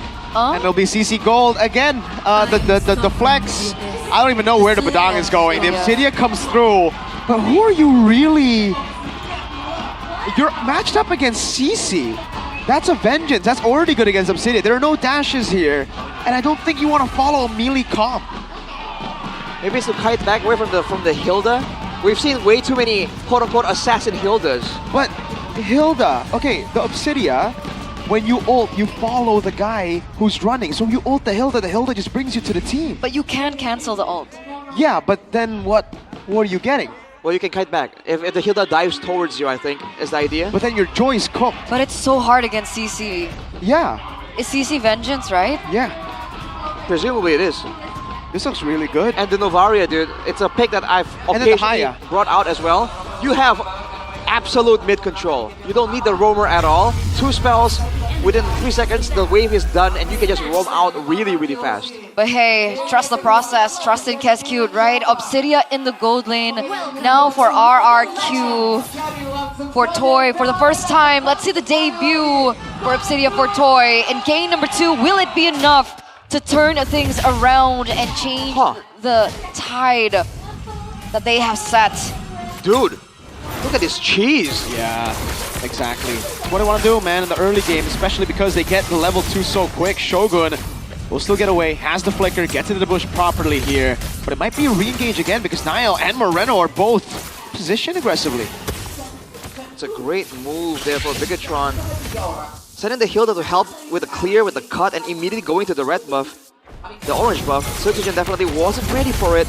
Emblem's here by GameSmax though. A lot of thrills for RRQ. They need a bit more of the damage. They want to go aggressive. For the side of Bigatron, Wilderness Blessing. It's all about moving around on these maps. Why do you think the Novaria got placed here? I think it helped with a bit of scouting, right? To avoid getting someone picked up by the Jawhead. You can snipe at the Farsa as well, doing a ton of damage. And the Wave Prio. Whoever you set up against the Novaria, you can't really stop her from clearing the wave from a relatively safe distance. That's what I like to abuse in my own ranked games as well. But let's say Novaria gets vision before Finn. Does Finn still get the gold? Huh, no, I don't think so. No. Because Novaria is the one exposing the hero. Okay, interesting. We'll see how that freeze, though. Wait, affects the game. Yep. Really good freeze. Enoch is around as well, so Shogun, he's just gonna give. Okay. Well, potentially delayed level 4 there for Shogun, which will be nice. RRQ though, they want to rush this. Now, good pull by Finn, stopping the rush from happening. Moreno as well. Trying to go for the shot, doesn't land it on Rins, but has the Astral Echo. Oh, wait a second. Shogun in the back line now. All of a sudden, Jin is going to be the final slash of Eman, who's still going to be able to kite away against Rez, who's jumping all over the place. Toy also rotating in. The Vengeance used up already. Sutsujin winning it out. Niall jumps into the back line. Won't be able to find a kill. Shogun first blooded, and Finn falls next. Rez on a double. Okay, 2-0 already for RRQ. Instantly collapsing to the neutral objective.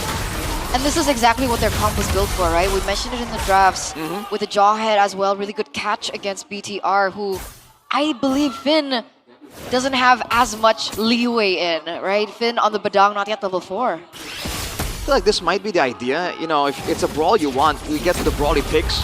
And surprisingly enough, I guess we see the vision for the Joy. It actually does so well in these brawls. Sutsujin was able to stay relatively safe, have a ton of mobility, and hit multiple people at the same time when he's popping that ultimate. And of course, Rez picked up 2 kills in that fight there. So he's gonna try and be active. Yeah. Already a little bit of rotations now from BTR. Looking to clear in the wave, but we do see that. Is that going to be the pickoff? Wow! What a pick from Edok! He will fall too, but now it's a feathered airstrike from Rins. And it's 2 for the price of just Edok. Oh boy! The flicker ejector, a combo that used to be so iconic. Yeah. Back then when you're a roamer, if you can't do that combo, then you ain't pro level. And now it's back here with Edok showing it off. RRQ already getting so much of an advantage, but they have to be careful here. Bigatron, they can play from behind and they have the tools to look for some pickoffs, and they are definitely vulnerable members from RRQ. This comp is not foolproof. It's a lot more instant though, right, with the way that RRQ are playing it. Very different to game number 1 with so much counter engage. But now Finn is at level 5. He does have the tools to maybe look for something similar as to what Shogun did in game number 1. All depends on how this one goes. Final flash on 2 though for the airstrike as well. Used up, man, the combo's ridiculous! And it's 2 again for RRQ. Nile unable to get the most of it. Iman caught alone as the vengeance and the follow through from Rez! La Mercenaria gets it. And it's a defense in the mid lane, but it is all RRQ 3000 in 4 minutes. Wow. Oh boy. Final slash into everything and the kitchen sink. Toy even rotated from the gold lane there just for good measure. He's gonna get a lot of gold from the top side here too. Bigatron on the back foot, this composition. We said it worked against the clock in the previous game. Well, now they are behind 4,000 gold to a comp that has a marksman, has a Farsa for the teamfights too. Oh man, and has all the traps for Edok. Remember, dangerous grass. Edok loves to trap and he's getting it. Late game is going to be so disgusting for BTR. How are they going to... Oh man, already a 4,200 gold lead. And remember, Obsidia, she hurts on towers too, right? These towers are going to come down really quick, especially when the stacks start coming through. Oh! You can go for anyone at this point into the Hunt of Bone. Oh! Shogun gets away in time, but now the Electrifying Beats locks him down. Electrifying Beats all into the... Wow, what a read from Riz. Catches it, Finn in the back line though! Not enough damage, oh my lord! Edok lives with a sliver of HP. 2-0 trade again for RRQ. Beautifully done as well with the feather airstrike from Rins. Beautiful follow-up. Man, what do BTR do? This is a steamrolling RRQ. They found their pattern, they found their groove, they found their tempo. They're gonna make sure that they go on the same targets together. The issue is because of the proactiveness and the danger that RRQ is flashing at Bigatron, they're forced to react one by one. And usually, you know, if there was some follow-up, that play by Finn could have resulted in multiple kills. But RRQ are always one step ahead, and now there's a chance for the same thing to happen. Finn waiting for a chance to do something. Oh wow, good body block by Rez there. Defending Riz. That's brought back. No damage just yet. They are going to be looking for a pick up top, but Sutsujin is too calculated for a pick like that. And now we can see the combo, I guess, right? You fling people into the Hunt of Bone, so that's the idea. Some extra ways to lock down and make sure that this mobile composition from Bigatron can't go anywhere. Finn is waiting though, using the dangerous brushes. Gets spotted out.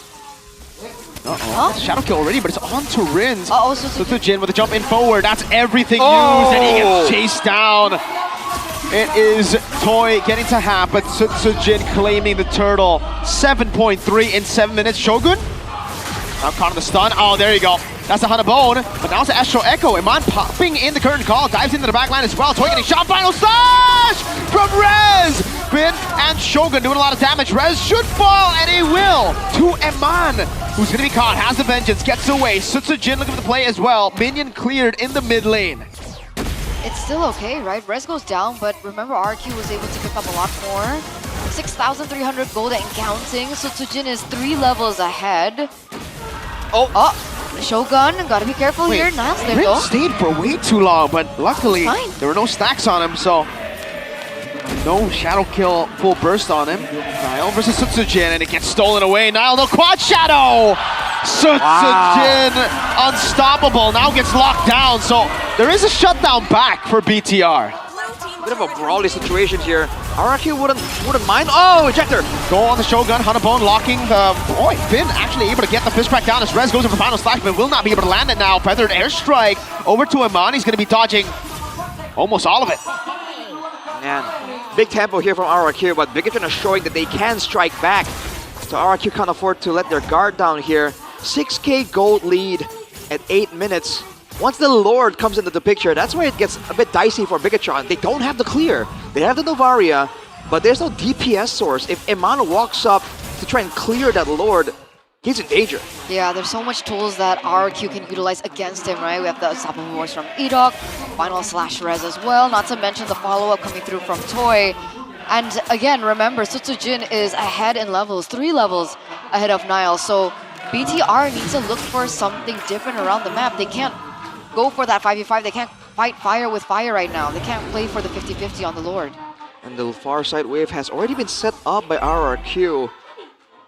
Without anyone who moves fast. Oh, Nile trying to fight something. Whoa! Oh, wow. Unstoppable Force gets baited out. Now the Feather airstrike as well, but Edok's all alone. It might get locked down. There's the shot. The final slash locks 2 members down, but there's no Hanabone in! Diving in the back line. Sutsujin now. Lambertinaria diving in. Iman still there. Shadow kill over to Rez. He will be able to get out with the quad shadow. Rins is chasing forward. Nile! Locked down by Toy. Shogun next in the chopping block, but will be able to escape. It's 1 for 2. Yeah, and completely in favor of RQ, but we did see that Finn was looking for Toy in the back line, but Toy was able to flicker out. He was able to avoid the bulk of the engage there. You're saying that the mobility of this Obsidia come in handy? We didn't think it was going to operate this way, but it's kind of working out. 8k gold with the Lord, RRQ. Do they want to return the favor and try and go for an early end? There's no urgency for them. They might want to take it a bit slow as they try and encroach onto the jungle. Rez! Not a lot of damage. Finn caught on the Hanabone, goes in for the fist crack, but will be melted. Now it's a quad chat on the shadow kill over to Rez. He's going to be taken down now. They're all clumped up there. Sutsujin with a walk up now has the electrifying beast. Will be able to pop it out, but Iman's doing quite a bit of damage. Rez for Finn. Oof. You gotta be careful again, fighting Bigatron in those clumped up corners. Oh! Ooh. That was a scary amount of damage. Again, the Novaria from Moreno can't really output the same kind of damage that Rins can on the Farsa, but if you're clumped up together, that one Star Shatter or what is it called? Star Shatter. The Star Shatter is gonna hit everyone at the same time. They have to be careful about that. Yeah, he also built the Lightning Truncheon too, right? So there's a little bit of AoE involved. It's a new one, by the way, so it's just bolts jumping around the whole team. Man, Rins is definitely like not gun shy, very trigger happy on that Feather airstrike, and it's hurting BTR like a lot, man. That's a snowballing Farsa. 209 on which item, Arashi? 209, yes, the Blood Wings, so respecting still the damage potential, and then the Genius Wand with the Magic Penetration Shoes. So they're looking for just as much damage as possible. Shogun gets out of danger. Walks up to open up for the purple, but Nile's not there. Look at Finn's positioning to get with Nile. Oh! We're going to be locked down now with Hanabone as well. That's going to be the... Not yet, actually. And all in. Oh! Finn! Gets Rins in the back line with the help of the shadow kill from Nile. Now Finn locked down Solid Force. Rez all alone, isolated. Finn will fall, but look at the rest of the team. Rez gets away. Edot with the flicker in. What? What? Was that How? Iman dashed... Finn's somehow still alive, by the way. He will fall. And there you go, but did Iman pop dash right after? What? That interaction? That does not seem right, honestly. Looks really janky. But yeah, still a 7k gold lead. It has shrunk a little bit from just earlier, so Bigatron did a great job. They got Rins, so he can't really afford to stand there like he won't be a target.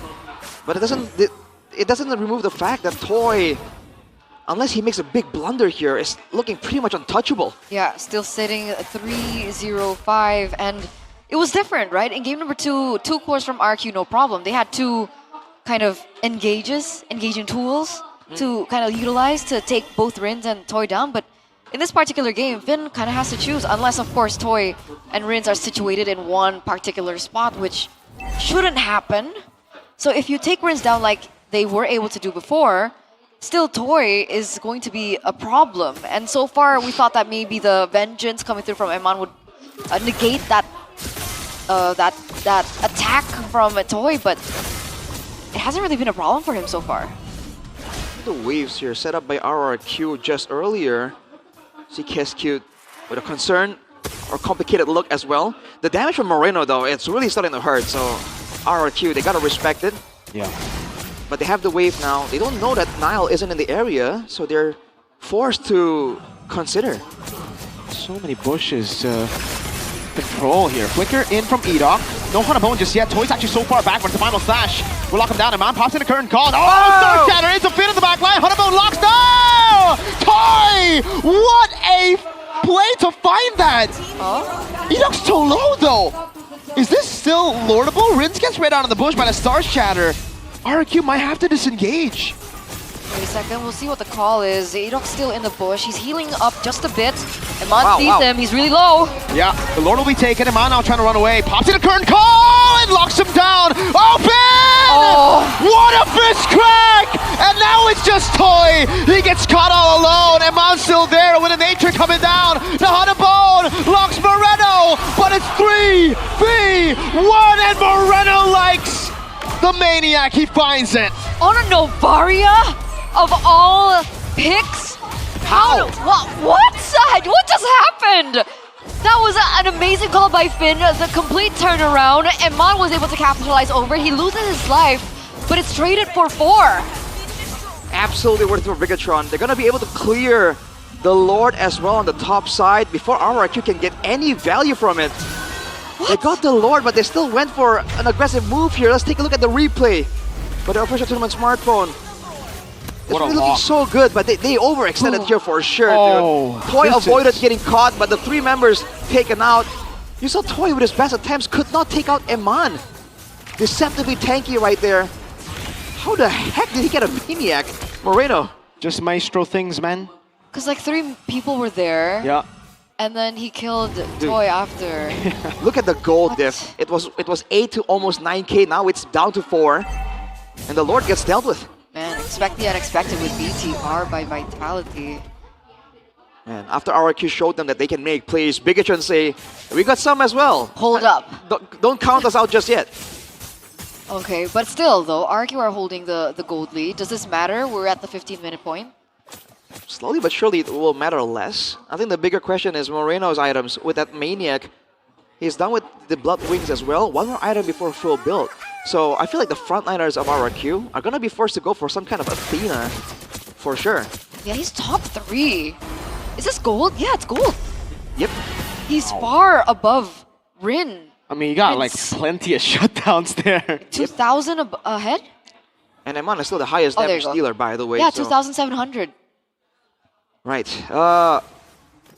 RRQ is still gonna play with that late game, but now that you saw Toy kind of struggle to take down these beefier fighters, I wonder if that kind of emboldens Bigatron.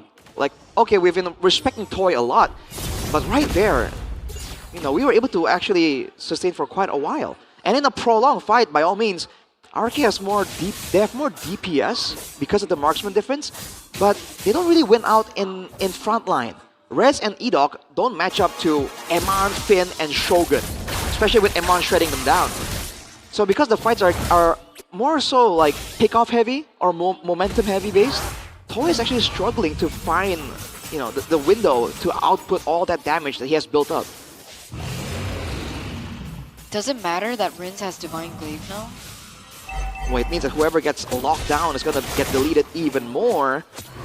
They have to try and find Finn, dude, because Finn has always found a way to get to the back line, and that's just not how you want things to go. Look at that damage. That's almost 3,000 damage, by the way. Look at Finn's angle, though. Oh. Finn's taking a long way route, and he has vision. Finn looking for the play right now, finds Rins. Wow! What a play with a fist trap, but Rins will be able to flicker out to safety. Now it's going to be the Hanabone locking them down. Rins taken out already. Nile for Rins. Okay, they lose their retribution, but RRQ have lost Rins. No feather airstrike, no secondary carry. What's the call? Oh, call is the play to Sutsujin, who already used Electrifying Beast. A Star Shatter takes a whole lot of damage from him. Toy still holding on to the Lord. He actually kills the Lord, but now it's Rez who falls. Emanu goes in. Shogun looking for the play. Enoch shredded down. Toy's running away, but he's hitting on the vengeance. Biss track coming down. Unstoppable force to the other side. Sutsujin with the walk of Toy. Gonna be taken very low. Still able to kite. No way. Immortality down for Finn. Emanu looking for the play again. Oh my Lord, Finn gets locked by the turret shot. No Star Shatter landing. Enoch fall to Moreno. How many members were targeting Toy there? And he still gets out. Whoa! What? Sutsujin buys the immortality in time. And now Niall is hunting for Rins. But he will not get the angle. The minion in the mid lane spots him out. Too much chaos right now. RRQ, they cannot get to the Lord in time. They have everyone up right now, but they just can't get to it. Their members are still down. And we're back to the waiting game. Despite getting the Lord, I think it's negative gold value for RRQ. We're getting further and further into the late game where we have seen Bigatron have that clutch factor. He can't do that again, right? That was a crazy play by Toy though. Let's talk about that for a second. Yeah, but I mean, like, can Finn look for an opportunity like that again? I think surely by this point, RRQ will be looking for him. Right? Well, you can't be, because if you think too much about him flanking, he might just come in front from the front. Oh man. I mean, they're checking every single bush now. Exactly. They're gonna be paranoid. This is the built frustration, the building frustration for RRQ. They should force a siege. It seems like they have the range advantage by all means. If they fight in the lane as well, less bushes to worry about. Moreno is clean with it though. This late game Novaria, no boots. Enchanted Talisman, Wishing Lantern. This was one of his signature heroes. Yeah. Right? He was able to steal a lot of objectives on it. Wait a second. One Shadow and the Shadow kill with the Astral Echo. But it will not kill. Okay. Still 50 seconds left from the next neutral objective, so I guess that's okay as well. It seems like Toy really is just saving. This Obsidian might just be the pick to shut down Assassins, because Toy is not using it on anyone except for Niall, if he can help it. Someone said that yesterday in an interview. Was it? Said what? Mentioned that Obsidian can be a counter against Assassins. I forgot who it was as well. Oh, it was maybe. Maybe. Yeah, maybe said. Oh, Finn? No way. Oh, that's bad. Oh, they see him. This is bad. Oh, he dodges the Hunt of Bone though, but the rest of the team is coming in. If they use too many resources, it might be bad. Finn's looking for the angle here. Will get taken down. Wow, what a Star Shatter. Shogun's cutting him off as well, but Niall is in the mid lane. He's looking for the end angle. Shogun cuts him off. Eman's still holding him down right now as they go for the Shogun play, but he's able to cancel it out right now. That's even a crown bot and immortality as well. Shogun's still in the bushes, gonna be trying to cancel the recalls. Niall in the mid lane, taking the base turret down as Rez goes in. Eman has immortality, will go back in on towards Rins. In the mid lane, it's not a kill just yet, and it will be a kill on Enoch. Picks it up. Moreno's still able to survive right now. Everybody's recalled. Moreno's running away against the Joy. Can he find the play?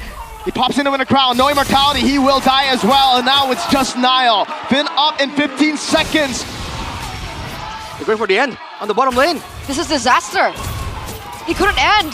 RQ, they're turning it around. They're pushing into the base. Niall has retry. Hunabone miss already. That's a retry. But can it? No. RRQ goes straight for it. The Catamin is still alive. And they equalize. Ladies and gentlemen, we're getting a game 3. We're going all the way here for our final match of the day. And we wouldn't have it any other way. What a comeback from RRQ here in game number 2. That was so close though. That was a crazy game, dude. They gambled it, but it was a 50-50. They know the risk. Another 0.3 or something seconds, and Enoch would not have recalled. Yeah. You saw Shogun risk his life running through the fire Even to try and stop that recall. Even Moreno had to flicker forward there. He tried to cancel the recall, but it was just a millisecond too fast. Oh man. A game of milliseconds this time around. It looks super brawly.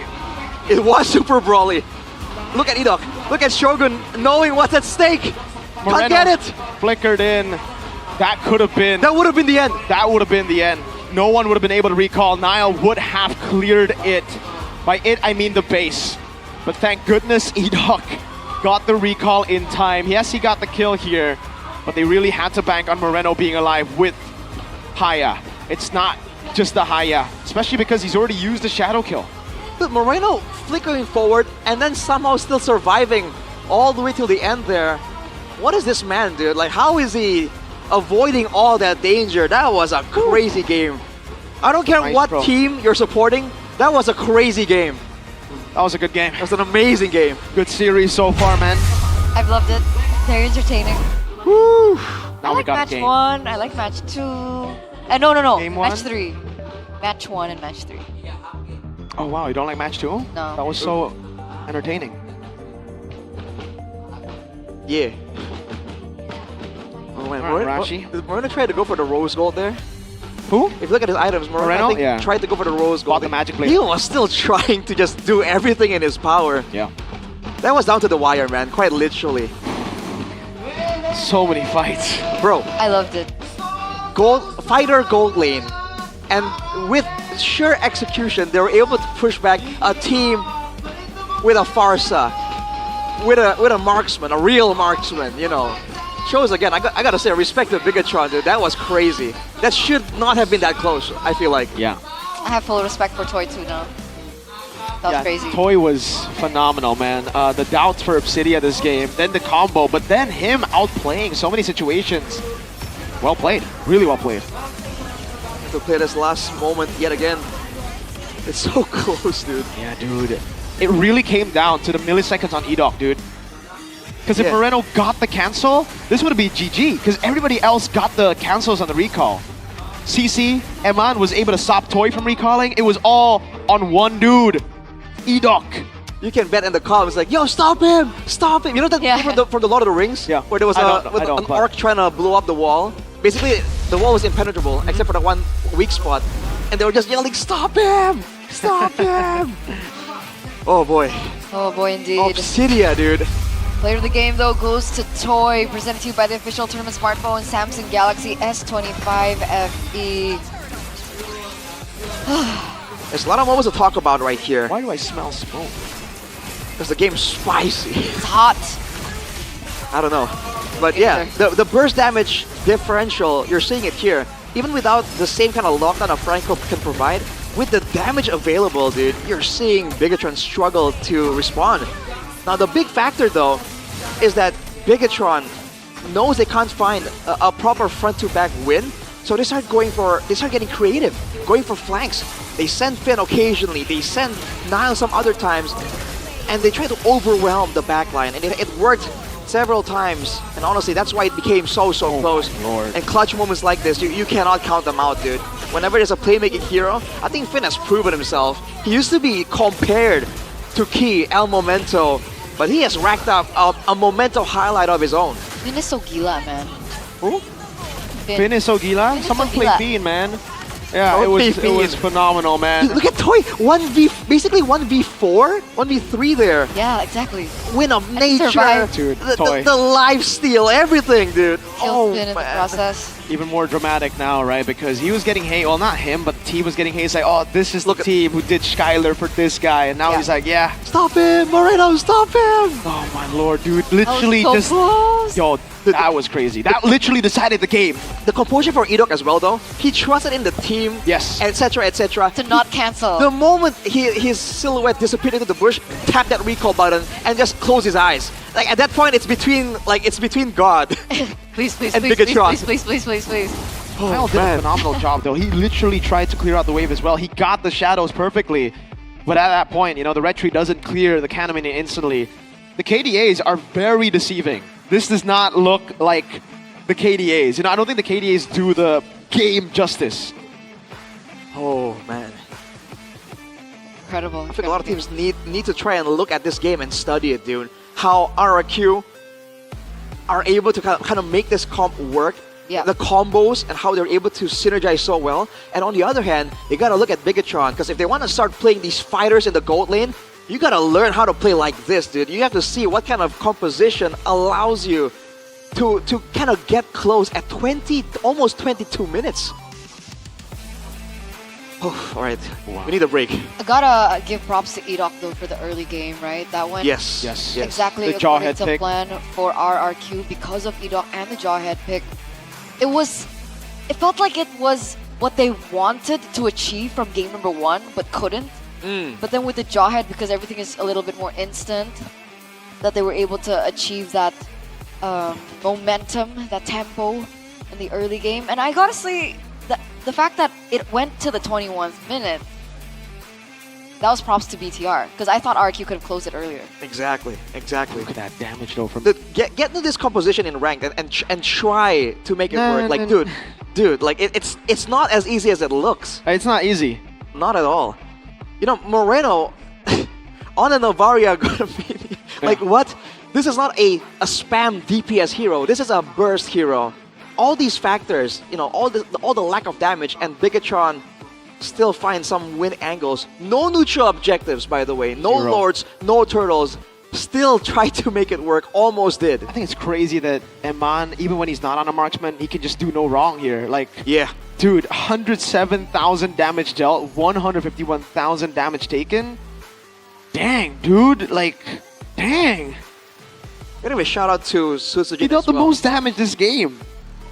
But he also has Vengeance though, right? Yeah, but extra damage. That's extra damage still though. Like, you don't expect CC to deal this much.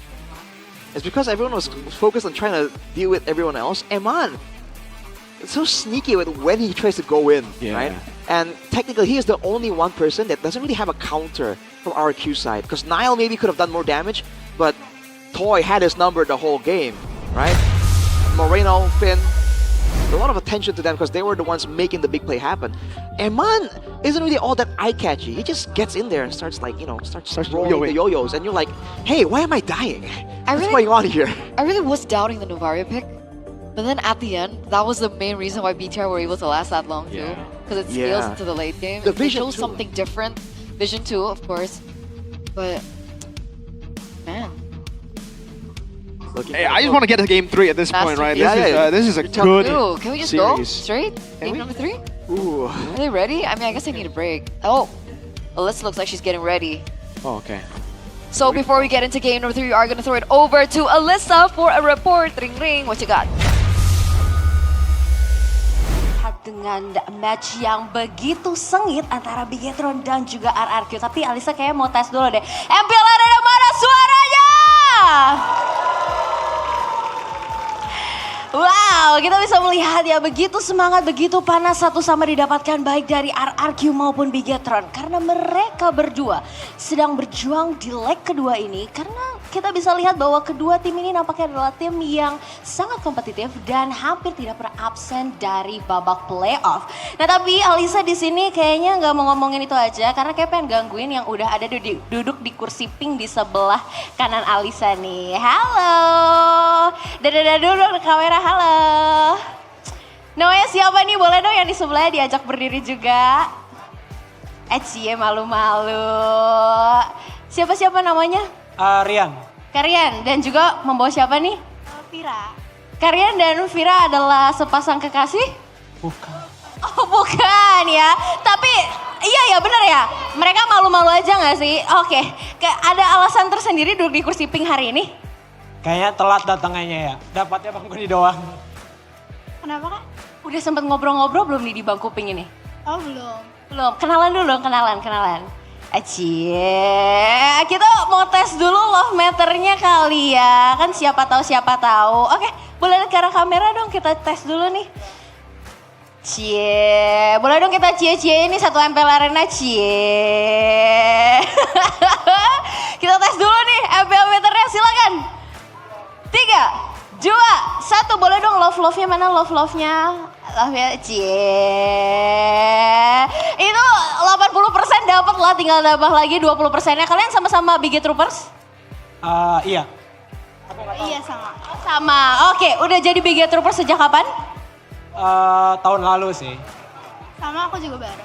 Oke, udah banyak kesamaan, jadi banyak-banyak ngobrol ya di kursi pink ini ya. Good luck, semoga hari ini bisa membawa kemenangan ya. Oke, thank you. Kita sudah mengganggu salah satu, kita cari salah duanya nih. Kayaknya udah ada di depan Alisa nih. Assalamualaikum, boleh berdiri gak sih bergabung sama Alisa? Kakak cantik, bersama siapa hari ini? Boleh dong diajak berdiri juga? Cie, sama siapa? Sama pacar saya. Cie, nah ini baru beneran ya sudah terjadi couple ini. Namanya siapa? Nadine. Radit. Oke, Nadine sama Radit, kalian berdua Big Troopers? Iya. Apa memilih MPL Arena sebagai tempat date kalian malam minggu ini? Karena kami mau mencoba hal baru. Dan MPL Date Arena ini menjadi salah satu pilihan kita.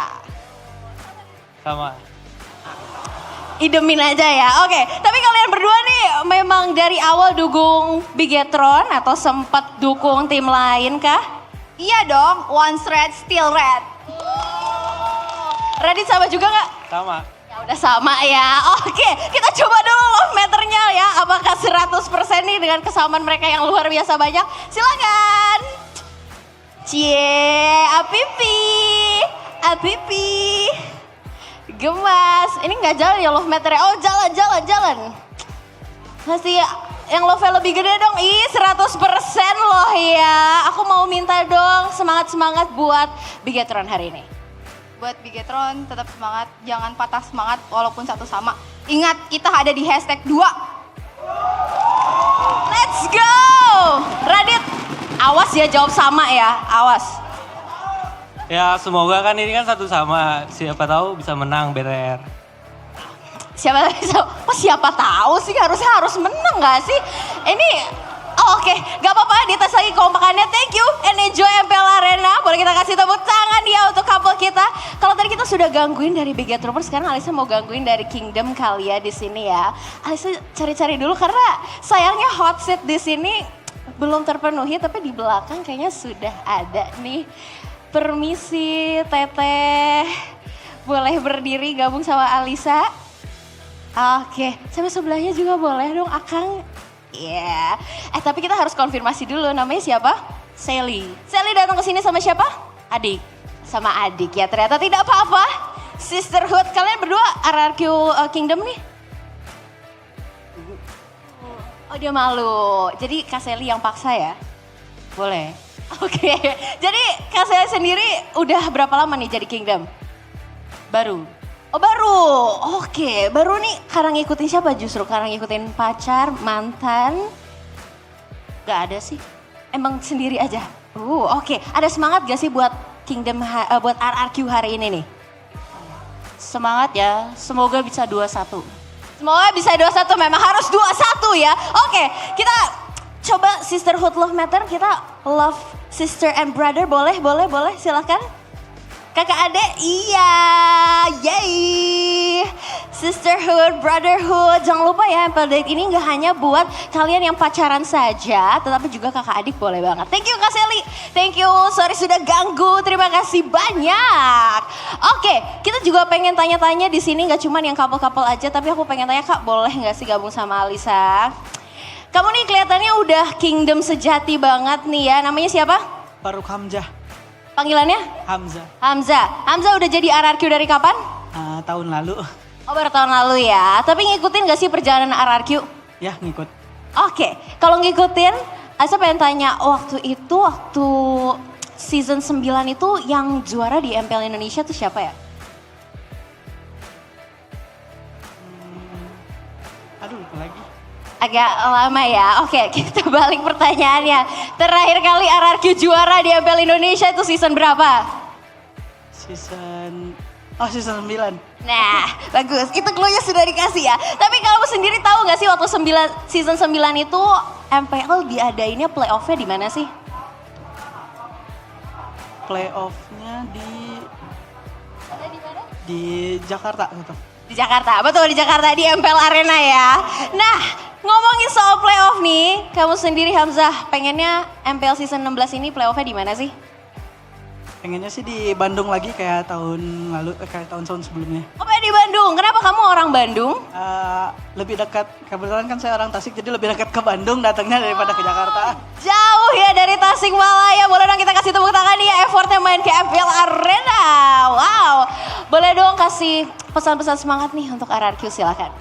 Ya mudah-mudahan untuk match berikutnya bisa dimenangkan kembali. Amin. itu aja. Ya. Oke, terima kasih banyak Hamzah sekali lagi. Dan kita akan melihat ya apakah nanti akan ada surprise apa ya kira-kira di playoff. Akankah venue-nya di Jakarta, di Bandung, di Bali? Kita akan melihat ya. Dan kita mungkin akan tanya-tanya lagi kali ya karena masih banyak yang penasaran nih, kira-kira Alisa juga penasaran mereka kira playoff-nya akan ada di mana ya. Jadi kita bakal langsung aja nanti kita akan spill di sosial media dari MPL Indonesia. So silakan caster, apakah akan ada pembahasan menarik di game yang ketiga kali ini antara RRQ melawan Bigetron. Silakan caster, take it over.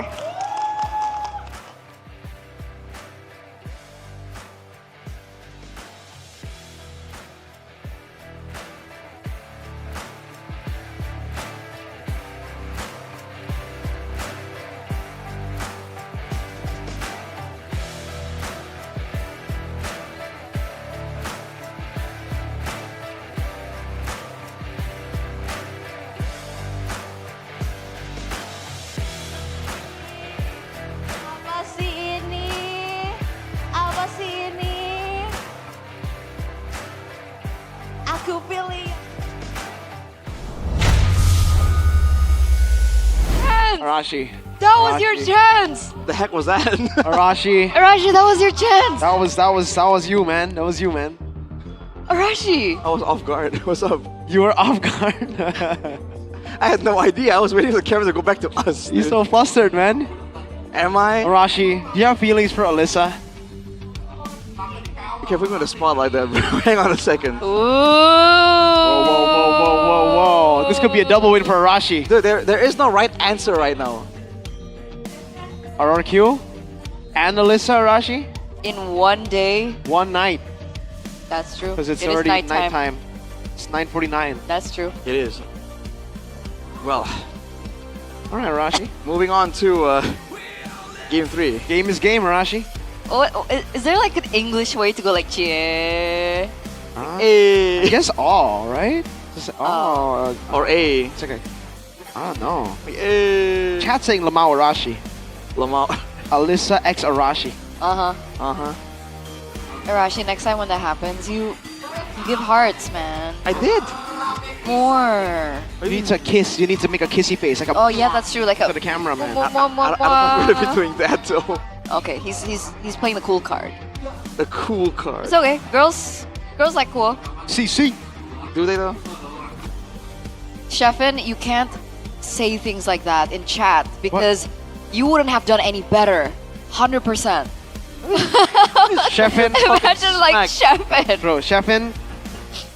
You would have fumbled even harder, Sheffin. Yeah, I agree. But alright. Enough about Arashi. Let's talk about RRQ and BTR once again. Game number 3. God, boys, like... This is it, man. This is it. RRQ are fighting for playoffs. BTR are fighting for upper brackets. Neither one can lose. Dude. Right? A game like that though, it's gonna be very, very stamina consuming. So oh yeah, I'm curious to see like can they maintain the same level of performance all the way? That was a 22 something minute game. Dangerous grass. Oh, Give us dangerous grass again. Oh, dangerous grass my again. There we Lord. go. This is the RQ map, man. This is the it. RQ map right here. This is it. I think it's both the teams' map. Come on, Finn was also using true. those brushes extremely well. But Edok's trapping is like especially scary with the broken, or sorry, with the dangerous grass. Dangerous. All right. RRQ still second pick. Tripling down on it. My tail's been itching Megatron for with the real chip. change. Yusich and Kalea, same band. Wow. This is the drafting phase, by the way, presented to you by the official tournament smartphone Samsung Galaxy S25 FE. Yeah, no, nothing has changed. We're expecting a Jushin ban again. So exactly the same as game number 2. Game number 2, BTR picked CC first. Are they gonna go for a swap here? Okay, so what will be the option here? No 1-1 still. Let's hear from the crowd. There you go. They go CC again. First pick. See, the thing is, right? That's the thing with the game like that earlier is that there's an argument to be made that both teams wouldn't mind going for the same comp. Bigatron can say, hey, next time in the rematch, we're gonna get that extra 0.3 seconds and stop the recall and win. RRQ is like, bring it on. We're gonna bring it to the late game like we did right there and win it out anyways. How valuable do you think the Hilda was though? That, yeah. I think it's valuable because they were trying to spot out the assassin for RRQ, right? But now that we know they can deal with it, I'm not too sure about it. Because they did try to cheese early, if you remember. Yeah. It just didn't work out. Maybe they just changed the execution. If they don't fall too hard in the early game, they'll still have a crazy mid game like we saw earlier. But without the negatives of the early game. So I wonder if the joy is in the picture, because once we went off camera, I was saying that we gotta give a bit of a shout out to Sutsujin, because not all assassins can threaten a one-shot onto the tanks at that late game, and Joy is one of them. So it's a known strong hero for Sutsujin, and targeting that jungle has been a surefire way to stop RRQ. But they go for the Gato this time. Yeah, CC Gato. This could be a normal marksman then for BTR. But they still need to be careful of the 1-1 later. So I think they still should ban it out. RRQ, I think it should still be the same, but it could be different now that there's a CC and a Gato, because the curtain call plus the AOG will lock you down for quite some time, man. Okay, so that's a change. Do they go Joy again? With the Gatot in the picture? They do. Still do. You can nuke the Gatot through the passive, no problem with Joy. Big ifs though. I feel like here we're gonna see a bit of an adjustment for sure for both teams. That Obsidian came out of nowhere, it worked out. Do they wanna ban it? Go back on the same solution? You know, are Bigatron gonna respect it? I feel like this is where we're gonna see a bit more of the adjustments. Because in second phase, BTR banned out the 1-1 and the Bea. I still think you need to ban the 1-1. Oh, yeah. The extra damage, it's like a free focusing mark. The shielding, the ejector, way too many tools available for Edok to abuse. Take it out of the equation. If RRQ want to play the same style, what do they use, right? No ejector available. So tempo breaking was what they were worried about from game number 2. Okay. Got them a lot of advantages in the early game, right? So without that trap, RRQ are going to have to pick another hero that can trap just as good. And what are we thinking? Be? Yeah. Aja, Franco? Heroes like that? It's as good as the Jawhead, because the Jawhead enables the Joy to be early game. It enables the Arlet as well to just shred through. Kagura gets banned out too. I feel like Moreno could go back on the Novaria again, by the way, so I think they might just run it back. Did he go Cho?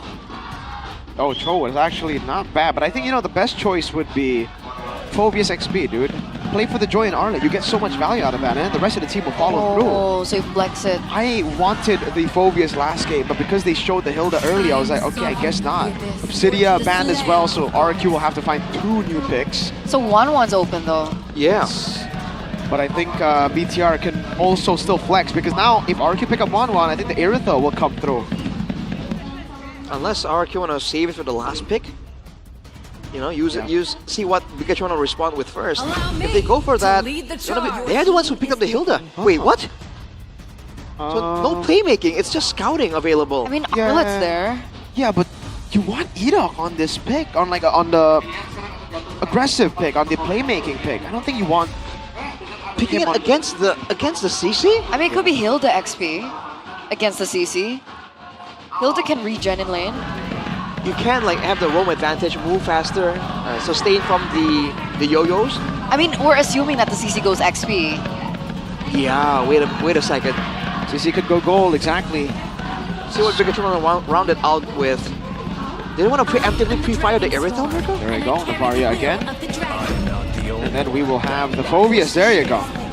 And now RRQ pick up the 1-1. But again, if you go for the 1-1, you're still dealing with the same problem. So many dashes, Phobius will get even more value. Joy and Arl is already there. Carry? For Shred? Nah. I think you want to go carry against the CC, and there's no one to lock the person down. I'm thinking that what can be threatening enough and still save ult? But there's no lock.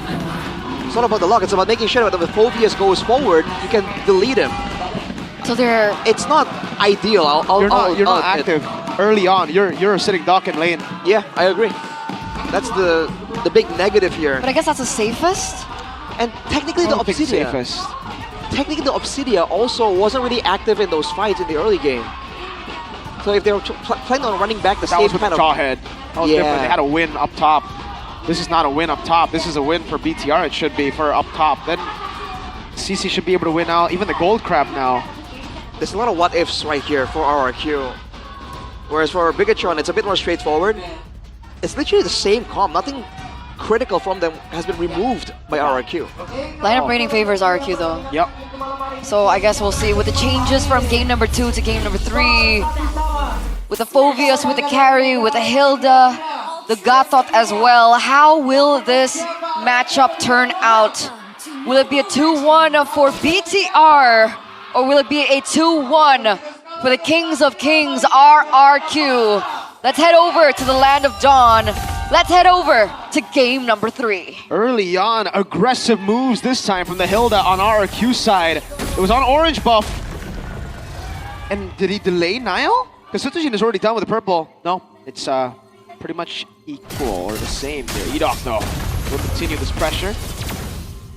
All right. Now going for a more conservative route, but Edok spots him. Yep. Tries to get in the way. A lot of brushes available for the Hilda. That's a bit of a big plus for this pick. So, RRQ no Obsidia, but Bigatron no Badang. Yeah. That's a very different look. The Badang play was part of the reason why they were able to actually get the backline, even though their comp doesn't really scale as well. Emblems by GamesMax, Master Assassin for Toys, trying to get some dominance there against a CC. Not what we were expecting. Tenacity for Riz as well, respecting the damage potential. Not a lot of emphasis on movement here. It's all about surviving, getting some stats to win out in those skirmishes.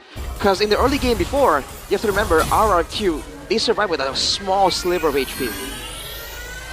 It's Obsidian Jawhead difference too, so we'll see how Edok can play without the Jawhead here. Rez doing a good job though. Seems to be comfortable on this Arlet, that's for sure. Trying to get the EXP buff as well. Right. Already a bit of a lead. Level 4 Rez already in the bushes. Bigatron are going to be forced to respect it. What's the angle though? Who's going to pull the trigger first? In theory, RRQ with the Farsa wants to try and get an aggressive move, but they go in onto Shogun, who doesn't land the Dark Wave. It's giving the Shadow Kill over to the back. Now Rins as well, going to be initiated on Shogun. Still jumping around, getting the pick on Rins. First blood already. Now Edok almost finding the kill back. Shogun missing the Dark Wave again, but will be able to go for the jump if he decides to. Bit stuck, Star Shatter landing now. Rez decides to go in, gets taunted up. A mistake from Rez. That's a bit costly. AOG cancel, but he still gets away. Now Shogun's jumping around. Flicker out the safety. And a Star Shatter. Eman has the curtain call. Will decide to go for it here. But Shogun gets taken down first. The curtain call locks him down now. And the vengeance is already used up. Toy low. BTR with a win. Star Shatter. And another airstrike used again. Sutojin now jumping onto Eman, but he has enough just to stay in away. And Sutojin retreat. So, no retribution for the next neutral objective. They need to find a way to buy a little bit more time. Finn has level 4 now. Good taunt with the final slash there. Not landing now. Gets the free turtle. Seems like RRQ are banking on winning out the fight, ignoring the neutral objective. Nile. Again with the quad shadow. Now the shadow kill. Translated perfectly. And it will be the lethal take. Rez is still there. Shogun comes in for the backup. So to Jin on the way to purple buff. Marino spots him. Alright, it's a steal from Sitsujin. All in all, 3 kills to 1 for Bigatron, but the gold lead only at 500. Gotta try and find ways to extend it even more, but Shogun definitely having a bit more of a lead technically in this lane. Oh, Riz. Should be fine. He gets out, no problem. There was a rotation happening from Nile as well. And so far, things are a lot different, right? Tempo not as fast. Remember, Edok on the Hilda will be able to scout a lot more compared to the previous game, but not a lot of playmaking potential, not a lot of pick-off potential that RRQ will be able to utilize. Player head-to-head now for both mid laners.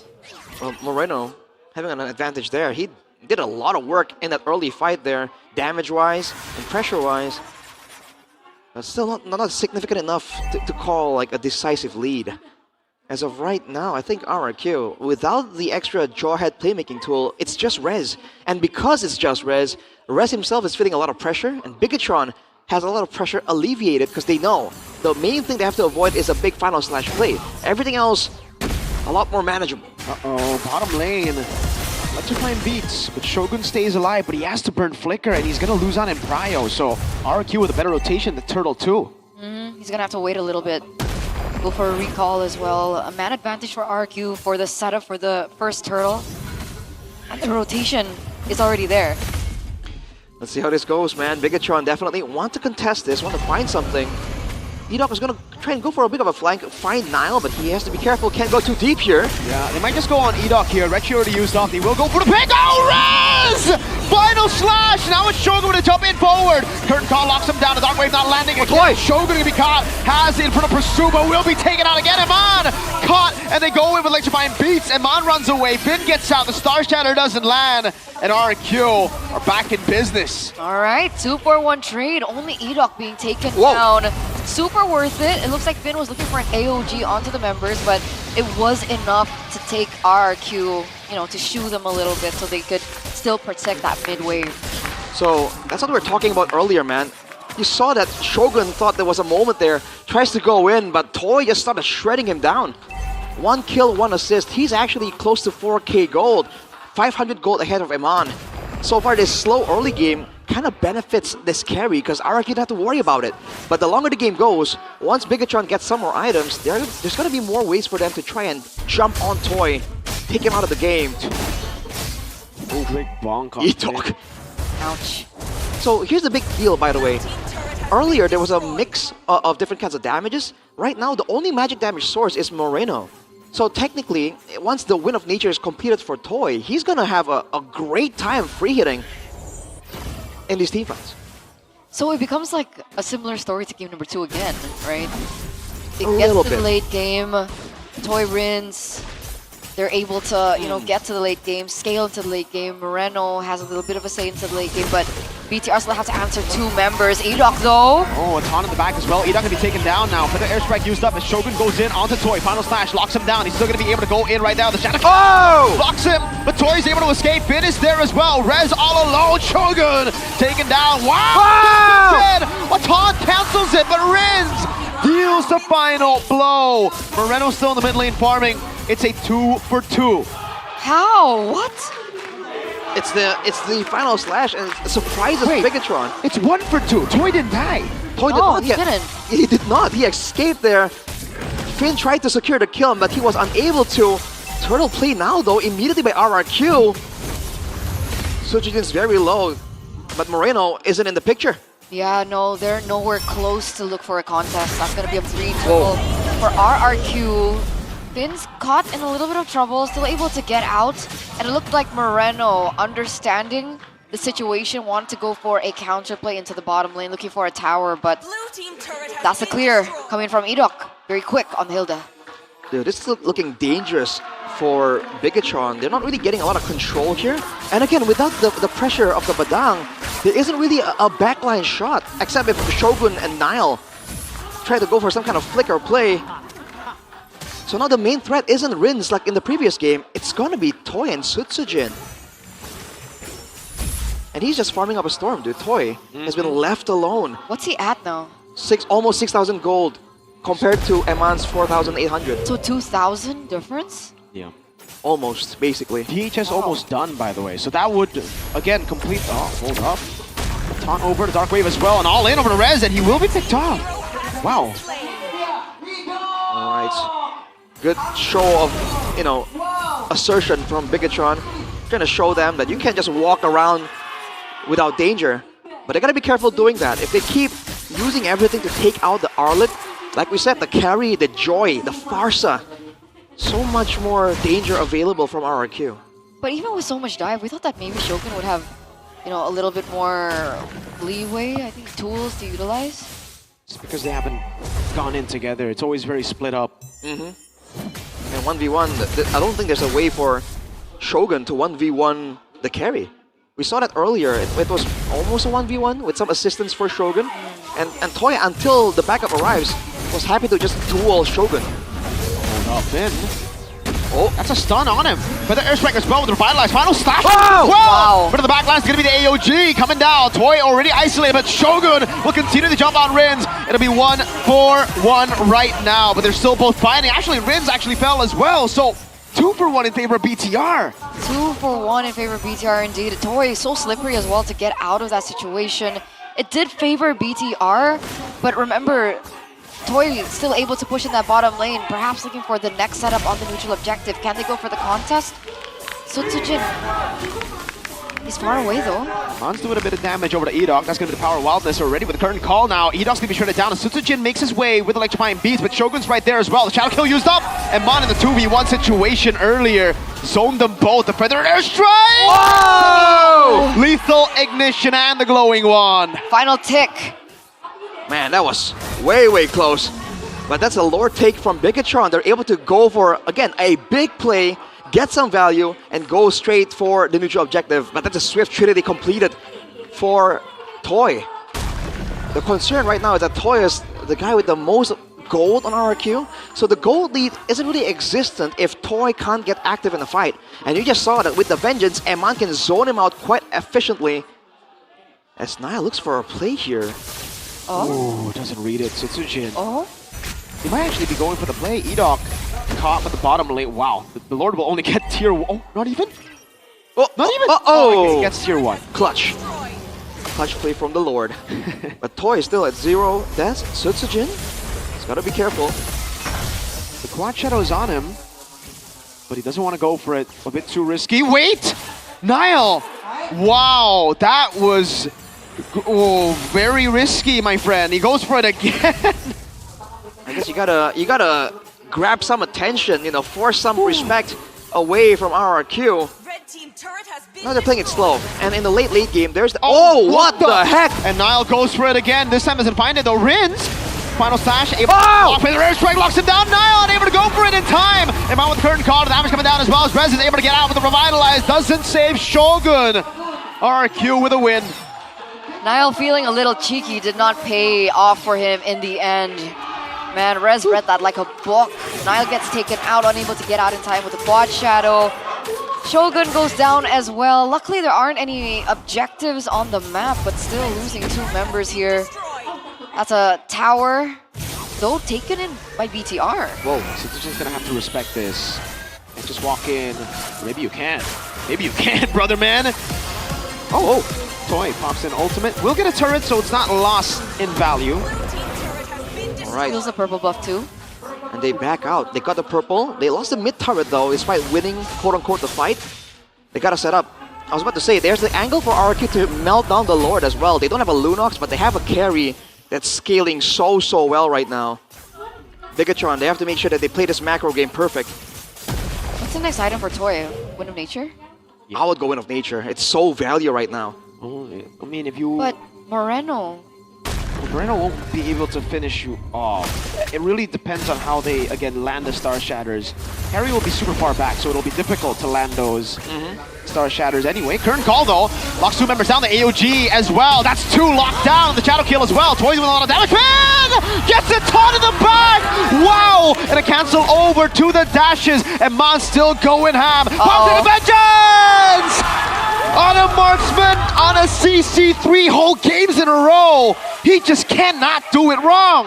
He completely shut down Toy there in the back line. Toy was already caught really low. He was trying to get out of that situation, but with a vengeance as well. Eman beautifully played. 1-for-3 trade. This is a free Lord for BTR. Again. Sure is. The timing on the plays are just so good. And they're willing to burn everything. Oh, look at the timing. All the ultis, if it means that they can get that play. Now the gold lead immediately gets neutralized. Dead even. Turret on the bottom side might fall for RRQ. But you're saying a Toy has a Wind of Nature this time. Used it in the previous fight. But the Vengeance is a big problem. Yeah, well played by BTR, by the way. They looked at the timers, they waited for it to take the Lord at 40, right as the minions spawn, so that it doesn't come in the initial wave. So they'll have time to prepare the waves, knowing, again, they're kind of slow on that. You know, they have fighters in the gold lane, so they're going to have to manage the waves really slow. And now the Lord spawns, so that was delayed. Now they should be able to mount a proper wave setup to Siege. Well, for RRQ, the issue is that now Rez has to pick between using his crowd control for aggression. Oh! Going on to Eman, who has the vengeance though. In the back lines, gets the shadow kill. The AOG locks Rez down again. Oh no, Rez. Don't think that was worth it. A taunt lands on Toy! And it's Finn who gets the kill. Shogun is in the back line. He has the infinite pursuit and he got jumped again. Again and again. It's Air Shogun inside of the base. He will fall. But he's taken Rins, taken Toy. That was what we were waiting for from the Phobius, right? That's exactly what we were anticipating, and now they have everything according to plan. They're looking for the end. Shadow kill 2. Edoc's trying to buy time, but he's the only one left standing. The Red Robots claim their 8th win in a row, and their 2nd win against the Kingdom.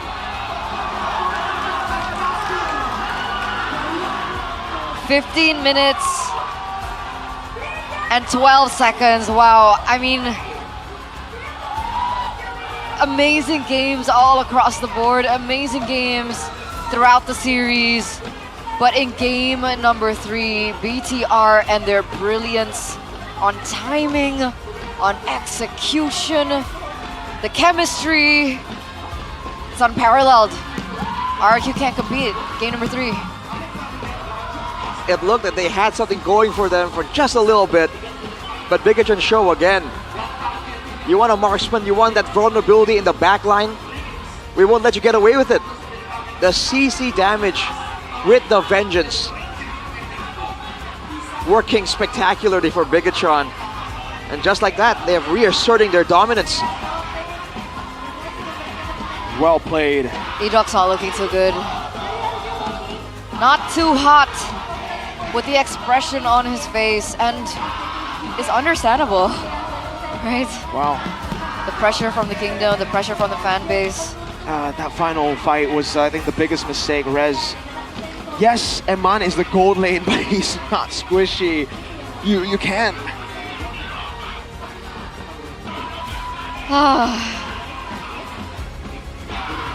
I'm impressed. I'm at a loss for words. We're gonna talk to BTR in just a bit with Bude Clara Mongstar up on stage to ask how they felt about this win against RRQ, against the Kingdom. Bude, it's all yours.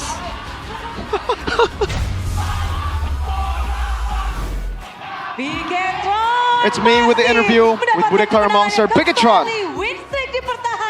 The win streak, they kept it alive, 8 in a row. Menutup game yang ketiga dengan Hayabusamu. You closed out game number 3 with the Hayabusa. Dengan tim RRQ. Yang main sebenarnya 4 orang ini sih, aku nggak terlalu impact di game. I didn't really play that much. I mean, the guys who played were the other 4 on my team. Panas deh Hayabusamu. I don't know, game 3, it looked like you warmed up, you know? Game 2, you warmed up into game 3. Katanya tadi gua gak usah serius di sini. Airpunk told me I don't need to go serious in this game. Belum. So this is not serious style? No, not yet. Mode apa untuk melawan RRQ? What mode did you use to go up against RRQ today? Respect kali ya. Respect mode. Tapi untuk memenangkan match hari ini, kita melihat bahwa pertarungan kembali terjadi baru 2 minggu lalu. Udah ketemu lagi. We see you again now this week with another win, just like last week. And just like in leg 1, you beat RRQ again. Aku nggak terlalu main di game 2-3. Don't ask me, Bude. You gotta ask the other 4. Airpunk and Bomb is in here. Raz, I'm translating. My goats! Dia nggak main so Shogun. Mekanika, tapi dia main di otaknya. So Shogun saying pakai otaknya dia. That Niall wasn't playing the mechanic game, he was playing the brain game. Yeah. Oke, sesuai dengan Coach Airpunk tadi gayanya ya. So just like Airpunk's move, tentang kemenangan ini. Let's talk about this win. Sendiri untuk mendapatkan kemenangan dengan 2 map yang berbeda. You played 2 different maps this time around. You played Broken Walls and then 2 Dangerous Grass. How did you get the win? Kita pastinya latihannya lebih keras aja sih. For us, we train harder than before. We practice even more than before. Half season, maksudnya after the half season mark, kita semakin kuatin lagi. We strengthened the team even more. Kuat lagi dan bahkan Bude lihat juga Shogun makin percaya diri dengan hero-hero Bude anyar juga. thinks that Shogun is also way more confident now, and he's played a lot of different heroes. So Pure trust dari tim dan coach Shogun saya says aja. it's just the trust from the coaching staff and my team. They trust me a lot, so I can play as confident as I want. Dan 2-1 terjadi kalau ngebahas You played your best. 2-1 is the result of that best performance. Muncul juga unik dari Moreno membawa Moreno, kembali you picked two unique Novaria, picks.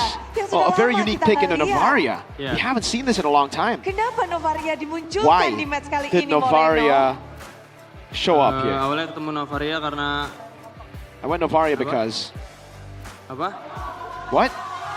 Apparently his friends are saying something. Karena tadi di game 1 dicengin sama Nael katanya kalau mainnya Angela doang hero gampang. Game 1, Niall told me, you know, why are you playing Angela, man? You're playing an easy hero. So I decided to step up and play the Novaria. Niall says he's lying. I don't know. Sounds like a Niall thing to say. Ide nonton Whose idea was it? YouTube-nya Sans. The idea was Sans. I saw his stream. He's playing a whole lot of Novaria. Play Pasep. Pasep is his in-game name in MLBB. Sans. Menjajal di panggung MPL dengan Novaria. Gimana kamu nge-rate Novaria So, di sini? you played Novaria on the MPL stage. Rate your Novaria performance. 8/10 lah. 8 Tadi out of harusnya 10. bisa 2-0. It should have been 2-0. Apa? Di game kedua kenapa? What happened in game 2? Yeah. Ngegagalin. Ngegagalin. I recall-nya failed to Idok. Harusnya bisa 2-0. stop RRQ in game 2. So it should have been a 2-0, but it ended up being 2-1. Kalian kehilangan momen menggagalkan recall Idok. You didn't cancel the recall. Yeah. That was the big problem. I couldn't cancel the recall of Edog. If I did, then it would have been 2-0. Cuma ya mungkin should have been 2-0 lebih seru 3 game with that cancel. But I guess 3 games is more fun. The boys said 3 games is more fun. You guys got us 2-1. Moreno, you're not satisfied it seems. Sebenarnya dibilang kurang puas juga puas saya karena di game 2 I don't know, tadi I'm kita satisfied behind, because in game 2 we came back from being pretty behind. We were able to stabilize despite losing out super hard in the early game. Gak puas sih, maksudnya walaupun kita kalah. So I'm still satisfied. I'm not entirely satisfied, but I'm satisfied in a way because we were able to play as a team. Dengan maniak juga kamu kantongin. You got a maniac too? Iya aja itu Bude. That was lucky, Bude. Di sini Novaria bakal jadi pamor lagi kah gara-gara kamu? Enggak sih harusnya. Will Novaria come out again because of you? Nah, I think it's still going to be Angela Lunox. Angela Zuxin. Angela Zuxin probably. Di game 2-3 Angela Zuxin di ban terus. But game 2 and 3, Angela and Zuxin were banned out, so tried a different hero, made it work. Beda ya dengan Angela lain ya? Your Angela is different to all the other Angela. Your style. Oh, Brave Smite. Ya, kamu pakai Oh yeah, Brave Smite. Pengen ini, tadi dia apa ya hero-nya? Why did you go Brave? Pengen B1 sebenarnya. I wanted to go 1v1 against Rids with the Brave Smite. And I wanted to 1v1 anyone who matched me in the side lane. I set up for a 1v1, but no one wanted to 1v1 me. So that was your goal with the Brave Smite? We'll wait for the 1v1, Moreno. Yang baik dapatkan Vin. 2-1 kamu 2-1 hari ini. Apakah ini hasil yang lebih baik dari sebelumnya atau gimana menurut Is this a better result than previous match previously? Hoki. This is no, Tapi we're kalau lucky. boleh dilihat tadi itu kalau nggak salah dari band-bandannya From the bands game awal in the early game, the first game. Apakah memang kunci kemenangannya You ban adalah out Edog. fokuskan kepada So Edog? is the main win condition sir. focus Edog? Yes, sir. Dan kalau boleh tahu, udah 2 kali nih kalian ngalahin You guys beat RRQ twice. Apa sih What yang kalian punya, do you have RRQ that nggak RRQ punya? don't? Mungkin Maybe paling ya. team play. Main berlima mulu. Because we keep on playing as 5. Berlima mulu. Tapi apa sih kunci kemenangan hari ini? Pasti beda What's the dong winning dengan condition? What's the key to victory today? Masih sama sih, pegangin It's still the same. It's the same as the first leg where you met him. We just have to hold Edog down. Berjalan. So you just held Edog down the entire game? Yep. Jalan bareng. I just kept on walking together with Edog. Sudah melakukannya, but Eman. You played a lot of heroes. Now, I've seen a lot of fighter heroes on you. How do you feel about your fighter heroes? Seru sih soalnya The fighter heroes are fun. nge-fight mulu. I love it because I can keep on fighting. I love fighting. Oh, so you love to fight. Jadi emang kita kan ngeliat kayaknya fighter mulu sekarang emang, tapi dia So we senang keep on karena seeing bisa fighter heroes. berantem. So yeah, But Eman just this likes is fighting. the way you win the game. against RRQ. Fight, perang aja terus lawan RRQ. Ya, perang. Yeah, just keep on going for wars. War. Perang terus. Keep on After warring. winning against RRQ 2 times in this season, how do you feel about that? Hoki. Lucky. Hoki. Ya. Iya, tapi Budi penasaran, what is on your mind before this match happen? Excited sih. Soalnya I was excited. hero baru gua bisa dikeluarin. Because I can finally show my new hero. Hero baru-barunya bisa dikeluarin. So you trying new heroes here? Ya, Yeah, and you're happy? banget. Banget. Very Siapa happy. mau coba-coba baru lagi? You gonna still play different heroes? You have a new hero to play? Spesial di Mungkin sini. Aldous. Aldous. Next I don't know about that, man. Tapi Stop the cap. di sini Big Troopers sudah ramai banget. Big Troopers Apalagi are di sini here. Ada yang mukbangan juga. In the building, we have Memang di sini the mukbanger as well. Datang ke sini memang mau jadi pasukan mukbang. Are you here because you wanna join in the mukbang Big Troopers? They're representing a TikToker who's a Bigatron ambassador as well. Kalau kalian dengar ini Big Troopers bersama dengan Jenis, kalian harus tungguin juga kontennya. Tapi melihat kemenangan 2 kali melawan RRQ, ada yang ingin disampaikan kemenangan hari ini? Is there anything you want to say for this win 2 times? Apa? Kata Moreno. Moreno jangan says. Oh no, Moreno says. Enggak. No. Man. Man, Gitu, don't be like that, man. Please, don't be like that. Apa? What? Buddha is asking for it. Moreno, you better give it. Gampang ke game. Oh, he's lying. Moreno's lying. No. Tapi itu pesan yang baik. Semua tim harus bisa jaga diri. No. Iya, enggak. Apa? Pesannya The message is. apa ya? What? What's the message? Ya, good game buat kedua tim. Thank you. Good game to both the teams. Thank you to the Big Troopers who have supported us all the way. Terus minggu depan. Keep on supporting us next week. Lawan siapa ya? Who are we up against next week? Sama Geekfam. TLID and Geekfam. TLID and Semoga Navi. kalian tetap bisa dukung kita terus. Semoga Hopefully you kita guys bisa can keep on terbaik supporting terus. us next week. Amin. Dan itulah dia. Setelah 2 kali berhasil After memukbang 2 RRQ. times Dan inilah dia. this season beating RRQ. This is Bigatron di minggu ini their win hanya streak bertemu for sekali Bigatron. dan kemenangan telah mereka dapatkan. And you got the win Streak again. terus-menerus. Inilah dia. Here we go, Bigatron. By Vitality.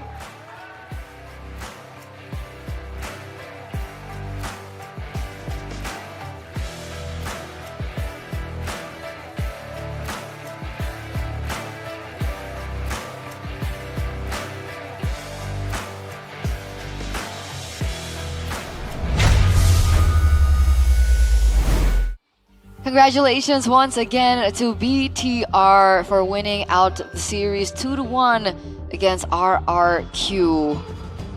But despite that loss, RQ looked better. Yeah, they've adjusted a bit. But That's progress. I think they're still playing like a bit of the old patch, a bit of it. Game 1 especially, you know. The Franco. Oh boy. It's unfortunate that they didn't get the win. GG, Arash. GG. GG. That was a fun game. That was a fun match. That was fun. That was good. Good. Oh man. Great to see the progress, but unfortunately Bigatron were better today. Hopefully my goats. Hopefully they can get even better. Amen, man. Thank you. Time. I hope you get better too. Takes time. Don't worry, we're all battling for second. No one's winning here. We all know who's winning. Oh boy. TL. I kind of feel like Say that again. Oh, excuse me. Say that again. Yeah. I feel like it's kind of rigged though, because like we're wearing like a red shirt today. Oh, like yeah. you know, what are the odds, bro? Like, come on, really, seriously. When do we wear like orange shirts? I don't think we have orange shirts. Exactly, it's rigged. I can't believe. I can't believe it. I can't believe they've done this. Well, can't believe right here the Bigatron found that fight. They found Toy as well. Despite all the precautions, he just could not get away. And this is where Mirka was concerned, man. That carry is so vulnerable, so immobile, and this man did not allow him to get a good game in. This man, player of the match presented by the official tournament smartphone, Samsung Galaxy S25 FE. Woo! Here's the highlights of Mr. Eman. It was a combo everywhere there. Right, Haya just came in towards the end to clean up. But a lot of times he didn't even need the Haya. Like I agree with what Niall said. Niall said he didn't play. It was mostly the 4 guys, and it's true. He was just there as like all right, I'll retry, all right, I'll come in case you need me, but if you don't, hey, keep on going. Yeah, you guys got it covered anyway. Yeah. Which is why he has no issue spending his ultimate on like Rez, on like Edok. Yeah. It doesn't matter because his main job there wasn't as the main assassinator. Distraction, like a distracting Haya. Who was it that mentioned that like, oh, we're playing like more for mind games? Shogun. Yeah, Shogun was like, he's the brain. Niall was the brain. Yeah, he wasn't doing mechanical stuff, he was doing big brain stuff. And I guess it worked. You mentioned it, Mirko. There's so many problems that overwhelms you, that frustrates you. And you did see, towards the end there, RRQ, it seemed like they were basically saying like, dude, what the heck, man? What is this? Yeah. And it's not Kazu's style. Remember, this has been the case all the way from Season 13 when he made his debut with Bigatron. He just hates chaotic teams, dude. Going up against Chaos is his worst enemy. I remember Alter Ego, Chaos beats Kazq, and all that. Right. The meta is chaotic, and that's why I think right now RQ are in a tough spot because they still have Onyx, they still have Royal Derby. They still have some big matches. Evos! Oh. Fun times. But let's see the changes after today as we take a look at the updated standings presented to you by the official tournament smartphone Samsung Galaxy S25 Oh my lord. FE. The Classic Derby will literally be the battle for playoffs. Dude. If Na'Vi win, guys, tomorrow, which is a pretty big possibility because they're up against CLID, it will be Evos and RRQ.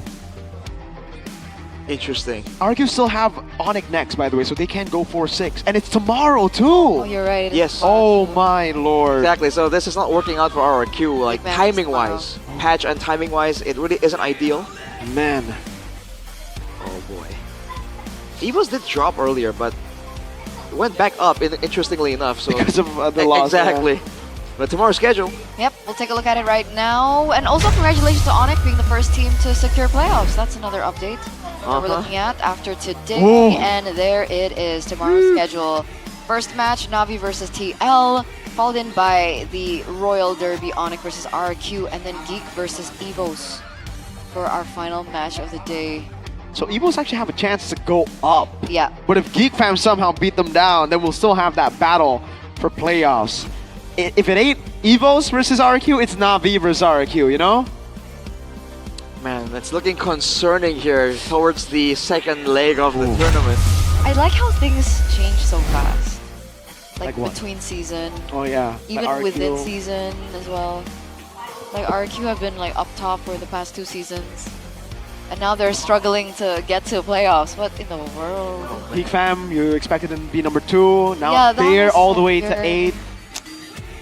Something's going on with Geek, man.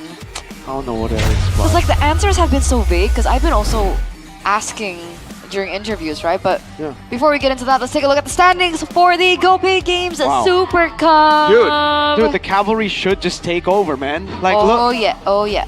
Okay, but to be fair, the Cavalry, they've been like sticking with the main 5 through. And like, I was talking to the Alter champs before, and they were like, yeah, we just play with whoever comes to the venue first. See? That's It's like bad. random. That's bad. It's bad. It's bad? Yeah. So you're saying changing your players again and again ain't gonna allow you to perform consistently? Yeah. Wow, who would have thought? RQ and Evos are on the same boat there. Geek Fam have stuck together entirely, so I don't know about that. You know what? Oh, TLID have... hold up. They've only swapped out Firza. Wait a second. Fabian mid. Oh, okay. But that's like 2 games, dude. Fabian mid was Matches, crazy. They're 0-10. That's like 0-8, sure, but like the last...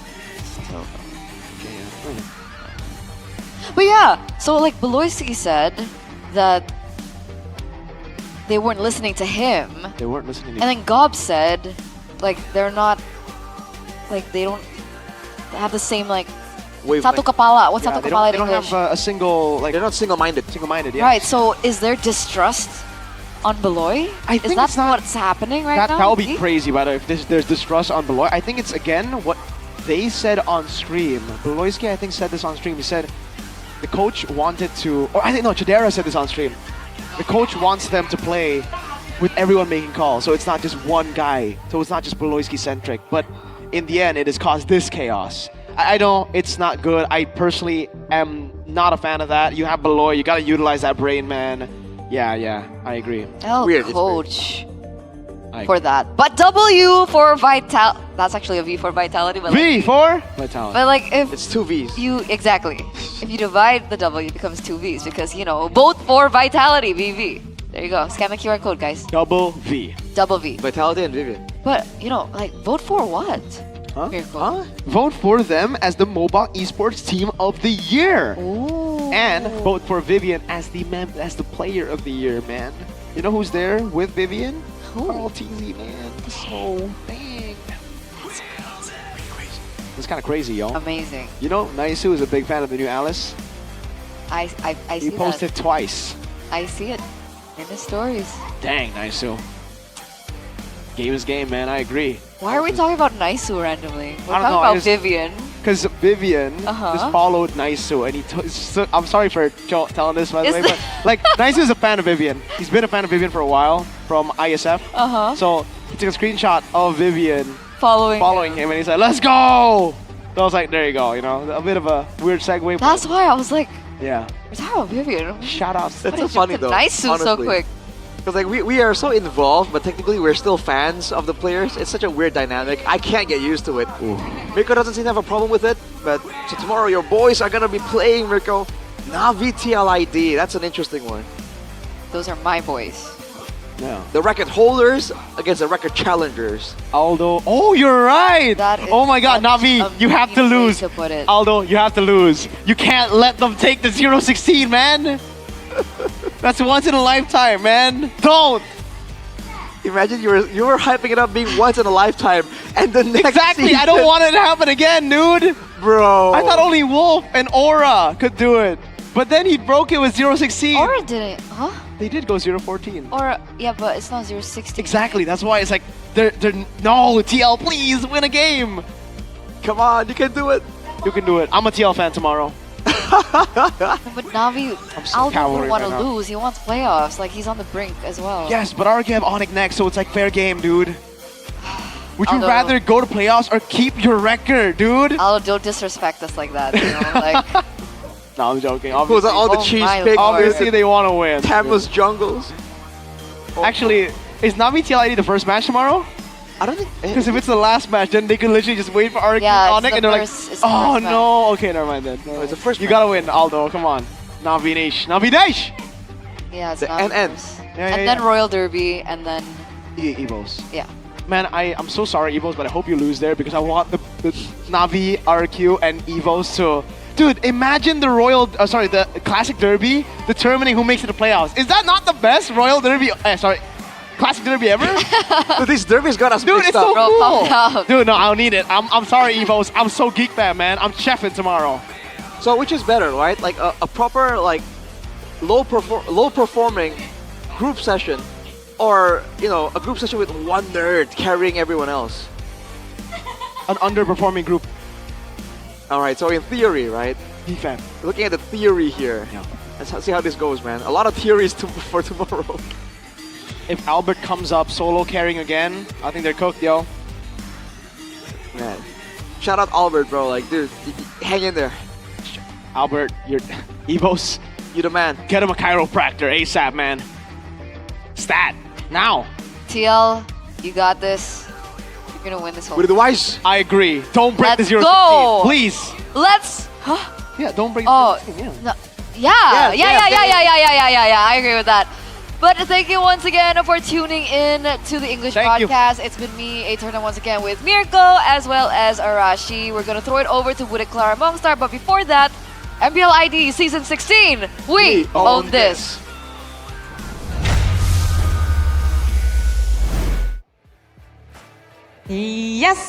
Yes. Dan hari yang kedua telah berakhir dengan 2-1. Kemenangan yang begitu dramatis. Namun kita harus bertanya kepada super fans. Di mana suara kalian apakah sudah berubah atau masih tetap sama? Jadi di sini Bude akan menunjukkan super fans pick yang telah terjadi sampai hari ini. Langsung saja, inilah dia super fans pick.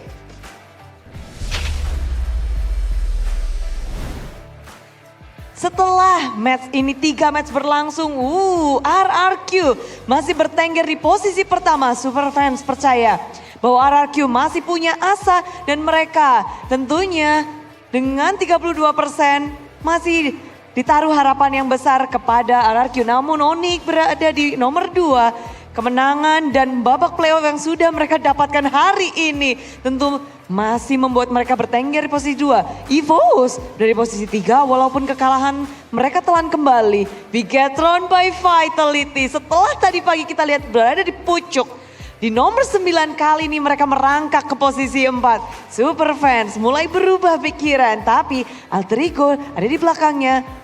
Tim Liquid ID, Dewa United Esports, lalu ada Navi dan Geek Fam di belakangnya. Ini akan bisa berubah sesuai dengan suara kalian, sesuai dengan tulisan-tulisan kalian. Jadi jangan berhenti untuk mendukung tim favorit kalian karena harapan masih di depan mata.